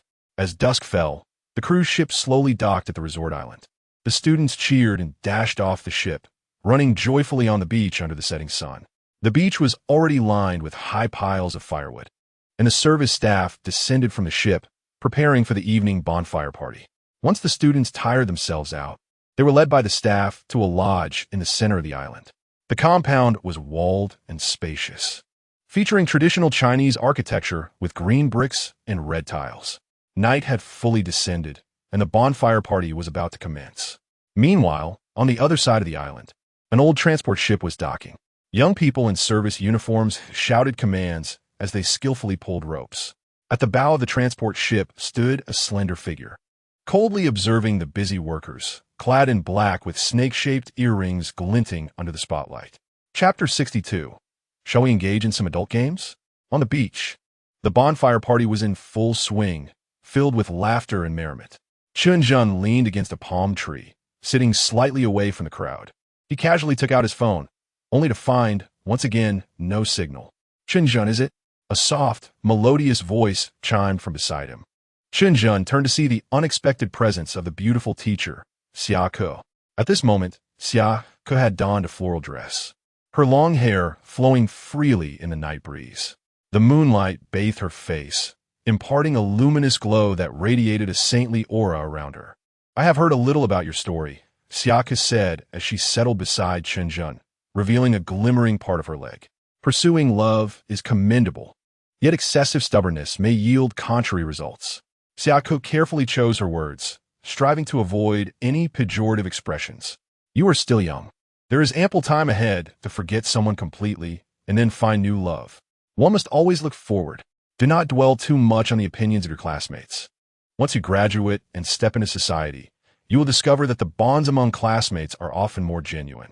Xia Ke pointed to a distant group of merrymakers and gently remarked, "Look how joyful everyone is.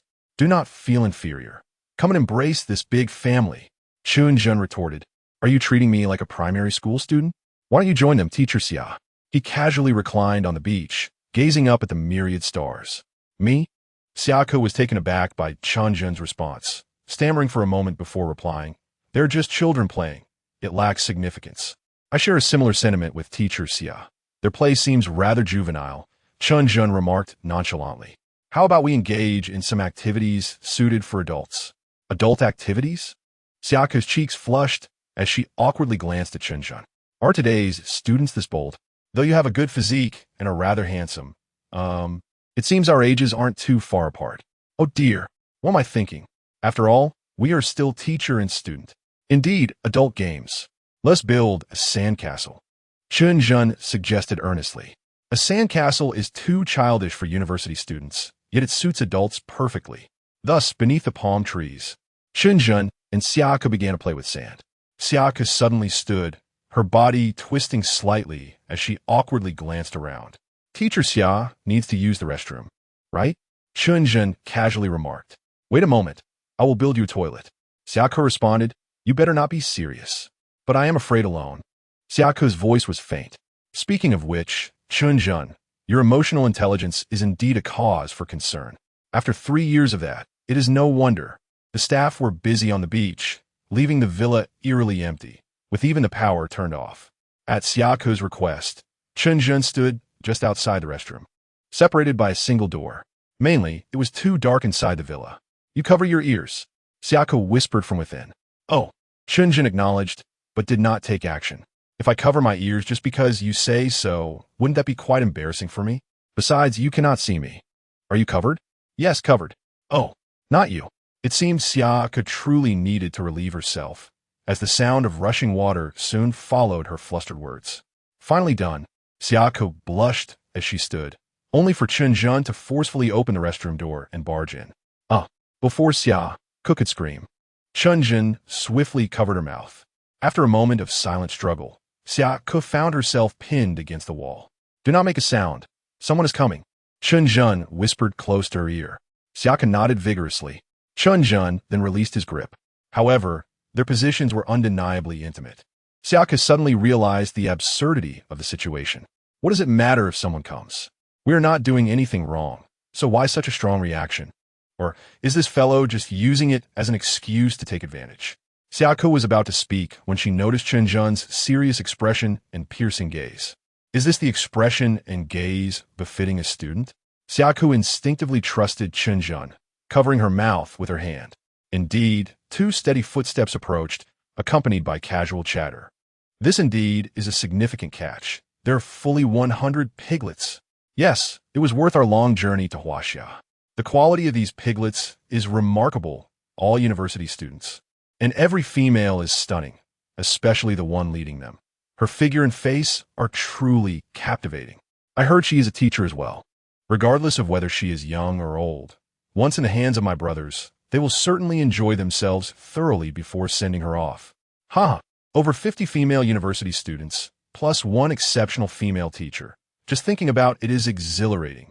Look at your aspirations. When the time comes, the males will sell their organs, and the females will be sold on the black market. My brothers will be rolling in wealth, and there will be no shortage of women in the future. The voices grew fainter as they walked away. At this moment, Xiaka's legs trembled uncontrollably, leaving her unable to stand. The tone of their conversation was unmistakably serious. Moreover, they had evidently made thorough preparations. On this desolate island, she and the 100 students appeared to be mere lambs awaiting slaughter. Xiaka felt every breath she took was chillingly cold, an overwhelming fear washing over her fragile heart. Desperation filled her gaze as she turned to Chen Zhen, only to unexpectedly meet a pair of mocking eyes. It dawned upon Xiaka that she and Chen Zhen were nearly pressed against one another. Due to her earlier weakness, she had inadvertently leaned against him. Fine, if I must lean, then so be it.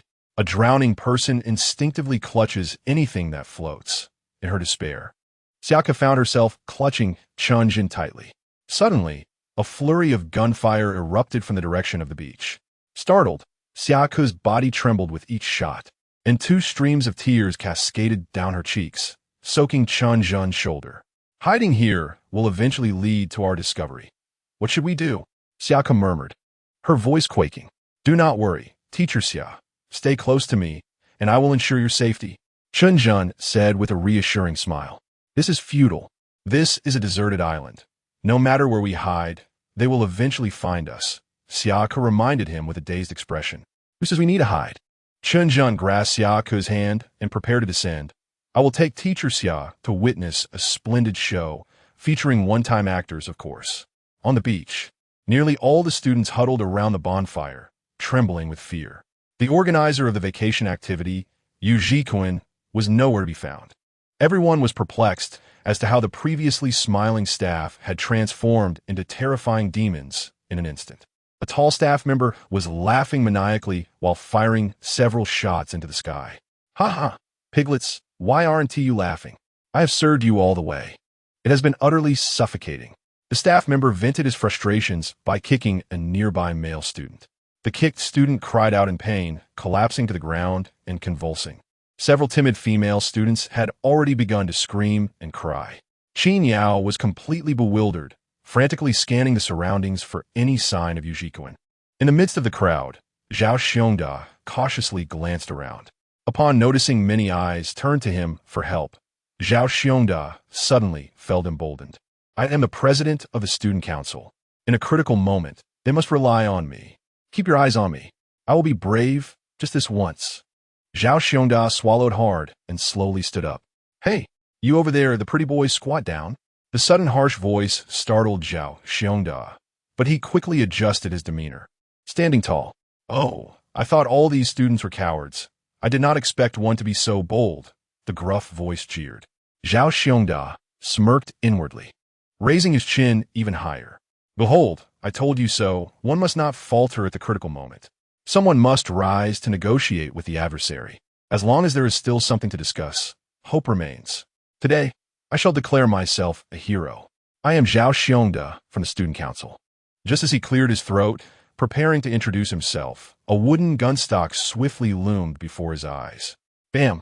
The heavyweight struck Zhao Xiongda squarely on the bridge of his nose. He saw stars, blood erupted, and his nose was left askew. Student Neil. Wait.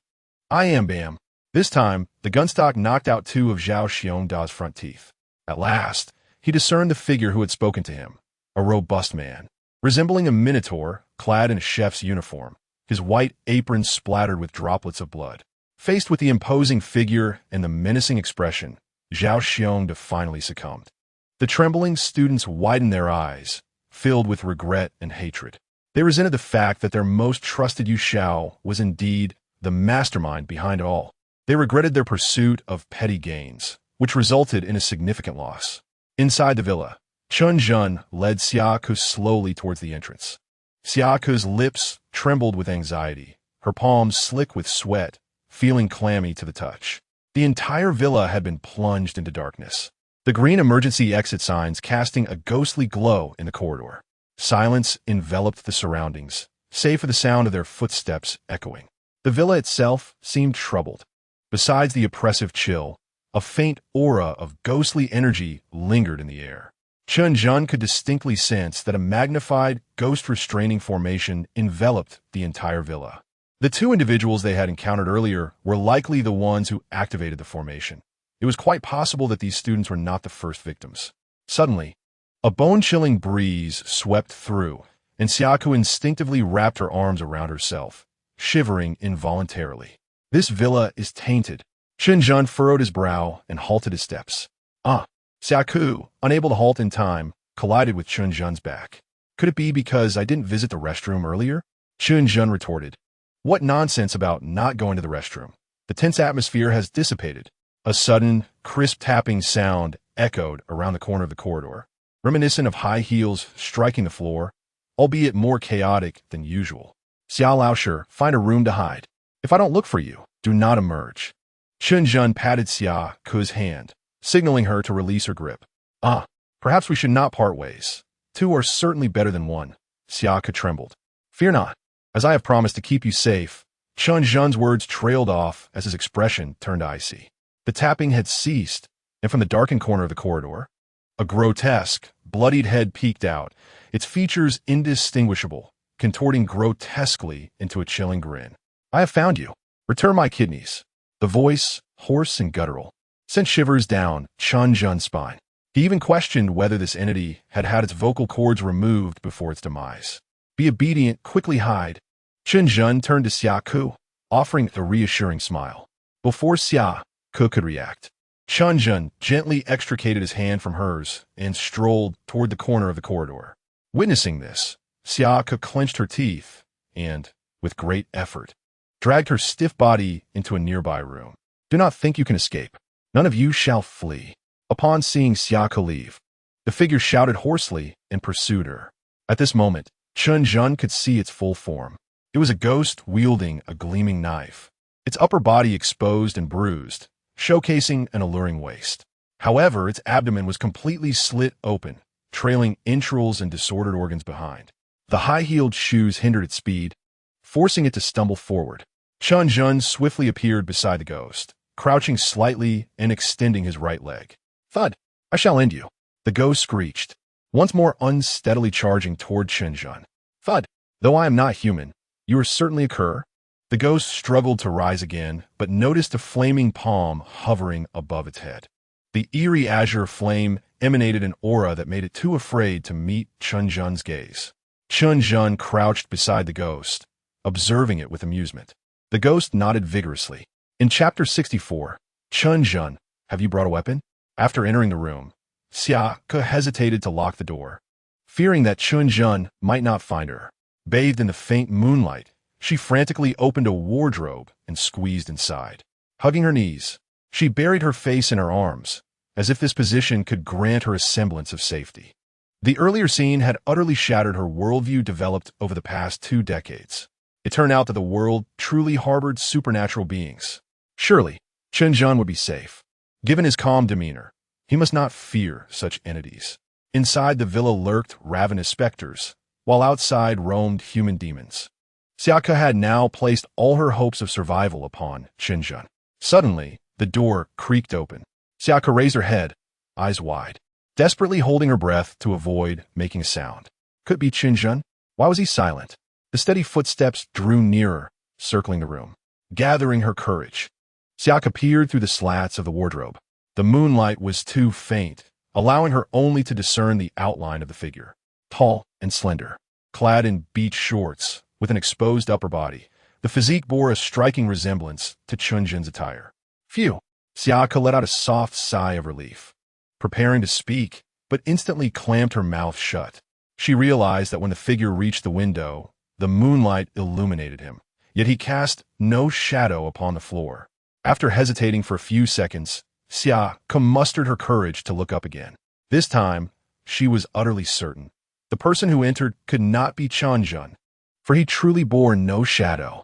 A chilling sensation enveloped her, and Siaka could hear her heart pounding fiercely. Is anyone there? The voice was gentle and magnetic. Yet to Siaka, it sounded like a whisper from the depths of hell.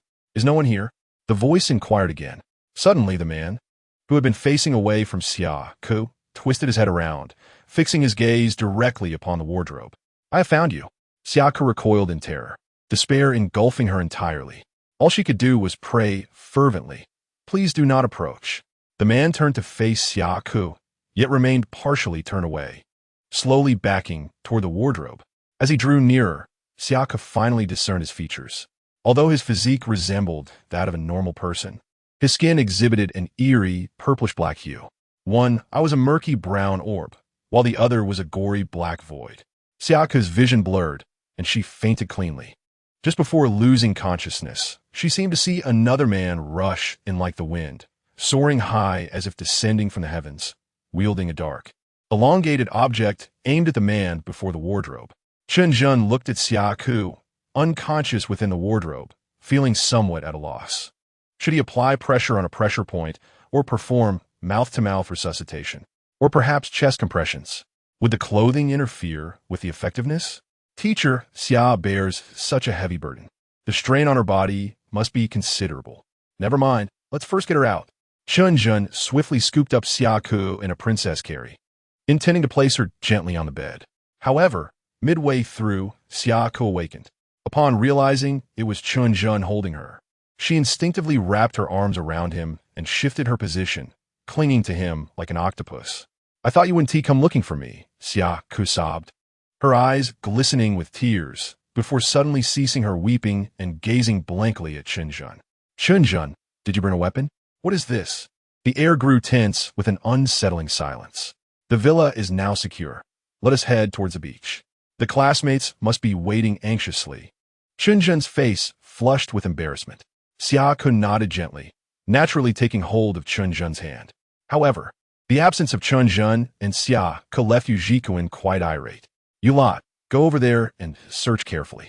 No matter what happens to the boys, the girls must remain unharmed. Yu Jikuan commanded haughtily. Mr. Yu, please mind your tone. A bespectacled and refined waiter interjected coldly. I believe you have misunderstood. We are merely partners, not superior and subordinate. Yu Jikuan raised an eyebrow, then donned an apologetic smile. My apologies, Mr. Danshe. I became a bit overzealous. Among the students, Qin Yao spotted Yu Jikuan and immediately sprang to her feet, dashing over excitedly. Get lost. Stay away, you scoundrel. Yu Jikuan growled, slapping her harshly. In truth, he had long grown weary of the current Qin Yao. He had only pretended to be amiable to gain another ally. Now that the pretense was no longer necessary, he revealed his true self. Qin Yao covered her face, frozen in disbelief. Yu Jikuan, you bastard, I have undergone 6 abortions for you. You think you could just turn your back on me? She screamed, lunging at him with wild abandon. Yu Jikuan kicked her away and, grinning, called to the waitstaff. Which of you wants this troublesome girl? Hurry and drag her off. A lewd man in a janitor's uniform approached with a smirk, lifting Qin Yao without another word and heading toward the palm trees. Wait! A female voice suddenly rang out from the crowd. Xia Yingying emerged from the shadows with a smile. These girls are quite charming. Be careful not to mishandle them, or they won't fetch a good price later. Miss Xia, you finally arrived. Was the journey smooth? Yu Jikuan eagerly approached her. It was acceptable, even with the 180,000 kilometers of coastline in Huaxia. As tightly guarded as it may be, our vessel still managed to navigate through, Xia Yingying frowned slightly, stepping back to create distance from Yu Jikuan. After the stronghold of the poisonous snake gang was dismantled, Xia Yingying had been evading capture while contemplating how to smuggle her assets to Japan. Just as Yu Jikuan faced turmoil at home, with Yu Pinggan's suicide and the family on the brink of bankruptcy, they found common ground. Xia Yingying was in charge of personnel and channels, while Yu Jikuan was responsible for recruiting and financing. They agreed to split the spoils evenly after the operation and then escape Huaxia together. Xia Yingying had previously engaged in similar abduction activities, but this was on an unprecedented scale. For this, she had specifically contacted a Southeast Asian country to arrange for a smuggling vessel. A figure stealthily approached the outskirts of the student group and, seizing the moment when no one was watching, bolted.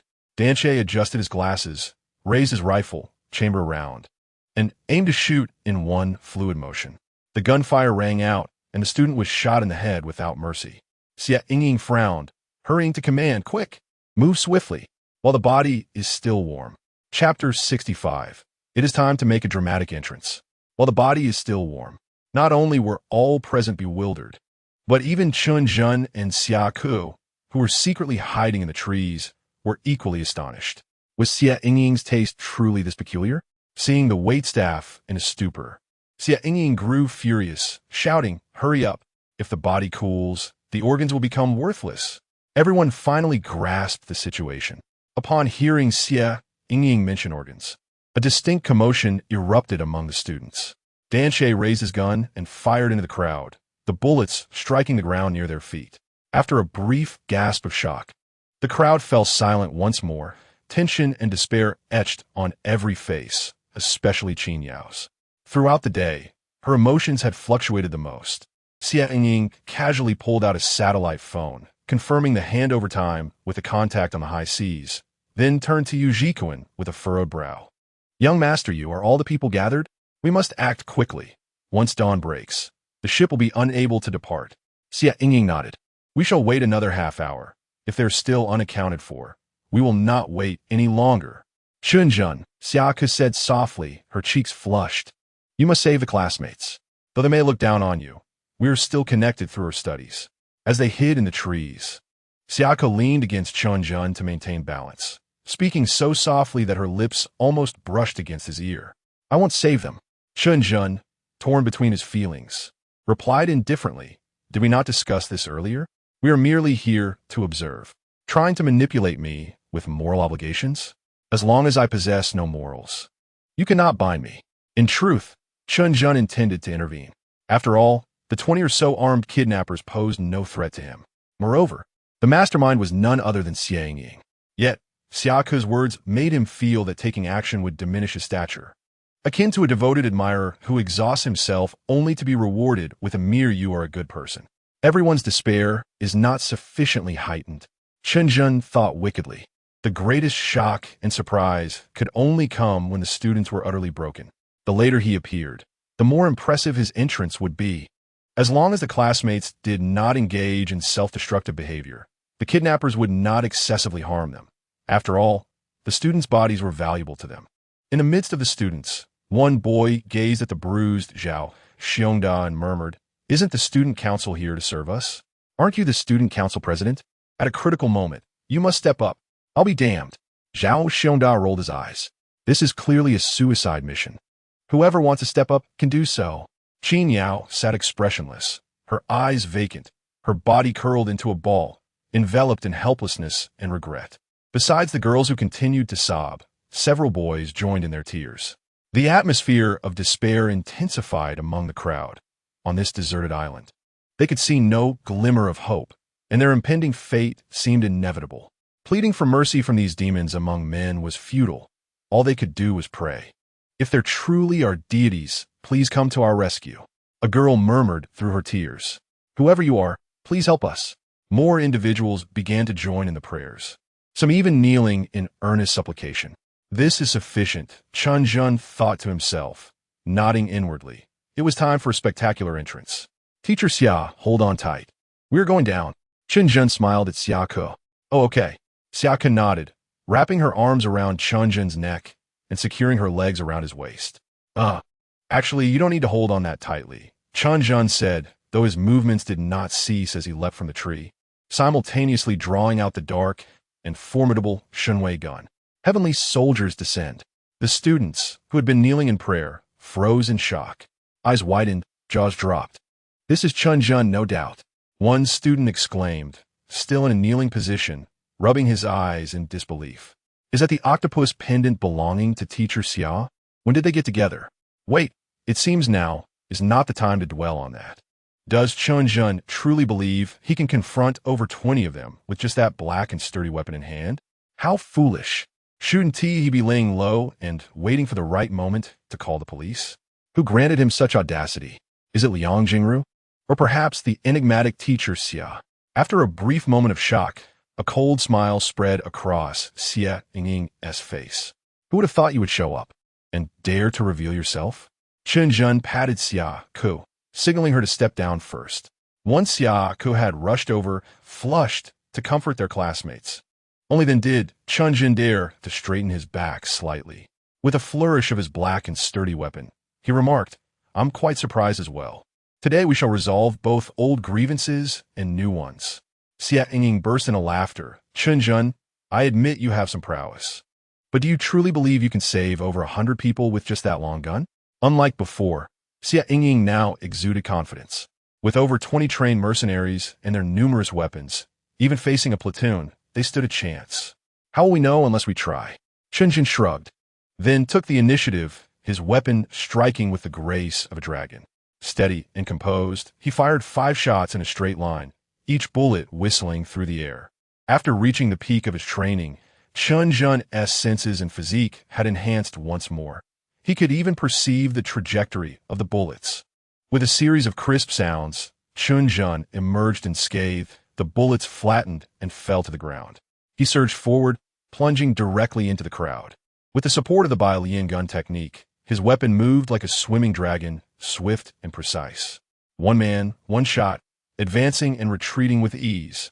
Chen Zhen was measured in his strikes, merely disarming the kidnappers without outright killing them. To slay them would be too merciful. The previously despondent classmates finally glimpsed hope, cheering for Chen Zhen with raised arms. "Zhengge, you're amazing. You're too handsome." So, all along, Zhengge had been interacting with us as an ordinary person.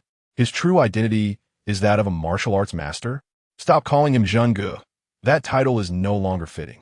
From now on, I shall call him Zhen Shun. That makes sense. I've decided to forsake my faith in God. Henceforth, I shall believe in Zhen Shun. It seems having a few backup plans is indeed advantageous. Chen Zhen, well done. Keep it up. Qin Yao shouted, her fists clenched, her voice rising above the others. Chen Zhen, wielding the black and sturdy weapon, felt a chill run down his spine. What was wrong with that woman? Suddenly, with a crack, he shattered Dan Che's wrist, and the weapon struck heavily against his back.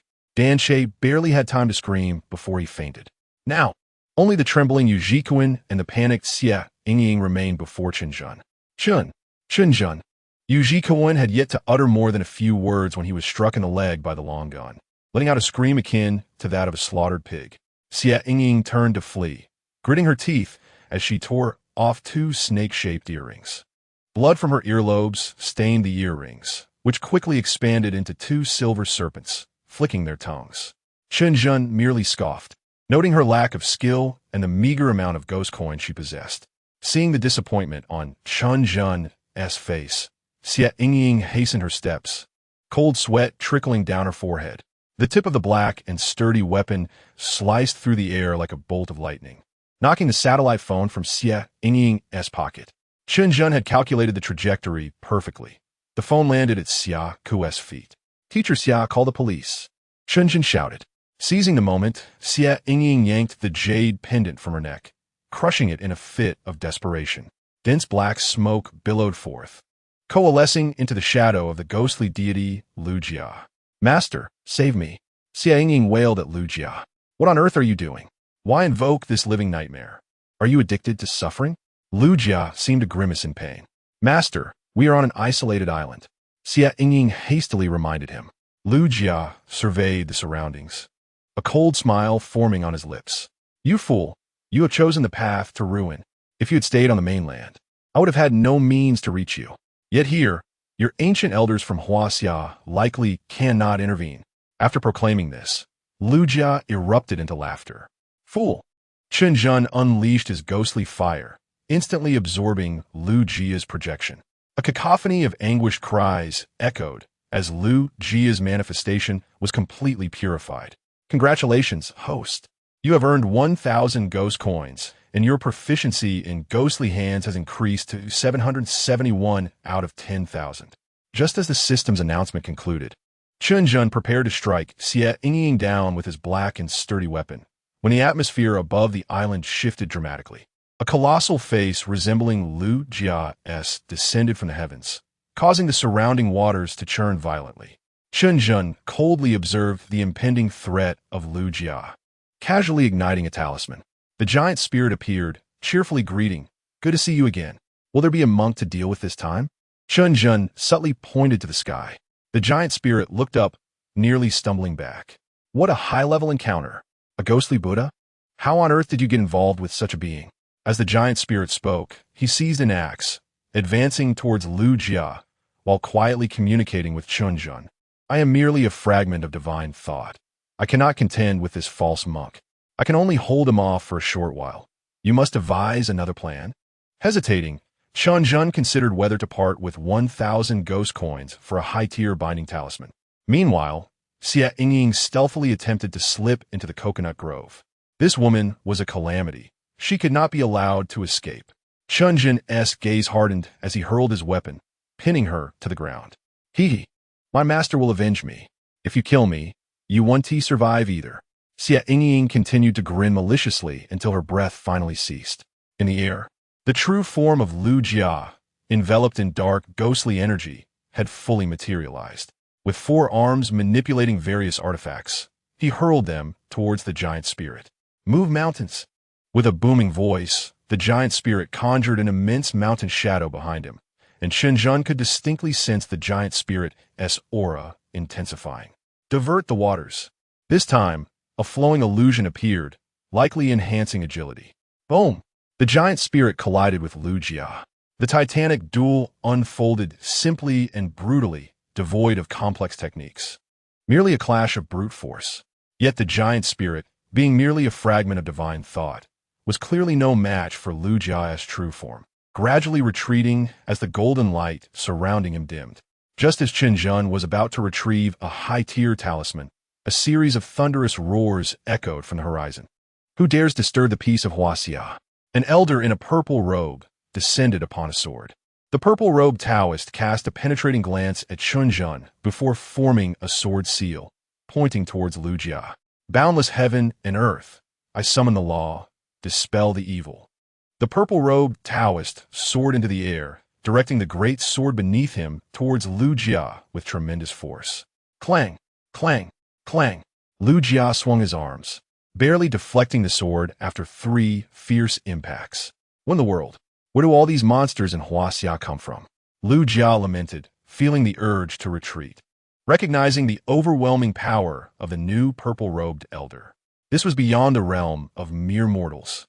For treasure's formation, Luo Jia simultaneously hurled his 4 limbs magical artifacts, which formed a rudimentary formation in midair, swirling towards the Taoist in the purple robe. "Oomph! Is this what you call formation?" The Taoist scoffed coldly, his hands forming a complex seal, invoking the 2 instruments to transform into the 4 symbols, the universe shifting between yin and yang, the 7 stars vanquishing demons. The originally ancient great sword gleamed with golden light, and in an instant it split into 7 smaller swords. These small swords, seemingly imbued with life, danced around the Taoist, soaring and diving. Accompanied by a cacophony of clashing metal, Luo Jia's 4 artifacts were deftly knocked aside by the small swords. Yet, as if not satisfied, the 7 small swords continued to pursue Luo Jia's artifacts, slashing at them. Seizing the opportunity afforded by the formation created by his 4 artifacts, Luo Jia finally bought himself some time. At that moment, he leaped into the sea, transforming into a streak of white light, swiftly traversing the waters, receding ever further. The ninjutsu of the Wokaku? What a load of rubbish, but he certainly runs fast. The Taoist in the purple robe cursed as he descended beside Chen Zhen. It was then that Chen Zhen noticed that this purple-robed master was a plump old man, his face flushed as if he had been drinking. "Thank you, master, for your timely assistance." Chen Zhen politely bowed to the Taoist, inquiring about his name. The Taoist stroked his beard, appraising Chen Zhen before nodding with satisfaction. "I am Luo Fushan's Jing Yuanzi." Chapter 67. Captivating, enchanting, eager for more. Jing Yuanzi. The esteemed Jing Yuan Jinren. Chen Zhen was momentarily taken aback. The ethereal image he had in mind gradually aligned with the plump old man before him, leading to an awkward twitch of Chen Zhen's lips. "I have indeed met Jing Yuan Jinren." Chen Zhen bowed deeply. For the individual before him was a prominent figure in Huaxia Taoism, and customary respect was paramount. Jing Yuanzi smiled faintly, gesturing dismissively, and then turned his gaze towards the group of students not far away, as well as the bound kidnappers writhing on the ground. Chen Zhen had no choice but to recount the entire sequence of events truthfully. As Chen Zhen narrated, Jing Yuanzi's initially mild expression shifted to one of astonishment, then fury. Calm as water, pure as the heart, Jing Yuanzi muttered continuously, attempting to regain his composure. "Damn it, what spell am I even chanting?" Jing Yuanzi suddenly bellowed. He then strode aggressively into the midst of the kidnappers, his right hand flipping to conjure a whip over 5 meters long. "Shameless scoundrels, disrupting my Tao heart." With that, he raised the whip and brought it crashing down. Crack, crack, crack. He struck the kidnappers with dozens of lashes, and seeing them too weak to even roll away, Jing Yuanzi showed no signs of relenting. "Master, please hold your hand." Chen Zhen hurriedly intervened, whispering urgently. Without waiting for Jing Yuanzi's response, Chen Zhen approached Xia Ke. "Teacher Xia, have you called the police? How long until they arrive?" "Yes, I've called. But since we are quite far from the land, the Coast Guard will take about 2 to 3 hours to arrive." 2 to 3 hours is sufficient. "Teacher Xia, please have the students wait here. I will attend to some matters with this esteemed elder." Chen Zhen indicated towards Jing Yuanzi, who was still glaring fiercely. "Make haste." Then, although the situation had seemingly settled, Xia Ke still felt a twinge of anxiety. "Rest assured, the manor is currently the most perilous location on the island." Chen Zhen smiled, placing a reassuring hand on Xia Ke's head. Xia Ke's face flushed crimson, but she did not pull away. The surrounding students, particularly the males, cast murderous glares in their direction. "I still require the master's assistance," Chen Zhen said, glancing towards the manor in the center of the island. "Could you please drive them all into that manor?" Jing Yuan Ren followed Chen Zhen's gaze and frowned. "Such heavy, ghostly energy. Are you certain you wish to send them over there?" "Fear not. The ghosts within were all victims of these kidnappers. They are merely their own kind." Jing Yuanzi nodded silently, raising his whip and striking it through the air. The thunderous sound startled the kidnappers, causing them to cower on the ground. "Those who don't want to be whipped, get the hell up," Jing Yuanzi commanded loudly, including Yu Ji Kuan and the other kidnappers. They endured the agony and crawled towards the manor. In the grand hall of the manor's first floor, over a dozen vengeful spirits sat in a neat row, led by 3 malevolent ghosts, all behaving obediently despite their fearsome visages. With a resounding crash, Chen Zhen kicked the manor doors open. More than 20 kidnappers wailed as they stumbled inside, with the occasional sound of the whip cracking behind them. Nearly 20 fierce ghosts, with sharp blades and grotesque features, turned their heads in unison. It was akin to a bioweapon outbreak. Even Jing Yuanzi couldn't help but flinch at the scene. Yu Ji Kuan, too terrified to scream, frantically retreated until his back hit the wall, leaving him with no escape, his hands futilely clawing at the ground. "Ahem, let us quiet down. I have something to say." Chen Zhen cleared his throat and stood in the center of the hall. The fierce ghosts remained obediently silent, but the kidnappers were utterly terrified and hardly cooperating, their cries growing louder. "Everyone, shut the hell up." Chen Zhen snapped impatiently, raising a heavy, dark object and smashing it onto the ground.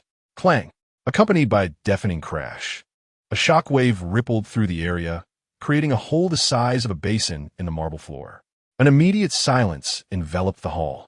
The fierce ghosts instinctively shrank their heads, their faces betraying an unusual fear.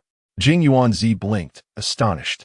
What on earth did Chen Zhen employ that even the ghosts feared him? Now that's more like it. Chen Zhen nodded in satisfaction, pointing at the kidnappers and continuing. You all must have guessed by now, you 1T survive.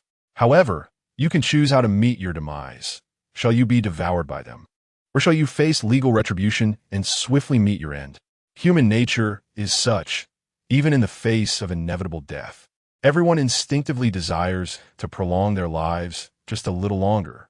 Jing Yuanzi observed the kidnappers with interest, and by this point, he could roughly anticipate the ensuing drama.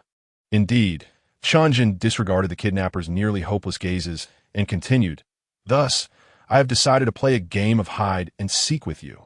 Those who are caught by them will randomly lose an organ, and you will receive an additional 5 minutes to escape. Of course, they will be careful, avoiding vital organs like the heart and brain to ensure you don't perish instantly. Chen Zhen glanced at Jing Yuanzi and quietly inquired, What do you think of these rules, esteemed elder? Brilliant. Absolutely magnificent. Jing Yuanzi exclaimed, giving a thumbs up. Captivating, enchanting, eager for more. In the hall, both the humans and the ghosts were momentarily stunned, especially the nearly 20 fierce ghosts who looked at Jing Yuanzi with a changed expression. That living Yama is one thing, but you, as a Taoist, shouldn't be so full of malice. Watch your mouth, Jing Yuanzi bellowed, his beard fluttering as he glared, unleashing a robust aura. A gale swept through the hall. I can't afford to provoke you. One vengeful spirit, bearing a cruel scar across its neck, exerted itself too forcefully and accidentally decapitated itself. Rolling along, its head landed right at Yu Ji-Kuan's feet. Trembling, Yu Ji-Kuan glanced down, locking eyes with the head's bulging white orbs for a whole 3 seconds.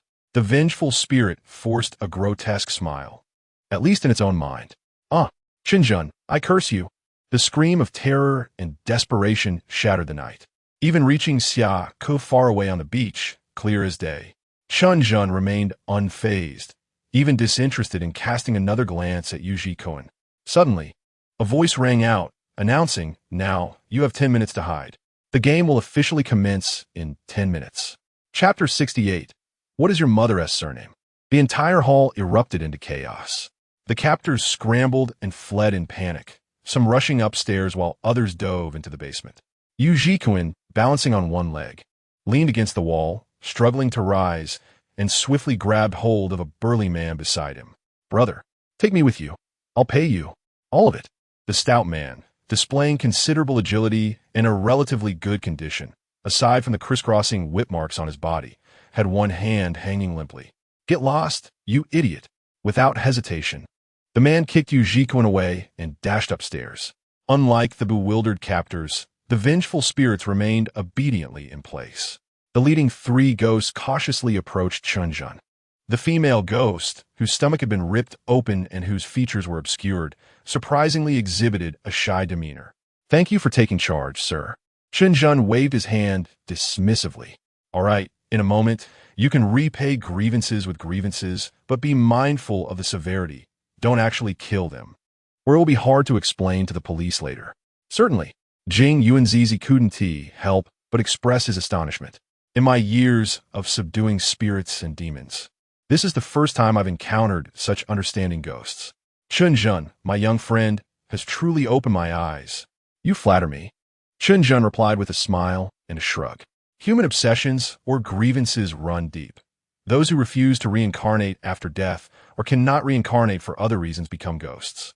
Thus, in essence, ghosts have thoughts just like humans. It's merely a matter of how we compel them to obey. Jing Yuanzi fell silent for a moment, murmuring, Indeed. His eyes gradually brightened, and he turned to Chen Zhen, bowing respectfully. Knowledge has no hierarchy. The adept is the teacher. I have learned much today. Without delay, Jing Yuanzi hurried to a vengeful spirit, bending down to stare it in the eye. Vengeful brother, how many years have you been a ghost? The vengeful spirit replied.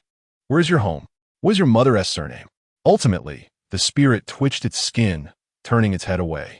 Is this old Taoist unwell? How rude. If not for the fear of being killed, I would have bitten you. Is my method of communication flawed? I must try harder next time. Jing Yuanzi muttered to himself, pondering the technique. Chen Zhen glanced at the time and snapped his fingers. Time us up. The hunt begins. The fierce ghost let out sharp howls and scattered in all directions. Yu Jikuan, cursing Chen Zhen, scrambled up to the third floor, using all limbs to climb. After scanning the surroundings, he hopped into a small storage room, frantically locking the door behind him. After all, losing a leg significantly hampered his mobility. Yu Jikuan was unsure how much time had passed. 3 minutes? 5? Or had the 10 minutes already elapsed? He desperately tried to suppress his rapid breathing, striving not to make a sound. The once boisterous villa gradually fell silent, save for the sound of the sea breeze whistling through the windows. Pressed against the wall, Yu Jikuan curled up, tears of fear and despair streaming down his face. Yet, he dared not cry out, covering his mouth as his shoulders shook uncontrollably. Suddenly, the temperature of the air plummeted. With tears on his face, Yu Jikuan raised his head, trembling as he hugged his shoulders tightly. A long, deep sigh echoed from outside, as if something was exhaling. Soon after, a thick scent of blood seeped through the cracks of the door. He is coming. He is coming. Yu Jikuan even forgot to breathe, the engulfing terror causing every hair on his body to stand on end. Heavy footsteps resounded in the corridor, and the temperature around him dropped even further. The footsteps halted abruptly at the storage room door. Bang, bang, bang. In the dim light, Yu Jikuan picked up a half-broken mop handle, gripping it tightly. This was the only thing that could provide him with a semblance of security. Crash! The storage room door was violently smashed open, revealing a pale, ghastly face peering in. The face was wrinkled, nearly devoid of flesh, resembling dried tree bark exposed to the sun for countless years. I'm so thirsty. Give me something to drink. The dry, ghostly face mechanically opened and closed its mouth, emitting a voice like rusty metal scraping together. Yu Jikuan screamed with closed eyes, wildly swinging the mop handle. Thud! Yu Jikuan felt the stick pierce into something solid. Gradually opening his eyes, he discovered that in his frenzied assault, the stick had found its way into the ghostly face eye socket. The ghostly face stared blankly at Yu Jikuan, pausing for a few seconds before retreating, taking the stick with it. Huh? Did I scare it away? Yu Jikuan let out a sigh of relief, struggling to rise and prepare to shut the door once more. Midway through his action, his entire body suddenly froze. The ghostly face reappeared. The stick lodged in its eye socket had been removed, and the grayish-white eyeball had vanished, leaving behind a gaping black hole the size of a wrist. The eyeball is the organ with the highest water content. I shall feast upon one of yours. As the dry, ghostly face fully entered the storage room, its desiccated body came into view before Yu Jikuan. Still devoid of any flesh, its deep brown, shriveled skin hung loosely over its skeletal frame. In an instant, Yu Jikuan was pinned against the wall by the dry corpse, his hands futilely clawing at the back of the corpse, leaving behind streaks of white scratches, like a lover-esque kiss and embrace. The dry, ghostly face slowly approached Yu Jikuan's terrified eyes. Chapter 69. Stab me. Hurry. Come. Ami tudi? Yu Jikuan leaned weakly against the wall. Excruciating pain surged through his nerves repeatedly. In the end, he could hardly feel the pain anymore, merely staring blankly at the ghostly face looming close, listening to the sounds of chewing emanating from its mouth. No, I cannot die. I am Yu Jikuan. From the moment of my birth, my starting point has been higher than others' endpoints. As long as I desire it, as long as it exists in this world, how could I die here, in the mouth of this hideous corpse? Yu Jikuan, summoning strength from an unknown source, managed to push the corpse away. What a rare delicacy. The ghostly face extended a tongue like a withered branch, licking its cracked lips. According to the rules set by the master, you now have an extra 5 minutes to escape. The ghostly face chuckled darkly, retreating once more. Blood-curdling screams echoed throughout, transforming the entire building into a purgatory. In the hall, Chen Zhen stood with his gun, expressionless. The captors, stained with blood, were now suffering a pain far inferior to the suffering they had inflicted upon others. Jing Yuanzizi, throughout the ordeal, kept tugging at his lips and stroking his beard. This old Taoist was indeed a man of clear distinctions between gratitude and grievances. Chen Zhen, my friend, possesses a kind heart, Jing Yuanzizi remarked, sensing Chen Zhen's gaze upon him. From your decisive actions and the terror you instill in the fierce ghosts, it is evident that you are no ordinary individual. They brought this upon themselves. They shall reap what they sow. Awaiting them below are endless tortures of boiling oil, knife mountains, and fiery furnaces. Chen Zhen replied with a bemused smile. It seems you possess considerable knowledge about affairs of the underworld. May I inquire about your teachings? Jing Yuanzizi observed Chen Zhen intently, pressing for an answer. It is highly likely that the formidable forces within Huaxia, renowned for cultivating prodigious talents like Chen Zhen, are behind his rise. Those ancient beings possess cunning minds, often concealing their intentions even while nurturing outstanding disciples. To be candid, I am but a solitary wanderer, without any sect or affiliation. A solitary wanderer? Jing Yuanzi nearly tugged at his own beard in disbelief. How could you possibly be a solitary wanderer? Can a solitary wanderer summon the mighty giant spirit? Can a solitary wanderer wield a formidable spear? Can a solitary wanderer command fierce ghosts to behave like pets? Very well. Is this how we are to play? Whether you are indeed a solitary wanderer, I shall ascertain for myself. With a clang, the bronze sword behind Jing Yuanzi unsheathed itself autonomously. Young friend, test your mettle against my sword. The bronze sword carved an elegant arc through the air, accompanied by a roar as it swung towards Chen Zhen's head. This strike was merely a probe, infused with only a third of Jing Yuanzi's strength. Chen Zhen, taken aback by the rapidly approaching sword, had little time to react. The gust from the blade already brushed against his face.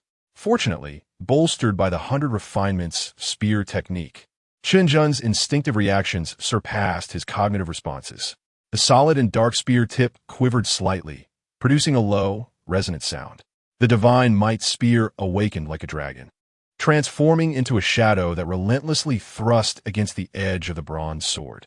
Sparks flew, and the clashing of metal echoed incessantly. After 5 successive thrusts, the divine might spear barely managed to withstand the force of the bronze sword. Splendid spear technique. Let us continue, Jing Yuanzi exclaimed in astonishment, then formed a sword gesture, preparing to exert more strength. Chen Zhen twirled the spear, positioning the solid and dark weapon with its tip aimed directly at the bronze sword. Suddenly, chilling winds swept through the vicinity, causing frost to creep along the walls. A delicate voice rang out. Old bull nose, do you wish to tempt fate? The anguished cries of the fierce ghosts and kidnappers within the manor ceased almost simultaneously. A ghostly immortal? Cold sweat instantly drenched Jing Yuanzi's brow. Though there is but a single word-s difference between a ghostly immortal and a celestial immortal, their essence remains identical. Both are immortals. Even at the Qianyuan realm, Jing Yuanzi was merely a mortal and dared not contend with a ghostly immortal. Oh, great immortal!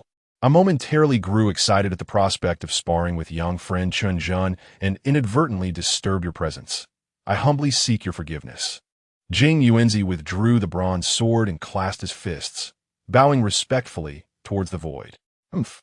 With a haughty snort, the surroundings reverted to their original state, and the anguished cries within the manor resumed.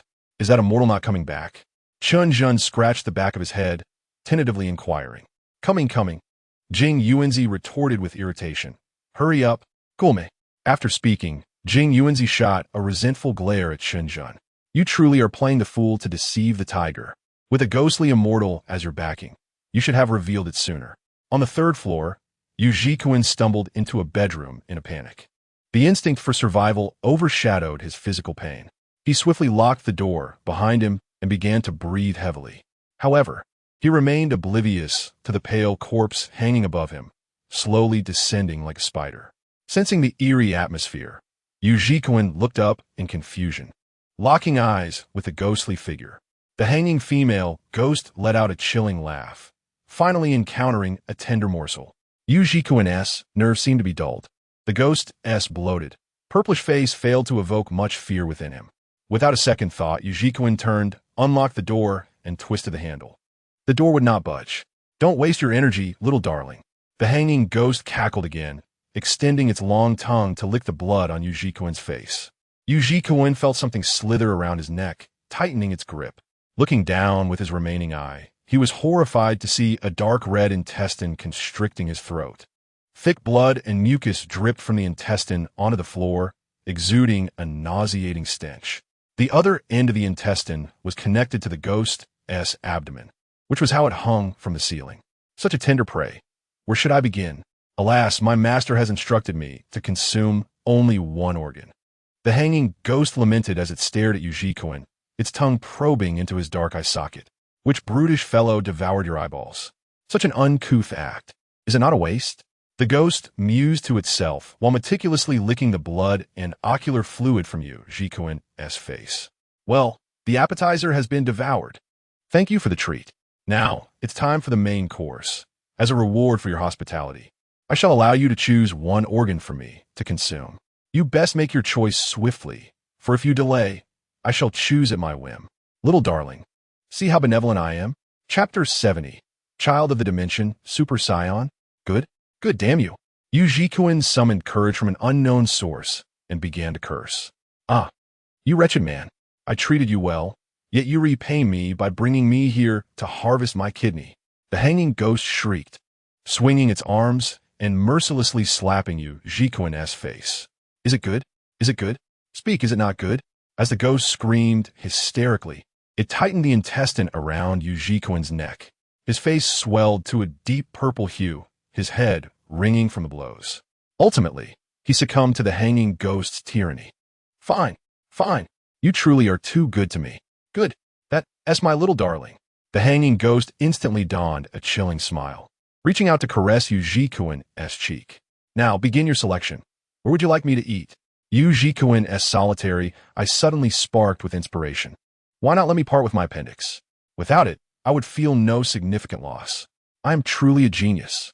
This unexpected choice took the hanging ghost by surprise. It stared at Yujikoin, its icy gaze flickering. You are saying that, and I must not deceive my little darling.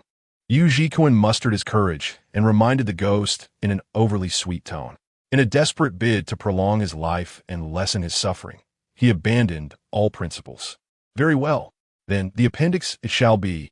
The hanging ghost paused for several seconds. Then a cold smile returned to its face. Then let me extract that little piece first. As it spoke, the ghost extended its long, glimmering claws. This time, it was Yujikoin who was rendered speechless. Wait a moment. You ought to have other means to extract the appendix, right? You're a ghost after all. Yujikoin stammered, desperately shrinking back. Ah! A piercing, high-pitched scream reverberated throughout the manor once more. 2 hours, neither long nor short.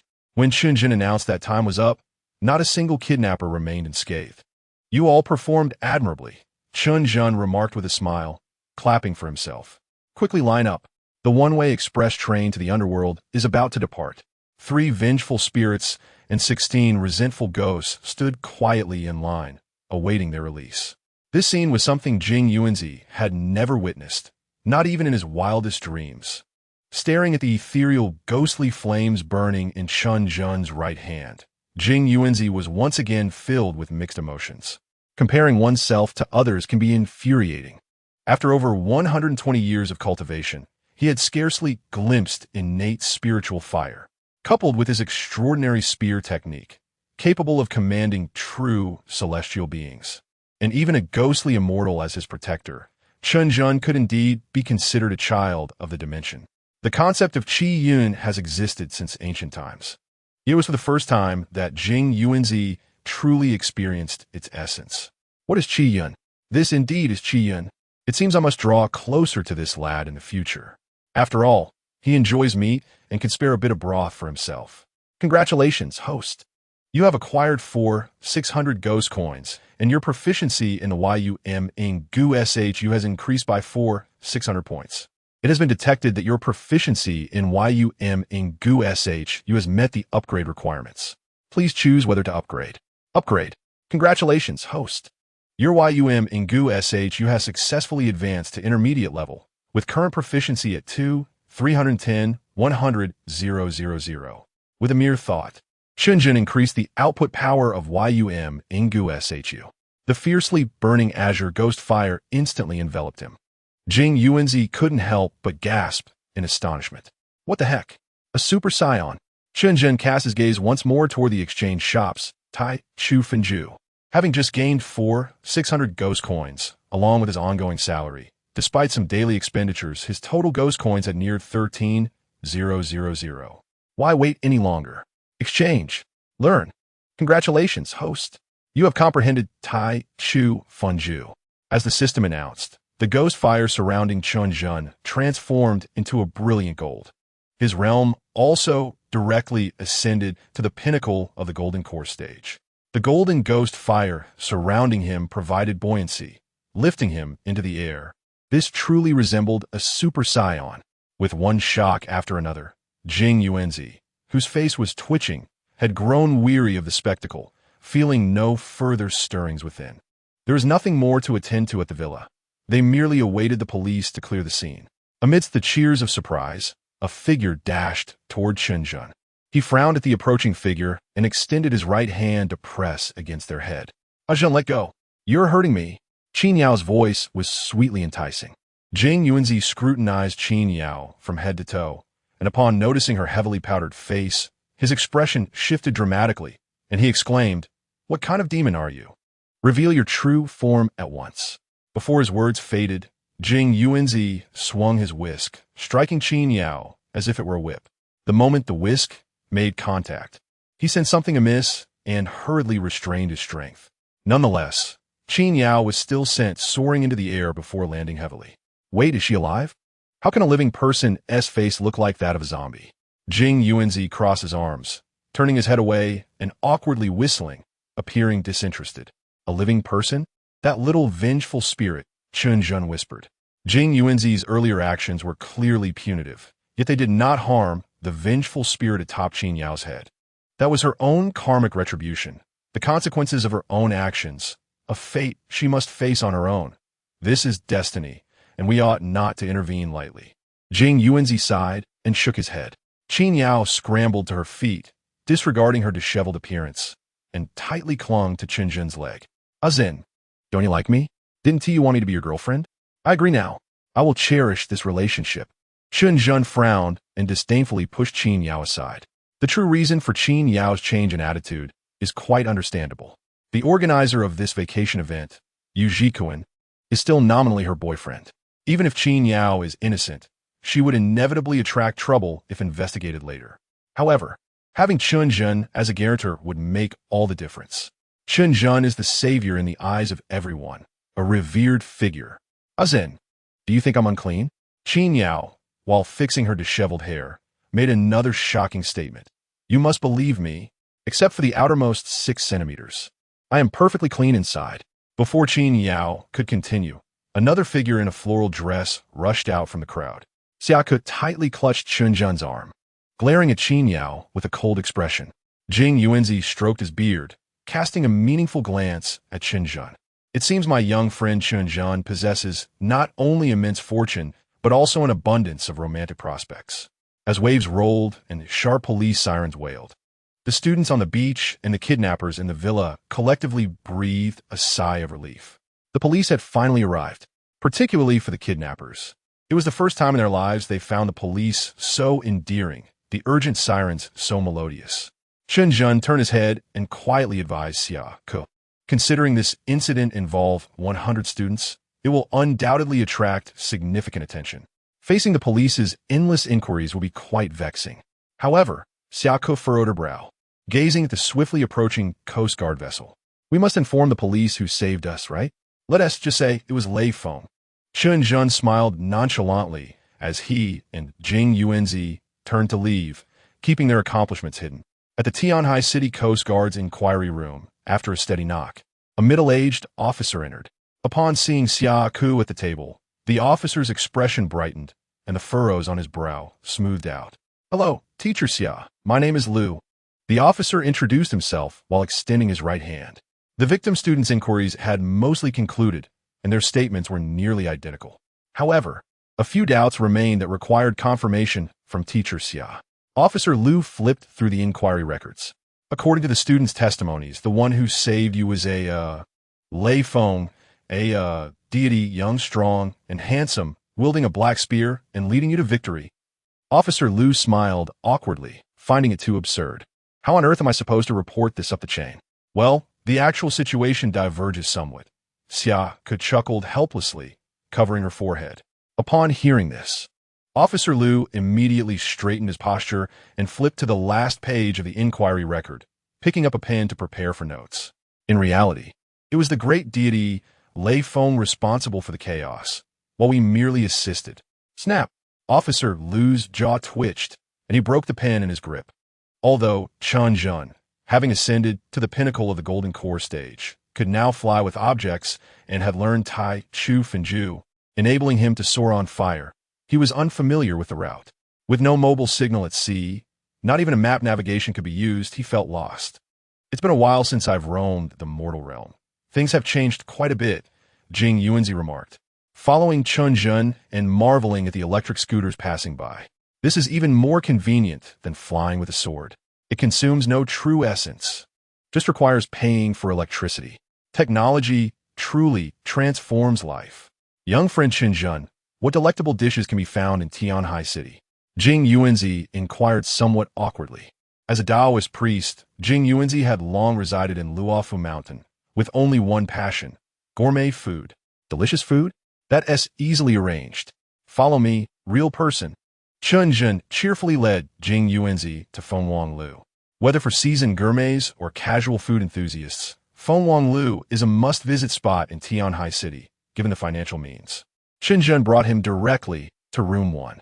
Wang Fengxian, who was exercising upstairs, rushed down without changing her clothes, wiping her face upon hearing Chen Zhen's arrival. Master Chen, you could have let me know in advance. Wang Fengxian opened the door, half surprised and half reproachful, but her words halted when she saw Jing Yuanzi conversing amiably with Chen Zhen. Stumbling slightly, she steadied herself with the door. Jing Yuanzhenren. Previously, she thought Chen Zhen was merely a high disciple of Jing Yuanzhenren. Now, she had undeniable proof. Moreover, the bond between these two appeared profoundly deep. Young lady, do you know me? Smiled as he observed Wang Fengxian. With her neat short hair, athletic physique, and vibrant demeanor, he mused, is this another one of those? My father-in-law is a close friend of Taoist Qing Song from Luofu Mountain. The young lady was fortunate to attend a lecture by a true practitioner last year on the mountain, gaining considerable insights. As Wang Fengxian spoke, she bowed deeply to Jing Yuanzi. Excellent, excellent. The nation flourishes and the teachings thrive. Jing Yuanzi exclaimed sincerely. Encountering the devout followers of Taoism brought him great warmth, and his gaze towards Wang Fengxian softened considerably. Wang Fengxian hurried to Chen Zhen's side and whispered reproachfully, Master Chen, you brought Jing Yuanzhenren here without letting me know, almost causing me to neglect the true practitioner. While speaking, she playfully pinched Chen Zhen's abdomen. Naturally, Chen Zhen would not passively accept this. He retaliated by gently grasping her waist. The two engaged in playful antics, while Jing Yuanzhenren coughed discreetly, inwardly lamenting the decline of societal decorum. Wang Fengxian felt it inappropriate to dine directly with Jing Yuanzi due to the vast difference in their statuses. After exchanging pleasantries with him and casting a reproachful glance at Chen Zhen, she excused herself to the kitchen to prepare the meal. Amidst the clinking of cups and plates at the dining table, Jing Yuanzi casually inquired, Chen Zhen, my young friend, what do we plan ahead next? Chen Zhen paused for a moment, then gazed deeply at Jing Yuanzi. Was this old Taoist intending to linger with him? However, Jing Yuanzi's strength was indeed formidable. Likely having reached the Qianyuan realm, not far from the Yangshan realm of transcending tribulations. Having such a companion and guardian seemed rather advantageous. What if we visit Fengdu? Chen Zhen tentatively suggested. Fengdu? Jing Yuanzi nearly spat out the laurel wine. What kind of place is Fengdu? It is part of the underworld. Are you a living person seeking to wander there? I don't know the way. Jing Yuanzi replied succinctly. No worries, I do. Chen Zhen responded as he gestured in midair, a faint golden ghostly flame sketching a simple map. You boy, can't you discern? When I say I don't know the way, it is a polite refusal. Do you not understand the art of language in Huaxia? I simply wish to borrow your fortune for a sip of soup. Yet you plan to send me directly to drink Meng Po's soup? Seemingly sensing Jing Yuanzi's hesitation, Chen Zhen flipped his palm and produced a black token. Zhenren, please take a look at this. Since he intended to bring Jing Yuanzi to Fengdu, the identity of a ghostly envoy would eventually be revealed. So Chen Zhen decided to lay his cards on the table. Ghostly envoy token. Jing Yuanzi was startled enough to stand up, his wine-induced stupor dissipating significantly. He had only seen images of such a thing in sect texts, and this was the first time he encountered the real item. Sensing the potent, ghostly aura and pressure emanating from the token, Jing Yuanzi concluded, "This thing is undoubtedly authentic. Thus, Chen Zhen, my young friend, you are actually a ghostly envoy?" Chen Zhen explained for a good 10 minutes before Jing Yuanzi reluctantly accepted this premise. A living ghostly envoy, a formally registered one at that. This trip to Fengdu was indeed for reporting in. Fuxing Wuyang, the esteemed Tianzun Jing Yuanzi, he inwardly cursed, then thumped the table and declared, "Let us go. I have lived over 100 years and have yet to see a true ghost city. This is a perfect opportunity to broaden my horizons." With his Qian Yuan realm cultivation and Chen Zhen's identity as a ghostly envoy, unless they purposely sought danger, they should not encounter any mishaps. After bidding farewell to Wang Fengxian, Chen Zhen led Jing Yuanzi to his storefront on Furong Street. He had previously confirmed with Bai Jia that the renovations were nearly complete, with only minor finishing touches remaining, and today he had the time to check in. From a distance, he spotted a gleaming sign hanging above the entrance, Tianyi Xiantong Affairs Office. Jing Yuanzi stroked his beard and nodded, "With your status and Taoist accomplishments, this name fits well." Knowing that Chen Zhen was coming, Bai Jia and Yao Meier had also made a special trip.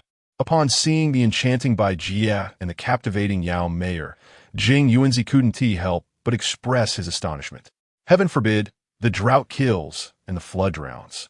Even married women and succubi are not spared. What a transgression. "This is Jing Yuanzhen from Luo Fu Mountain," Chen Zhen introduced with a grin. Bai Jia remained unperturbed, treating Jing Yuanzi merely as Chen Zhen's friend. Yao Meier, however, was different. Noticing the profound aura of true essence surrounding Jing Yuanzi, she instinctively blinked at him, feeling both timid and curious. "Bold succubus, do not disturb my Tao heart." Jing Yuanzi's face flushed, and he bellowed with a voice that trembled, causing the bronze sword at his back to vibrate and hum.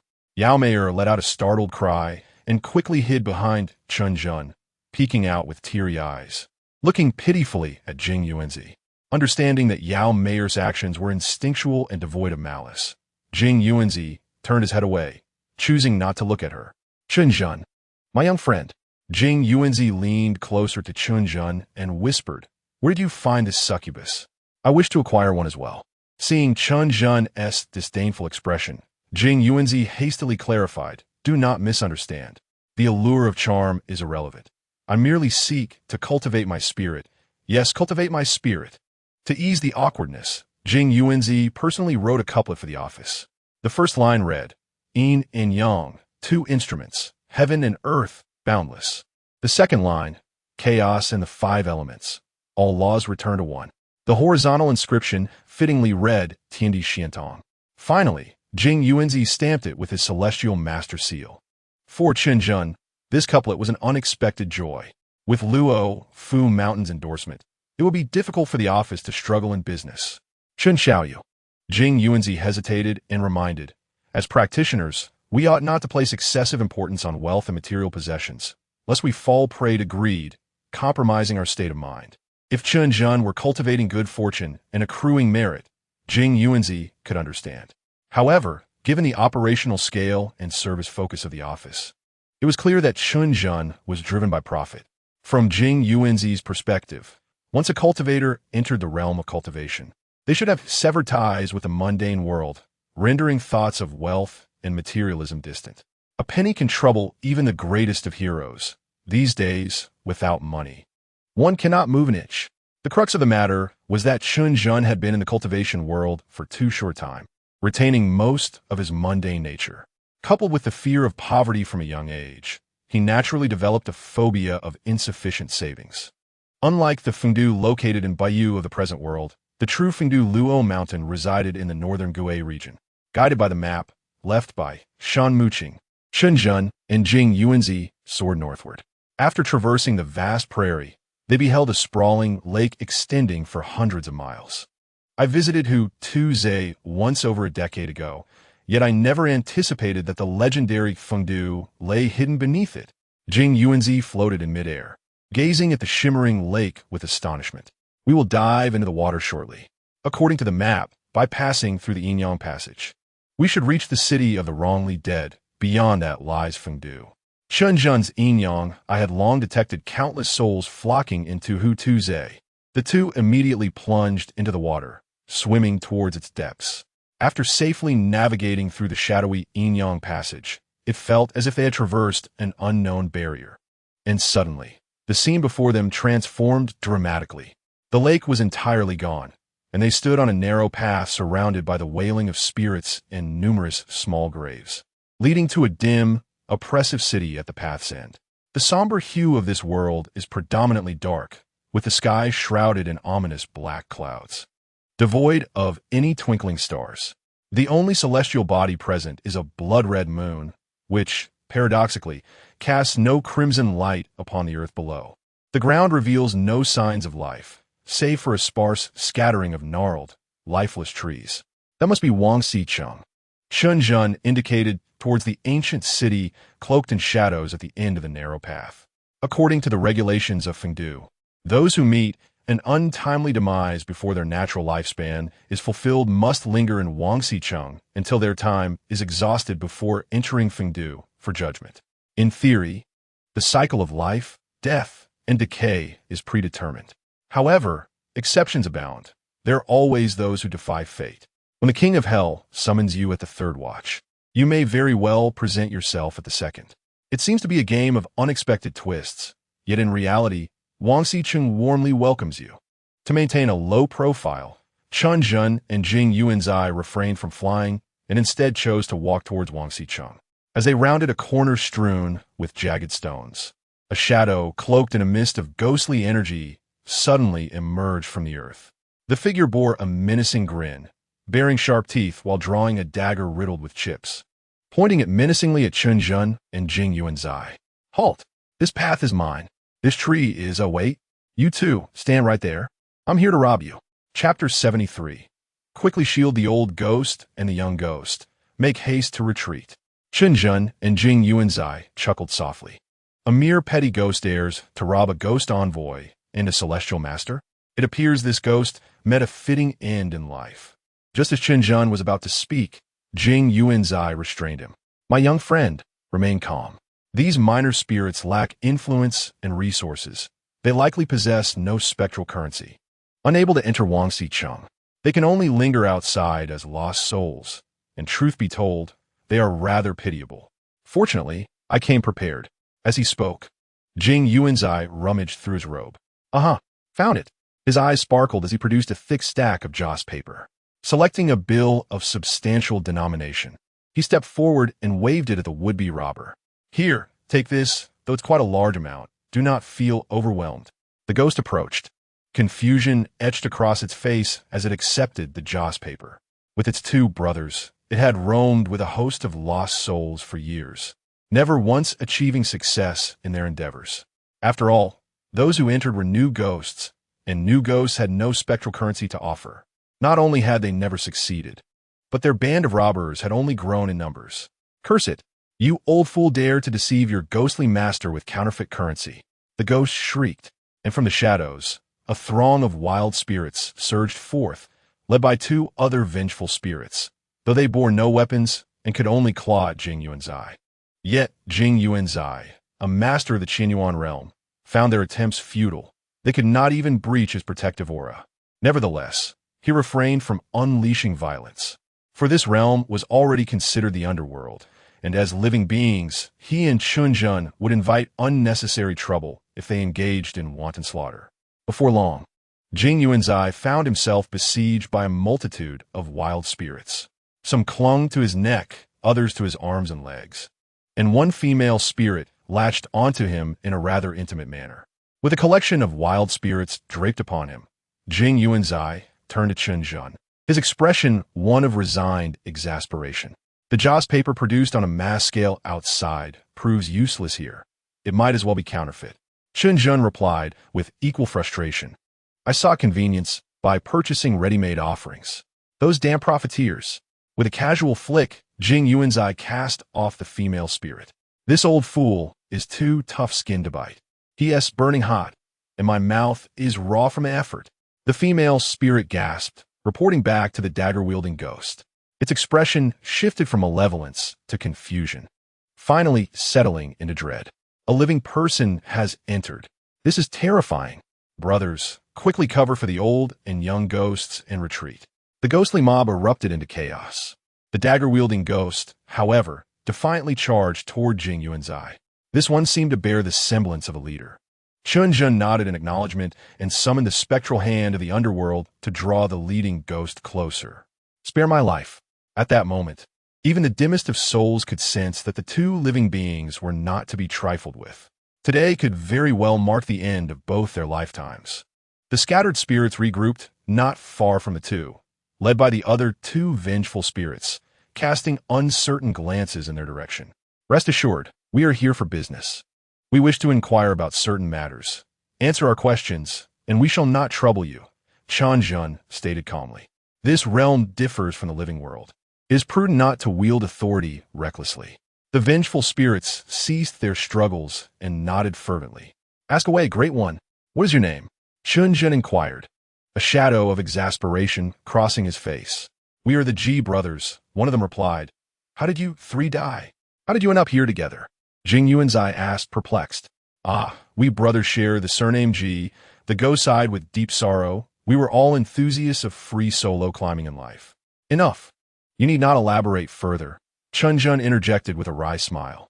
In all extreme sports, free solo climbing harbors the highest mortality rate, at times reaching as high as 50%. This was not merely an unexpected twist for the king of hell. It was akin to defecating on his very throne. Is there any gain to be had from your acts of robbery? Jing Yuan's eye posed a question that piqued his curiosity most.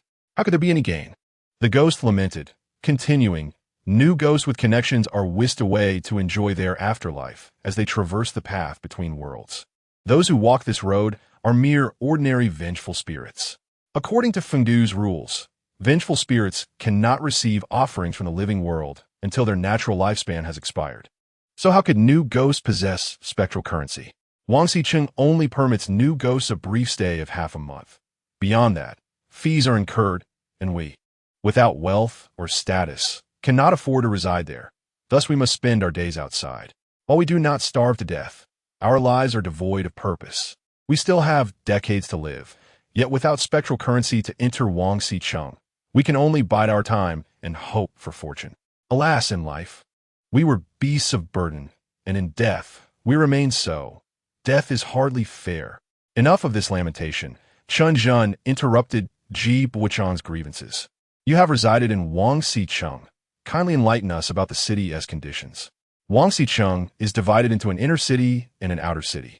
The outer city is populated by new and impoverished ghosts, akin to a slum in the living world, Ji Buichang reminisced.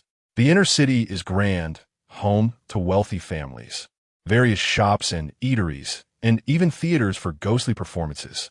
Furthermore, Wang Xicheng is guarded by spectral soldiers and underworld enforcers, and vengeful spirits must abide by the laws of the underworld. However, with spectral currency, life in Wang Xicheng is far more leisurely and carefree than in the living world. For money can indeed move spirits. I've also heard that a new ghost general has recently taken office in Wang Xicheng, a welcome change for the ghosts, as the ghost soldiers have become much more restrained. Yet, the age-old, unwritten rules of Wang Xicheng cannot be changed overnight. Suddenly, a rhythmic sound of marching echoed from afar. As the noise grew closer, a regiment of ghost soldiers clad in black armor, emblazoned with the character for soldier upon their chests, approached. Each soldier wore a helmet, their eyes glowing an eerie green through the slits. The ghost soldiers promptly divided into two lines, and a tall, imposing figure strode through their ranks, making its way toward Chen Zhen. Lai Fing, is that you, Brother Chen Zhen? Chapter 74, Filial Piety. How remarkably filial. Hearing the strong, pleasantly surprised voice, Jing Yuan's eye felt that his past century of existence had been in vain. What of human connections, face-saving, and networks? All mere fabrications. And then there was Chen Zhen. Not only can one summon celestial beings, but even the underworld holds familiar connections. Fuyu? Encountering Fuyu here, Chen Zhen was equally astonished. Ji Buchang, held in Chen Zhen's hand, was similarly in a state of bewilderment. What is happening? You, a living person, have just arrived and can call a ghost general your brother? With such connections, why take a small path? Just have the ghost general send someone to escort you along the Yin-Yang road. Brother Chen Zhen, it truly is you. Compared to when he first emerged from the bronze door, Fuyu now exuded a more substantial aura, every movement radiating formidable power. Clearly, after arriving in Fengdu, his strength had significantly recovered. Chen Zhen casually tossed Ji Buchang aside, hesitating between a handshake or a bow, when Fuyu unexpectedly embraced him. Jing Yuanzi and the small ghost were once again dumbfounded. Even the standing ghost soldiers, their ghostly green eyes brightened in unison. This was no mere superficial brotherly exchange. In truth, Fuyu owed Chen Zhen a debt of rebirth. Inside the city of Wangxi, at the Qianlixiang Ghost Food Restaurant, in a finely decorated private room, Chen Zhen and Jing Yuanzi sat opposite Fuyu. Gazing at the table laden with sumptuous ghostly delicacies, Chen Zhen found himself devoid of any appetite. It was merely a collection of offerings containing a trace of yang energy, such as fragrant ash, candle oil, and paper scraps, which Fuyu relished with delight. Fuyu, you should try this, Jing Yuanzi suggested, casually unfastening a gourd from his waist and pouring Fuyu a cup of Moonbay wine from Fawning Tower. Ah, excellent wine. After a tentative sip, Fuyu's eyes sparkled, and he tilted his head, downing the entire cup. The ghostly fire in his eyes blazed intensely, even his belch emitted sparks. After 3 cups of strong liquor, Fuyu finally opened up. When Chen Zhen brought him to the underworld, Fuyu had pierced straight through Wangxi City before arriving in Fengdu City. The guards in Fengdu, conducting their routine checks, found no record of him. Since Fuyu had no yin coins to bribe them, he was blocked outside the city. However, given Fuyu's temperament, he would not passively accept this. With fists clenched, he forced his way into Fengdu City. Even the 4 great judges were alarmed. Judge Cui Ju of the Yin Law Division checked the Book of Life and Death, but found no record. Ultimately, the matter reached the Wheel King, who was nearly left speechless upon personally reviewing Fuyu's case. Fuyu's existence predates the establishment of the underworld itself. In front of Fuyu, the Wheel King could only be considered a junior. What was there left to investigate? The Wheel King had no choice but to report to the 5 Directions Ghost Emperor's mansion, where the Northern Ghost Emperor Zhang Heng and Yang Yun personally intervened to escort Fuyu into Fengdu City. This was followed by a series of appointments. Fuyu inexplicably became a ghost general stationed at Wangxi City, ranking at least as a ghost commander. He was on par with the 10 great ghost commanders, such as Niu Tu, Ma Mian, and Heibai Wuchang. While the 2 of them were chatting and laughing, a commotion suddenly erupted outside on the street. Chen Zhen looked through the open window. He saw several vengeful ghosts beating an elderly, resentful spirit. The patrolling ghost soldiers, however, turned a blind eye, not even pausing their steps. Is the law enforcement in Wangxi City this lax? Chen Zhen casually inquired. Brother Chen Zhen, you might not be aware. Fuyu replied with a wry smile. This old fellow is quite a notorious ghost in Wangxi City. His son is an official in the human realm. This should have been a cause for celebration, allowing the old man to enjoy a good life, but unfortunately, his son is the problem. He advocates for green and pollution-free policy, banning the burning of paper money in his jurisdiction. Since ghosts have no income, this has made it even harder for them. If it weren't for the restrictions of the Yin law, the ghost soldiers would have loved to beat this old man to vent their frustrations. Chen Zhen and Jing Yuanzi stared at the scene outside, twitching their lips. Filial piety. How exceedingly filial. The traditions of our ancestors are nearly forgotten, and our forebears are being beaten daily. And what about that one over there? Jing Yuanzi pointed in another direction, where young Ghost was also being assaulted. Oh, that little ghost father runs a ghost money printing factory. What the hell? A profiteer. Well deserved.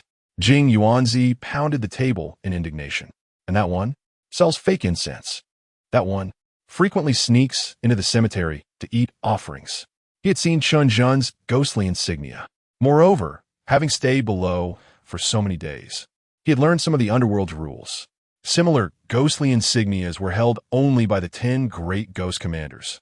Ghost commanders were heavily restricted in their activities in the human realm, completely lacking the freedom Chen Zhen enjoyed. The system only instructed him to report to the underworld, but how and to whom he should report was never mentioned. From Chen Zhen's understanding of the system, every step he took seemed preordained. He could only proceed while observing. Unfortunately, I can only take you around Wangxi City. Due to my duties, I cannot go to Fengdu City, Fuyu lamented. No matter. Just the surprise of encountering Brother Fuyu here is delightful. Just as Chen Zhen finished speaking, an elderly ghost, resembling a shopkeeper and dressed in a blue tang suit, knocked on the door and entered the private room. Lord Fuyu, did you find the meal satisfactory? The old ghost asked cautiously. It was fine, better than not eating. Fuyu replied nonchalantly. The old ghost's expression changed slightly, but did not leave. Instead, he hesitated, saying, "Then about the bill for this meal. Lord, you dine here daily, and our profits are slim, yet you have accrued quite a debt for meals over these days. It's one thing if you eat alone, but bringing others along is rather inappropriate. Why the hell are you rambling so much?" Fuyu slammed the table in anger. "When I say I won't eat for free, I mean it. My lord, please calm down. I am merely working for the owner. I cannot afford to offend you, and the owner will not overlook this." The old ghost explained, stammering. Before he could finish, a furious voice rang out from outside. "Fuyu, as a renowned ghost general, do you not fear the punishment from the in-law division for feasting here without paying?" Chapter 75. The death pose looks quite good originally timid. The old ghost suddenly found his backbone, his eyes brightening. Fuyu, however, changed expression, rising to look toward the door. After the sound of heavy footsteps, a rotund ghost entered, clad in the same black attire as Fuyu, also a ghost general. "Owner, you finally arrived," the old ghost greeted, bowing and scraping before the fat ghost. "Who is this?"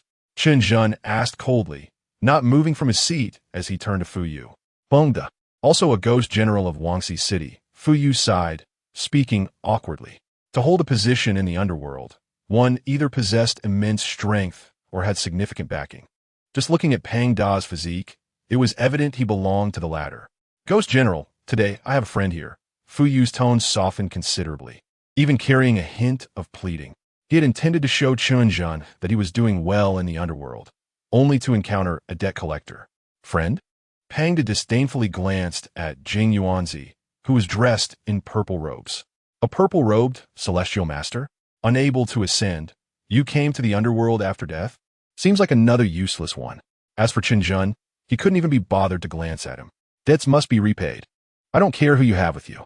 Even if it reaches Judge Chui, I still have justification." As Pang Da spoke, he retrieved a stack of documents and began calculating. "These are all the IOUs you signed, black and white on paper, with your signature, Lord Fuyu. Adding today's meal, the total comes to 634 yin coins. I'm in a good mood today, so I'll let you off the hook. Just pay me 600 yin coins or 6 ghost coins. Otherwise, I will have to report." Before Pang Da could finish, a streak of black light struck towards him. He hurriedly fumbled to catch it and, upon closer inspection, found it was 7 shimmering ghost coins. "The change is not worth the trouble. Consider it a reward for you," Chen Zhen remarked dryly. "Pang Da, take the money and scram. Others may fear you, but I, Fuyu, am not swayed by your tricks." As Fuyu stepped towards Pang Da, the aura he exuded caused the flesh on Pang Da's face to quiver once more. Fine, fine. You win this round. Let's see how this unfolds." After a moment of fluctuating expressions, Pang Da snorted coldly and stormed down the stairs. "Brother Chen Zhen, this is quite awkward," Fuyu said as he sat back down, letting out a sigh. "Why are you being so polite with me, Fuyu?" Chen Zhen shrugged nonchalantly. "After all, the divine might you bestowed upon me is far more precious than this trifling sum." As he spoke, he produced 200 ghost coins and forcefully stuffed them into Fuyu's embrace. Earning 100 ghost coins a day, Chen Zhen found this amount trivial. Conversely, Fuyu's salary was heavily siphoned through the bureaucratic layers of the underworld, leaving him with only a meager 100 or so ghost coins monthly. Furthermore, being new to the underworld, he had no savings to speak of. Without the privilege of his ghost general status, he would be left to endure hunger. Nearby, Jing Yuanzi discreetly covered his twitching lips while stroking his beard.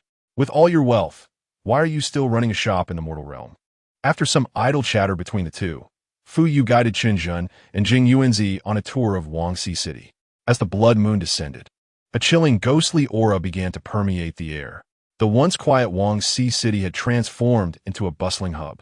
Each household displayed lanterns glowing with an eerie green light, and the streets were now teeming with wandering spirits. Clad in vibrant shrouds, pallid young boys and girls emerged from various shops, beckoning customers to approach. Chen Zhen and Jing Yuanzi had little interest in the shops selling ghostly wares, merely skimming through the displays with Fu Yu.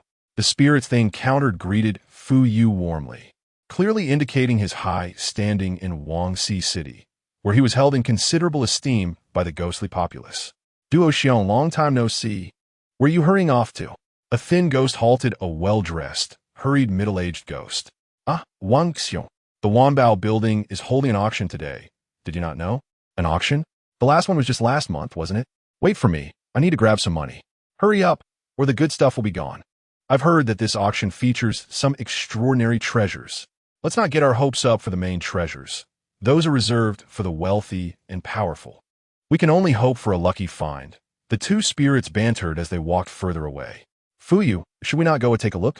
Chen Zhen inquired with a smile. The Wanbao building, the largest general store in Wangxi City, had the backing of the Ghost Emperor, and it was rumored that if one could afford it, any treasure could be procured. I've long wished to visit, but alas, my finances are tight, Fu Yu lamented. Not to worry. Today, we have a major benefactor with us. Fu Yu, stand tall. Jing Yuanzi interjected eagerly. Chen Zhen remained silent, tacitly agreeing. With less than 3,000 ghost coins in the exchange shop, he could indeed be considered a significant benefactor by the underworld standards. Following Fu Yu, they soon spotted a grand three-story building, situated in the most bustling part of Wangxi City, adorned opulently. Unlike other shops, the Wanbao building employed only beautiful female ghosts for all roles, from welcoming guests to service. Each one was strikingly attractive, though one could only wonder how they had met their demise. Lord Fu Yu, you finally have the time of visit. I have long admired you. A female ghost in a Cheongsam approached, wrapping her arm around Fu Yu's, her ample bosom brushing against him. To those in the know, it was merely a general store. To the unaware, it might seem something more salacious. The ethereal flames within Fu Yu's eyes flared with intensity, nearly bursting forth. I heard there is an auction today. I brought my friends to have a look, he said with a grin while his hands began to explore the contours of the female ghost. After spending several millennia confined in the small world behind the bronze door, he had long been deprived of the pleasures of ghostly existence. Now, with his female ghost's teasing, he found it hard to restrain himself. The female ghost, far from offended, giggled incessantly, enjoying the attention. Soon after, two other welcoming female ghosts approached, each taking an arm of Chen Zhen and Jing Yuanzi. Chen Zhen was unfazed, being a seasoned individual, but Jing Yuanzi, a lifelong bachelor dedicated to his cultivation, was a loss. In a moment of excitement, he inadvertently unleashed his spiritual energy, sending the female ghost flying away. Gripping his own thigh in agitation, Jing Yuanzi muttered through gritted teeth, "Serves you right for being single. You deserve to remain without a partner. You'll be eating vegetarian for life." In the presence of the welcoming female ghosts, the trio proceeded to the top floor. They entered a hall reminiscent of a theater, where a number of ghostly spectators had already gathered. On stage, several dapper little ghosts were singing and dancing. Those little ghosts look quite familiar, Jing Yuanzi mused, stroking his chin. They are the stars who met their end by suicide. Of course, they look familiar, Chen Zhen replied. Lord Fu Yu, a private room would be more fitting for your status. The welcoming female ghost leaned against Fu Yu, giggling. Naturally, Fu Yu boisterously replied. The private room fee is 1 ghost coin per ghost. At the entrance of room 66, a burly ghost extended his hand expressionlessly. That's a total of 3 ghost coins, equivalent to several days' worth of meals for Fu Yu. Nevertheless, given his ghost general status, along with the living identities of Chen Zhen and Jing Yuanzi, Fu Yu unhesitatingly tossed out the 3 ghost coins. Please sit here for a moment. I need to handle something, Fu Yu said, scratching the back of his head. displaying a rare moment of bashfulness. Chen Zhen and Jing Yuanzi exchanged glances and chuckled as they took their seats. The two other welcoming female ghosts immediately served tea and snacks, placing them on the small table in front of Chen Zhen. This time, it was not the usual ghostly offerings, but rather genuine pastries and tea from the mortal realm, showcasing the Wanbao building's comprehensive capabilities. Esteemed guests, do you require any additional services? The welcoming female ghost inquired meaningfully. Jing Yuanzi hesitated, while Chen Zhen replied nonchalantly, "No need, you may continue with your duties." As the performance of the little ghosts on stage concluded, an elderly ghost holding a swana took the stage. After bowing deeply to the audience, he began to play a mournful melody. The ghostly spectators erupted in cheers, clearly more engaged than before. 3 minutes later, Fu Yu returned to the private room, adjusting his armor. Noticing the playful expressions on Chen Zhen and Jing Yuanzi's faces, Fu Yu chuckled awkwardly after being cooped up for thousands of years. "I'm a bit out of practice. Next time will be better." Jing Yuanzi turned to Chen Zhen with a serious expression. "Chen Zhen, my young friend, why did the Second World War last longer than the First?" Perhaps because the Axis powers were more formidable during the Second." After pondering for a moment, Jing Yuanzi gave a thumbs up, exclaiming, "Impressive." As the Swana performance concluded, the venue gradually quieted. The auctioneer, a tall, long-haired ghost, stepped onto the stage. Chen Zhen felt drowsy, while Fu Yu listened with keen interest. Such auction sales were unheard of in their time. After a lengthy opening speech lasting over 10 minutes, the auctioneer finally signaled for a ceremonial ghost to present a beautifully bound book. "Ladies and gentlemen, the first item of the evening is the concluding chapter of the comic Great Pirate. It is believed that many spirits present here are no strangers to this manga. However, it has continued without conclusion even as we all await the end. Yet, just the day before yesterday, the latest issue of the Hai Zai has finally reached its conclusion. Our Wanbao Lu has procured this final edition through special channels. Please note, this is not a pirated copy, but the genuine article from the realm of the living. Whether for commemoration or collection, it holds exceptional significance.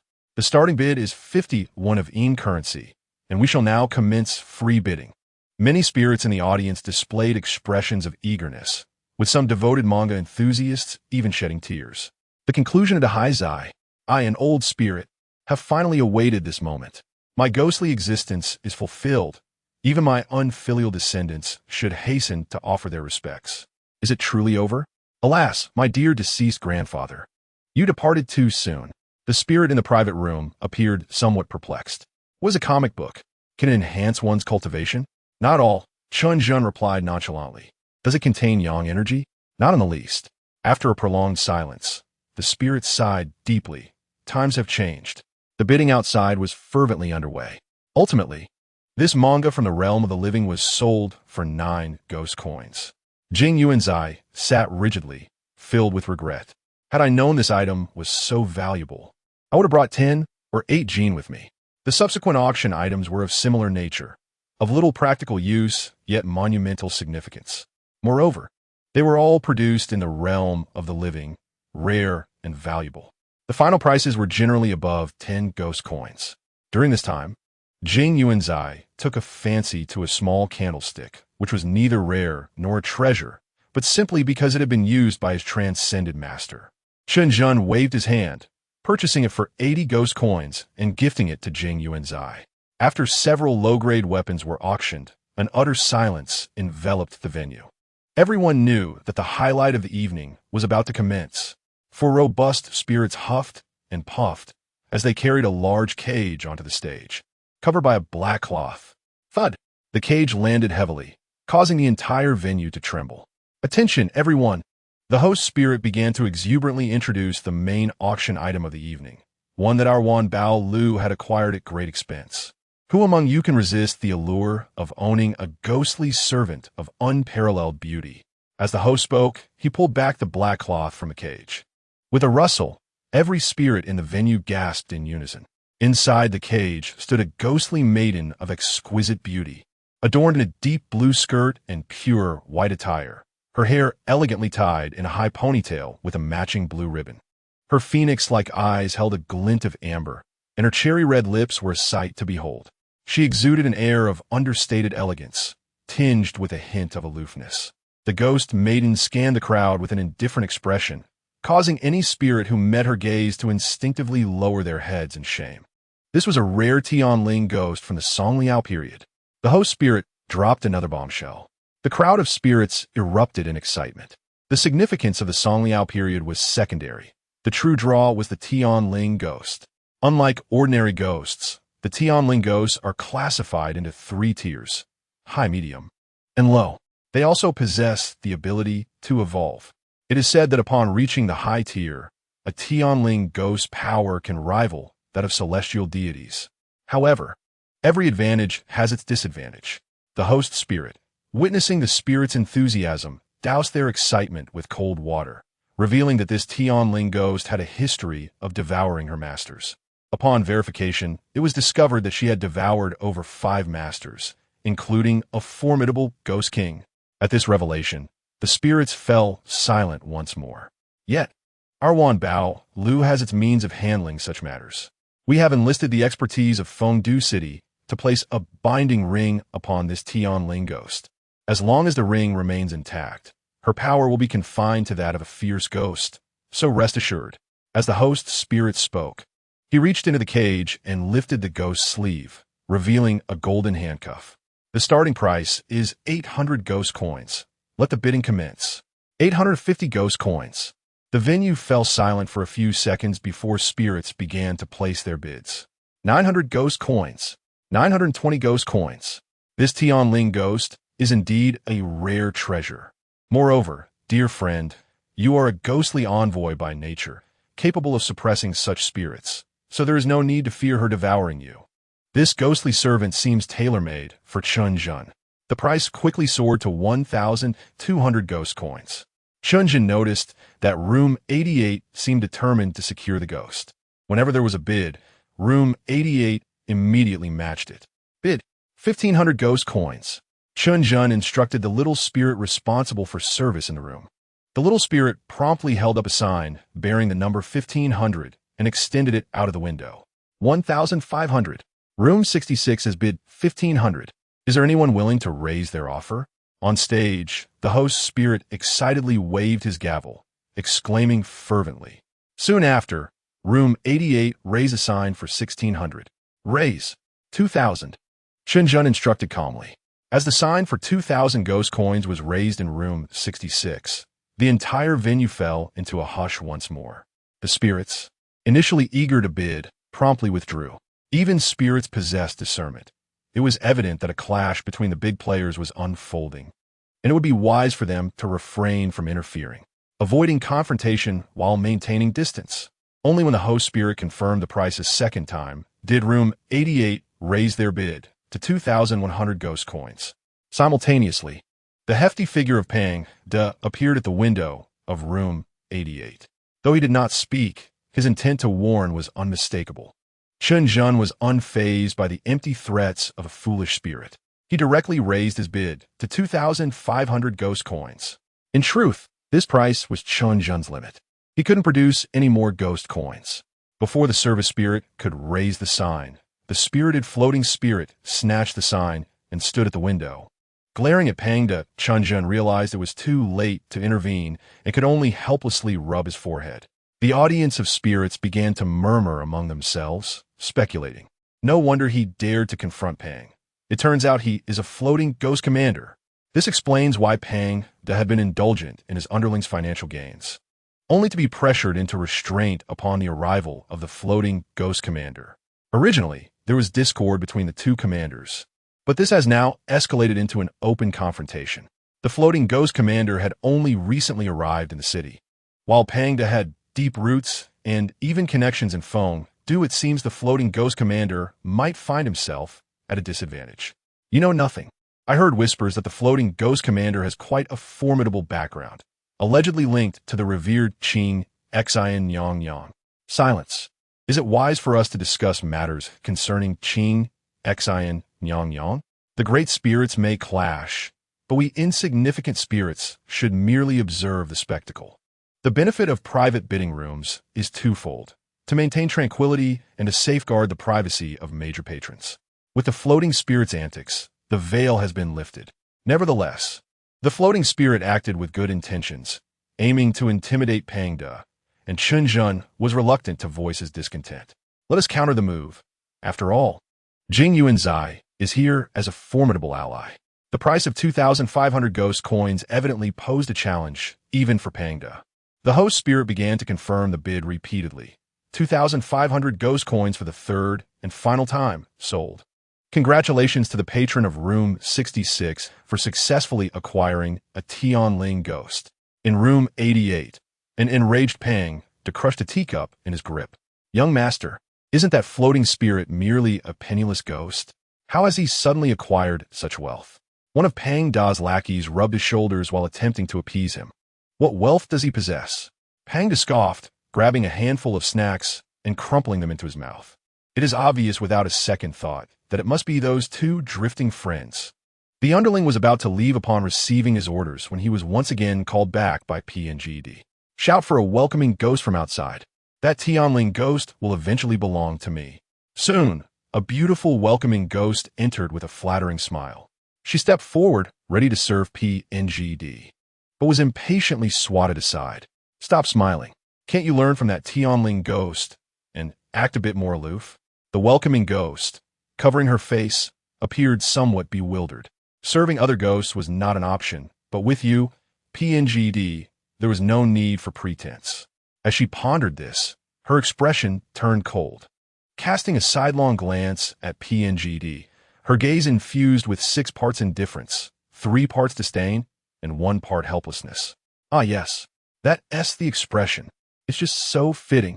PNGD exclaimed excitedly as he pounced on the welcoming ghost. A magnificently dressed, silver-haired old ghost arrived at room 66, accompanied by the Tianling ghost. FYUDRN, this is your auction item, the Tianling ghost. The old ghost smiled as he produced a soul contract. I'm not worthy of this Tianling ghost. FYU pointed to Sich. She belongs to my brother. The old ghost turned to Sich, his eyes widening in disbelief, then rubbed his eyes. A living person? Or two. However, the old ghost's astonishment did not linger long, as his demeanor swiftly returned to normal. After all, he was the manager of WNBOLU and had some composure. CHNZHN and JNUNZ were also a bit surprised. This old ghost was actually a ghost king.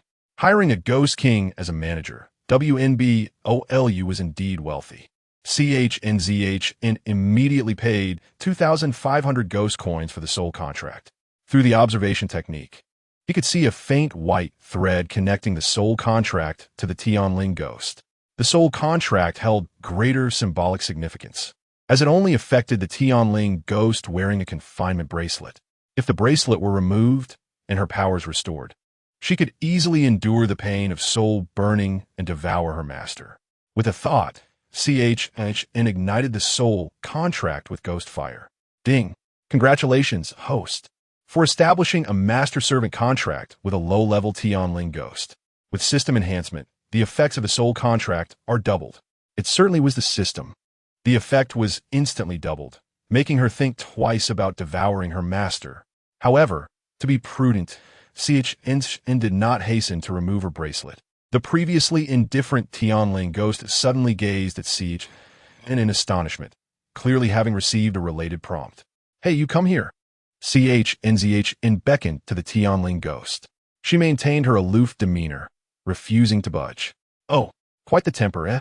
CHNZHN smirked. Rising to his feet, discipline must be instilled early. He raised his right hand. Smack! CHNZHN's palm landed heavily between the Tianling ghost's waist and legs, producing a crisp sound. Chapter 78. Purchasing Life. Snatching souls. The Tianling ghost glared at CHN, her eyes nearly ablaze with indignation. Her once alabaster complexion flushed with a rosy hue. Can ghosts actually blush? CHN was taken aback, circling around the Tianling ghost as he continued. What is your name? The Tianling ghost shot him a fierce glare before turning her head away. Smack! How old are you this year? Smack! For a full 10 minutes. CHN's hand grew sore, yet the Tianling ghost remained silent, her expression unyielding. By the end, her cheeks had lost their color, but her gaze towards and darkened further. What a pity, a mute after all. Since you lack a name, allow me to bestow one upon you. Mused, observing her.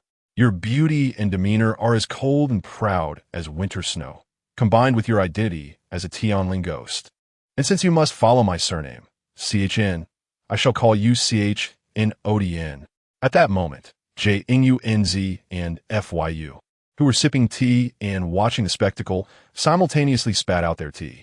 What a genius at naming. Had looks the power to kill. Would have been dismembered by the Tianling ghost's glare. What is wrong? Not to your liking? Pondered for a moment. Then let us change it. How about Gudn? Just as the Tianling ghost hesitated on whether to risk her soul to bite in, he finally ceased his jesting and said seriously, let us settle on this name.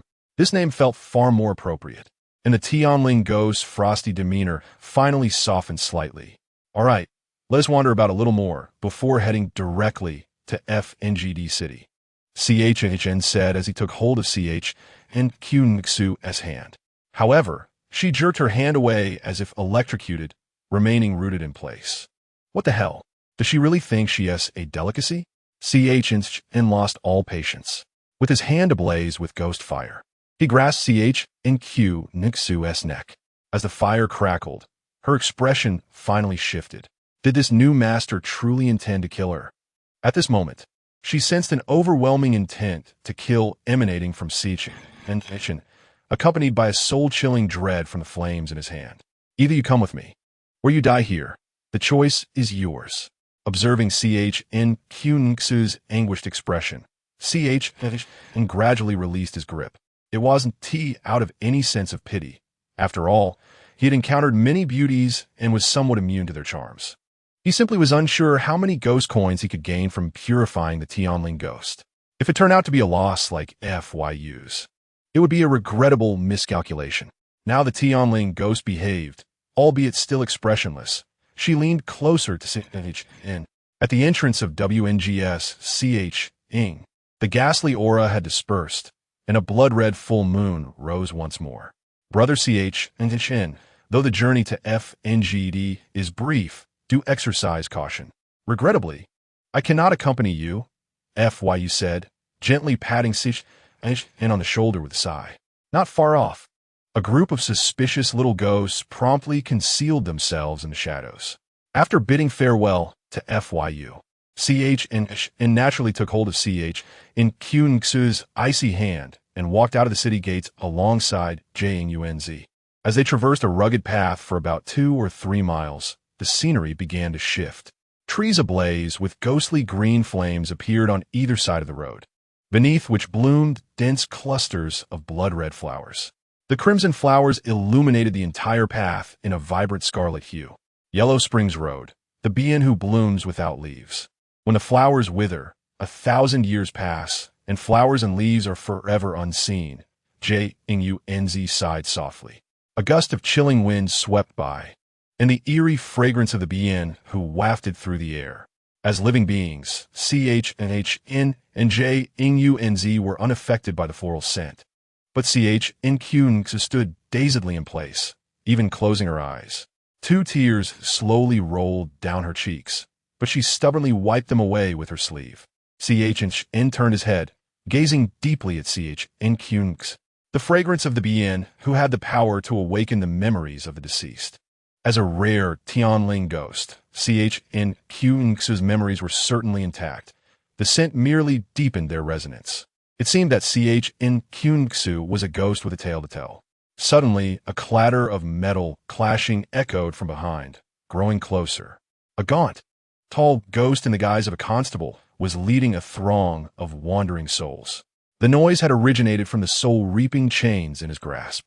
Upon seeing Chen and the others, the ghost constable merely cast a fleeting glance before shaking the soul-reaping chain, urging the souls to continue on their path. Just a few steps later, a radiant light burst forth from the void. The throng of wandering souls was illuminated, causing them to stagger. The ghost constable halted, squinting at the brilliance. The light soon coalesced into the ethereal figure of a Taoist priest. Upon descending, the figure paused upon seeing J-Ing-U-N-Z, clearly taken aback. Before clasping his hands together, J-Ing-U-N-T-N-S-H, this humble Taoist, WJZ, pays his respects. Humph, you dare to call yourself a Taoist? Jing Yuanzi waved his sleeve and let out a cold snort, turning away without a glance at him. Wu Jizi chuckled lightly, showing no signs of displeasure, and walked over to the ghostly officer, bowing deeply once more. Esteemed lord of the underworld, I have a favor to ask. Might you grant me a convenience? As he spoke, Wu Jizi produced 2 pitch-black ghost coins and discreetly slipped them into the ghost officer's pocket. The officer, who had initially worn a stern expression, subtly curled his lips into a smile and shifted aside nonchalantly. Wu Jizi hurriedly moved among the wandering souls, beginning to carefully select one. Boss Chow, I have finally found you. Wu Jizi gently lifted an elderly wandering spirit, unbinding the soul-catching chains from it while chiding, Boss Chow, though the allure of young women is undeniable, you must cherish your health. He gestured toward the distant spirit of Boss Chow. Chen Zhen observed how Wu Jizi's words elicited a complete smile from the ghost officer. After handing Wu Jizi a note, the officer led the wandering spirits onward. A disgrace. A disgrace. To nail you, wretched creature, to the pillar of shame is itself a shame. Jing Yuanzi puffed out his cheeks in indignation. Chen Zhen stared blankly at Wu Jizi's fading silhouette, then turned to gaze at the retreating figure of the ghost officer, ultimately letting out a resigned sigh. Has the underworld deteriorated to such an extent? Are they now brazenly engaging in transactions for souls and longevity? Chapter 79. Wait, let me take another shot. The 2 humans and 1 ghost continued forward. After traveling for a few miles, the sound of rushing water reached Chen Zhen's ears. Soon after, a turbulent river appeared before him. A chilling wind assaulted him, the water swirling with hues of crimson and yellow as countless spirits wailed in agony within its depths. On the riverbank stood a massive stone, its surface a deep emerald, glistening like crystal. From a distance, he could see 4 blood-red characters etched upon it, already on the other shore. Have we really reached Wangchuan River? How long do you plan to follow us? If you don't come out soon, we shall cross the river. Chen Zhen suddenly shouted behind him, after a cacophony of wild laughter. For ghostly figures brandishing long blades emerged from the flowers on the opposite bank. Clever lad. The leading ghost, with a green face and sharp teeth, exuded an intimidating presence. It was a ghost king, while the other 3 were merely ordinary vengeful spirits. Hand over the Tianling ghost, and then you may willingly jump into Wangchuan River to spare yourselves from suffering at my hands. The ghost king twisted its neck and advanced, weapon in hand. As Chen Zhen prepared to speak, he felt Chen Qingshue's squeeze his palm. Ghost king, you cannot win. If you wish to survive, release my bracelet, and you may have a chance. Chen Qingshue's voice rang clear and melodious, like the sound of pearls striking each other. As she spoke, she conjured a beautifully crafted white longbow in her hands. Huh, you can speak? Chen Zhen exclaimed, astonished as he regarded Chen Qingxue anew. Have you even been listening to me? Dying here means your soul will scatter. Before Chen Qingxue could finish her warning, the scene before them abruptly cut her off. Clang! Jing Yuanzi formed a sword gesture, and a bronze sword flew from behind him. Those who battle must align in formation. Eradicate evil. As Jing Yuanzi recited the incantation, the bronze sword began to tremble violently, creating 9 massive afterimages as it slashed toward the Ghost King. Simultaneously, Chen Zhen activated his Super Scion form, golden ghostly flames rising, forcing Chen Qingxue to retreat repeatedly. The hardened black spear, seemingly thrust casually, disintegrated a vengeful spirit into ashes amidst its shrieks. The system notification chimed as expected. Chen Zhen felt reassured, realizing that after upgrading his Yuming ghost hand, the methods of acquiring ghost coins and proficiency had diversified, no longer requiring purification through burning. The remaining 2 vengeful spirits recognized the dire situation and attempted to flee. Chen Zhen soared into the air, his speed akin to thunder, teleporting behind the fleeing spirits, transitioning from utter stillness to explosive motion. The hardened black spear bent into a crescent shape. Boom! Chen Zhen swung the spear like a club, striking one of the vengeful spirit's backs, cleaving it in two. The spirit failed to utter a cry before its body ignited midair. Witnessing this, the last remaining vengeful spirit, terrified, screamed as it burrowed into the ground. Ultimately, it was consumed in flames within Chen Zhen's grasp. The entire encounter had taken less than a minute. As Chen Zhen stood before Chen Qingxue, still clutching the hardened black spear, she remained frozen, her mouth slightly agape. 3 vengeful spirits dispatched so effortlessly. They are typically formidable foes. When did they become so easy to defeat? Was that Ghost King merely a delivery boy? Chen Qingxue turned her neck stiffly, observing the battlefield between Jing Yuanzi and the Ghost King. Jing Yuanzi controlled the flying sword with one hand, while leisurely stroking his beard with the other. In contrast, the Ghost King appeared disheveled, its weapon reduced to a mere stub, and its body riddled with wounds. By the way, what were you about to say? Chen Zhen twirled the spear with a grin. Chen Qingxue, maintaining her icy demeanor, turned her head away once more. Smack! Chen Zhen playfully slapped her, causing her to stumble, the strike landing between her waist and legs. Chen Zhen kept a cheerful expression, even rubbing his hands in front of her. Rogue, Chen Qingxue muttered under her breath. Her cheeks flushed. Meanwhile, the battle between Jing Yuanzi and the Ghost King drew to a close. The Ghost King was left to ineffectually defend itself, its movements growing increasingly sluggish. Wait, let me take another shot. Just as the words left his lips, Chen Zhen instantly appeared behind the Ghost King. The hardened black spear, glowing with intense golden light, pierced through the Ghost King's body. After a cacophony of wails, the Ghost King disintegrated into ashes. Ding! Congratulations, host, for purifying 1 Ghost King. Reward: 10,000 ghost coins. Proficiency in Yuming Ghost Hand increased. Current proficiency: 1531,010,0000. Truly, as expected of a Ghost King. The rewards are calculated in multiples of 10,000. Chen Zhen nodded in satisfaction. This pander truly is a commendable ghost. Next time, I must express my gratitude in person. After a brief moment of rest, the trio made their way to the bank of Wangchuan River. Crossing Wangchuan requires a ferry. The ferrying ghost likely went to escort the previous ghost officer and those wandering spirits. Let us wait, Jing Yuanzi remarked as he approached the large stone by the riverbank. Young friend Chen Zhen, this is the Sansheng Stone, which reveals destined relationships. Would you care to take a look? Upon hearing this, Chen Zhen led Chen Qingxue closer. The crystal-clear surface of the stone shimmered and began to ripple, revealing a vivid image. In the scene, Chen Zhen and Chen Qingxue stood hand in hand, reminiscent of their position before the Sansheng Stone. However, their attire had transformed into vibrant red wedding garments. Chen Qingxue stared dazedly at the image, then turned to glance at the smiling Chen Zhen. Suddenly, she yanked her hand away and dashed off like a startled rabbit. The boat is coming. An elderly voice called out melodiously.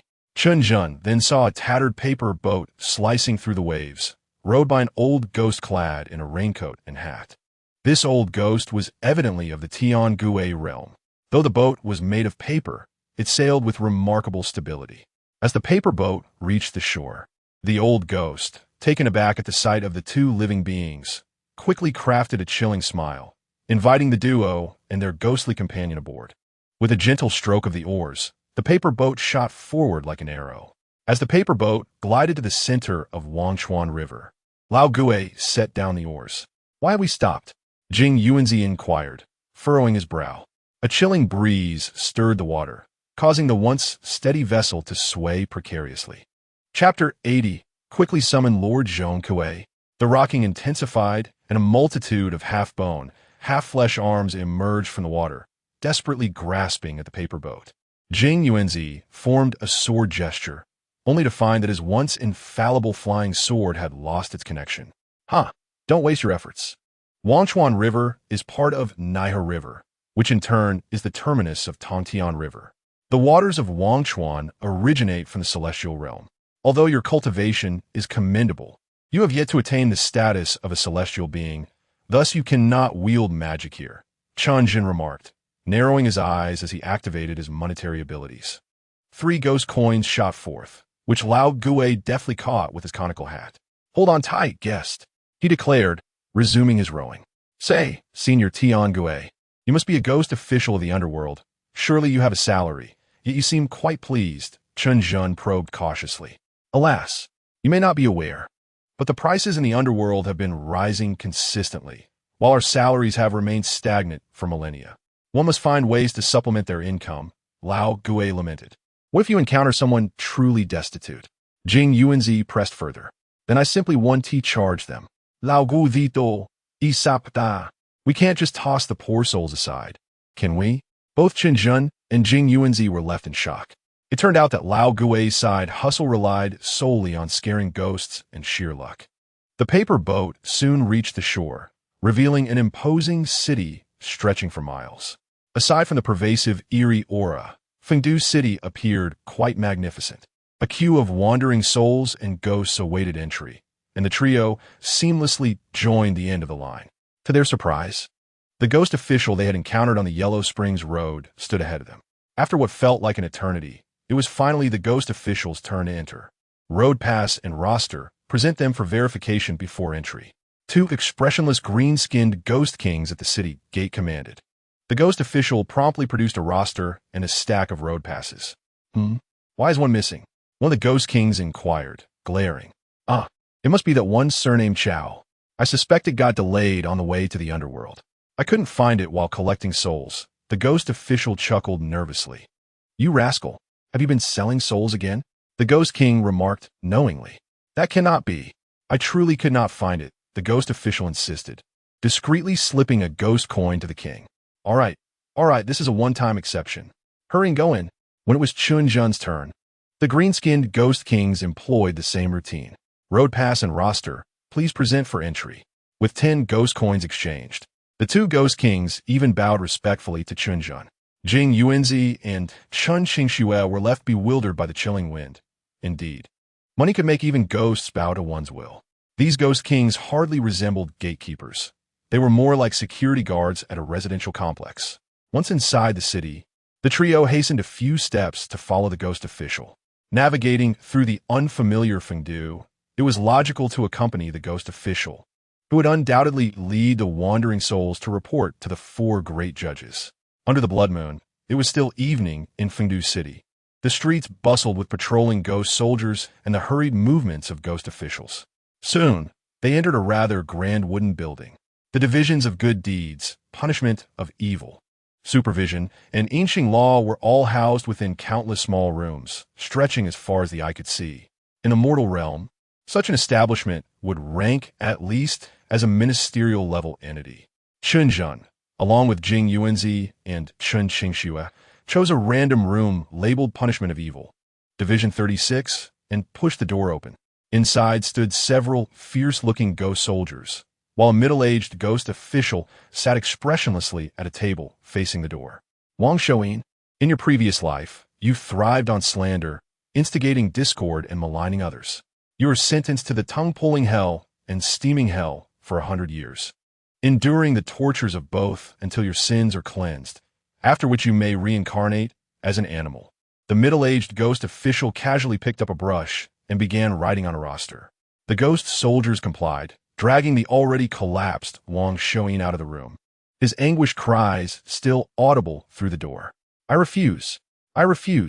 My family has burned many offerings for me. They are all stored in the offering hall. Release me, and I shall retrieve them to give to you." His cries faded into the distance until they vanished completely. Living person? The middle-aged ghost official frowned at Chen Zhen. "Living individuals entering my punishment of evil, Division 36, must also be scrutinized. Bring forth the mirror of transgressions." A ghost soldier retrieved a half-human tall, ancient-looking bronze mirror. Chen Zhen's name and birth date appeared on its surface, followed by a slideshow of his life. His existence before 18 was unremarkable, characterized by filial piety and diligent study. The years between 18 and 20, spent as a devoted admirer, were deemed insignificant for scrutiny by the punishment of evil division. However, as the mirror began showcasing the subsequent events, the middle-aged ghost official's eyes widened in astonishment. Purifying wandering souls was virtuous. Cleansing the avatars of ghosts and Buddhas was meritorious. And preventing the Phoenix Tower fire was a substantial deed. The presentation culminated with Chen Zhen rescuing a classmate and punishing a kidnapper, abruptly halting at the display of his good deeds. What is the purpose of your visit to my punishment of evil? Division 36. The middle-aged ghost official sighed, bewildered. After a millennium of service, he had never encountered such a situation. It's the system that brought me here. How would I know the reason? After a brief moment of hesitation, Chen Zhen produced the ghostly command token and waved it before the middle-aged official. This is the ghost envoy's decree. The official's expression shifted dramatically as he stood and bowed respectfully to Chen Zhen. In the entire underworld, only the 10 great ghost marshals possess such tokens. Within their jurisdiction, only the 4 great judges could match the authority of the ghost marshals. As a mere low-ranking official of the punishment of evil division, he dared not act high and mighty in the presence of the ghost envoy's decree. May I inquire which esteemed ghost envoy you serve? The middle-aged ghost official asked cautiously. What if I claim to be the ghost envoy myself? Would you believe me? Chen Zhen replied with a chuckle. You jest. The middle-aged official responded with a bitter smile, flipping through the death ledger on the desk. Matching Chen Zhen's name and birth details, he quickly located his information. The room fell silent, with only the sound of pages turning, breaking the stillness. As he perused the details, the middle-aged ghost official's expression grew increasingly grave. It truly is a ghost envoy. He abruptly turned to a ghost soldier, barking, Quick! Summon Lord Zhong Kuei. Chapter 81. My name is Chen Qingxue. In no time, the ghost soldier returned, respectfully escorting a robust figure into the room. The man, clad in a red official's robe, had a dark complexion, thick brows, and a wide mouth, with piercing eyes and bushy whiskers adorning his cheeks. His appearance was uniquely unattractive, and it was no wonder even ghosts were intimidated by him. Chen Zhen was lost in thought until Jing Yuanzi discreetly tugged at him. Promptly, Chen Zhen joined the others in bowing to Zhong Kuei. This was not an act of cowardice. Rather, it was a show of respect. Zhong Kuei was known as the god of exorcism, holding positions across the realms of heaven, earth, and humanity, and enjoying worship even in the mortal realm. Even the 10 kings of hell must pay deference to Zhong Kuei, setting aside his role as a judge. Few in the underworld dared to provoke him, as he was known to feast upon ghosts. I have heard that a ghost envoy has come to visit our punishment of evil division. Zhong Kuei observed the middle-aged ghost official with a detached expression. The official's eyes darted toward Chen Zhen. A living ghost envoy? A Taoist? A celestial spirit? Even with Zhong Kuei's composed demeanor, he couldn't help but feel a bit bewildered. What on earth is this assembly? A hastily formed team to delve into the underworld? Holy Monarch! Chen Zhen clasped his hands in salute once more, stating that he had been appointed as a ghost emissary only recently and had come to the underworld to report, but was unfamiliar with the surroundings and could not find his way. While speaking, he produced a small jade bottle as if performing a magic trick, placing it into Zhong Kuei's hands. This is a small token of my gratitude for our first meeting. I hope the Holy Monarch will graciously accept it. Xianming Yinshui? Zhong Kuei exclaimed upon receiving the jade bottle, grinning widely to reveal his gleaming white teeth. What a splendid gift. Since you're a ghost emissary, we are colleagues. There is no need for such formality, my young brother. Zhong Kuei chuckled heartily, tucking the jade bottle into his robe. Xianming Yinshui, sourced from the depths of the Yuming Gorge, takes centuries to produce even a few drops, making it an extraordinarily precious substance of utmost esteem. For Zhong Kuei, who relished feasting on ghosts and monsters, it was a tremendous boon. Chen Zhen's gift, exchanged for 1,000 ghost coins, was indeed perfectly timed. Brother Chen Zhen, I shall take you to meet the Du Gui Emperor. Zhong Kuei affectionately draped an arm over Chen Zhen's shoulder and led him outside. As a living ghost emissary, he had no authority to grant pardons like the 10 Yama Kings. It was best to meet the Ghost Emperor directly. On their way to the Ghost Emperor's abode, Chen Zhen and Zhong Kuei walked shoulder to shoulder, engaging in cheerful banter. Jing Yuanzi and Chen Qingxue followed behind, their expressions notably complex. You are, after all, the blessed Holy Monarch. Could you not exhibit a bit more gravitas? This is rather awkward for everyone. Should they take the initiative to speak? Smoke bridges. Wine paves the way, and smiles greet the guests. The intricacies of human relationships are indeed profound. Chen Zhen was truly a high-end player. He spent money at the slightest disagreement. Who could withstand that? The patrolling ghost soldiers and officers cast astonished glances in their direction. When did Lord Zhang Kuei become so amiable? His smile seemed to stretch to the back of his head. At the southern ghost emperor's residence, Du Gui Emperor donned a flowing azure robe, crowned with a golden diadem, emanating a dark aura. His deep-set eyes were fixed on Chen Zhen, his expression impassive. As Chen Zhen pondered whether he should also present a gift to the ghost emperor, Du Gui Emperor suddenly closed his eyes, tilting his head as if listening intently. After a long moment, he sighed and reopened his eyes. Chen Zhen, do you know the duties of a ghost emissary? To capture souls and summon the dead. Striving for peace across the 6 realms for a lifetime? Yes, but also know, Du Gui Emperor smiled for the rarest of occasions. You are unlike the 10 major ghost emissaries. Their duties encompass the first half of your statement, while yours pertains to the latter half. Zhang Kuei nearly choked, spitting out a mouthful of Xianming Inshui, frantically trying to clean up the mess. Peace across the 6 realms? Chen Zhen murmured, Your Majesty, you truly think highly of me. How utterly presumptuous. I am but a mere golden core cultivator. In the human realm alone, there are countless who far surpass me. Merely surviving is commendable. How could I dare to speak of maintaining peace across the 6 realms? Ghost Emissary Chen Zhen, he my command. Du Guy emploierait expression soudainement tourne de grave. His voice resonating like thunder. Chen Zhen's mind buzzed in response. Isn't this utterly preposterous? Asking a mere golden core cultivator to capture the soul of a formidable demon from the Qianyuan realm, and in their own stronghold no less. You could easily have me executed, yet you insist on assigning me a task that leads to my demise? Why not simply provide me with a rope to hang myself in the Ghost Emperor's palace? Your Majesty, did you not just say that capturing souls and summoning the dead is the duty of the 10 major ghost emissaries? Chen Zhen lamented. Very well, I shall assign you a task within your purview.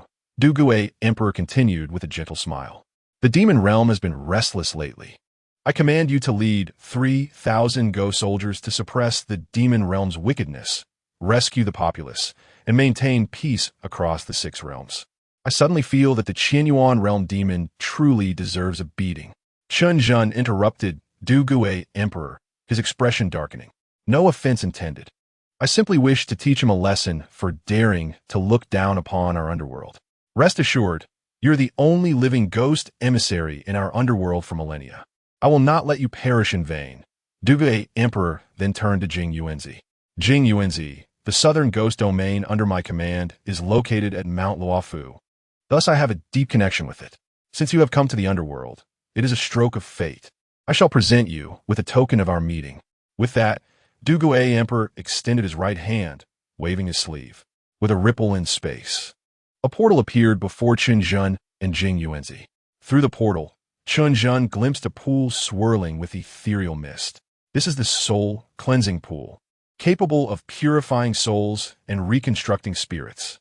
Moreover, as living beings, it will also serve to cleanse your marrow and bones.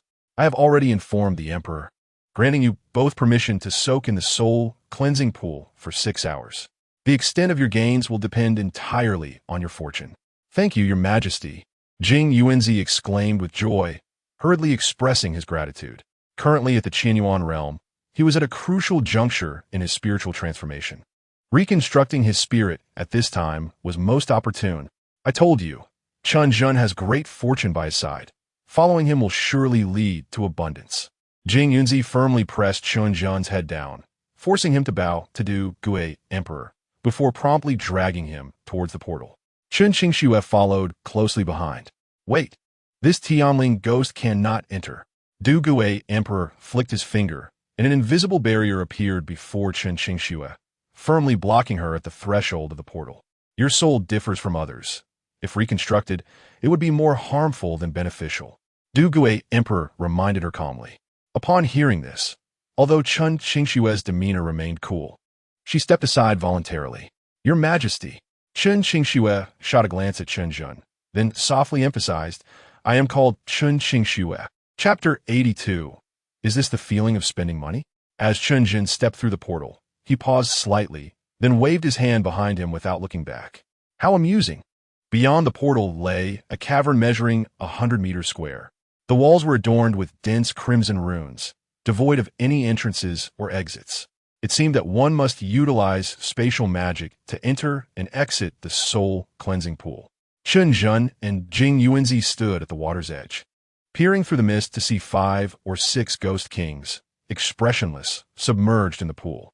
Upon sensing the presence of living beings, the ghost kings opened their eyes, but merely cast a fleeting glance before returning to their tranquil soaking. There was a time limit for entering the soul-cleansing pool. They had already completed their soul shaping and needed to absorb the pool's spiritual essence rapidly. Here we go. Chen Zhen took a few steps back, then leaped forward, executing a front flip followed by 2.5 rotations and landing perfectly in the water without causing a splash. TCH. Showy. One ghost king scoffed, just wait. You'll have your moment of despair.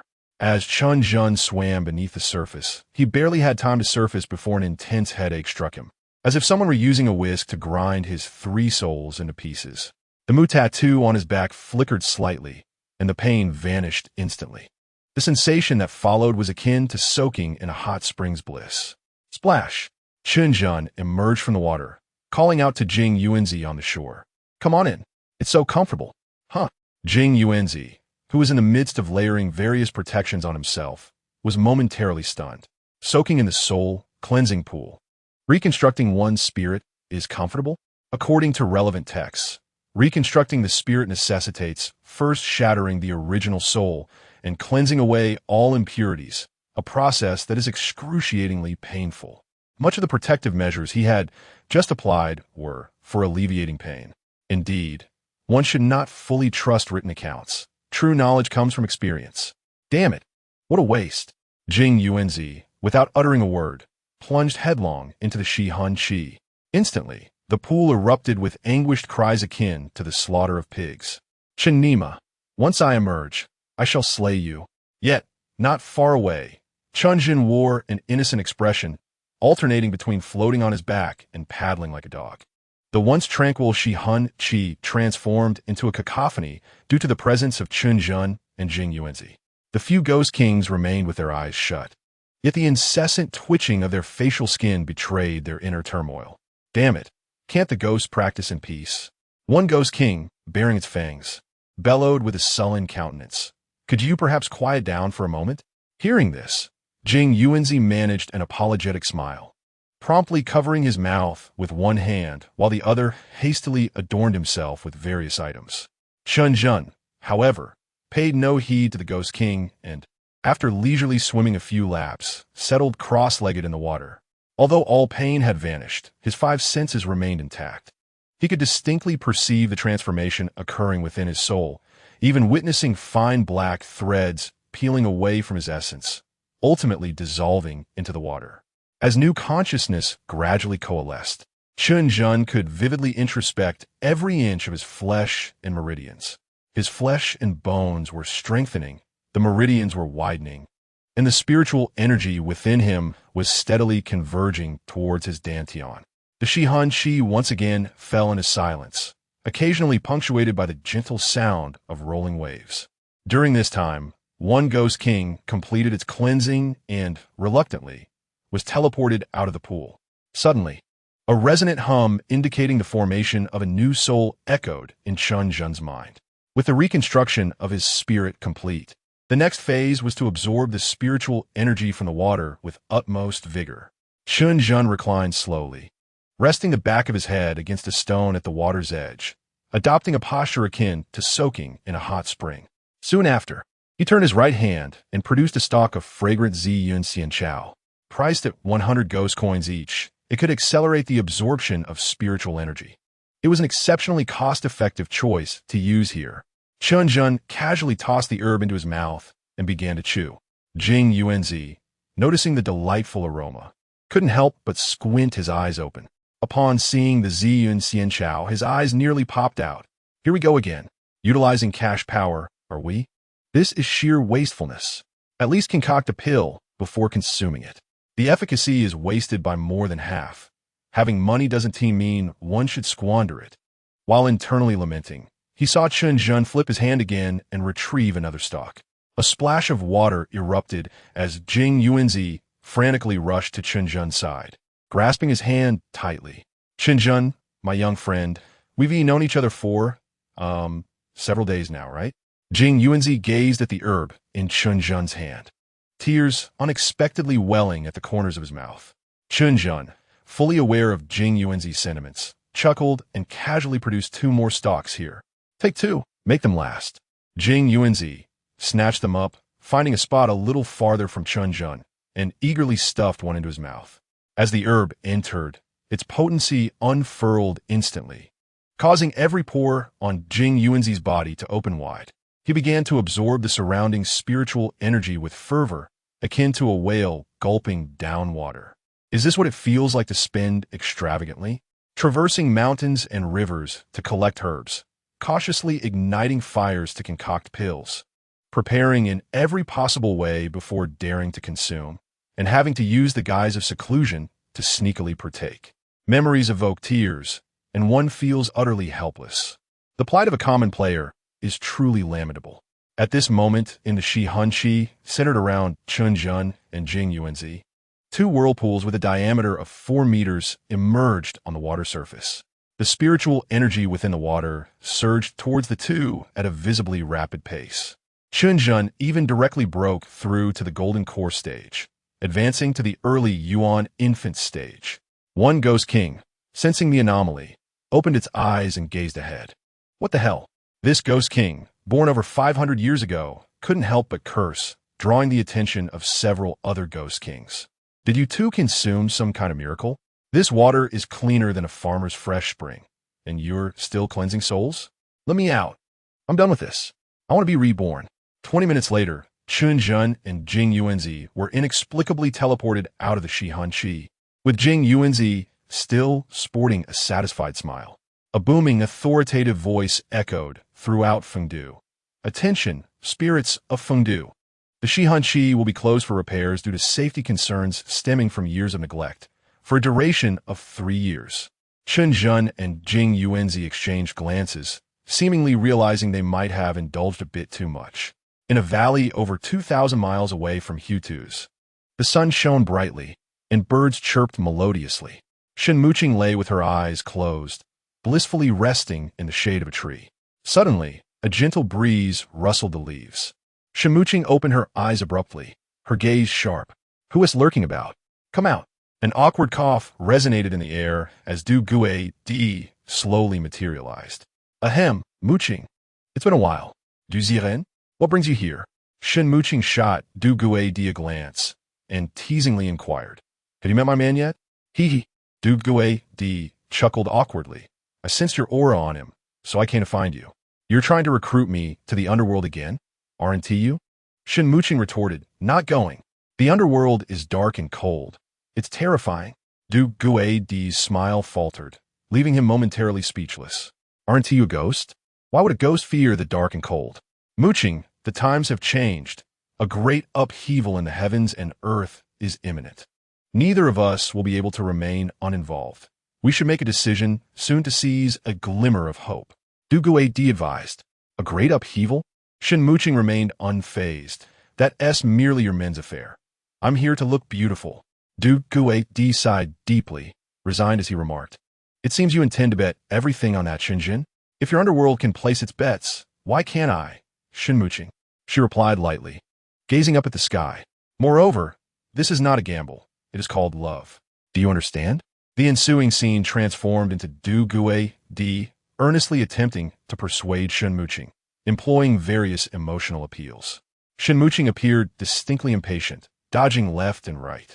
If Chen Zhen were present, he would find this scene eerily familiar. Du Gue Di had long since vanished, while Zhong Kue busied himself absorbing the yin energy from Xianming Yinshui, and Chen Qingxue stood quietly in a corner. Upon hearing the recent thunderous announcement, Zhong Kue curiously opened his eyes. Chen Zhen, my young brother, It seems we've encountered the closure of the Shi Hun Chi for repairs. However, I see that your souls have already completed reconstruction, so you should be ready for the subsequent tasks.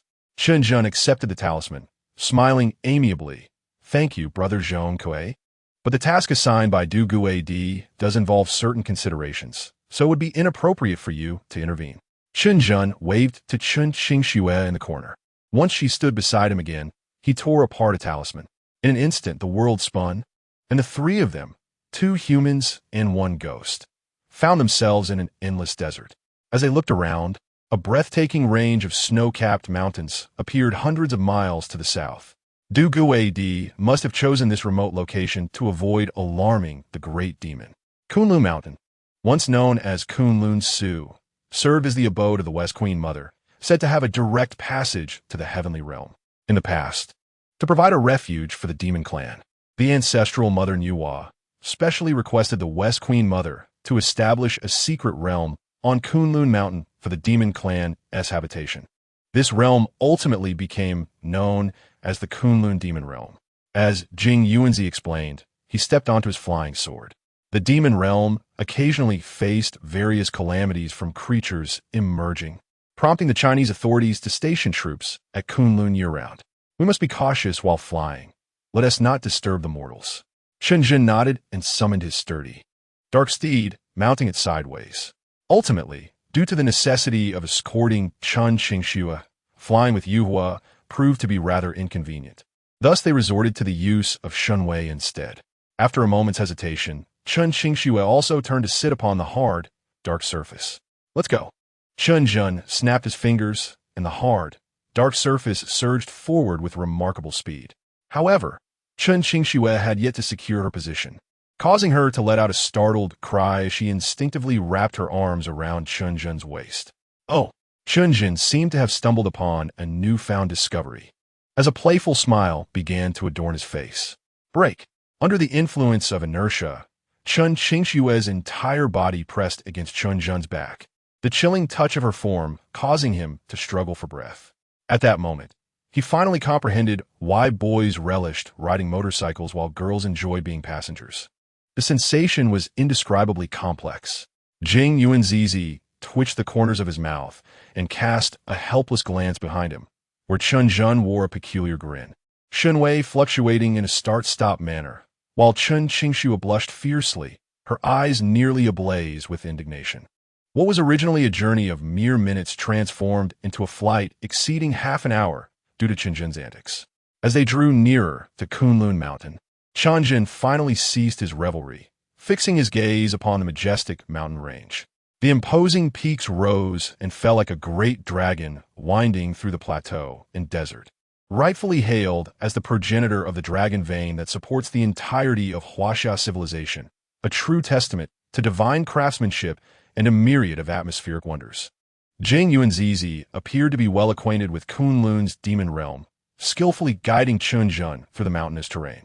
Before long, Chen Zhen beheld a transparent, arched barrier ahead, resembling a colossal sea bowl inverted above, delineating an area spanning several hundred miles. Through the verdant foliage, he discerned exquisite houses nestled below, all modern-style villas with private courtyards. It seemed the demon clan was quite adept at keeping pace with contemporary advancements. As Chen Zhen pondered this, Jing Yuanzizi brought them to a halt before the barrier. This is the boundary of Kunlun's demon realm, said to have been established by the Queen Mother of the West herself. However, time had diminished its efficacy, revealing numerous weak points. Jing Yuanzizi once more summoned his flying sword, gliding along the edge of the barrier. Found it! Here, the spiritual energy fluctuations are weakest. Let me create a breach here. He produced a blank talisman, affixed it as a marker, and then led Chen Zhen away. 9 heavens mysterious energy bestow upon me. Resplendent heavenly might, let this sword guide me to break through. The sky abruptly darkened with ominous clouds, distant rumblings of thunder echoing.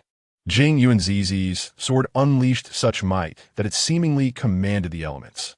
Chen Zhen regarded Jing Yuanzizi with a profound look, realizing that the old Taoist had reaped significant benefits within the soul-washing pool.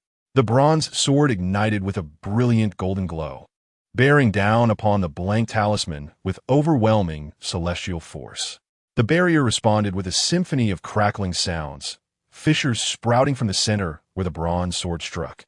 With a resounding crash, the barrier shattered like glass, creating a gaping 3-meter-wide opening. This barrier will self-repair. We must enter quickly. Wait a moment, Chen Zhen uttered as he activated his observation technique. Since they intended to borrow a corpse to restore a soul, it indicated that the great demon had already perished. As long as they located a place rich in ghostly energy, they would surely find the great demon turned spirit. Suddenly, a strange figure descended before them, exuding an aura of ferocity and brutality. As it drew closer, both Chen Zhen and Jing Yuanzizi inhaled sharply. It was a colossal beast, neither entirely tiger nor otherwise, sprouting wings from its back and bearing 9 tiger heads upon its neck, each adorned with a uniquely expressive human face. The Kaiming beast's 18 eyes fixated upon the 2 men and the spirit before them, and the 9 mouths erupted into a heated debate. This place is under the boundaries set by the queen. How did they gain entry? Fool! Can't you see there's a hole? They broke the barrier? Impressive. Shouldn't we adopt a more courteous approach? What are you afraid of? We are 9 brothers. Do we fear just 3 of them? A valid point. Brothers, charge. The largest head in the center, its skin twitching in frustration, ultimately bellowed, silence. Did I not say that I would speak if necessary? You must not speak at will. Once the other 8 heads fell silent, the largest head shook itself and glared at the 2 men and the spirit, declaring, "This is the Kunlun demon realm. Interlopers must depart immediately." One of the smaller heads cautiously reminded, "We still have a spirit with us." The central head, now thoroughly enraged, let out a deafening roar, shaking the very foundations of the Kunlun demon realm. Kaiming beast, we come under the orders of the Emperor of Fengdu to apprehend a great demon within the demon realm. Chen Zhen brandished his token for emphasis. The heads of the Kaiming beast erupted into another quarrel. It's a ghost emissary. The underworld is conducting an investigation. Should we interfere? What if we anger the Emperor, and he personally comes to take us away? Would he dare disregard the Queen's authority? Whether the Emperor dares or not is uncertain, but his superior certainly would. The central head surprisingly did not quell the others' discussions, indicating its own hesitation. Be sovereign. I am Jing Yuanzizi, celestial master of Luofu, and this great demon has defied the heavenly order, seeking to borrow a corpse to revive its life. Both humans and gods are outraged. My Taoist sect also seeks to eradicate it. Celestial Master of Luofu, this is not a soft target. Serving the 3 pure ones, how can we not be cautious? If the queen knows, she would likely not blame us for turning a blind eye. Big brother, there's unusual activity at the barrier. We should investigate.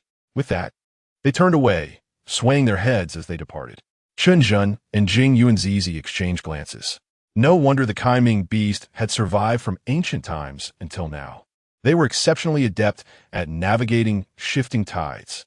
We must not delay, my young friend Chen Zhen. Have you determined the location?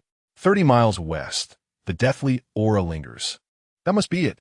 Once Chen Zhen spoke, he charged ahead, soaring westward. In a cave distant from the demon clan's habitat, a small girl with rosy lips and white teeth crouched, watching the busy figure before her with keen curiosity. "Grandma, will you really come back to life this way?" The figure within the cave was engrossed in setting up a formation, casually responding, "Almost there, when the hour of the rat arrives tonight. I will force that woman's soul out, and then I can occupy her body, living another 100 years without issue. After a century, I shall attain enlightenment and ascend as a demon immortal, thereby ensuring the 9-tailed celestial fox clan does not disgrace the glory of our ancestor, Daji." In the center of the cave lay a stone bed, carved with intricate runes, upon which lay a young girl dressed in a white gown. She appeared to be enduring immense suffering, even in her unconscious state, her face contorted with pain, beads of cold sweat dotting her brow. "Grandma, if you revive, will that sister die?" "Linger, you must not soften your heart towards humans. They could be truly vile." The ethereal figure replied coolly. "Consider this, Linger, besides humans, what other creatures would skin others to wear their pelts simply because they felt cold? Humans are terrifying." The little celestial fox, named by Ling, shuddered involuntarily. All things have their ordained fate, Chen Zhen mused, shaking the token gently as he stepped into the cave. Desperation begets reversal, and endings herald beginnings.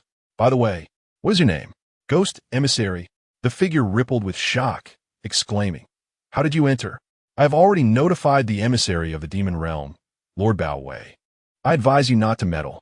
The previously kneeling little girl sprang to her feet, baring her sharp teeth and outstretching her arms defensively before Chen Zhen. "You shall not take my grandma." Ghostly emissary handling a case. "All idle spirits, step aside." Chen Zhen, sipping his drink, exchanged a knowing glance with Chen Qingxue. Reluctantly, she rolled her eyes at him before stepping forward to embrace Bai Ling, pulling her aside. Despite Bai Ling's innate talent reaching the five-tailed level, her brief cultivation period rendered her incapable of breaking free from Chen Qingxue's grasp. The most challenging aspect of the Fox Demon clan lies in their illusions. Jing Yuanzi leisurely stroked his beard. Their inherent strength was, in fact, not formidable at all. Before Jing Yuanzi could finish his sentence, the surrounding scenery abruptly transformed. Chen Zhen and Jing Yuanzi found themselves in an elegant chamber, surrounded by a group of lovely young maidens. Dressed scantily, they appeared cold, eagerly burrowing into Chen Zhen and Jing Yuanzi's embrace. The intoxicating fragrance wafted through the air, and with warmth enveloping him, Jing Yuanzi succumbed in mere seconds. "Such trivial tricks. I have long grown weary of them," Chen Zhen scoffed, pushing away the maiden in his arms. Previously, during his sojourn at Changbai Mountain, he had engaged in revelry with alluring spirits for 3 days and nights. What new tricks could they possibly present? Before him was still the clawing fox demon. Meanwhile, beside him, Jing Yuanzi wore a foolish grin, his cheeks flushed, drool pooling around him. Chen Zhen sighed in exasperation. This old Taoist was utterly unreliable, faltering at a crucial moment. Chapter 85. Is this the test for the underworld officials? Seeing Chen Zhen escape the illusions so swiftly, the fox demon appeared bewildered. Was this ghostly emissary truly so resolute? As if suddenly recalling something, the fox demon shook her head in contemplation. Since he was a ghostly emissary, he must enjoy the company of spirits, right? Chen Zhen then slipped into another illusion. A horde of tattered female ghosts, with ghastly features and terrifying claws, shrieked and lunged at him. Enough already. Chen Zhen broke free from the illusion once more. To test the underworld officials with such wretched spirits? How could one even conceive such a notion? The fox demon was again taken aback. Not even the female ghost sufficed. She, a formidable demon of the Qianyuan realm with centuries of cultivation, had never witnessed her illusions being shattered so effortlessly. Perhaps it was time to try using a man or a male ghost. As the fox demon pondered, Chen Zhen flipped his wrist, conjuring a long black spear. "You, a mere Yuanian cultivator, dare to contend with one of the Qianyuan realm? Truly, you are courting death." The fox demon scoffed, but before she could finish, Chen Zhen vanished from sight, only to reappear, piercing her abdomen with the spear. It was only then that the sound of his swift passage reached the fox demon's ears. With a shriek, she hastily distanced herself from Chen Zhen, the ghostly essence spilling from her wound tracing a dark arc through the air. Observing the flames engulfing Chen Zhen and sensing the chilling aura emanating from them, the fox demon cast a spell to seal her wound, narrowing her eyes in suspicion. Was that the technique to control fire, or perhaps an innate spiritual fire that specifically targets evil entities? But did she think that this would suffice to bind her soul? The fox demon sneered, brandishing her claws in the air. For translucent blades of wind materialized, hurtling towards Chen Zhen. As the fox demon engaged in battle with Chen Zhen, she had to maintain the illusion trapping Jing Yuanzi.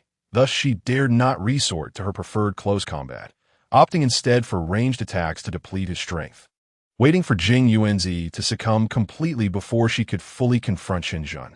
A fleeting expression of mockery vanished from Chen Zhen's face as a spear lashed out in all directions, resembling 4 bolts of black lightning that shattered the wind blades completely. The fusion of agility and brute strength was flawless. What remarkable spear technique! The fox demon thought, astonished. How had the underworld nurtured such an exceptional young talent? In terms of pure realm, Chen Zhen held no significant advantage. But when combined with his innate spiritual fire and exquisite spear skills, he could easily suppress her soul form. At that moment, the fox demon's resolve wavered, and she began to contemplate her escape. Upon seeing the unconscious maiden on the stone bed, her eyes lit up. After unleashing several wind blades to momentarily stall Chen Zhen, the fox demon transformed into a hybrid form, darting to the stone bed, seizing the maiden by the neck. Ghostly emissary, if you wish for her to live, cease your actions at once. The fox demon threatened menacingly. Oh, Chen Zhen replied nonchalantly, a cold smile gracing his lips as he casually approached the fox demon. To threaten a ghostly emissary with a living person? How audacious! Are you even listening to me? I have 1,000 ways to kill her right now. The fox demon shrieked in desperation. The fox demon was utterly unraveling, her spectral form beginning to writhe violently. The maiden she clutched frowned even deeper, her soul showing signs of imminent departure. Who will perish first, her or you, when I bind your soul? The fox demon shouted, channeling her incantations to hasten the maiden's soul's exit. As long as she occupied the maiden's body, the ghostly emissary would be unable to contend with her. For even ghostly emissaries had to adhere to certain protocols. Puffs of mist began to emanate from the maiden's head, an omen of her 3 souls about to depart. The fox demon cackled triumphantly, sharpening her head to a conical shape, allowing her to enter the maiden's body at the earliest opportunity. Ha ha! What does it matter if you're a ghostly emissary? You will be powerless to intervene. Chen Zhen observed as he affixed a soul-binding talisman onto the maiden's forehead, nodding in satisfaction. The effects of a first-grade talisman proved quite potent. Was this considered an official expense? 100 ghost coins? I wonder if Emperor Du could reimburse me? The fox demon, fixated on the talisman on the maiden's forehead, momentarily lost her composure. Aren't you a ghostly emissary? Ghostly emissaries use Taoist talismans? Are you even competent at this? Can we not engage in this properly? Seizing the opportunity while the fox demon was distracted, Chen Zhen thrust his spear forth like a dragon. The moment the fox demon regained her senses, she saw Chen Zhen enveloped in golden flames, rising several meters high, completely engulfing her in the blaze. Watching the fox demon's soul writhing in agony within the flames, Chen Zhen felt a twinge of concern. He quickly fired another shot, brutally pinning her to the ground. With another agonizing cry, the fox demon's already dwindling ghostly essence diminished further. Don't cry, Ling. The fox demon comforted as she embraced the weeping Bai Ling, who had flown into her arms. Your grandmother and this ghostly emissary uncle are destined for prosperity in the underworld. With your grandmother's prowess, they will be eager to curry favor. And Linger, be sure to remember. Chen Qingxue whispered to Chen Zhen, silently gesturing toward Jing Yuanzi. Chen Zhen couldn't help but chuckle. It seemed Jing Yuanzi had regained consciousness for a while now, yet he sat alone, hugging his knees, turned away from everyone, his solitary figure steeped in silence. It was uncertain whether he felt embarrassed, angered, or simply reluctant to part from the experience. Do not take the real person too seriously. After all, it is quite normal for a Qianyuan realm demon to lose themselves in an illusion, Chen Zhen reassured, patting Jing Yuanzi on the shoulder. My young friend, this humble one seems to be on the verge of cultivating a heart demon. Chapter 86. This humble one craves dry grapes. Chen Zhen's expression grew solemn. Jing Yuanzi, originally in the Qianyuan realm, had experienced a fortuitous encounter at the soul purification pool, greatly enhancing his cultivation. He was just a step away from attaining enlightenment and ascending. At such a moment, the emergence of a heart demon was no trivial matter. A single misstep could lead to death and the dissolution of his path. This humble one was taken in by my master at a young age, practiced martial arts at 4, began cultivating at 6, condensed chi at 10, established my foundation at 20, and achieved the golden core, Tao, at 40, having slain over 200 invaders during tumultuous times. With the appearance of the true dragon, peace returned to Huaxia. Thus, I withdrew to Mount Luofu, dedicating over 70 years to my path, ultimately reaching the Qianyuan realm. Throughout my life, I have always believed in acting in accordance with my nature, seeking only the clarity of thought. I once believed that the heart's demons were but a fanciful tale, until I encountered my young friend Chen Zhen. It was only then that I realized my greatest regret lay in never having experienced the trials of the mortal world, nor the joys of love.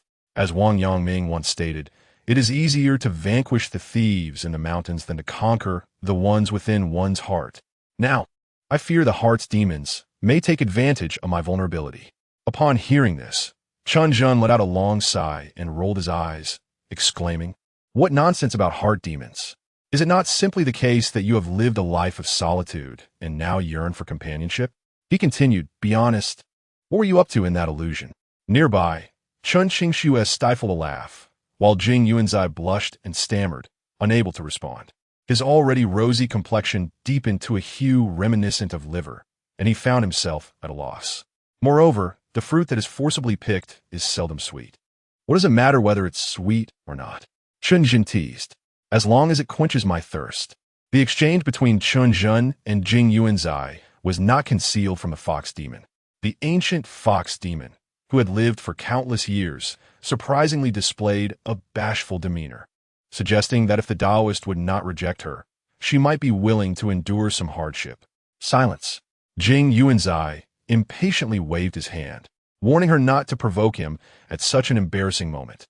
The old fox demon, startled, retreated behind Chen Zhen, hesitant to speak further. Enough. I have made up my mind. Jing Yuanzai suddenly stood.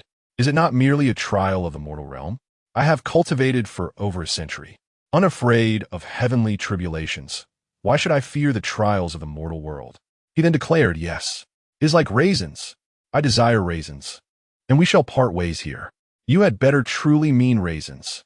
Chen Zhen shot him a skeptical glance, but before he could utter another word, Jing Yuanzai hastily dashed out of the cave, leaping into the air.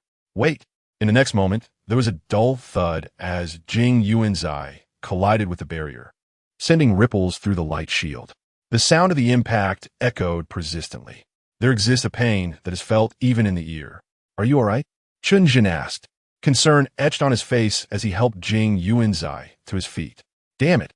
Such a trivial barrier cannot stop me. Jing Yuanzai grumbled, rubbing his forehead. If I do not assert myself, do people truly think I lack temper? As he spoke, Jing Yuanzai shook off Chen Zhen's hand. The ancient bronze sword slid from its sheath with a metallic ring. Xian Tian Wu Ji, 1 Fa Gue E, breaking the formation technique. The sword, glowing with ethereal light, pierced towards the barrier. Just as the sword and barrier were locked in a stalemate, Jing Yuanzai bit his tongue, spitting forth a mouthful of essence blood. What the hell? Is this really necessary? Chen Zhen's eyes widened in shock, his lips twitching. It's just a barrier. You need not go to such extremes. However, Jing Yuanzai's blood proved remarkably effective. The light shield was punctured, creating an opening the size of a door. I take my leave. Farewell, young friend Chen Zhen. Until we meet again. Jing Yuanzai finally exited the barrier successfully. Chen Zhen shook his head with a wry smile as he approached the two fox demons. It is time. We must be on our way. Upon hearing this, the little fox demon by Ling began to weep uncontrollably, clinging to the old fox demon's ethereal form. Ah, there is a natural order to the world, Chen Zhen sighed, gently flicking by Ling's forehead. She immediately fainted. The old fox demon reluctantly released by Ling. Stepping beside Chen Zhen. We must first send her away. It is quite troublesome, Chen Zhen observed, glancing at the still unconscious girl on the stone bed. Her spirit had stabilized completely. Awakening was merely a matter of time. Alas, her beauty could only be rated a 6. Otherwise, Jing Yuanzai would not have rushed to the western frontier for raisins. Lord Ghost Officer, the old fox demon cautiously reminded. There are human soldiers stationed outside the barrier on Kunlun Mountain. You may take her there. Following the old fox demon's guidance, Chen Zhen silently placed the unconscious girl at the soldiers' encampment. He felt quite assured regarding the safety of the Huaxia soldiers. With the teleportation talisman torn, another dizzying swirl of energy enveloped him. To his surprise, Zhong Kuei had not departed, still meticulously savoring the Xianmingyan water. As Zhong Kuei spoke, he hurriedly began to gather his belongings. Upon seeing Zhong Kuei, the fox demon was too frightened to even breathe. A sudden gust of wind swept through as the figure of the Ghost Emperor materialized before the chair. Ghost Officer Chen Zhen, Congratulations on completing your mission. As Du's voice echoed, a grand announcement reverberated throughout Fengdu City. Fengdu ghosts. Ghost Officer Chen Zhen bravely ventured into the Kunlun demon realm, successfully capturing the formidable demon of Qianyuan realm, and is awarded 2,000 ghost coins, along with a pardon to serve as a ghost officer across the 6 realms, with the authority to establish an office in the mortal realm and traverse freely between realms. Following this proclamation, the entire Fengdu City was abuzz with excitement. Who exactly is Chen Zhen? The Fengdu Emperor himself issued an announcement. Moreover, the reward seemed exceedingly generous. After all, he had merely captured a demon soul of the Qianyuan realm, yet he received both wealth and title. What intrigued the ghosts even more was the last item, the freedom to traverse between realms, with emphasis on the word freedom. This was akin to the treatment of an emperor among ghosts. Was Chen Zhen not the emperor's own son? Even the usually composed ghost emperor do revealed a look of astonishment, involuntarily glancing up at the blood moon over Fengdu.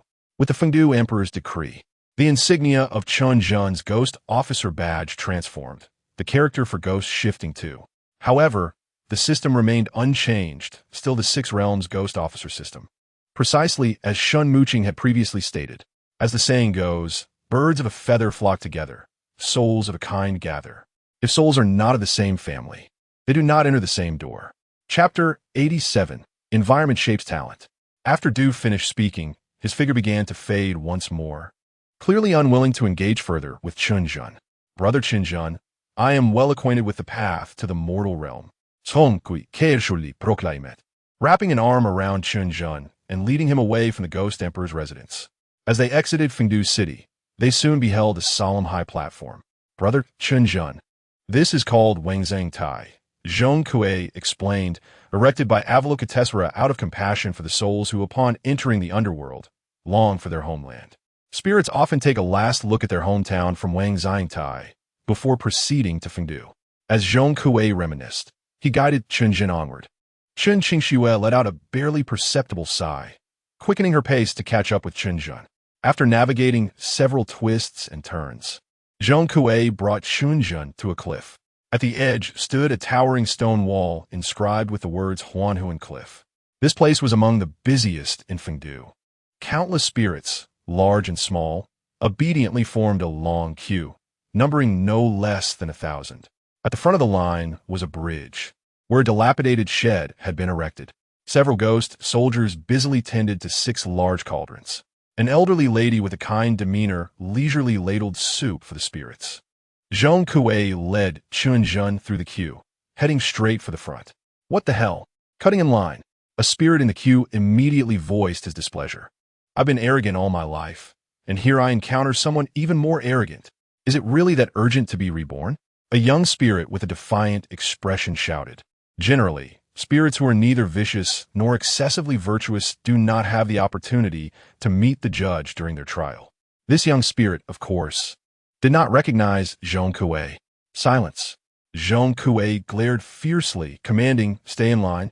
Oh, a tough one, huh? The defiant young spirit sneered. Do you even know who I am? My father is. Before he could finish, Zhong Kuei slapped him flat against the ground. The surrounding spirits hurriedly helped him back up. Seeing him crumpled like a piece of paper, a chubby little spirit bravely volunteered to blow air into his mouth. After considerable effort, I managed to inflate him once again. You are utterly useless. I'm not afraid to tell you that my father has long since arranged everything. Soon, the mangpa soup I drink will be diluted with water. I will reincarnate with my memories intact, born as if I were traversing time. In my next life, I shall undoubtedly be the protagonist. Do not let me discover where you are reincarnated, or else. With a furrowed brow, Zhong Kuei unleashed the chains of annihilation, swiftly ensnaring that rebellious little spirit within his grasp. Diluting the mangpa soup, are we? Reincarnating with memories, are we? Zhong Kuei snorted coldly and made his way directly to the small shed. Threatening and insulting the judge, he declared, no more mangpa soup for you. I sentence you directly to the realm of beasts. As Zhong Kuei spoke, he hurled the defiant little spirit into the radiant circle representing the beast realm. Through the circle, Chen Zhen faintly perceived scenes continuously shifting on the opposite side. Ultimately, the scene crystallized into a pig pen, reincarnating as a pig while retaining human memories. This protagonist's tale promises to be quite extraordinary. Chen Zhen chuckled in mockery. Just as he was about to inquire which circle he should leap into, he was interrupted by a feeble voice. "Young man, have a bowl of soup before you leave." Gazing at the tattered, grimy bowl in Meng Po's hands, Chen Zhen's face twitched uncontrollably. Following Zhong Kuei's gesture, he seized Chen Qingxue and jumped directly into the circle of humanity. With a dizzying swirl, Chen Zhen and Chen Qingxue found themselves on a picturesque little hill. Night had just fallen, the evening breeze was gentle, and the moonlight was delightful. Chen Zhen inexplicably felt a sense of being in another world. After orienting himself, he took to the skies with Chen Qingxue, soaring towards Tianhai City. It had been nearly a week since Chen Zhen's last departure. Meanwhile, Yao Mei was filled with sorrow. Another night of sleeplessness awaited her. The night breeze was particularly boisterous that evening. Residing in the same guest room, Chen Qingxue and Yao Mei reacted quite differently. "Sister Qingxue, I arrived earlier than you, so you must call me sister," Yao Mei teased, eavesdropping on the commotion next door while playfully nudging Chen Qingxue with her shoulder. "Sister Bai, your reactions tonight seem rather pronounced. It appears the master has grown stronger again." Chen Qingxue, blushing, lowered her head in silence. "Indeed, a succubus is a succubus." What audacious words. "Sister Qingxue, let me tell you, the master adores maid outfits." Yao Mei boasted proudly. One demon and one ghost, both servants to Chen Zhen. Deep within Yao Mei's heart, she had already deemed Chen Qingxue a formidable rival, even secretly harboring thoughts of competition. However, after observing Chen Qingxue's demeanor closely, Yao Mei could not help but let out a quiet sigh. Though she could change her form at will, the inherent tranquility exuded by Chen Qingxue was something she could never replicate. If coldness cannot compete, then let warmth prevail. Let Yao Mei melt the master's heart with her fiery passion. The following day, Bai Jie left early for work due to company matters. "Master, allow me to massage your shoulders." "Master, let me serve you some food." "Master, do eat more of this. It's highly nourishing." "Or shall I feed you, master?" In contrast, Chen Qingxue initially maintained her indifference. However, as Yao Mei's attentiveness to Chen Zhen intensified, Chen Qingxue inexplicably developed a competitive spirit. After much internal conflict, she turned her gaze toward the window, feigning nonchalance, and placed a peeled egg onto Chen Zhen's plate. Chen Zhen turned his head, blinking in confusion. Has Chen Qingxue changed? Seeing Chen Qingxue take the initiative to feed him, Yao Mei became even bolder. She promptly carried the plate over and sat closely beside Chen Zhen. As she pinched the spoon and blew on the steaming food, she exclaimed, "Open wide, master." Simultaneously, she raised an eyebrow at Chen Qingxue, her expression one of provocation. Chen Qingxue, who rarely displayed her emotions, soon wore an annoyed expression. "Let me wipe your mouth, young master." Her voice was as faint as a whisper, yet Chen Zhen heard her clearly. Indeed, the environment cultivates talent. Just one night, and the dynamics have shifted.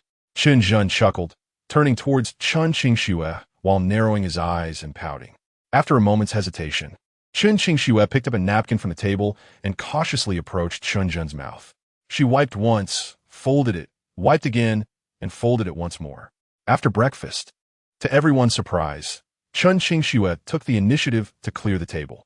Chen Zhen then inquired Yao Mei about the situation at the office. "Master," Yao Mei said as she circled behind Chen Zhen, massaging his shoulders proudly. "Soft opening?" Chen Zhen leaned back against the plush cushion, comfortably squinting his eyes. "This must be another idea from Bai Jie, right? A soft opening can indeed gather considerable attention before the official launch, ensuring the business will be bustling when it opens." However, he pondered how they would operate with just a woman and a succubus in his absence. Seemingly sensing Chen Zhen's doubts, Yao Mei explained, "You can read fortunes too?" Chen Zhen asked with a playful smile. "Uft, that's easy. We succubi excel at manipulating hearts. We speak the language of the living with the living and the language of the dead with the dead." Yao Mei puffed out her chest with pride. "In 3 days of soft opening, I've already helped the master earn several thousand. How do you plan to reward me, master? Several thousand? You? Chen Zhen was genuinely astonished. Is money truly this easy to earn nowadays? A mere succubus, even a professional fortune teller, would struggle to make 1,000 a day. Oof. All men are the same. Yao Mei pouted playfully. You will see for yourself when you visit the shop with me later. As Chen Zhen's Maybach remained parked at school, he had no choice but to take a taxi to Furong Street. Through the rearview mirror, he noticed a man and 2 women crammed in the back seat. The scene exuding an uncomfortable tension. One was pure and innocent, while the other was seductive. What a waste of such beautiful girls, particularly the alluring one, who seemed to have entirely disregarded him as the driver. The entire ride was filled with small, suggestive gestures. Is this what one gets to witness without paying? Meanwhile, the innocent-looking girl could stand to be more proactive, just glaring and grinding her teeth one tea do. She needs to be bolder and more expressive. Yes, exactly like that. After finally dropping Chen Zhen and his companions off at their destination, the driver sighed in relief. It had been a taxing job. No sooner had Chen Zhen stepped out than he was approached by a middle-aged man with a conspiratorial grin. Master, you have finally arrived. I've been waiting for nearly an hour. Before Chen Zhen could respond, Yao Mei scoffed, lifting her head and coolly retorting, What? You unwilling to wait? Of course not, master. I would wait until the sun sets. Chen Zhen thought to himself, has the standard of those seeking fortunes fallen so low? You know the rules, right? Yao Mei inquired coldly as she opened the door. Yes. Reading faces is 500. Palm readings are 1,000. The middle-aged man smiled broadly, eager to enter. I want the 1,000. Once inside, Yao Mei emotionlessly sat behind a solid wooden table and pushed the QR code on the table. Without hesitation, the middle-aged man scanned the code and paid immediately. The account was that of the office's public account, opened under Chen Zhen's name, though he had yet to bind his phone number, rendering him unable to view the payment status. Nonetheless, Yao Mei appeared unfazed, casually pointing to a nearby room. Go wash your hands. The middle-aged man dashed inside, and the sound of rushing water soon followed. Yao Mei, is your attitude really appropriate? Chen Zhen asked, twitching his lips. Oh, don't worry. They come willingly to offer money. Being overly polite will have the opposite effect, Yao Mei replied.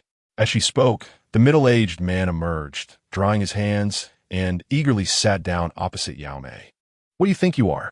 Yao Mei, with an expression of disdain, pinched the middle-aged man's hand. Well, never mind, the middle-aged man said, gazing at the enchanting Yao Mei who was so close, his heart already swayed. Master, feel free to predict as you wish. Then I shall speak my mind. Yao Mei began with a tone that belied her age. Ah, yes. Master, you're absolutely right. The middle-aged man appeared as though he had found a kindred spirit. You are not overly concerned about money.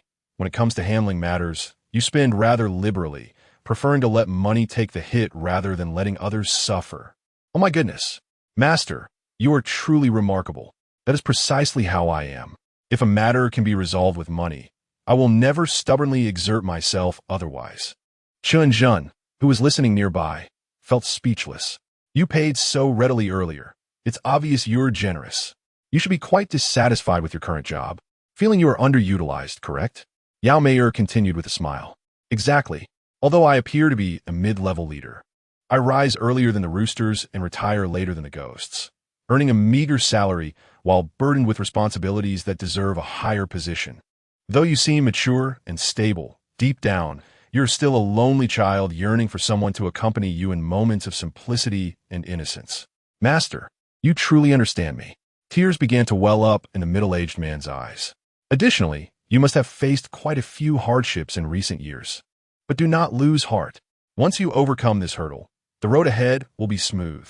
Yao Mei's voice suddenly took on an ethereal quality, filled with infinite tenderness and comfort. The middle-aged man's gaze regained its determination. Thank you, master. I will surely embrace life with hope. Chen Zhen and Chen Qingxue were utterly bewildered.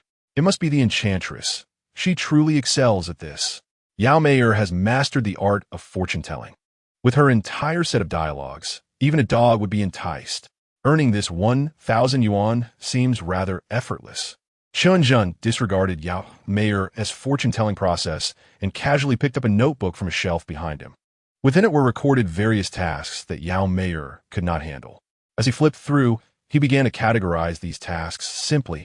For tasks involving finding people or objects, or common exorcisms, he could assign them to Chen Qingxue. Although Chen Qingxue could only harness the strength of a fierce spirit due to the restraining bracelet, she was quite capable of handling these minor issues. Chen Qingxue's sense of belonging was just beginning to establish itself, and Chen Zhen was hesitant to remove her bracelet. If she were to flee, it would be a significant loss. Upon reaching the last page, the content made Chen Zhen furrow his brow. Chapter 89. I must provide you with a proper education. The contents of the notebook were relatively straightforward. It detailed a small village called Udai where strange occurrences had recently taken place. All the able-bodied men in the village had begun to exhibit symptoms of pregnancy. Yet, upon visiting the hospital for examinations, all the indicators were inexplicably normal. However, their bellies swelled day by day, and one could faintly sense something within them poised to emerge. This predicament left the village chief, Wang Defa, quite distressed. Experts came in droves, yet all returned empty-handed. Unable to find a scientific explanation, they resorted to seeking help from the metaphysical. After inviting 3 yin-yang masters, 2 died, and 1 went mad. Eventually, Wang Defa attended a meeting in the city and stumbled upon a firm named Tianyi Xiantong. Whether their expertise was commendable was uncertain, but their name was indeed impressive, and they even had the endorsement of a grandmaster. With a mindset of trying his luck, Wang Defa entered the firm. Naturally, Yao Meier could not manage this business, hence she left a note. Chen Zhen curled his lip and promptly picked up his phone, dialing the number noted in the memorandum. The call connected swiftly. Chen Zhen introduced himself directly, and the other party was overjoyed yet apprehensive. Not much could be conveyed over the phone, and only a face-to-face meeting could clarify Chen Zhen's suspicions. They arranged to meet that evening in Udai before ending the call. After briefly dividing tasks between Yao Meier and Chen Qingxue, Chen Zhen hurriedly left. If he delayed any longer, he would be late for class. Upon returning to Tianhai University after a week's absence, Chen Zhen was enveloped by the youthful atmosphere surrounding him, feeling like a 20-year-old student once more. Huck, nave child. Do you think you can fathom Zhen Gu's actions? Besides, no one even calls him Zhen Gu anymore. Behind his back, we refer to him as Zhen Shun. Hee. That's confidential. We all signed non-disclosure agreements. Such whispers were hardly lost on Chen Zhen, who silently nodded before entering the classroom. The repercussions of the recent vacation incident, should it be exposed, would be immense. Thus, it was only natural for the authorities to enforce silence. Ding, ding, ding.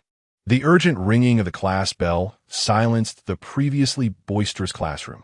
The sound of crisp heels approached, and soon the classroom door swung open. A teacher clad in a white blouse and a dark pencil skirt entered. As Xiaoku's voice fell, the classroom erupted, with her figure, beauty, and talent in perfect harmony. How did teacher Xia achieve this?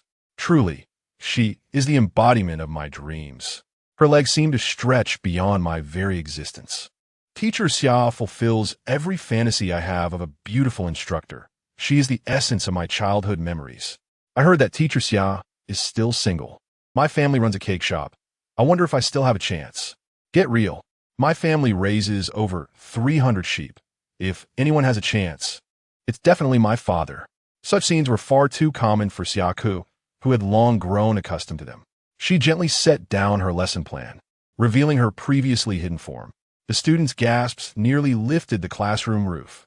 Many male students frantically searched for tissues, struggling to stem their nosebleeds. Xiaoku adjusted her glasses, casually casting a glance at the podium below. At the moment her eyes met Chen Zhen's, they sparkled with recognition. Her cheeks flushed with a hint of shyness. This semester, it is imperative to fail in advanced mathematics, not for the purpose of remedial classes, but simply to revisit the knowledge. Everyone seems to be lingering in a state of reluctance as the bell tolls mercilessly. Observing Chen Zhen, who follows Xiaoku out of the classroom, nearly all the boys harbor feelings of resentment, gritting their teeth. As a highly paid PhD at Haida, Xiaoku possesses her own private office. Upon entering, Chen Zhen unabashedly drags a chair and sits down. Rather than expressing any dissatisfaction, Xiaoko pouts with an air of melancholy. Recalling the moments shared with Chen Zhen on the deserted island, particularly her experience of being merely an ornament, Xiaoko's cheeks flush as if they might drip with water. Chen Zhen. Xiaoko musters her courage and gazes directly at him. Are you free tonight? I would like to invite you to dinner at my home, where I shall personally cook as a token of my gratitude. But is it merely a simple expression of gratitude? Chen Zhen's face reveals a teasing expression as he leans closer, reducing the distance between them. After a fleeting moment of embarrassment, Xiaoko surprisingly does not shy away. Instead, she closes her eyes, meeting Chen Zhen's gaze. After all, they had already shared such intimate moments on the island. Xiaoko's sudden boldness catches Chen Zhen off guard. Isn't Xia Laoshe being a tad too proactive and uninhibited? As a normal man, Chen Zhen cannot retreat, especially since he has already arrived. He immediately embraces Xiaoko, and they share a lingering kiss. 3 minutes later, they part both breathless. Even with Chen Zhen's advanced cultivation, he feels slightly breathless under the pressure of her ample bosom. It's settled then. Come to my home for dinner tonight. Xiaoko takes several deep breaths to compose herself. Dinner sounds fine, but it must strictly remain dinner. Chen Zhen sighs with a hint of regret. Huh? So simple. Xiaoko pouts, looking quite aggrieved. Chen Zhen breaks out in a cold sweat. Xiaoko's initiative is entirely different from that of Chuyu. Even if Chuyu were to be proactive, she would carry a hint of modesty. In contrast, Xiaoko's initiative is utterly devoid of pretense. The main issue is that I have business to attend tonight. Chen Zhen contemplates calling Wang Defa to postpone their meeting until tomorrow. However, after much consideration, he abandons the idea. This is, after all, the firm's first legitimate business transaction. It would be somewhat inappropriate to leave the client hanging right from the start. What business? Can I join? Xiaoko winks playfully. If Chen Zhen is indeed busy, she figures she could always play the role of an ornament once more. But if he is off to conduct other affairs, well, that would be quite intriguing. All right, it would be rather dull to go alone. Chen Zhen readily agrees. After class, Xiaoko directly climbs into Chen Zhen's Maybach, amidst the astonished gazes of their classmates. They drive away. As for the reactions of their peers, both Chen Zhen and Xiaoko pay them little mind. After a simple dinner in Xiaoko's cozy apartment, Chen Zhen takes her to the balcony. He summons his trusty steed, hard and dark, and ascends into the skies. After a brief moment of panic, Xiaoko quickly acclimatizes to the high-altitude flight. Her arms, wrapped around Chen Zhen's waist, begin to misbehave. This predicament proves troublesome for Chen Zhen, as he must both guide the flight and manage her playful antics. The journey of several dozen kilometers is but a blink of an eye for a yawning cultivator. Under the luminous moonlight, Chen Zhen soon spots Yu Dai village nestled at the foot of the mountain, surrounded by mountains on 3 sides. The village is accessible only by a winding path, which from above resembles a long serpent. The village itself appears as the serpent's head, with a sinister aura swirling around, akin to the flickering tongue of a snake. After confirming their location with Wang Defa over the phone, Chen Zhen deftly lands hard and dark in Wang Defa's courtyard. Holy cow, a fairy! Upon witnessing the ethereal descent of the two, Wang Defa immediately focuses on Xiaoko, instantly captivated. However, he cannot help but wonder why this fairy resembles an octopus ornament. Ahem, village chief Wang, greetings. I am Chen Zhen, the proprietor of Tiandi Xiantong Agency. He introduces himself awkwardly with a bow. Wang Defa quickly realizes that this seemingly youthful figure is indeed the master. Master Chen, your skills are indeed profound. Wang Defa bows respectfully. Look, this is the true master. He appears to have reversed the passage of time. The arrival of Chen Zhen and Xiaoko swiftly attracts a crowd of villagers, all of whom sport protruding bellies. Chen Zhen scans the group and notes that these portly villagers are all robust men, with no women or elderly among them. They share another common trait, a thick shroud of dark energy enveloping their brows, accompanied by lingering malevolent auras. However, one young man among them catches Chen Zhen's attention. He is not burdened by a protruding belly and is devoid of any sinister energy. Master, please have a seat. Wang Defa sets out 2 small stools. Forgive us, humble villagers, for our lack of etiquette. No need for formalities, village chief Wang. Let us get straight to the matter at hand. Chen Zhen replies as he and Xia could take their seats, promptly addressing the issue. Since you wish for my assistance, I shall be forthright with you. Wang Defa sits down, lighting his pipe. Our village is called Yu Dai Village, and in the old days, Yu Dai also referred to long serpents. It is a small village with only 30-some households, traditionally living by catching snakes. We sustain ourselves and sell a significant portion in the city. Thus our village remains relatively prosperous. Wang Matzi has been a bachelor for over 30 years, and when a woman suddenly appeared in his home, he couldn't resist and quickly ended up in bed with her. Initially, this was nothing out of the ordinary. Times have changed. However, it soon became apparent that this woman was quite promiscuous. She dressed flamboyantly, her waist swaying like a water snake as she walked. Poor Wang Matzi has shrunk 2 sizes, now needing a cane to walk. Yet the woman seems perpetually unsatisfied and has begun to entice other young men in the village. At this point, Chen Zhen and Xia cook and surmise the unfolding tale. So, have they all been involved with this woman? Xia gestures towards the surrounding crowd. The men with protruding bellies lower their heads in shame, tacitly acknowledging the truth. You, come here. Chen Zhen points towards a burly villager. Under Wang Defa's indication, the man slowly approaches Chen Zhen. With his yin-yang eyes, Chen Zhen cannot discern the strange happenings within the man's belly, and his qi observation technique reveals only the dark and malevolent energy, yielding no further insights. Chen Zhen extends his finger toward the man's belly. A thread of pure spiritual energy shoots forth, tracing a circuit around the man's abdomen. Chen Zhen narrows his eyes, and through this probing, he uncovers a revelation. He distinctly senses the weak fluctuations of spiritual energy within the man's belly. Moreover, this energy appears to be slowly consuming the man's essence, suggesting that once his vitality is depleted, whatever lurks within will emerge. The surrounding villagers grow pale, sweat pouring down as they grapple with the realization that they might have been intimate with a malevolent creature. Chen Zhen, witnessing their distress, feels a chill run down his spine. Is their reaction really this intense? What exactly transpired between you and that woman? Chen Zhen inquires. What the woman? He adds. She has been dead for over 10 days. Once she died, the men in the village began to swell. However, Master, now that you mention it, I do recall something peculiar. When she died, I examined her body. Aside from her ashen complexion and rigidity, there were some unusual markings on her arms and thighs. Initially, I thought they were bruises, but in hindsight, they resembled scales. Chen Zhen gazed at Wang Defa with a mocking glint in his eyes. This old fellow had not spoken the whole truth. Oh, what about that young man without a big belly in the crowd just now? Xiaka suddenly inquired. Are you referring to Wang Ergu? Wang Defa replied with a slight smile. Village chief, doesn't your village have any female villagers? Chen Zhen scrutinized Wang Defa meaning fufu. The village is filled with snake catchers. It seems we have lost our yin virtue. The girls who marry into the village often face difficulties in childbirth or suffer from frailty, and they rarely live long, Wang Defa said, discreetly wiping the cold sweat from his forehead. All right, I have a basic understanding of the situation.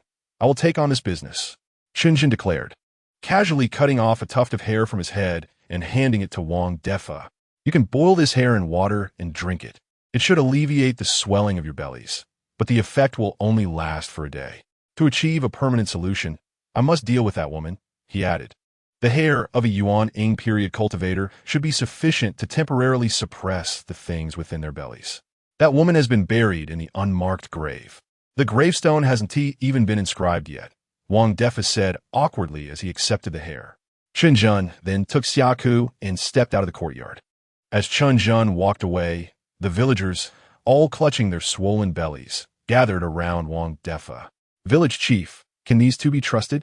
They seem so young and lack any evident cultivation, one villager questioned, a fierce expression emerging on his face. What do you know? How could they fly here without any cultivation? Wang Defa retorted coldly, handing the hair to the villager. Boil this hair as instructed and distribute it among everyone. He then muttered to himself, his face darkening. If it weren't for the old immortal protecting Udai village losing his power, I wouldn't need to seek help from outsiders. You bunch of idiots have plenty of women beneath the ancestral shrine. Why bother provoking that woman, who exudes an aura of malevolence? How could you dare to act against her? The old immortal seems to have vanished, not showing up for ages. Udai village was accessible only by a winding path, devoid of streetlights. The chilling mountain winds swept through, causing the towering trees on either side to rustle ominously, amplifying the eeriness of the quiet, dark night. On the way to the unmarked grave, Xiako clung tightly to Chen Zhen's arm. Shall we wait until daytime to visit the unmarked grave? She cautiously glanced around, her heart filled with trepidation. Do not worry. Our first stop is not the unmarked grave. Chen Zhen reassured her, gently patting her hand and smiling at a dilapidated shrine at the village's edge. Let's first visit the Changhuang temple and have a chat with the earth god. Ah, Xiaku exclaimed, her eyes widening in surprise. Is the earth god someone we can just meet? Besides, what is there to discuss with the earth god? Isn't it just a monster causing harm? We could simply kill it. Chen Zhen raised an eyebrow, glancing at Xiaku. What are you saying? Just kill it? Such words coming from a highly educated female PhD like you? Whatever happened to your compassionate demeanor? Chen Zhen had never noticed before that Xiaku was not only bold, but also harbored a significant inclination towards violence. Do not trust everything that old man Wang Defa says, Chen Zhen whispered while embracing Xiaku's waist. The villagers present earlier were all enveloped in death energy and malevolent aura. Wang Defa and that Wang Ergo do not have swollen bellies, nor do they carry death energy. Yet they are both tainted with malevolent aura. This indicates that although they have not encountered that monster, they have, like the other villagers, become entangled in another form of karmic retribution. Moreover, the death energy surrounding the villagers is rather peculiar. What kind of genuine monster would carry such heavy death energy? I suspect that the monster itself is a soul of a demon. Furthermore, Udai village must harbor other secrets. As Chen Zhen spoke with eloquence, Xiako was captivated, her eyes sparkling with admiration. However, she absorbed none of his words, thinking to herself that it was best to simply remain a decorative presence. As they conversed, Chen Zhen led Xiaku into the Changhuang temple. Earth god, please come forth and speak, Chen Zhen exclaimed, slamming a hard, black token heavily onto the ground. The deafening sound caused the entire Changhuang temple to tremble. Who is this little cultivator, so audacious as to not even address me as grandfather? A short, stout old man grumbled as he emerged from the ground. Upon seeing the token in Chen Zhen's hand, the earth god immediately changed his demeanor. Within the bureaucratic system of the underworld, the Changhuang was directly subordinate to the Yinqiao. Seeing the inspector dispatched by the emperor of Fengdu, the earth god treated Chen Zhen with utmost respect. Can you guess why I am here? Chen Zhen said nonchalantly, casually picking up an apple from the offering table and taking a bite. The adoration in Xiaku's eyes overflowed at that moment. Truly, this was the man she had chosen. His aura, even while eating an apple, was so captivating. How enchanting! The earth god, with a cautious smile, said, I am aware that there is a snake demon in the Udai mountain behind Udai village, which recently perished after its lifespan was exhausted. However, it must have left behind a contingency plan, as its soul has not dissipated after death and is nurturing the villager souls for rebirth. Once the soul fetus matures, it can merge with it and be reborn. Then you simply watch as it occurs? Why do you not collect the snake demon soul? Chen Zhen questioned, frowning. It is not that I am incompetent, but the earth god sighed, eventually revealing the truth. The demon envoy, the leopard tail ghost, personally instructed me to refrain from interference. Moreover, Udai village has long been under the protection of a hedgehog that has attained spiritual awareness, and it has pressured me as well. As a mere earth god, how can I withstand that? A hedgehog that has gained awareness? Chen Zhen pondered, glancing towards the village. Since it had received offerings from Udai village, why would it not intervene to ensure the villagers' safety, but instead collude with the snake demon soul? How intriguing. Unbeknownst to you, my lord the earth god, with resolve, divulged all the facts. The hedgehog did indeed protect Udai village, which is why the villagers have been capturing snakes for generations without retaliation from the snake demon. In exchange, Udai village was required to offer 3 pairs of young boys and girls each year. However, as the authorities tightened their scrutiny, they could no longer procure young boys and girls and devised alternative means, enticing and imprisoning 5 or 6 women specifically for reproduction. At that moment, not far from the Changwang temple, Wang Ergu stood before a solitary mound of earth. His eyes filled with 7 parts hatred and 3 parts fervor as he murmured to the mound, "They invited someone capable of flight. You should be able to handle it." Master. Chapter 92. In this world, there is no love without cause. With a rumble, the ground trembled, and a crack appeared above the small mound. A scaly, azure arm emerged from the earth, followed by a faint azure mist rising from the arm, ultimately coalescing into a slender, serpentine figure with a human form. "Ergu, did I not tell you not to come here carelessly? If someone discovers us, our efforts will be in vain."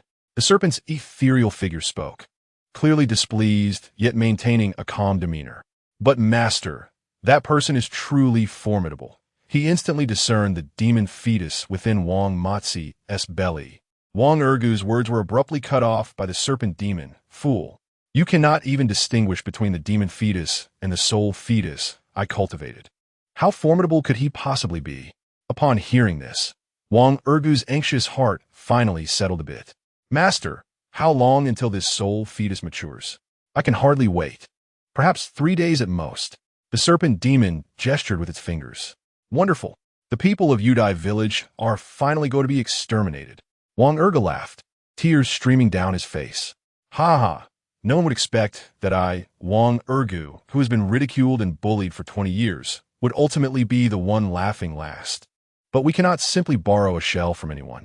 It has to be that old scoundrel Wang Defa. He is the worst among them all." As Wang Ergu's figure faded from sight, the serpent demon's face revealed a chilling smirk. "Foolish child, do you truly believe that borrowing a shell is as simple as it appears? I have yet to impart my final lesson to you. How could one expect to receive fortune from the heavens? In this world, there is no such thing as love without reason." The serpent demon's laughter echoed as her form began to dissipate. Suddenly, Chen Zhen appeared before the serpent demon, grinning. "Found you." The serpent demon, wide-eyed in disbelief, momentarily forgot to conceal her presence. "Impossible. The warning formations I set around the graveyard should have alerted me. Only someone at the yuanying stage could breach them without triggering the traps." Chen Zhen nodded at the serpent demon. "Congratulations, you are indeed correct. But there is no reward for you." It was at this moment that the serpent demon finally realized the urgency to flee, transforming into a cloud of smoke and scattering in all directions. "Tutti, it is time for you to demonstrate your abilities." Chen Zhen turned to the land deity, who was leaning on his staff, his intentions clear. "If you perform well, I shall overlook your negligence." "Certainly. Just watch, my lord."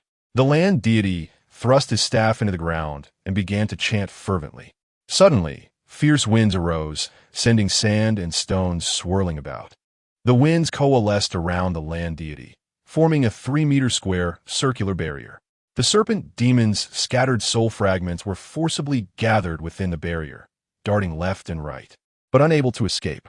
The land deity, with a beaming smile while stroking his beard, leaned closer to Chen Zhen, full of flattery. "What do you think, my lord?"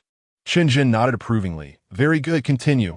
Yet, the land deity remained stationary, his expression awkward. "Continue? What are you waiting for?" Chen Zhen urged with a frown. My lord, I am merely a land deity. I truly do not know how to restrain souls." The land deity lowered his head, explaining in a hushed tone. Chen Zhen replied, "I thought you would execute a powerful move, yet you merely hesitated." At that moment, the serpent demon, trapped within the wind barrier, noticed the land deity and erupted in fury. "Land deity, have you betrayed me?" The leopard tail ghost officer had already made arrangements. The serpent demon's mention of this caused the land deity to rage, brandishing his staff and cursing furiously. "Betray you? As if I am in league with you. And that scoundrel leopard tail, he reaps all the benefits while leaving me to handle the dirty work? I've long found him intolerable." As he shouted, the land deity soared into the air, swinging his staff down toward the serpent demon's head with force. The sound of impact echoed repeatedly. Chen Zhen exchanged glances with Xia Ku, both bewildered. Is this truly akin to a street brawl? Furthermore, the incompetence of the leopard tail ghost officer was evident. First, there was the fox demon from the Kunlun monster realm, and now a serpent demon. How many benefits had this fellow secretly accrued? Had the bureaucratic system of the underworld become this corrupt? In that moment, Chen Zhen grasped the significance of his role as a ghost officer patrolling the Six Realms. Inside the wind barrier, the serpent demon continued to scream in resistance, her head being struck repeatedly by the staff, forming a series of large lumps resembling grapes. All right, I have seen your performance. Tootie, take a break, Chen Zhen remarked bemused. The land deity, upon hearing this, finally ceased his assault, panting heavily. His state, however, was not much better. Tufts of hair and beard had been torn out, and his garments were reduced to shreds. With a flick of his wrist, Chen Zhen conjured a hard, black flame and rose into the air. Shadow strike. With those words, he darted beside the serpent demon, the divine spear transforming into a shadow that pierced through the serpent demon's abdomen. Chen Zhen nodded inwardly. It was his first use of the 100 training spear techniques accompanying skill, and the results were commendable. Even though this serpent demon's soul had reached the level of a ghost king, she was still no match for him. The serpent demon, unable to evade, could only watch helplessly as she was pierced repeatedly. Xiaka gazed at Chen Zhen, soaring through the air with excitement, wishing to cling to him once more. The land deity, wide-eyed with trepidation, silently congratulated himself for his timely awareness. The serpent demon let out a final, anguished scream as she fell to the ground, on the brink of being consumed by golden flames. Master! A piercing cry echoed as Wang Ergo dashed toward the serpent demon. Master, are you all right? The serpent demon's weakened soul quivered, casting a resentful glance at Wang Ergo. What do you think? Do you really believe I am well in such a state? Wang Ergo set the serpent demon's soul down, rising to open his arms, shouting frantically, You shall not harm my master. The serpent demon was his last hope for a turnaround in life. As the serpent demon was on the verge of resurrection, Wang Ergo was about to exact his revenge and follow the serpent demon into the realm of cultivation, where vast possibilities awaited. How could he allow his master to perish here? Wang Ergo, in a frenzy, fixed his gaze upon Chen Zhen, only to suddenly feel a chilling sensation creeping up his back. Then, a sinister voice reached his ears. Ergo, have I not treated you well? Since you wish to assist me, I would like to borrow something from you, and I trust you will not refuse. Wang Ergo's hair stood on end, cold sweat instantly drenching his face. What does master wish to borrow? Of course, your body. The serpent demon shrieked, her sharp fangs swiftly tearing into Wang Ergo's neck. In an instant, the serpent demon's soul began to deflate like a punctured balloon while Wang Ergo's body swelled rapidly. Ha ha ha, fortunately, I prepared in advance by giving you the soul transfer pill. Otherwise, it would have taken much more effort. Wang Ergo laughed heartily. Yet the voice that emerged was that of the serpent demon. Though he had not absorbed the soul fetus and could not reach his peak power, dealing with a mere early-stage yuanying was more than sufficient. As he spoke, Wang Ergo's body underwent another transformation. Initially, while his body had the searing ghost fire inflicted little harm on Xiaka, yet the landlord beside her suffered greatly. The tattered rags hanging from him ignited instantly, and the scant hair and beard he had were singed clean. Oh, great emperor of the underworld! The landlord shrieked, his voice echoing long after. However, his first instinct was not to shield his modesty, but to cover Xiaka's eyes with his hand. Meanwhile, the spirit of the snake demon, having barely taken a few steps, was horrified to discover her body was no longer under her control. Just then, a searing hand grasped the nape of her neck, and the surrounding flames erupted violently. With a sound akin to pouring boiling lava into cold water, a thick mist enveloped the snake demon's body. In less than 5 seconds, her anguished cries ceased, marking her demise. Ding!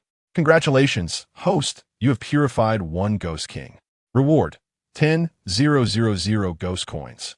Proficiency in Wyoming Gu SHU increased. Current proficiency: 2531,010,0000. Another 10,000 ghost coins secured. Chen Zhen nodded to himself, simultaneously using a hard, dark object to unearth the snake demon's grave. He then prodded Wang Ergo's corpse into the grave with the tip of his gun. Let these two continue their bond in the depths below. Xiaka trotted up to Chen Zhen, effortlessly wrapping her arms around his. The ground was splattered with the blood and dark green fluids of the snake demon and Wang Ergu. Yet Shaka displayed no discomfort, her face alight with excitement. Where to next? Ah, something important? Shaka paused, turning serious. Still not quite adept at this. By the time they returned to Wang Defa's home, daylight had fully arrived. In the courtyard stood over 30 male villagers, their bellies no longer swollen. Whether it was the effect of the hair tonic or the death of the snake demon remained unclear. Chen Zhen discreetly projected a wave of spiritual energy onto one villager's abdomen. After receiving feedback, he finally breathed a sigh of relief. Astonishingly, the soul fetus within the villagers remained. It appeared that the nurturing of the soul fetus was orchestrated by the hedgehog spirit, rendering the snake demon's fate inconsequential to the overall situation. Alternatively, one could argue that the snake demon was merely a pawn of the hedgehog spirit. Master Chen, have you seen the corpse of that woman? Wang Defa asked with a wry smile. Indeed, it was merely a long-deceased snake demon. Chen Zhen observed the villagers with a hint of mischief. You lot are far braver than Su Xian. Not only do you dare to confront the snake, but you also challenge a dead one. Even the flies that pass over your village must cover their behinds. Dead long ago? Then who was that woman? Wang Defa questioned. Perplexed. A demon's soul. To put it simply, a transformed demon. Chen Zhen shrugged. However, I inadvertently allowed her to escape. Snake demons are notoriously vengeful. I beg Master to save the 35 souls of Yudai village. Wang Defa trembled as he led the villagers to kneel before Chen Zhen. Unmoved, Chen Zhen continued to regard Wang Defa with amusement. You are certainly not following the script. Should you not promptly assist us and then deliver a solemn speech? 35 souls. Chen Zhen raised a finger. 10,000 per soul seems reasonable, does it not? That is indeed reasonable. Surely, a life is worth at least 10,000. Wang Defa replied, leading the villagers to transfer the funds to Chen Zhen. Each contributed 10,000, totaling 340,000. Wang Ergu's share was left unaccounted for. Chapter 94. Is it you, Teacher Demu? Though the villagers awaited the snake demon, Chen Zhen was actually anticipating the hedgehog spirit. The villagers busied themselves with joy and preparation, cooking and tidying up, even adorning the windows with vibrant red paper cuttings and replacing bedding with crimson fabric. Wang Defa's modest room was transformed to resemble a bridal chamber. The meal consisted of carefully selected dishes, scrambled eggs with chives, steamed oysters, and stir-fried lamb kidneys, with ample goji berries steeped in the wine. At the dining table, Shaka attentively served Chen Zhen, while he awkwardly focused on his meal. Such hospitality was overwhelming. Were it not for their notorious past, he might have genuinely considered them good people. After a hearty feast, the villagers playfully pushed Chen Zhen and Shaka into the room. Soon, the sounds of soft weeping and sighing echoed from within. Damn, that woman is truly something. Wang Matzi swallowed hard, vowing to confine her to the ancestral cellar at the first opportunity. Previously, the villagers had been too preoccupied with their swollen bellies to entertain thoughts of romance. However, after consuming Chen Zhen's hair tonic, their bodies returned to normal, and the recent feast had ignited their desires. Let us head to the cellar for some fun, Wang Matzi declared, gesturing for a few companions to follow him toward the ancestral hall. Inside a cellar tinged with a faint metallic odor, the air was stifling, with only a single old light bulb flickering dimly. The cellar was sparsely furnished, a table, a few chairs, and some tattered bedding strewn about. The rudimentary restroom occasionally emitted dripping sounds. 6 emaciated young girls sat silently on their beds, their expressions vacant and eyes glazed over. Once the epitome of youth, they now endured unimaginable suffering.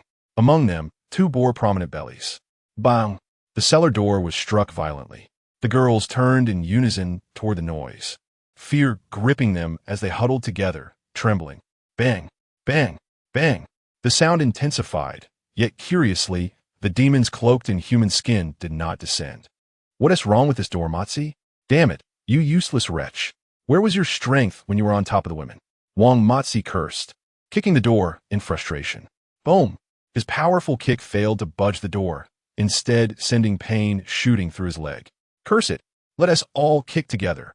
Wang Matsi grimaced, directing the others to join him in a collective assault on the door. The cacophony of their efforts echoed, causing the girls to cling tightly to one another, their bodies twitching with each impact. Suddenly, a gentle breeze wafted through, and a cloud of white mist materialized at the ground. A chubby, short old man appeared before the girls. His face was kind, adorned with a smile reminiscent of a spring breeze. Yet his bald head, devoid of even a beard, rendered his warm smile somewhat unsettling. "Hello, my dear ones."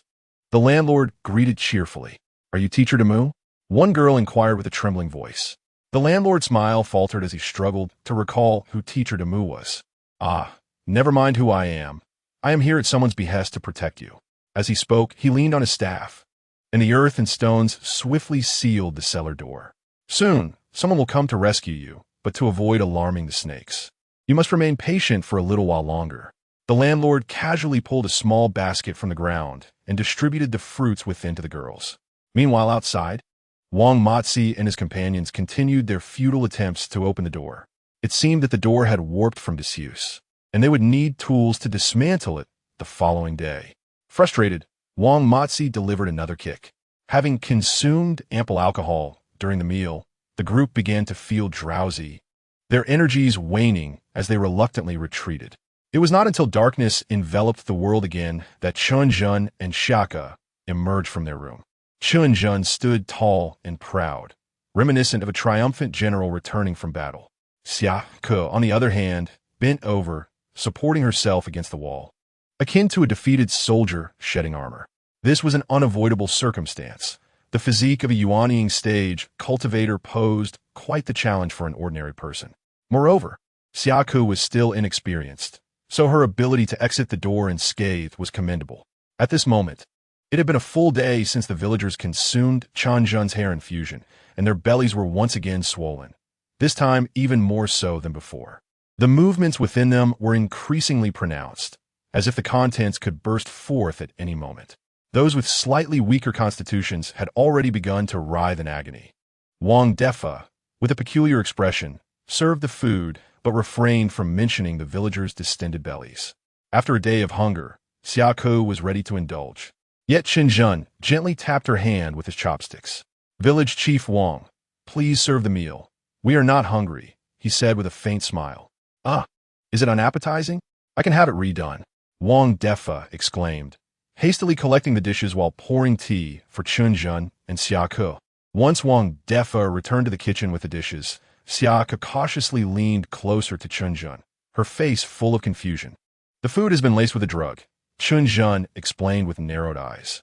In the face of unpredictable dangers and imminent pain, a normal person would naturally choose to resolve the latter first, wouldn't they? Fear and suffering often obliterate one's rationality. In the kitchen, Wang Matsi and another burly villager were sharpening their knives. "Ha, those two little rascals are quite picky," Wang Defa sneered as he set down the dishes. "You can redo it, but don't skimp on the meat. After all, we'll have meat again soon." Wang Matsi rose to busy himself at the stove. Wang Defa wore a sinister smile. Since the master had saved them once, he could do so again, especially since they had already paid. Chapter 95. You are quite a good person. Just then, as Chen Zhen playfully engaged with Xiaku in the courtyard, he suddenly narrowed his eyes. Despite lowering his voice, he could clearly hear the conversation from the kitchen. "I treated you as decent citizens, yet you dare to treat me like Tang Sung? You wish to feast upon my flesh? How ignorant and fearless you are!" With a mere door separating them, they dared to conspire against a Yuanying stage cultivator? "Xiao Lao Shi," Chen Zhen suddenly asked with an enigmatic smile. "Are you afraid of seeing the dead? Are you preparing to kill them?" Xiaku excitedly retorted. Chen Zhen nodded nonchalantly, then stood up and opened his arms to Xiaku. She was taken aback for a moment, but then blushed and leapt into his embrace. It felt good to be a mere ornament. The sense of security was overwhelming. Xiaku pressed her face against Chen Zhen's chest, listening to the strong rhythm of his heartbeat and inhaling his robust masculine scent, causing her heart to flutter once more. A cultivator at the Yuanying stage could determine life and death at will, transforming the spiritual energy of heaven and earth for their own use. Chen Zhen easily slaughtered the small village of Udai. Each person fell with a single shot, and he even casually incinerated their corpses. By purifying their soul embryos, he unexpectedly acquired 3,300 ghost coins and enhanced his proficiency. As a high-level cultivator, it is generally frowned upon to massacre ordinary people, as it could lead to karmic retribution and affect future enlightenment. This shouldn't be considered indiscriminate slaughter, right? Chen Zhen murmured to himself. It should be classified as self-defense at most, perhaps a bit excessive. Despite being his first time killing so many, Chen Zhen felt remarkably calm, devoid of any negative emotions. It was as if he had merely crushed a swarm of ants. He finally understood why those in the cultivation world held ordinary people in such disdain. They were merely larger ants. Just as Chen Zhen intended to head toward the village ancestral hall, Xiaku, who was still clinging to him, whispered in his ear, 35 living people disappearing out of thin air will surely complicate matters for the police investigation. It might even look like a natural disaster. Chen Zhen froze in his tracks, staring blankly at Xiaku. Intelligent individuals are indeed formidable. I suspect you've killed before, but I have no evidence, he said, taking a deep breath. He then leapt high, gripping his hard, dark spear above his head, as if channeling the forces of wind and thunder, plummeting earthward. Sensing Chen Zhen's overwhelming momentum, the divine spear hummed with excitement, eager to showcase its vicious nature as a ghostly weapon. Boom! The crescent-shaped spear struck the ground heavily, unleashing a visible shockwave. The earth trembled, dust scattered, and stones flew. Suddenly, a cracking sound echoed from below. The ground split open, revealing a deep chasm 5 or 6 meters wide, with no visible end. The earth roared under the strain, and bricks and tiles from all the houses in Udai village began to shatter and fall. The violent shaking persisted for quite some time before finally subsiding, creating such a spectacle. Even with Chen Zhen's yuanying stage cultivation, he found himself slightly breathless. Taking a deep breath, he prepared to strike again when a cloud of white mist suddenly appeared before him. A terrified landlord hurriedly jumped out. "Oh, my Emperor Fengdu! Ancestor! My dear ancestor!" The short and stout landlord rushed forward, clinging to Chen Zhen's leg. "Please, spare me your divine powers. You are about to sever the ley lines of Udai village. If you wish for an earthquake, let me handle it." Without waiting for Chen Zhen to respond, the landlord thrust his staff into the ground and began muttering incantations. This time, the ensuing tremors were far gentler. Accompanied by a low rumble, the ground rippled like water. Udai village appeared as a solitary boat, adrift and unsteady. The earthquake lasted a minute, leveling the entire village to the ground, leaving only the city god temple at the village entrance standing alone. The landlord exhaled, wiping the sweat from his brow. Udai village is gone, but at least the ley lines in my own abode are preserved. In the distance, a rumble of thunder echoed from the horizon. Under the hazy moonlight, Chen Zhen spotted a large gray hedgehog racing through the air. Its stout legs created mock rings as it sprinted. Who dares to kill my followers and destroy my soul embryos? The voice of the great hedgehog reached them before its body did. The landlord awkwardly crossed his arms, turning his head away, appearing indifferent. The great hedgehog finally arrived on the scene, its body shrinking as it descended. Upon landing, it transformed into a hunched old man, with a sharp nose and long ears, draped in a prickly gray cloak. "Young cultivator, did you do this?" The gray hedgehog scrutinized Chen Zhen with a cold gaze. Having dealt with the landlord before, it knew that this old fellow would not dare to oppose it openly. Moreover, given the scale of the commotion, the snake demon likely had already reincarnated. Yuanying stage? The hedgehog's expression grew serious. "Achieving yuanying at such a young age is no small feat. We have no enmity between us.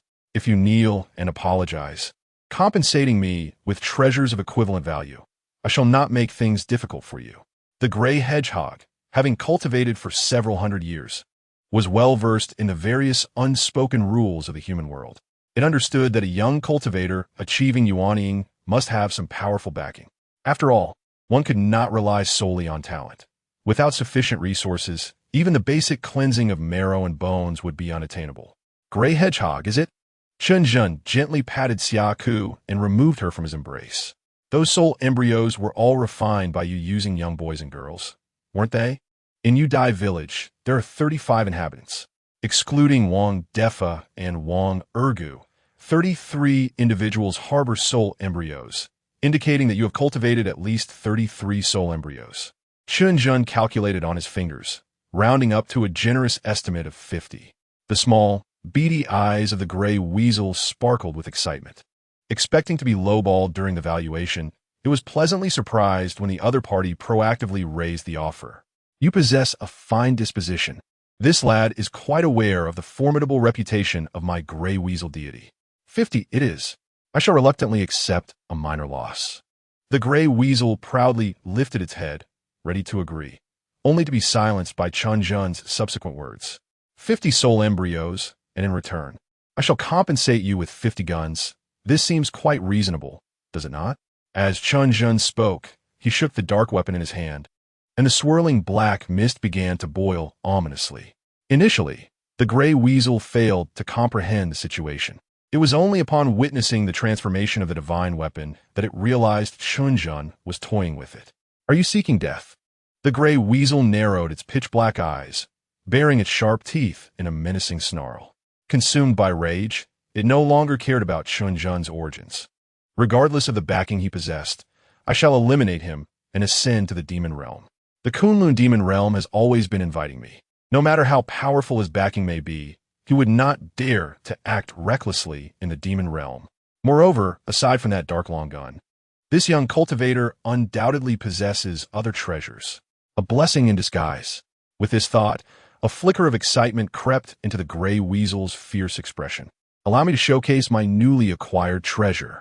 It cackled sinisterly as it extracted a small flag from its bosom. After blowing gently upon the flag, it unfurled, transforming into a blood-red banner over 3 meters tall. Young one, this treasure is called the 100 Ghost Banner. Though it is merely a replica of the 10,000 Souls Banner, it has already sealed away over a dozen spirits. Thus, it seems there are indeed 33 slots reserved for those soul embryos, correct? Chen Zhen inquired, his expression unchanging. Yes, there should be 1 slot reserved for that serpent demon. Silence. The gray weasel, incensed by the revelation, bellowed as it vigorously shook the 100 Ghost Banner. With a series of ethereal clinking sounds, wisps of ominous energy and ghostly essence began to ascend from the banner, causing the temperature of the surrounding air to plummet.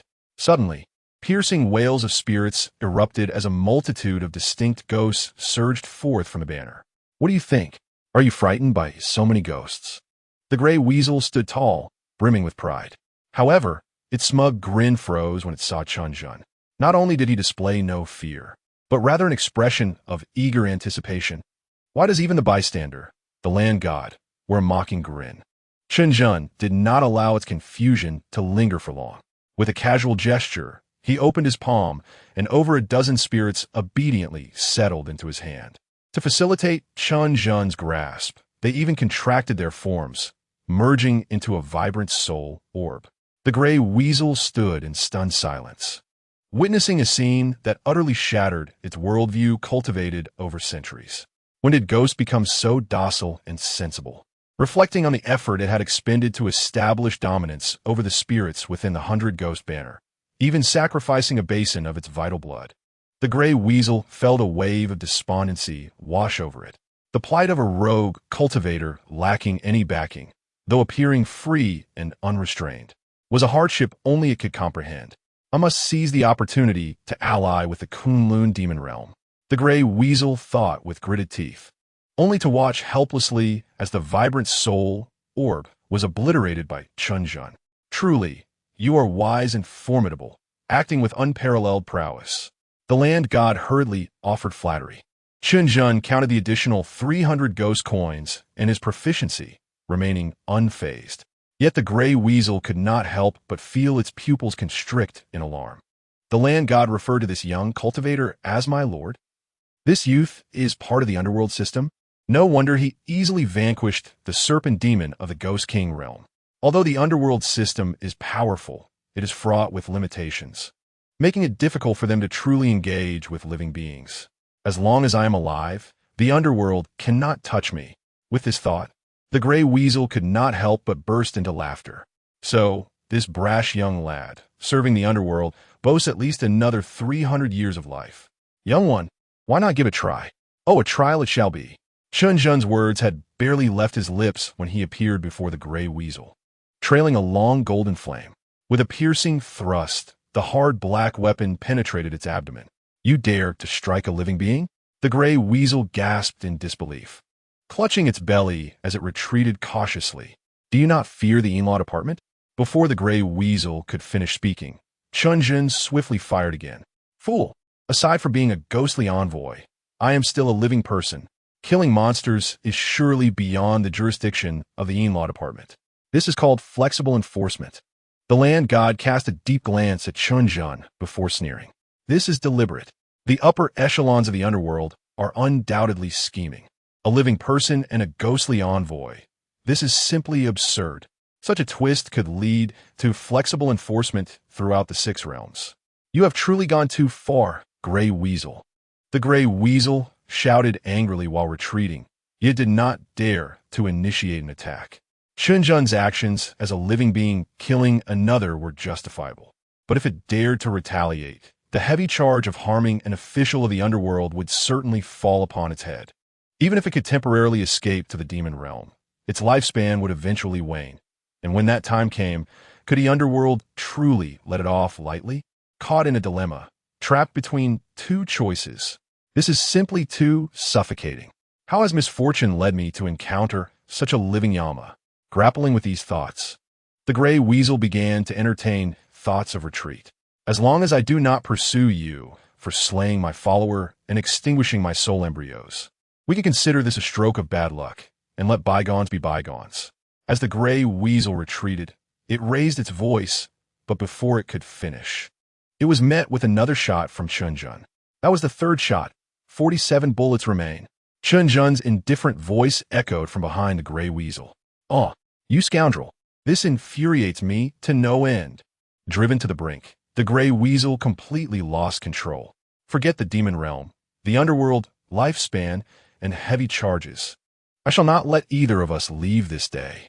The gray weasel opened its mouth wide and inhaled deeply.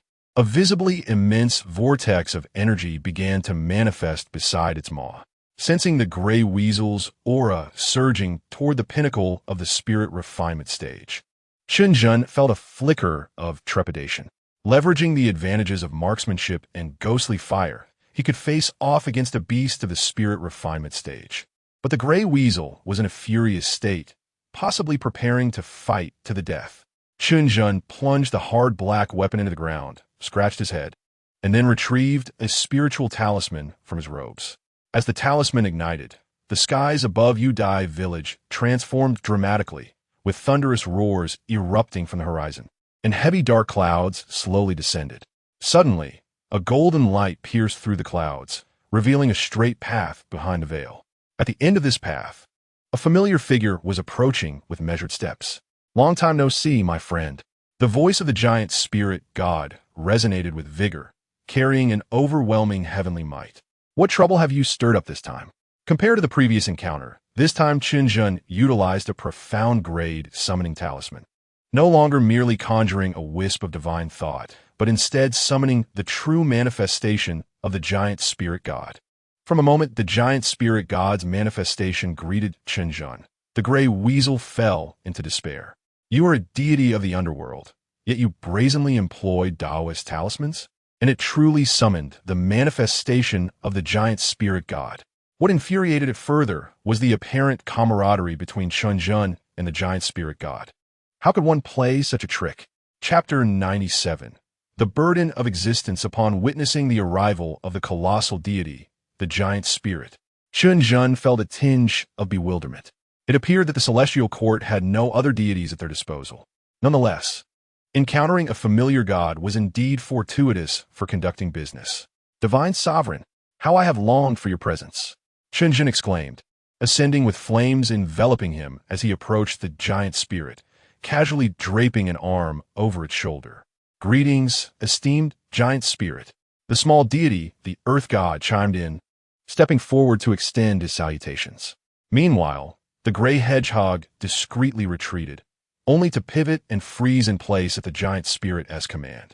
With a flick of its finger, the giant spirit immobilized the creature.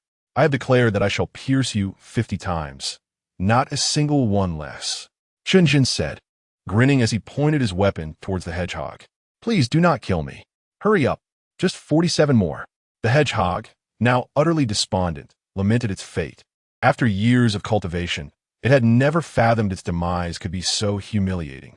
Held down by a celestial deity, it was destined to be punctured to death by a ghostly being from the underworld, while a diminutive earth god counted down. 47, 46, 45 enough. My lord has had his fill. The earth god cried out animatedly. With a final, relieved smile, the hedgehog succumbed to its fate. At last, I am free. Living is truly exhausting. After bidding farewell to the giant spirit and the earth god, Chen Zhen extracted a gray orb from the hedgehog's skull with the tip of his weapon.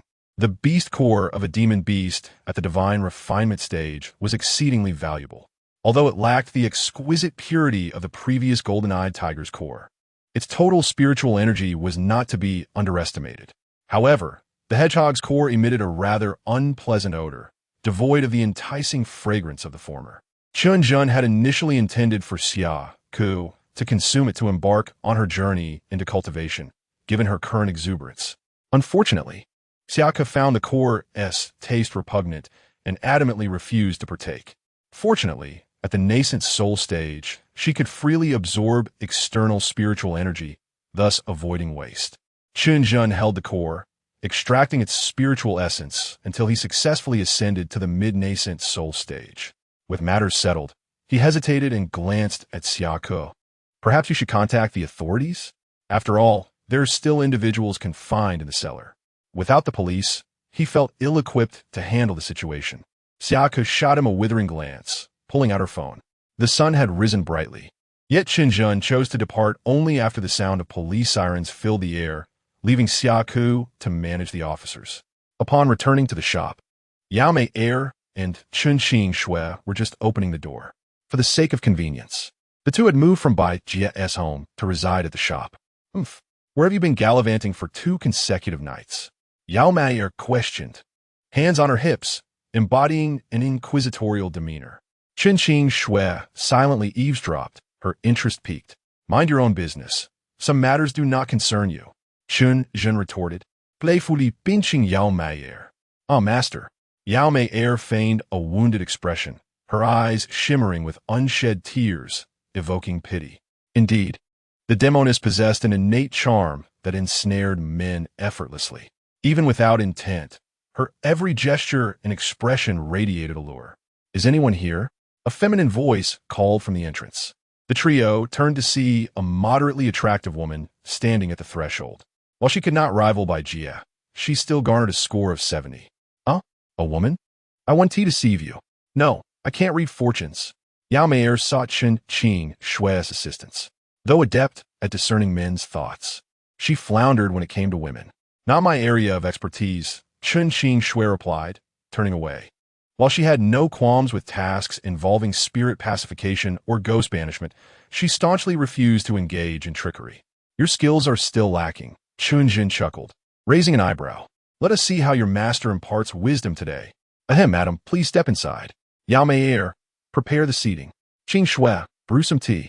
As the woman entered and took a seat, Chen Zhen employed his observation technique to assess her aura. She bore no ailments, nor was she entangled with any malevolent spirits. Having encountered no significant setbacks, her inquiry for fortune-telling indicated a leisurely housewife seeking distraction. Madam, I presume you wish to discuss matters of family and marriage? Chen Zhen inquired with a smile. Ah, yes. How did you know? The woman exclaimed, astonished. Yao Mei leaned closer to Chen Zhen, whispering, does the master truly possess such abilities? With a conspiratorial wink, he continued, Madam, upon observing your features, it is evident that you possess a sharp tongue, yet a tender heart. You tend to speak candidly in front of your husband, leading to frequent quarrels, albeit with no ill intent. Your criticisms stem from a place of concern for him. Indeed, the woman nodded vigorously. Your intentions are commendable. However, your bluntness often goes unappreciated. Your family tends to take your efforts for granted or simply overlooks them, he added. Exactly, she agreed, listening intently. Furthermore, you possess a prosperous aura. Your household relies on you to maintain harmony. Without you, chaos would ensue. Chen Zhen noted. Is that so? The master truly understands my situation. She sighed, expressing her frustrations about being accused of instigating conflicts. What should I do? This is manageable, Chen Zhen replied, rising to fetch a stone carving the size of an egg from a shelf. After performing a series of intricate rituals, he concluded by adorning the figurine with a delicate red string. Ultimately, the woman paid 800 for a stone valued at merely 8. Master, is that stone truly effective? Yao Mei asked, puzzled after the woman departed. Chen Qing Shui stifled laughter, her face flushed. With a hint of realization, Yao Mei stammered, so, it's not about marital bliss, but merely a means to silence her. Learning from this experience, they reflected on the nuances of their craft. Chapter 98. Another lay foam? At the Tianhai City Police Headquarters, the case of 6 women being trafficked and imprisoned stirred considerable commotion. Xiaoku sat languidly in the interrogation room, gazing at the restraints securing her wrist, managing a wry smile. Knock, knock, knock. A middle-aged police officer entered, frowning. Hello, I'm Lu, what the heck? Upon seeing Xiaoku, Officer Lu inadvertently uttered an expletive. Having recently transferred from the Maritime Police Force, he found himself face-to-face with this formidable individual once again. Memories of their last encounter were vividly etched in his mind. To craft a coherent and compelling report, Officer Lu had toiled for 3 nights, ultimately losing a significant portion of his hair in the process. His superiors praised his report, leading to his reassignment to the city headquarters, continuing his role in inquiries and report preparation. Officer Lu, it appears we meet again. Xiaoku greeted with an awkward smile. Ms. Xia. Officer Lu struggled to suppress his frustration. After several deep breaths, he finally regained his composure. Please recount the details of this incident. As he opened his inquiry notebook, pen poised, Xiaoku began her narrative. It was a dark and stormy morning. I believe Officer Lu can guess that this involved the great lay foam descending from the heavens. Officer Lu? Why aren't you writing this down? Officer Lu's expression contorted as veins throbbed on his forehead. The newly acquired fountain pen has once again been broken in my grip. How am I to take notes? What do you expect me to document? Another instance of lay foam? Perhaps I should just hand you the pen and let you write it yourself. This is my new assignment, after all. Officer Lu seems to have already envisioned a scene where the leadership is furiously reprimanding him. There comes another knock at the door. Officer Lu and Xiaoku exchange puzzled glances toward the entrance. An elderly man, with graying hair and a stern countenance, dressed in a white police uniform, enters. Behind him follows a young female officer, her figure striking, with well-defined features and a glimmer of sharpness in her eyes. Officer Lu, I presume? The elderly man smiles and pulls out a small red notebook. I am Wu Jing Tian, the director of the Special Affairs Division. We have taken over this case. Officer Lu appears somewhat bewildered. The Special Affairs Division? He has never heard of such a department. Does the Tianhai General Bureau even have this division? While he hesitates, the phone suddenly rings. Officer Lu hastily answers, Hello, leader. Oh yes, the Special Affairs Division is right beside me. All right, thank you. After hanging up, Officer Lu finally exhales a long sigh of relief. He glances deeply at Xiaoku and nods at Wu Jing Tian before departing. However, Xiaoku, observing his expression and retreating figure, senses a newfound lightness and contentment in Officer Lu. Xiaoku, I am Wu Jing Tian, a teacher at Tianhai University. Wu Jing Tian says with a gentle smile, taking a seat opposite her. I shall forego further introductions. This is Officer Su Qiong from our Special Affairs Division, who is of similar age to you. Su Qiong steps forward, studying Xiaoku with great interest. The intensity of her gaze makes Xiaoku feel uneasy, akin to a wolf eyeing a little rabbit, laced with an unsettling undertone. We have gathered most of the relevant information, and I am here specifically to ask you a few questions, hoping for your cooperation, Su Qiong states, her voice cool and laced with an undeniable authority that brooks no contradiction. Xiaoku, upon hearing this, is momentarily taken aback, only to shake her head vigorously as if denying the very proposition. In the ruins of the ancestral hall in Yudai village, we discovered dozens of child remains. Furthermore, we have conducted targeted interviews with several of your students from your last visit to the isolated island. At this revelation, Xiaoke's expression shifts dramatically, yet she remains silent. Sometimes silence does not equate to gold, Xia teacher, Su Qiong says with a smile, leaning closer to Xiaoke. She inhales deeply, her eyes narrowing in a look of rapt fascination. You have a student named Chen Zhen, correct? Feeling the weight of Su Qiong's stare, Xiaoke instinctively leans back. Su Qiong's knowing smile deepens, and she places a hand on Xiaoke's shoulder. Ahem, little Su, mind your manners. Wu Jingtian interjects awkwardly. Aside from being teacher and student, do you share any other relationship? We can ascertain your movements through mobile phone tracking, when you left the apartment, when you arrived at Udai village, and where you visited there. How does that sound?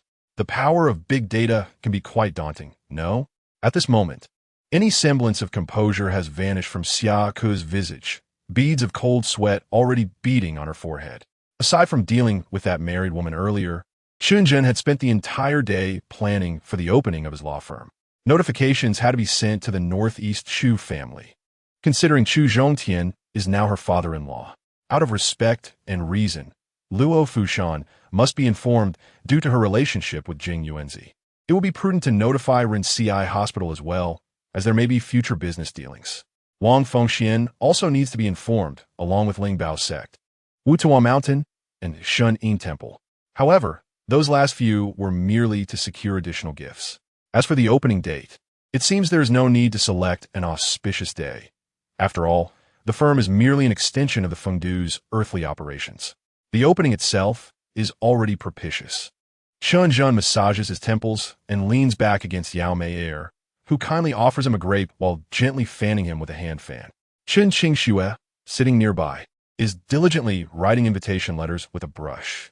The atmosphere in the law firm is serene. Is Mr. Chen Zhen available? A gentle voice disrupts the rare tranquility. Wu Jingtian and Su Qiong, clad in plain clothes, stand at the entrance of the firm. Sensing the aura of the newcomers, Chen Zhen squints slightly, but does not rise.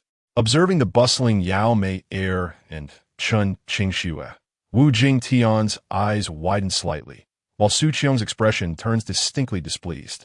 We are from the Tianhai City Police General Bureau's Special Affairs Division, here to gather some information from Mr. Chen, Wu Jingtian states. At this, Chen Zhen slowly straightens his posture, his eyes gleaming with a cold intensity. Gathering information is acceptable, but you must first release Xiaoke. You are rather audacious, aren't you? Negotiating terms with our Special Affairs Division? Su Qiong steps forward, confronting Chen Zhen directly. Chen Zhen glances at her, then smirks and snaps his fingers. With a resounding thud, the door to the law firm slams shut, immediately followed by an automatic locking mechanism. Chapter 99. Civil servants of Yin and Yang, both Su Qiong and Wu Jingtian's expressions shift dramatically. Outside, the lingering sunlight has yet to fade, but the interior is now engulfed in darkness. The windows appear as if sealed by some force, allowing no light to penetrate. Only the dim glow of the chandelier above Chen Zhen provides illumination. Viewing him in silhouette, no trace of emotion can be discerned on his face. Now, shall we revisit the conditions we discussed earlier? Chen Zhen's icy voice reverberates from all directions, coupled with the pallor of Yao Mei Air and Chen Qingxue. Along with their unfeeling gazes, Su Qiong is suddenly struck by the sensation that she stands in a shadowy netherworld, with Chen Zhen assuming the role of her judge. Cold sweat trickles down her temples, leaving her breathless. Is this a realm? Wu Jingtian muses, furrowing his brow as he fixes his gaze on Chen Zhen. No, this doesn't quite resemble a realm. He attempts to form a Taoist hand gesture, only to find himself utterly unable to connect with the natural world. Wu Jingtian's expression changes, realizing the independence of this space from the cosmos. Who exactly is this Chen Zhen? Has he created an isolated domain of his own? This is beyond human capability. Mr. Chen, please don't be agitated. I am but an old bone that can hardly withstand such fright.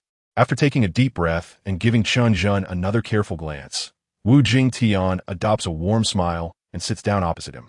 Chen Zhen scoffs, snapping his fingers once more. The door creaks open, and the surroundings revert to normal. Su Qiong bends down, gasping for air. As the Fengdu's operational office in the mortal realm, Chen Zhen's law firm is evidently not to be underestimated.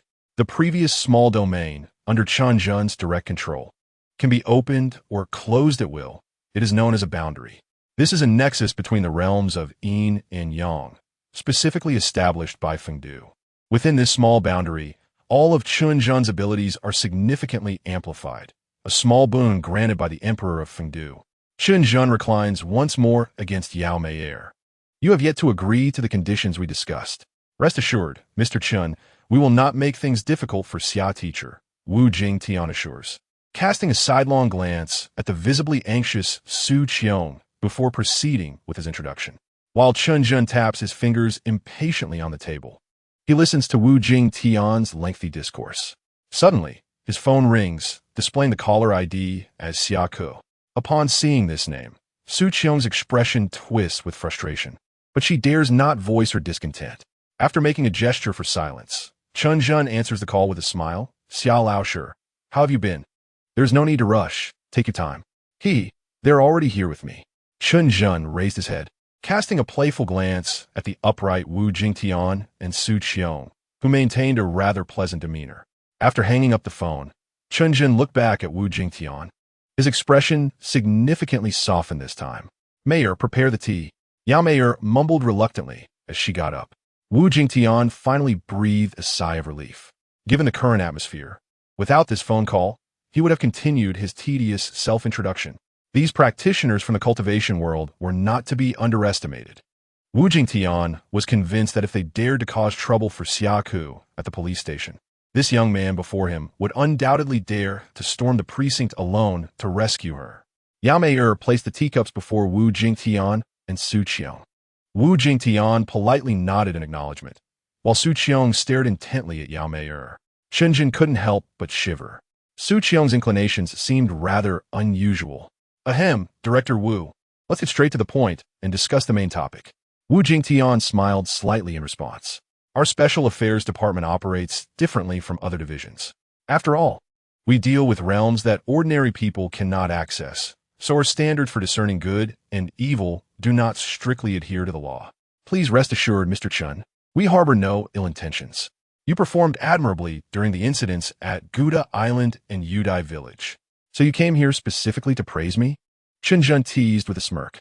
After a moment of awkward laughter, Wu Jingtian cleared his throat and solemnly stated, Mr. Chen Zhen, I represent the Tianhai Municipal Police Special Affairs Department, and I extend an invitation for you to join us. Chen Zhen was momentarily taken aback. Tianhai was one of the directly governed municipalities of China, and the Municipal Police Department was a significant entity. How could a public servant from the underworld also serve in the realm of the living? The idea of being a public servant in both worlds sounded rather intriguing. Su Qiong was equally astonished. Was this a recruitment? The leadership had not mentioned this before. What about the salary? What are the benefits? Are there any beautiful colleagues? Is the leadership easy to get along with? Chen Zhen cut straight to the chase, launching a barrage of inquiries. Wu Jingtian choked on his tea. Fortunately, Chen Qingxue had already prepared a paper umbrella. Isn't the cost of your establishment worth at least 2 or 3 million in total? And that Maybach parked outside is yours as well, right? With such financial standing, you dare to inquire about salary and benefits? Furthermore, with your 2 maids, 1 demon and 1 ghost, along with that teacher Xia, which of them is not a handful? And you mentioned beautiful colleagues? If I were 20 years younger, I want to work for you. As for whether the leadership was easy to work with, is that something you should even ask? Aren't you someone who can endure hardship? The leadership would have to cater to you, my friend. Moreover, while you're technically an official, you differ from Su and the others. You have much more freedom and flexibility, essentially serving as a hidden backup force. Unless there is a significant matter at hand, we will not assign you tasks lightly. Wu Jingtian specifically reminded him before leaving. Chen Zhen shrugged indifferently. Wu Jingtian was indeed adept at leveraging opportunities. He had unconsciously changed the way he referred to himself. In truth, he understood that this move from the Special Affairs Department held far more significance than it appeared. It was a safety net for Chen Zhen, implying, should a similar situation arise in the future, do not hesitate. Act boldly. Director Wu, My office is about to officially open soon. I hope you can attend, and remember to bring a gift." As soon as Chen Zhen finished speaking, he noticed Wu Jingtian stumble slightly as he exited, prompting Su Qiong to quickly support him. "Director, this Chen Zhen is truly shameless." Su Qiong gritted her teeth in frustration. "Haha, I find it rather amusing. He is quite a clever lad." Wu Jingtian chuckled. "Clever? Greedy and lecherous. I see no wisdom in that," Su Qiong scoffed. "Do you truly believe he is in need of that little money?" Wu Jingtian shook his head, continuing, "He is intentionally exposing his flaws to us. Think about it. If two opponents are equally matched, one is flawless while the other is riddled with faults, greedy and lecherous, who would you be more wary of?" Chapter 100. Which establishment is this? I must acquire a gold card. Is he truly that intelligent? Su Qiong was momentarily dazed. "Hey, Xiao Su, you are a rare gem in our special affairs department. But do not underestimate your peers. What we have in abundance in Huaxia is talent." Wu Jingtian sighed deeply, continuing to speak to himself. Among the various sects, families, and hidden clans, there are countless exceptional talents. Yet unfortunately, most of them focus solely on cultivation and longevity, leaving few to serve our Huaxia. Cultivators differ from ordinary soldiers. Nurturing them requires substantial foundation and lineage. Our Huaxia has been established for less than a century. It is still not long enough for these sects and families. The passage of dynasties is but a fleeting moment to them. They naturally look down upon us. Alas, the path ahead is indeed arduous. Su Qiong Listen Gui Li, her gaze growing resolute. "Oh, right, Xiao Su. Tomorrow you should go to the finance department and request a petty cash advance for Chen Zhen to use for gifts," Wu Jingtian casually remarked, causing Su Qiong to grit her teeth again. Before long, the day of the office's grand opening arrived. The sky had been overcast since early morning. Reluctantly, Chen Zhen took matters into his own hands, soaring into the heavens to disperse the clouds, restoring the sky to its former clarity. Colorful flags fluttered, drums resounded. Firecrackers exploded, and various floral arrangements adorned the entrance in 2 long rows. The small wooden building was surrounded by an array of vehicles, most of which belonged to Shun Yin Temple and Wutuo Mountain. The Buddha does not save those without merit.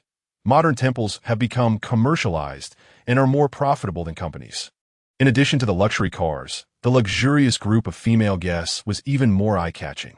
The gentle and elegant Bai Jia, the poised and graceful Xia Ke, the alluring and enchanting Yao Mei, the dignified and serene Chen Qingxue, and the spirited Wang Fengxian gathered together, exuding an air of competition and beauty.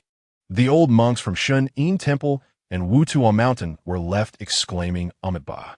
Passers-by and shopkeepers nearby paused to watch the spectacle. Wow, what an array of exquisite beauties. Which establishment is this?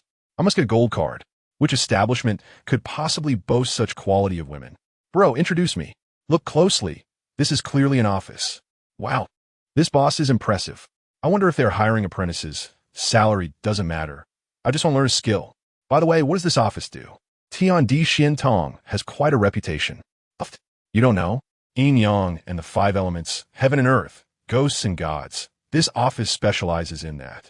I heard that the couplet was personally written by the grand celestial master of Luo Fu Mountain. Isn't this superstition?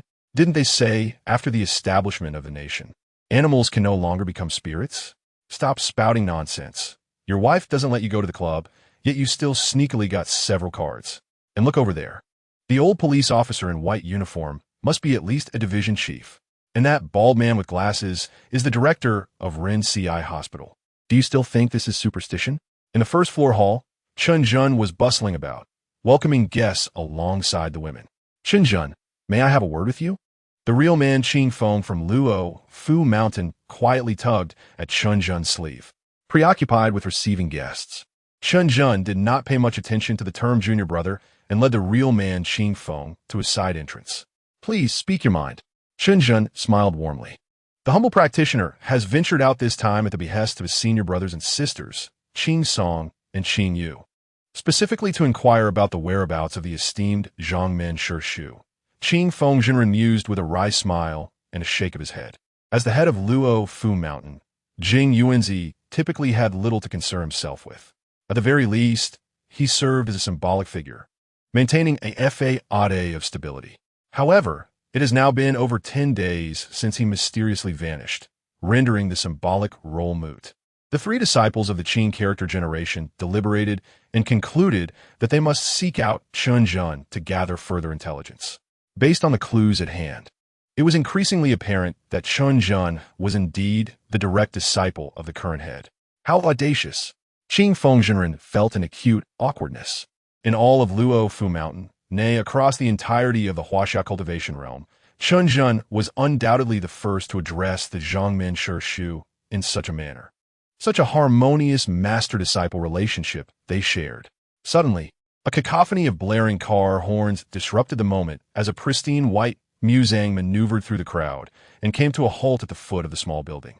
The door swung open, revealing a pair of long, shapely legs, followed by a slender waist and a voluptuous figure.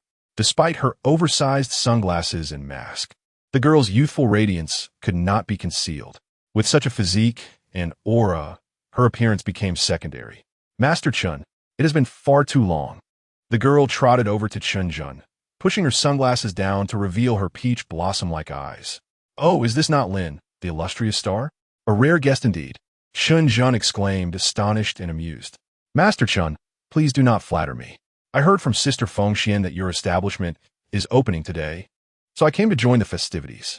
I hope I am not a hindrance, Lin Schwetter said, pulling out a thick, red envelope from her bag. Haha, Schwer, you are far too polite. Just coming is enough. There is no need for a red envelope. Although he spoke with courteous words, Chen Zhen accepted the envelope without hesitation. He casually handed it to Chen Qing Shui and instinctively took hold of Lin Schwer's delicate hand, preparing to usher her inside when the other side of the Muzang's door slowly opened. The woman emerging caused a collective gasp among the onlookers. She appeared to weigh over 300 jin. As she disembarked, the car's chassis noticeably lifted. Thud, thud, thud. Everyone involuntarily followed her footsteps, their expressions contorting. Sister Yuzhu, come here quickly. Let me introduce you to Master Chen. Lin Schwerer waved cheerfully. You are the Master Chen? The portly woman approached, scrutinizing Chen Zhen with disdain. So young? Are you capable? Lin Schwerer cast a calming glance and introduced, Master Chen, this is my good friend, Xiao Yuzhu, a member of the Xiao family from Yanjing. Chen Zhen paid no heed to the Xiao family name, but the reactions of others were far from composed, particularly those of Wu Jing Tian and Su Qiong. Miss Xiao, I am Wu Jing Tian from the Tian High City Police Headquarters, he said, bowing slightly. Thank you for your hard work. Please take a rest. Xiao Yuzhu waved dismissively, dismissing Wu Jing Tian. You come in and speak. She looked past Chen Zhen and strode confidently through the doorway. It appears Schwerer has brought me a substantial catch. Chen Zhen turned to glance at Lin Schwerer before leading her inside. The red door closed automatically behind them. Wait. Wu Jing Tian hurriedly stepped forward but soon sighed and halted. This scene felt eerily familiar. Chapter 101. Master, is there still hope for me? No one knew what transpired within the office. All that was known was that, merely 10 minutes later, the door swung open once again. Chen Zhen emerged with a satisfied smile, while Lin Schwerer appeared pallid and trembling, leaning heavily against him for support. Xiao Yuzhu was carried out by the sturdy driver. Clinging to the driver's back, Xiao Yuzhu's flesh quivered as she murmured, The master you introduced, Schwerer, is truly remarkable. Observing her mountainous figure, a brief silence enveloped the crowd. Everyone's gaze toward Chen Zhen shifted. In just 10 minutes, did he really accomplish such a feat? It was evident she was so weak she could scarcely walk. This was beyond mere astonishment. It was beyond words. As night fell, the busy Master Chen finally found time to reflect on the day's accomplishments. However, before he could begin to open the red envelopes, Lin Schwerer and Xiao Yuzhu returned for another visit. Master Chen, I am truly sorry to disturb you at such an hour, Xiao Yuzhu said, her demeanor now one of utmost respect, as she carefully presented a small box. Master Chen, this is 500,000. I would like to request your assistance. It is not that I look down upon you, but my situation is somewhat sensitive. It is inconvenient to retrieve money from home or ask friends for help. This 500,000 is my utmost limit. What is the matter? Please elaborate, Chen Zhen said, pressing the box beneath his palm, taking his time to open it, while tapping lightly with his fingers. It concerns my troublesome younger brother. Xiao Yuzhu sighed deeply, launching into a narrative. The Xiao family was not a clan of cultivators, but rather a prominent bureaucratic family wielding significant power in Huaxia. Both Xiao Yuzhu and her brother, Xiao Yichang, were notable fourth-generation heirs, emerging from the prestigious Yanjing enclave. Given the nature of their lineage, arrogance and disregard for others was expected. Xiao Yichang was no exception, indulging in luxury cars and young models, leading a life of excess. However, he recently made a grave mistake during a bet, engaging with a ghost of considerable rank. Xiao Yichang, already drained from indulgence, could not withstand such an encounter and was left in a state of near collapse, bedridden. Naturally, he dared not disclose this to the family elders or even his friends, turning instead to his elder sister, Xiao Yuzhu, for help. Xiao Yuzhu, too, could not boldly seek assistance, resorting to obscure channels to enlist the help of various charlatans, spending a considerable amount with little to show for it. Eventually, by fortunate coincidence, they came to seek Chen Zhen's guidance through Lin Shuer. Master Chen, I implore you to assist. Although the sum is modest, consider it a favor owed by the Xiao siblings. Xiao Yuzhu's earnest gaze sent a shiver down Chen Zhen's spine. A simple intervention to exorcise Xiao Yichang and restore his vitality was a fair price, especially with the weight of the Xiao family's gratitude attached. Such debts of gratitude are often far more challenging to repay than mere monetary compensation. Ultimately, Chen Zhen nodded in agreement to undertake this task.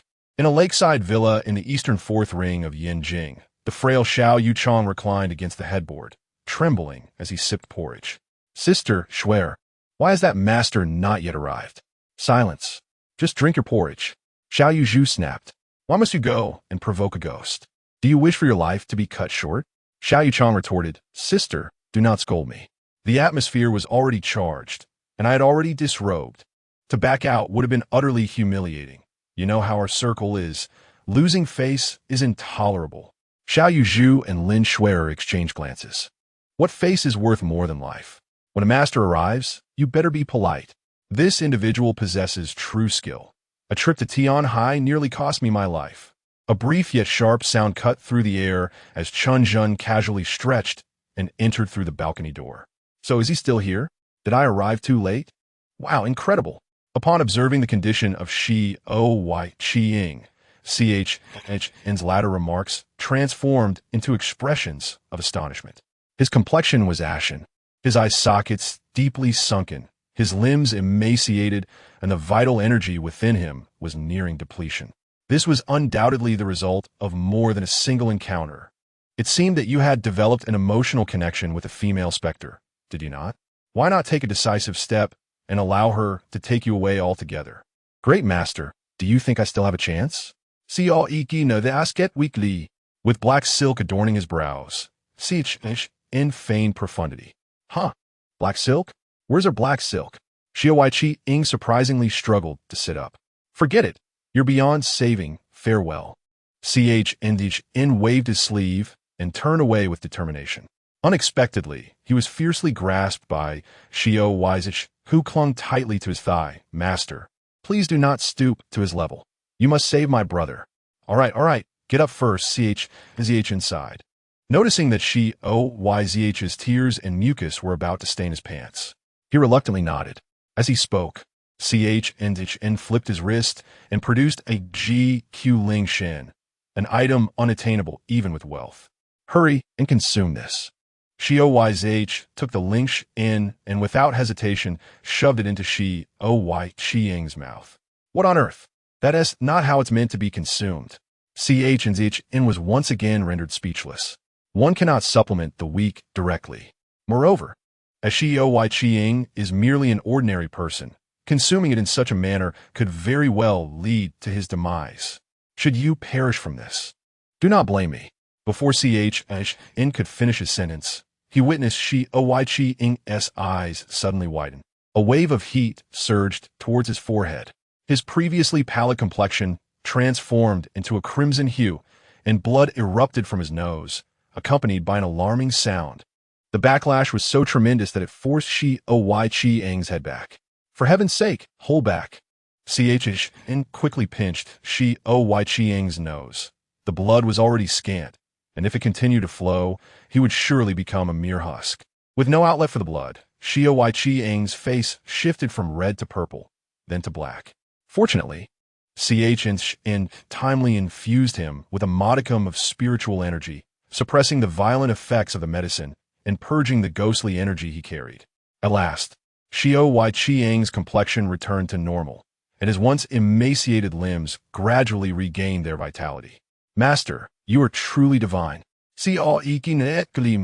Giving a thumbs up. I feel as if I am alive again. Subsequently, as if recalling something, he hesitated and continued, Master, I have been plagued by nightmares while bettered in these past few days. Could you possibly provide some insight? Chen casually inquired. How hungry? Well, they're the terrifying kind of dreams. Shi Oy Chiang's expression grew tense. I keep dreaming of that ghost from before, who relentlessly threatens to kill me. I feel terrified, struggle, resist, helpless, scream, and ultimately succumb to her. Chapter 102. A permanent solution. Just cut it off at this moment. Not only Chen, but even Shi Oy and L. Nsor were left utterly dumbfounded. Good heavens! You were forcefully pursued by a female ghost in your dreams? Why not elaborate on the events? Master, what should I do? I fear she will come again tonight. Female ghosts are not like ordinary women. If they desire, they care not for your state of being. Based on what you described, it seems she can only act against you in dreams. She must be a vying, and dealing with her is quite straightforward. Chen raised an eyebrow in jest. For a permanent solution, just cut it off. The key is to catch her off guard. Shi Oy Chiang stared blankly at Chen, eventually asking weakly, Master, are you serious? If I truly cut it off, what meaning would my life hold thereafter? As the ancients wisely said, dying beneath the peony blossoms is still a form of romance. Perhaps it would be better to be drained and die. And Suar turned away, stifling laughter. Shi Oy sighed heavily, then headed towards the kitchen. Just cut it off then. We still have that experimental technology, so the Shio family will not be left without heirs. At worst, we might have a softer version in the future, but it is better than death. As Shi Oy emerged from the kitchen wielding a gleaming kitchen knife, Shi Oy Chiang finally panicked. For heaven's sake, Master, do not jest. I swear, I shall never engage with women again. Tears and mucus streaming down his face. He lunged towards Chen, but missed entirely. Chen, appearing behind, Shi Oy Chiang, chuckled. Enough of the theatrics. Tonight, we shall share a room, sleep soundly, and leave the rest to me. The vying is indeed a type of malevolent spirit, yet its inherent aggression is not strong. Beyond instilling fear, it excels at wreaking havoc within a person's dreams, even possessing the ability to kill within the dreamscape. If a person dies in their dream, they shall also perish in reality. As night fell and silence enveloped the surroundings, Chen reclined against the silk-covered headboard, idly manipulating the television remote. Shi Oy Chiang lay on the carpet beside him, sound asleep like a log. It was apparent that he had not enjoyed a restful slumber in quite some time. The moment his head met the pillow, resounding snores erupted. During a brief moment of channel surfing, the television screen suddenly stuttered. After a flurry of static, a disheveled woman appeared on the screen. Clad in a white dress stained with flecks of blood, her unkempt hair obscured much of her face, revealing only her pallid, pointed chin. Upon noticing that Chen was watching her with keen interest, her claw-like movements momentarily faltered. She then flashed a ghastly grin, cradling her head, and grotesquely twisted her neck. Have horror films truly become this mundane? Chen muttered nonchalantly. Realizing that Chen exhibited no signs of fear, the woman paused briefly, then abruptly leaned toward the television screen, her fish-belly white eyes fixating on him. Hey, wake up! Quickly look! Is she the one you were with before? Chen kicked Shi Oy Chiang, who, smacking his lips, groggily rose and stretched. As his consciousness gradually returned, his stretching motion froze mid-action. He turned to gaze at the television screen, and the moment his eyes met with the wine goose, her visage transformed into a fierce snarl.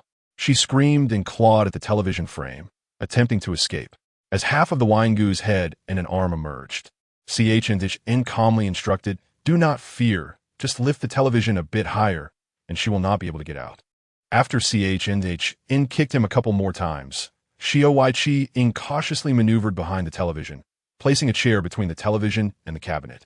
The wine goo lowered her head for a moment, her pupils contracting until a small black iris appeared in her otherwise white eyes. She then raised her head once more, coldly locking gazes with both Zhen and Xiao. Is she truly unable to escape? Xiao breathed a sigh of relief. She cannot emerge, but she has other means of escape, seemingly to validate Zhen's words. The wine goo within the television began to stir again. She clung to the frame and then turned her back. In the next moment, a slender, gleaming white leg emerged from the television. Setting aside the essence of the wine goo, this leg, in both shape and hue, surpassed that of most humans. Sometimes, one cannot entirely blame men. From his and Zhen's perspective, the scene was utterly revealing, one that should have been censored. Once the first leg found solid ground, the wine goo extended her second leg. As her entire lower half emerged from the television, she emitted a triumphant cackle. "Great master?" At this moment, Xiao finally comprehended the situation, losing all desire to admire the spectacle, and cast a pleading glance at Chen. Chen stared intently at the television, not even blinking. "Master, please do not just watch. What should we do next?" Xiao Yuqiang's voice trembled, and his body could not help but shiver. "Go pull the power plug," Chen Zhen suddenly exclaimed. "Will pulling the power plug even work?" Xiao Yuqiang shrank his neck. Is this master really reliable? Others exorcise ghosts with rituals and talismans. Yet you rely solely on flashy tricks? Hurry up. Chen Zhen's words conveyed a sense of urgency. Such a prime opportunity would soon dissipate. Oh, all right. Xiao Yuqiang, steeling himself, approached the television and yanked the power plug free. The screen promptly darkened, leaving the nightmare spirit trapped in the middle, unable to enter or escape. "Let me out. I will kill you all." The nightmare spirit screamed in anguish, struggling desperately. It was in quite a panic. While it was no longer able to frighten anyone, being trapped was not the worst of it. The critical issue was the humiliating position it found itself in. "Master, you are magnificent." Upon witnessing the nightmare spirit ensnared, Xiao Yuqiang could not help but give a thumbs up. "Should I step outside for a moment?" Hearing Xiao Yuqiang's words, the nightmare spirit intensified its struggles. Bang! Bang! Bang! In a moment of desperation, the spirit thrust its knee against the television frame while simultaneously pounding its arms within. Taking a deep breath, Chen Zhen slowly rose, bending slightly as he approached the television. Sensing the instinctual fear emanating from Chen Zhen, the nightmare spirit ceased its struggles. The two legs exposed to the outside tightened in terror, trembling slightly. Xiao Yuqiang observed this, and for someone who usually held himself in high regard, he sincerely praised, "Impressive, truly remarkable. It's as tall as several floors."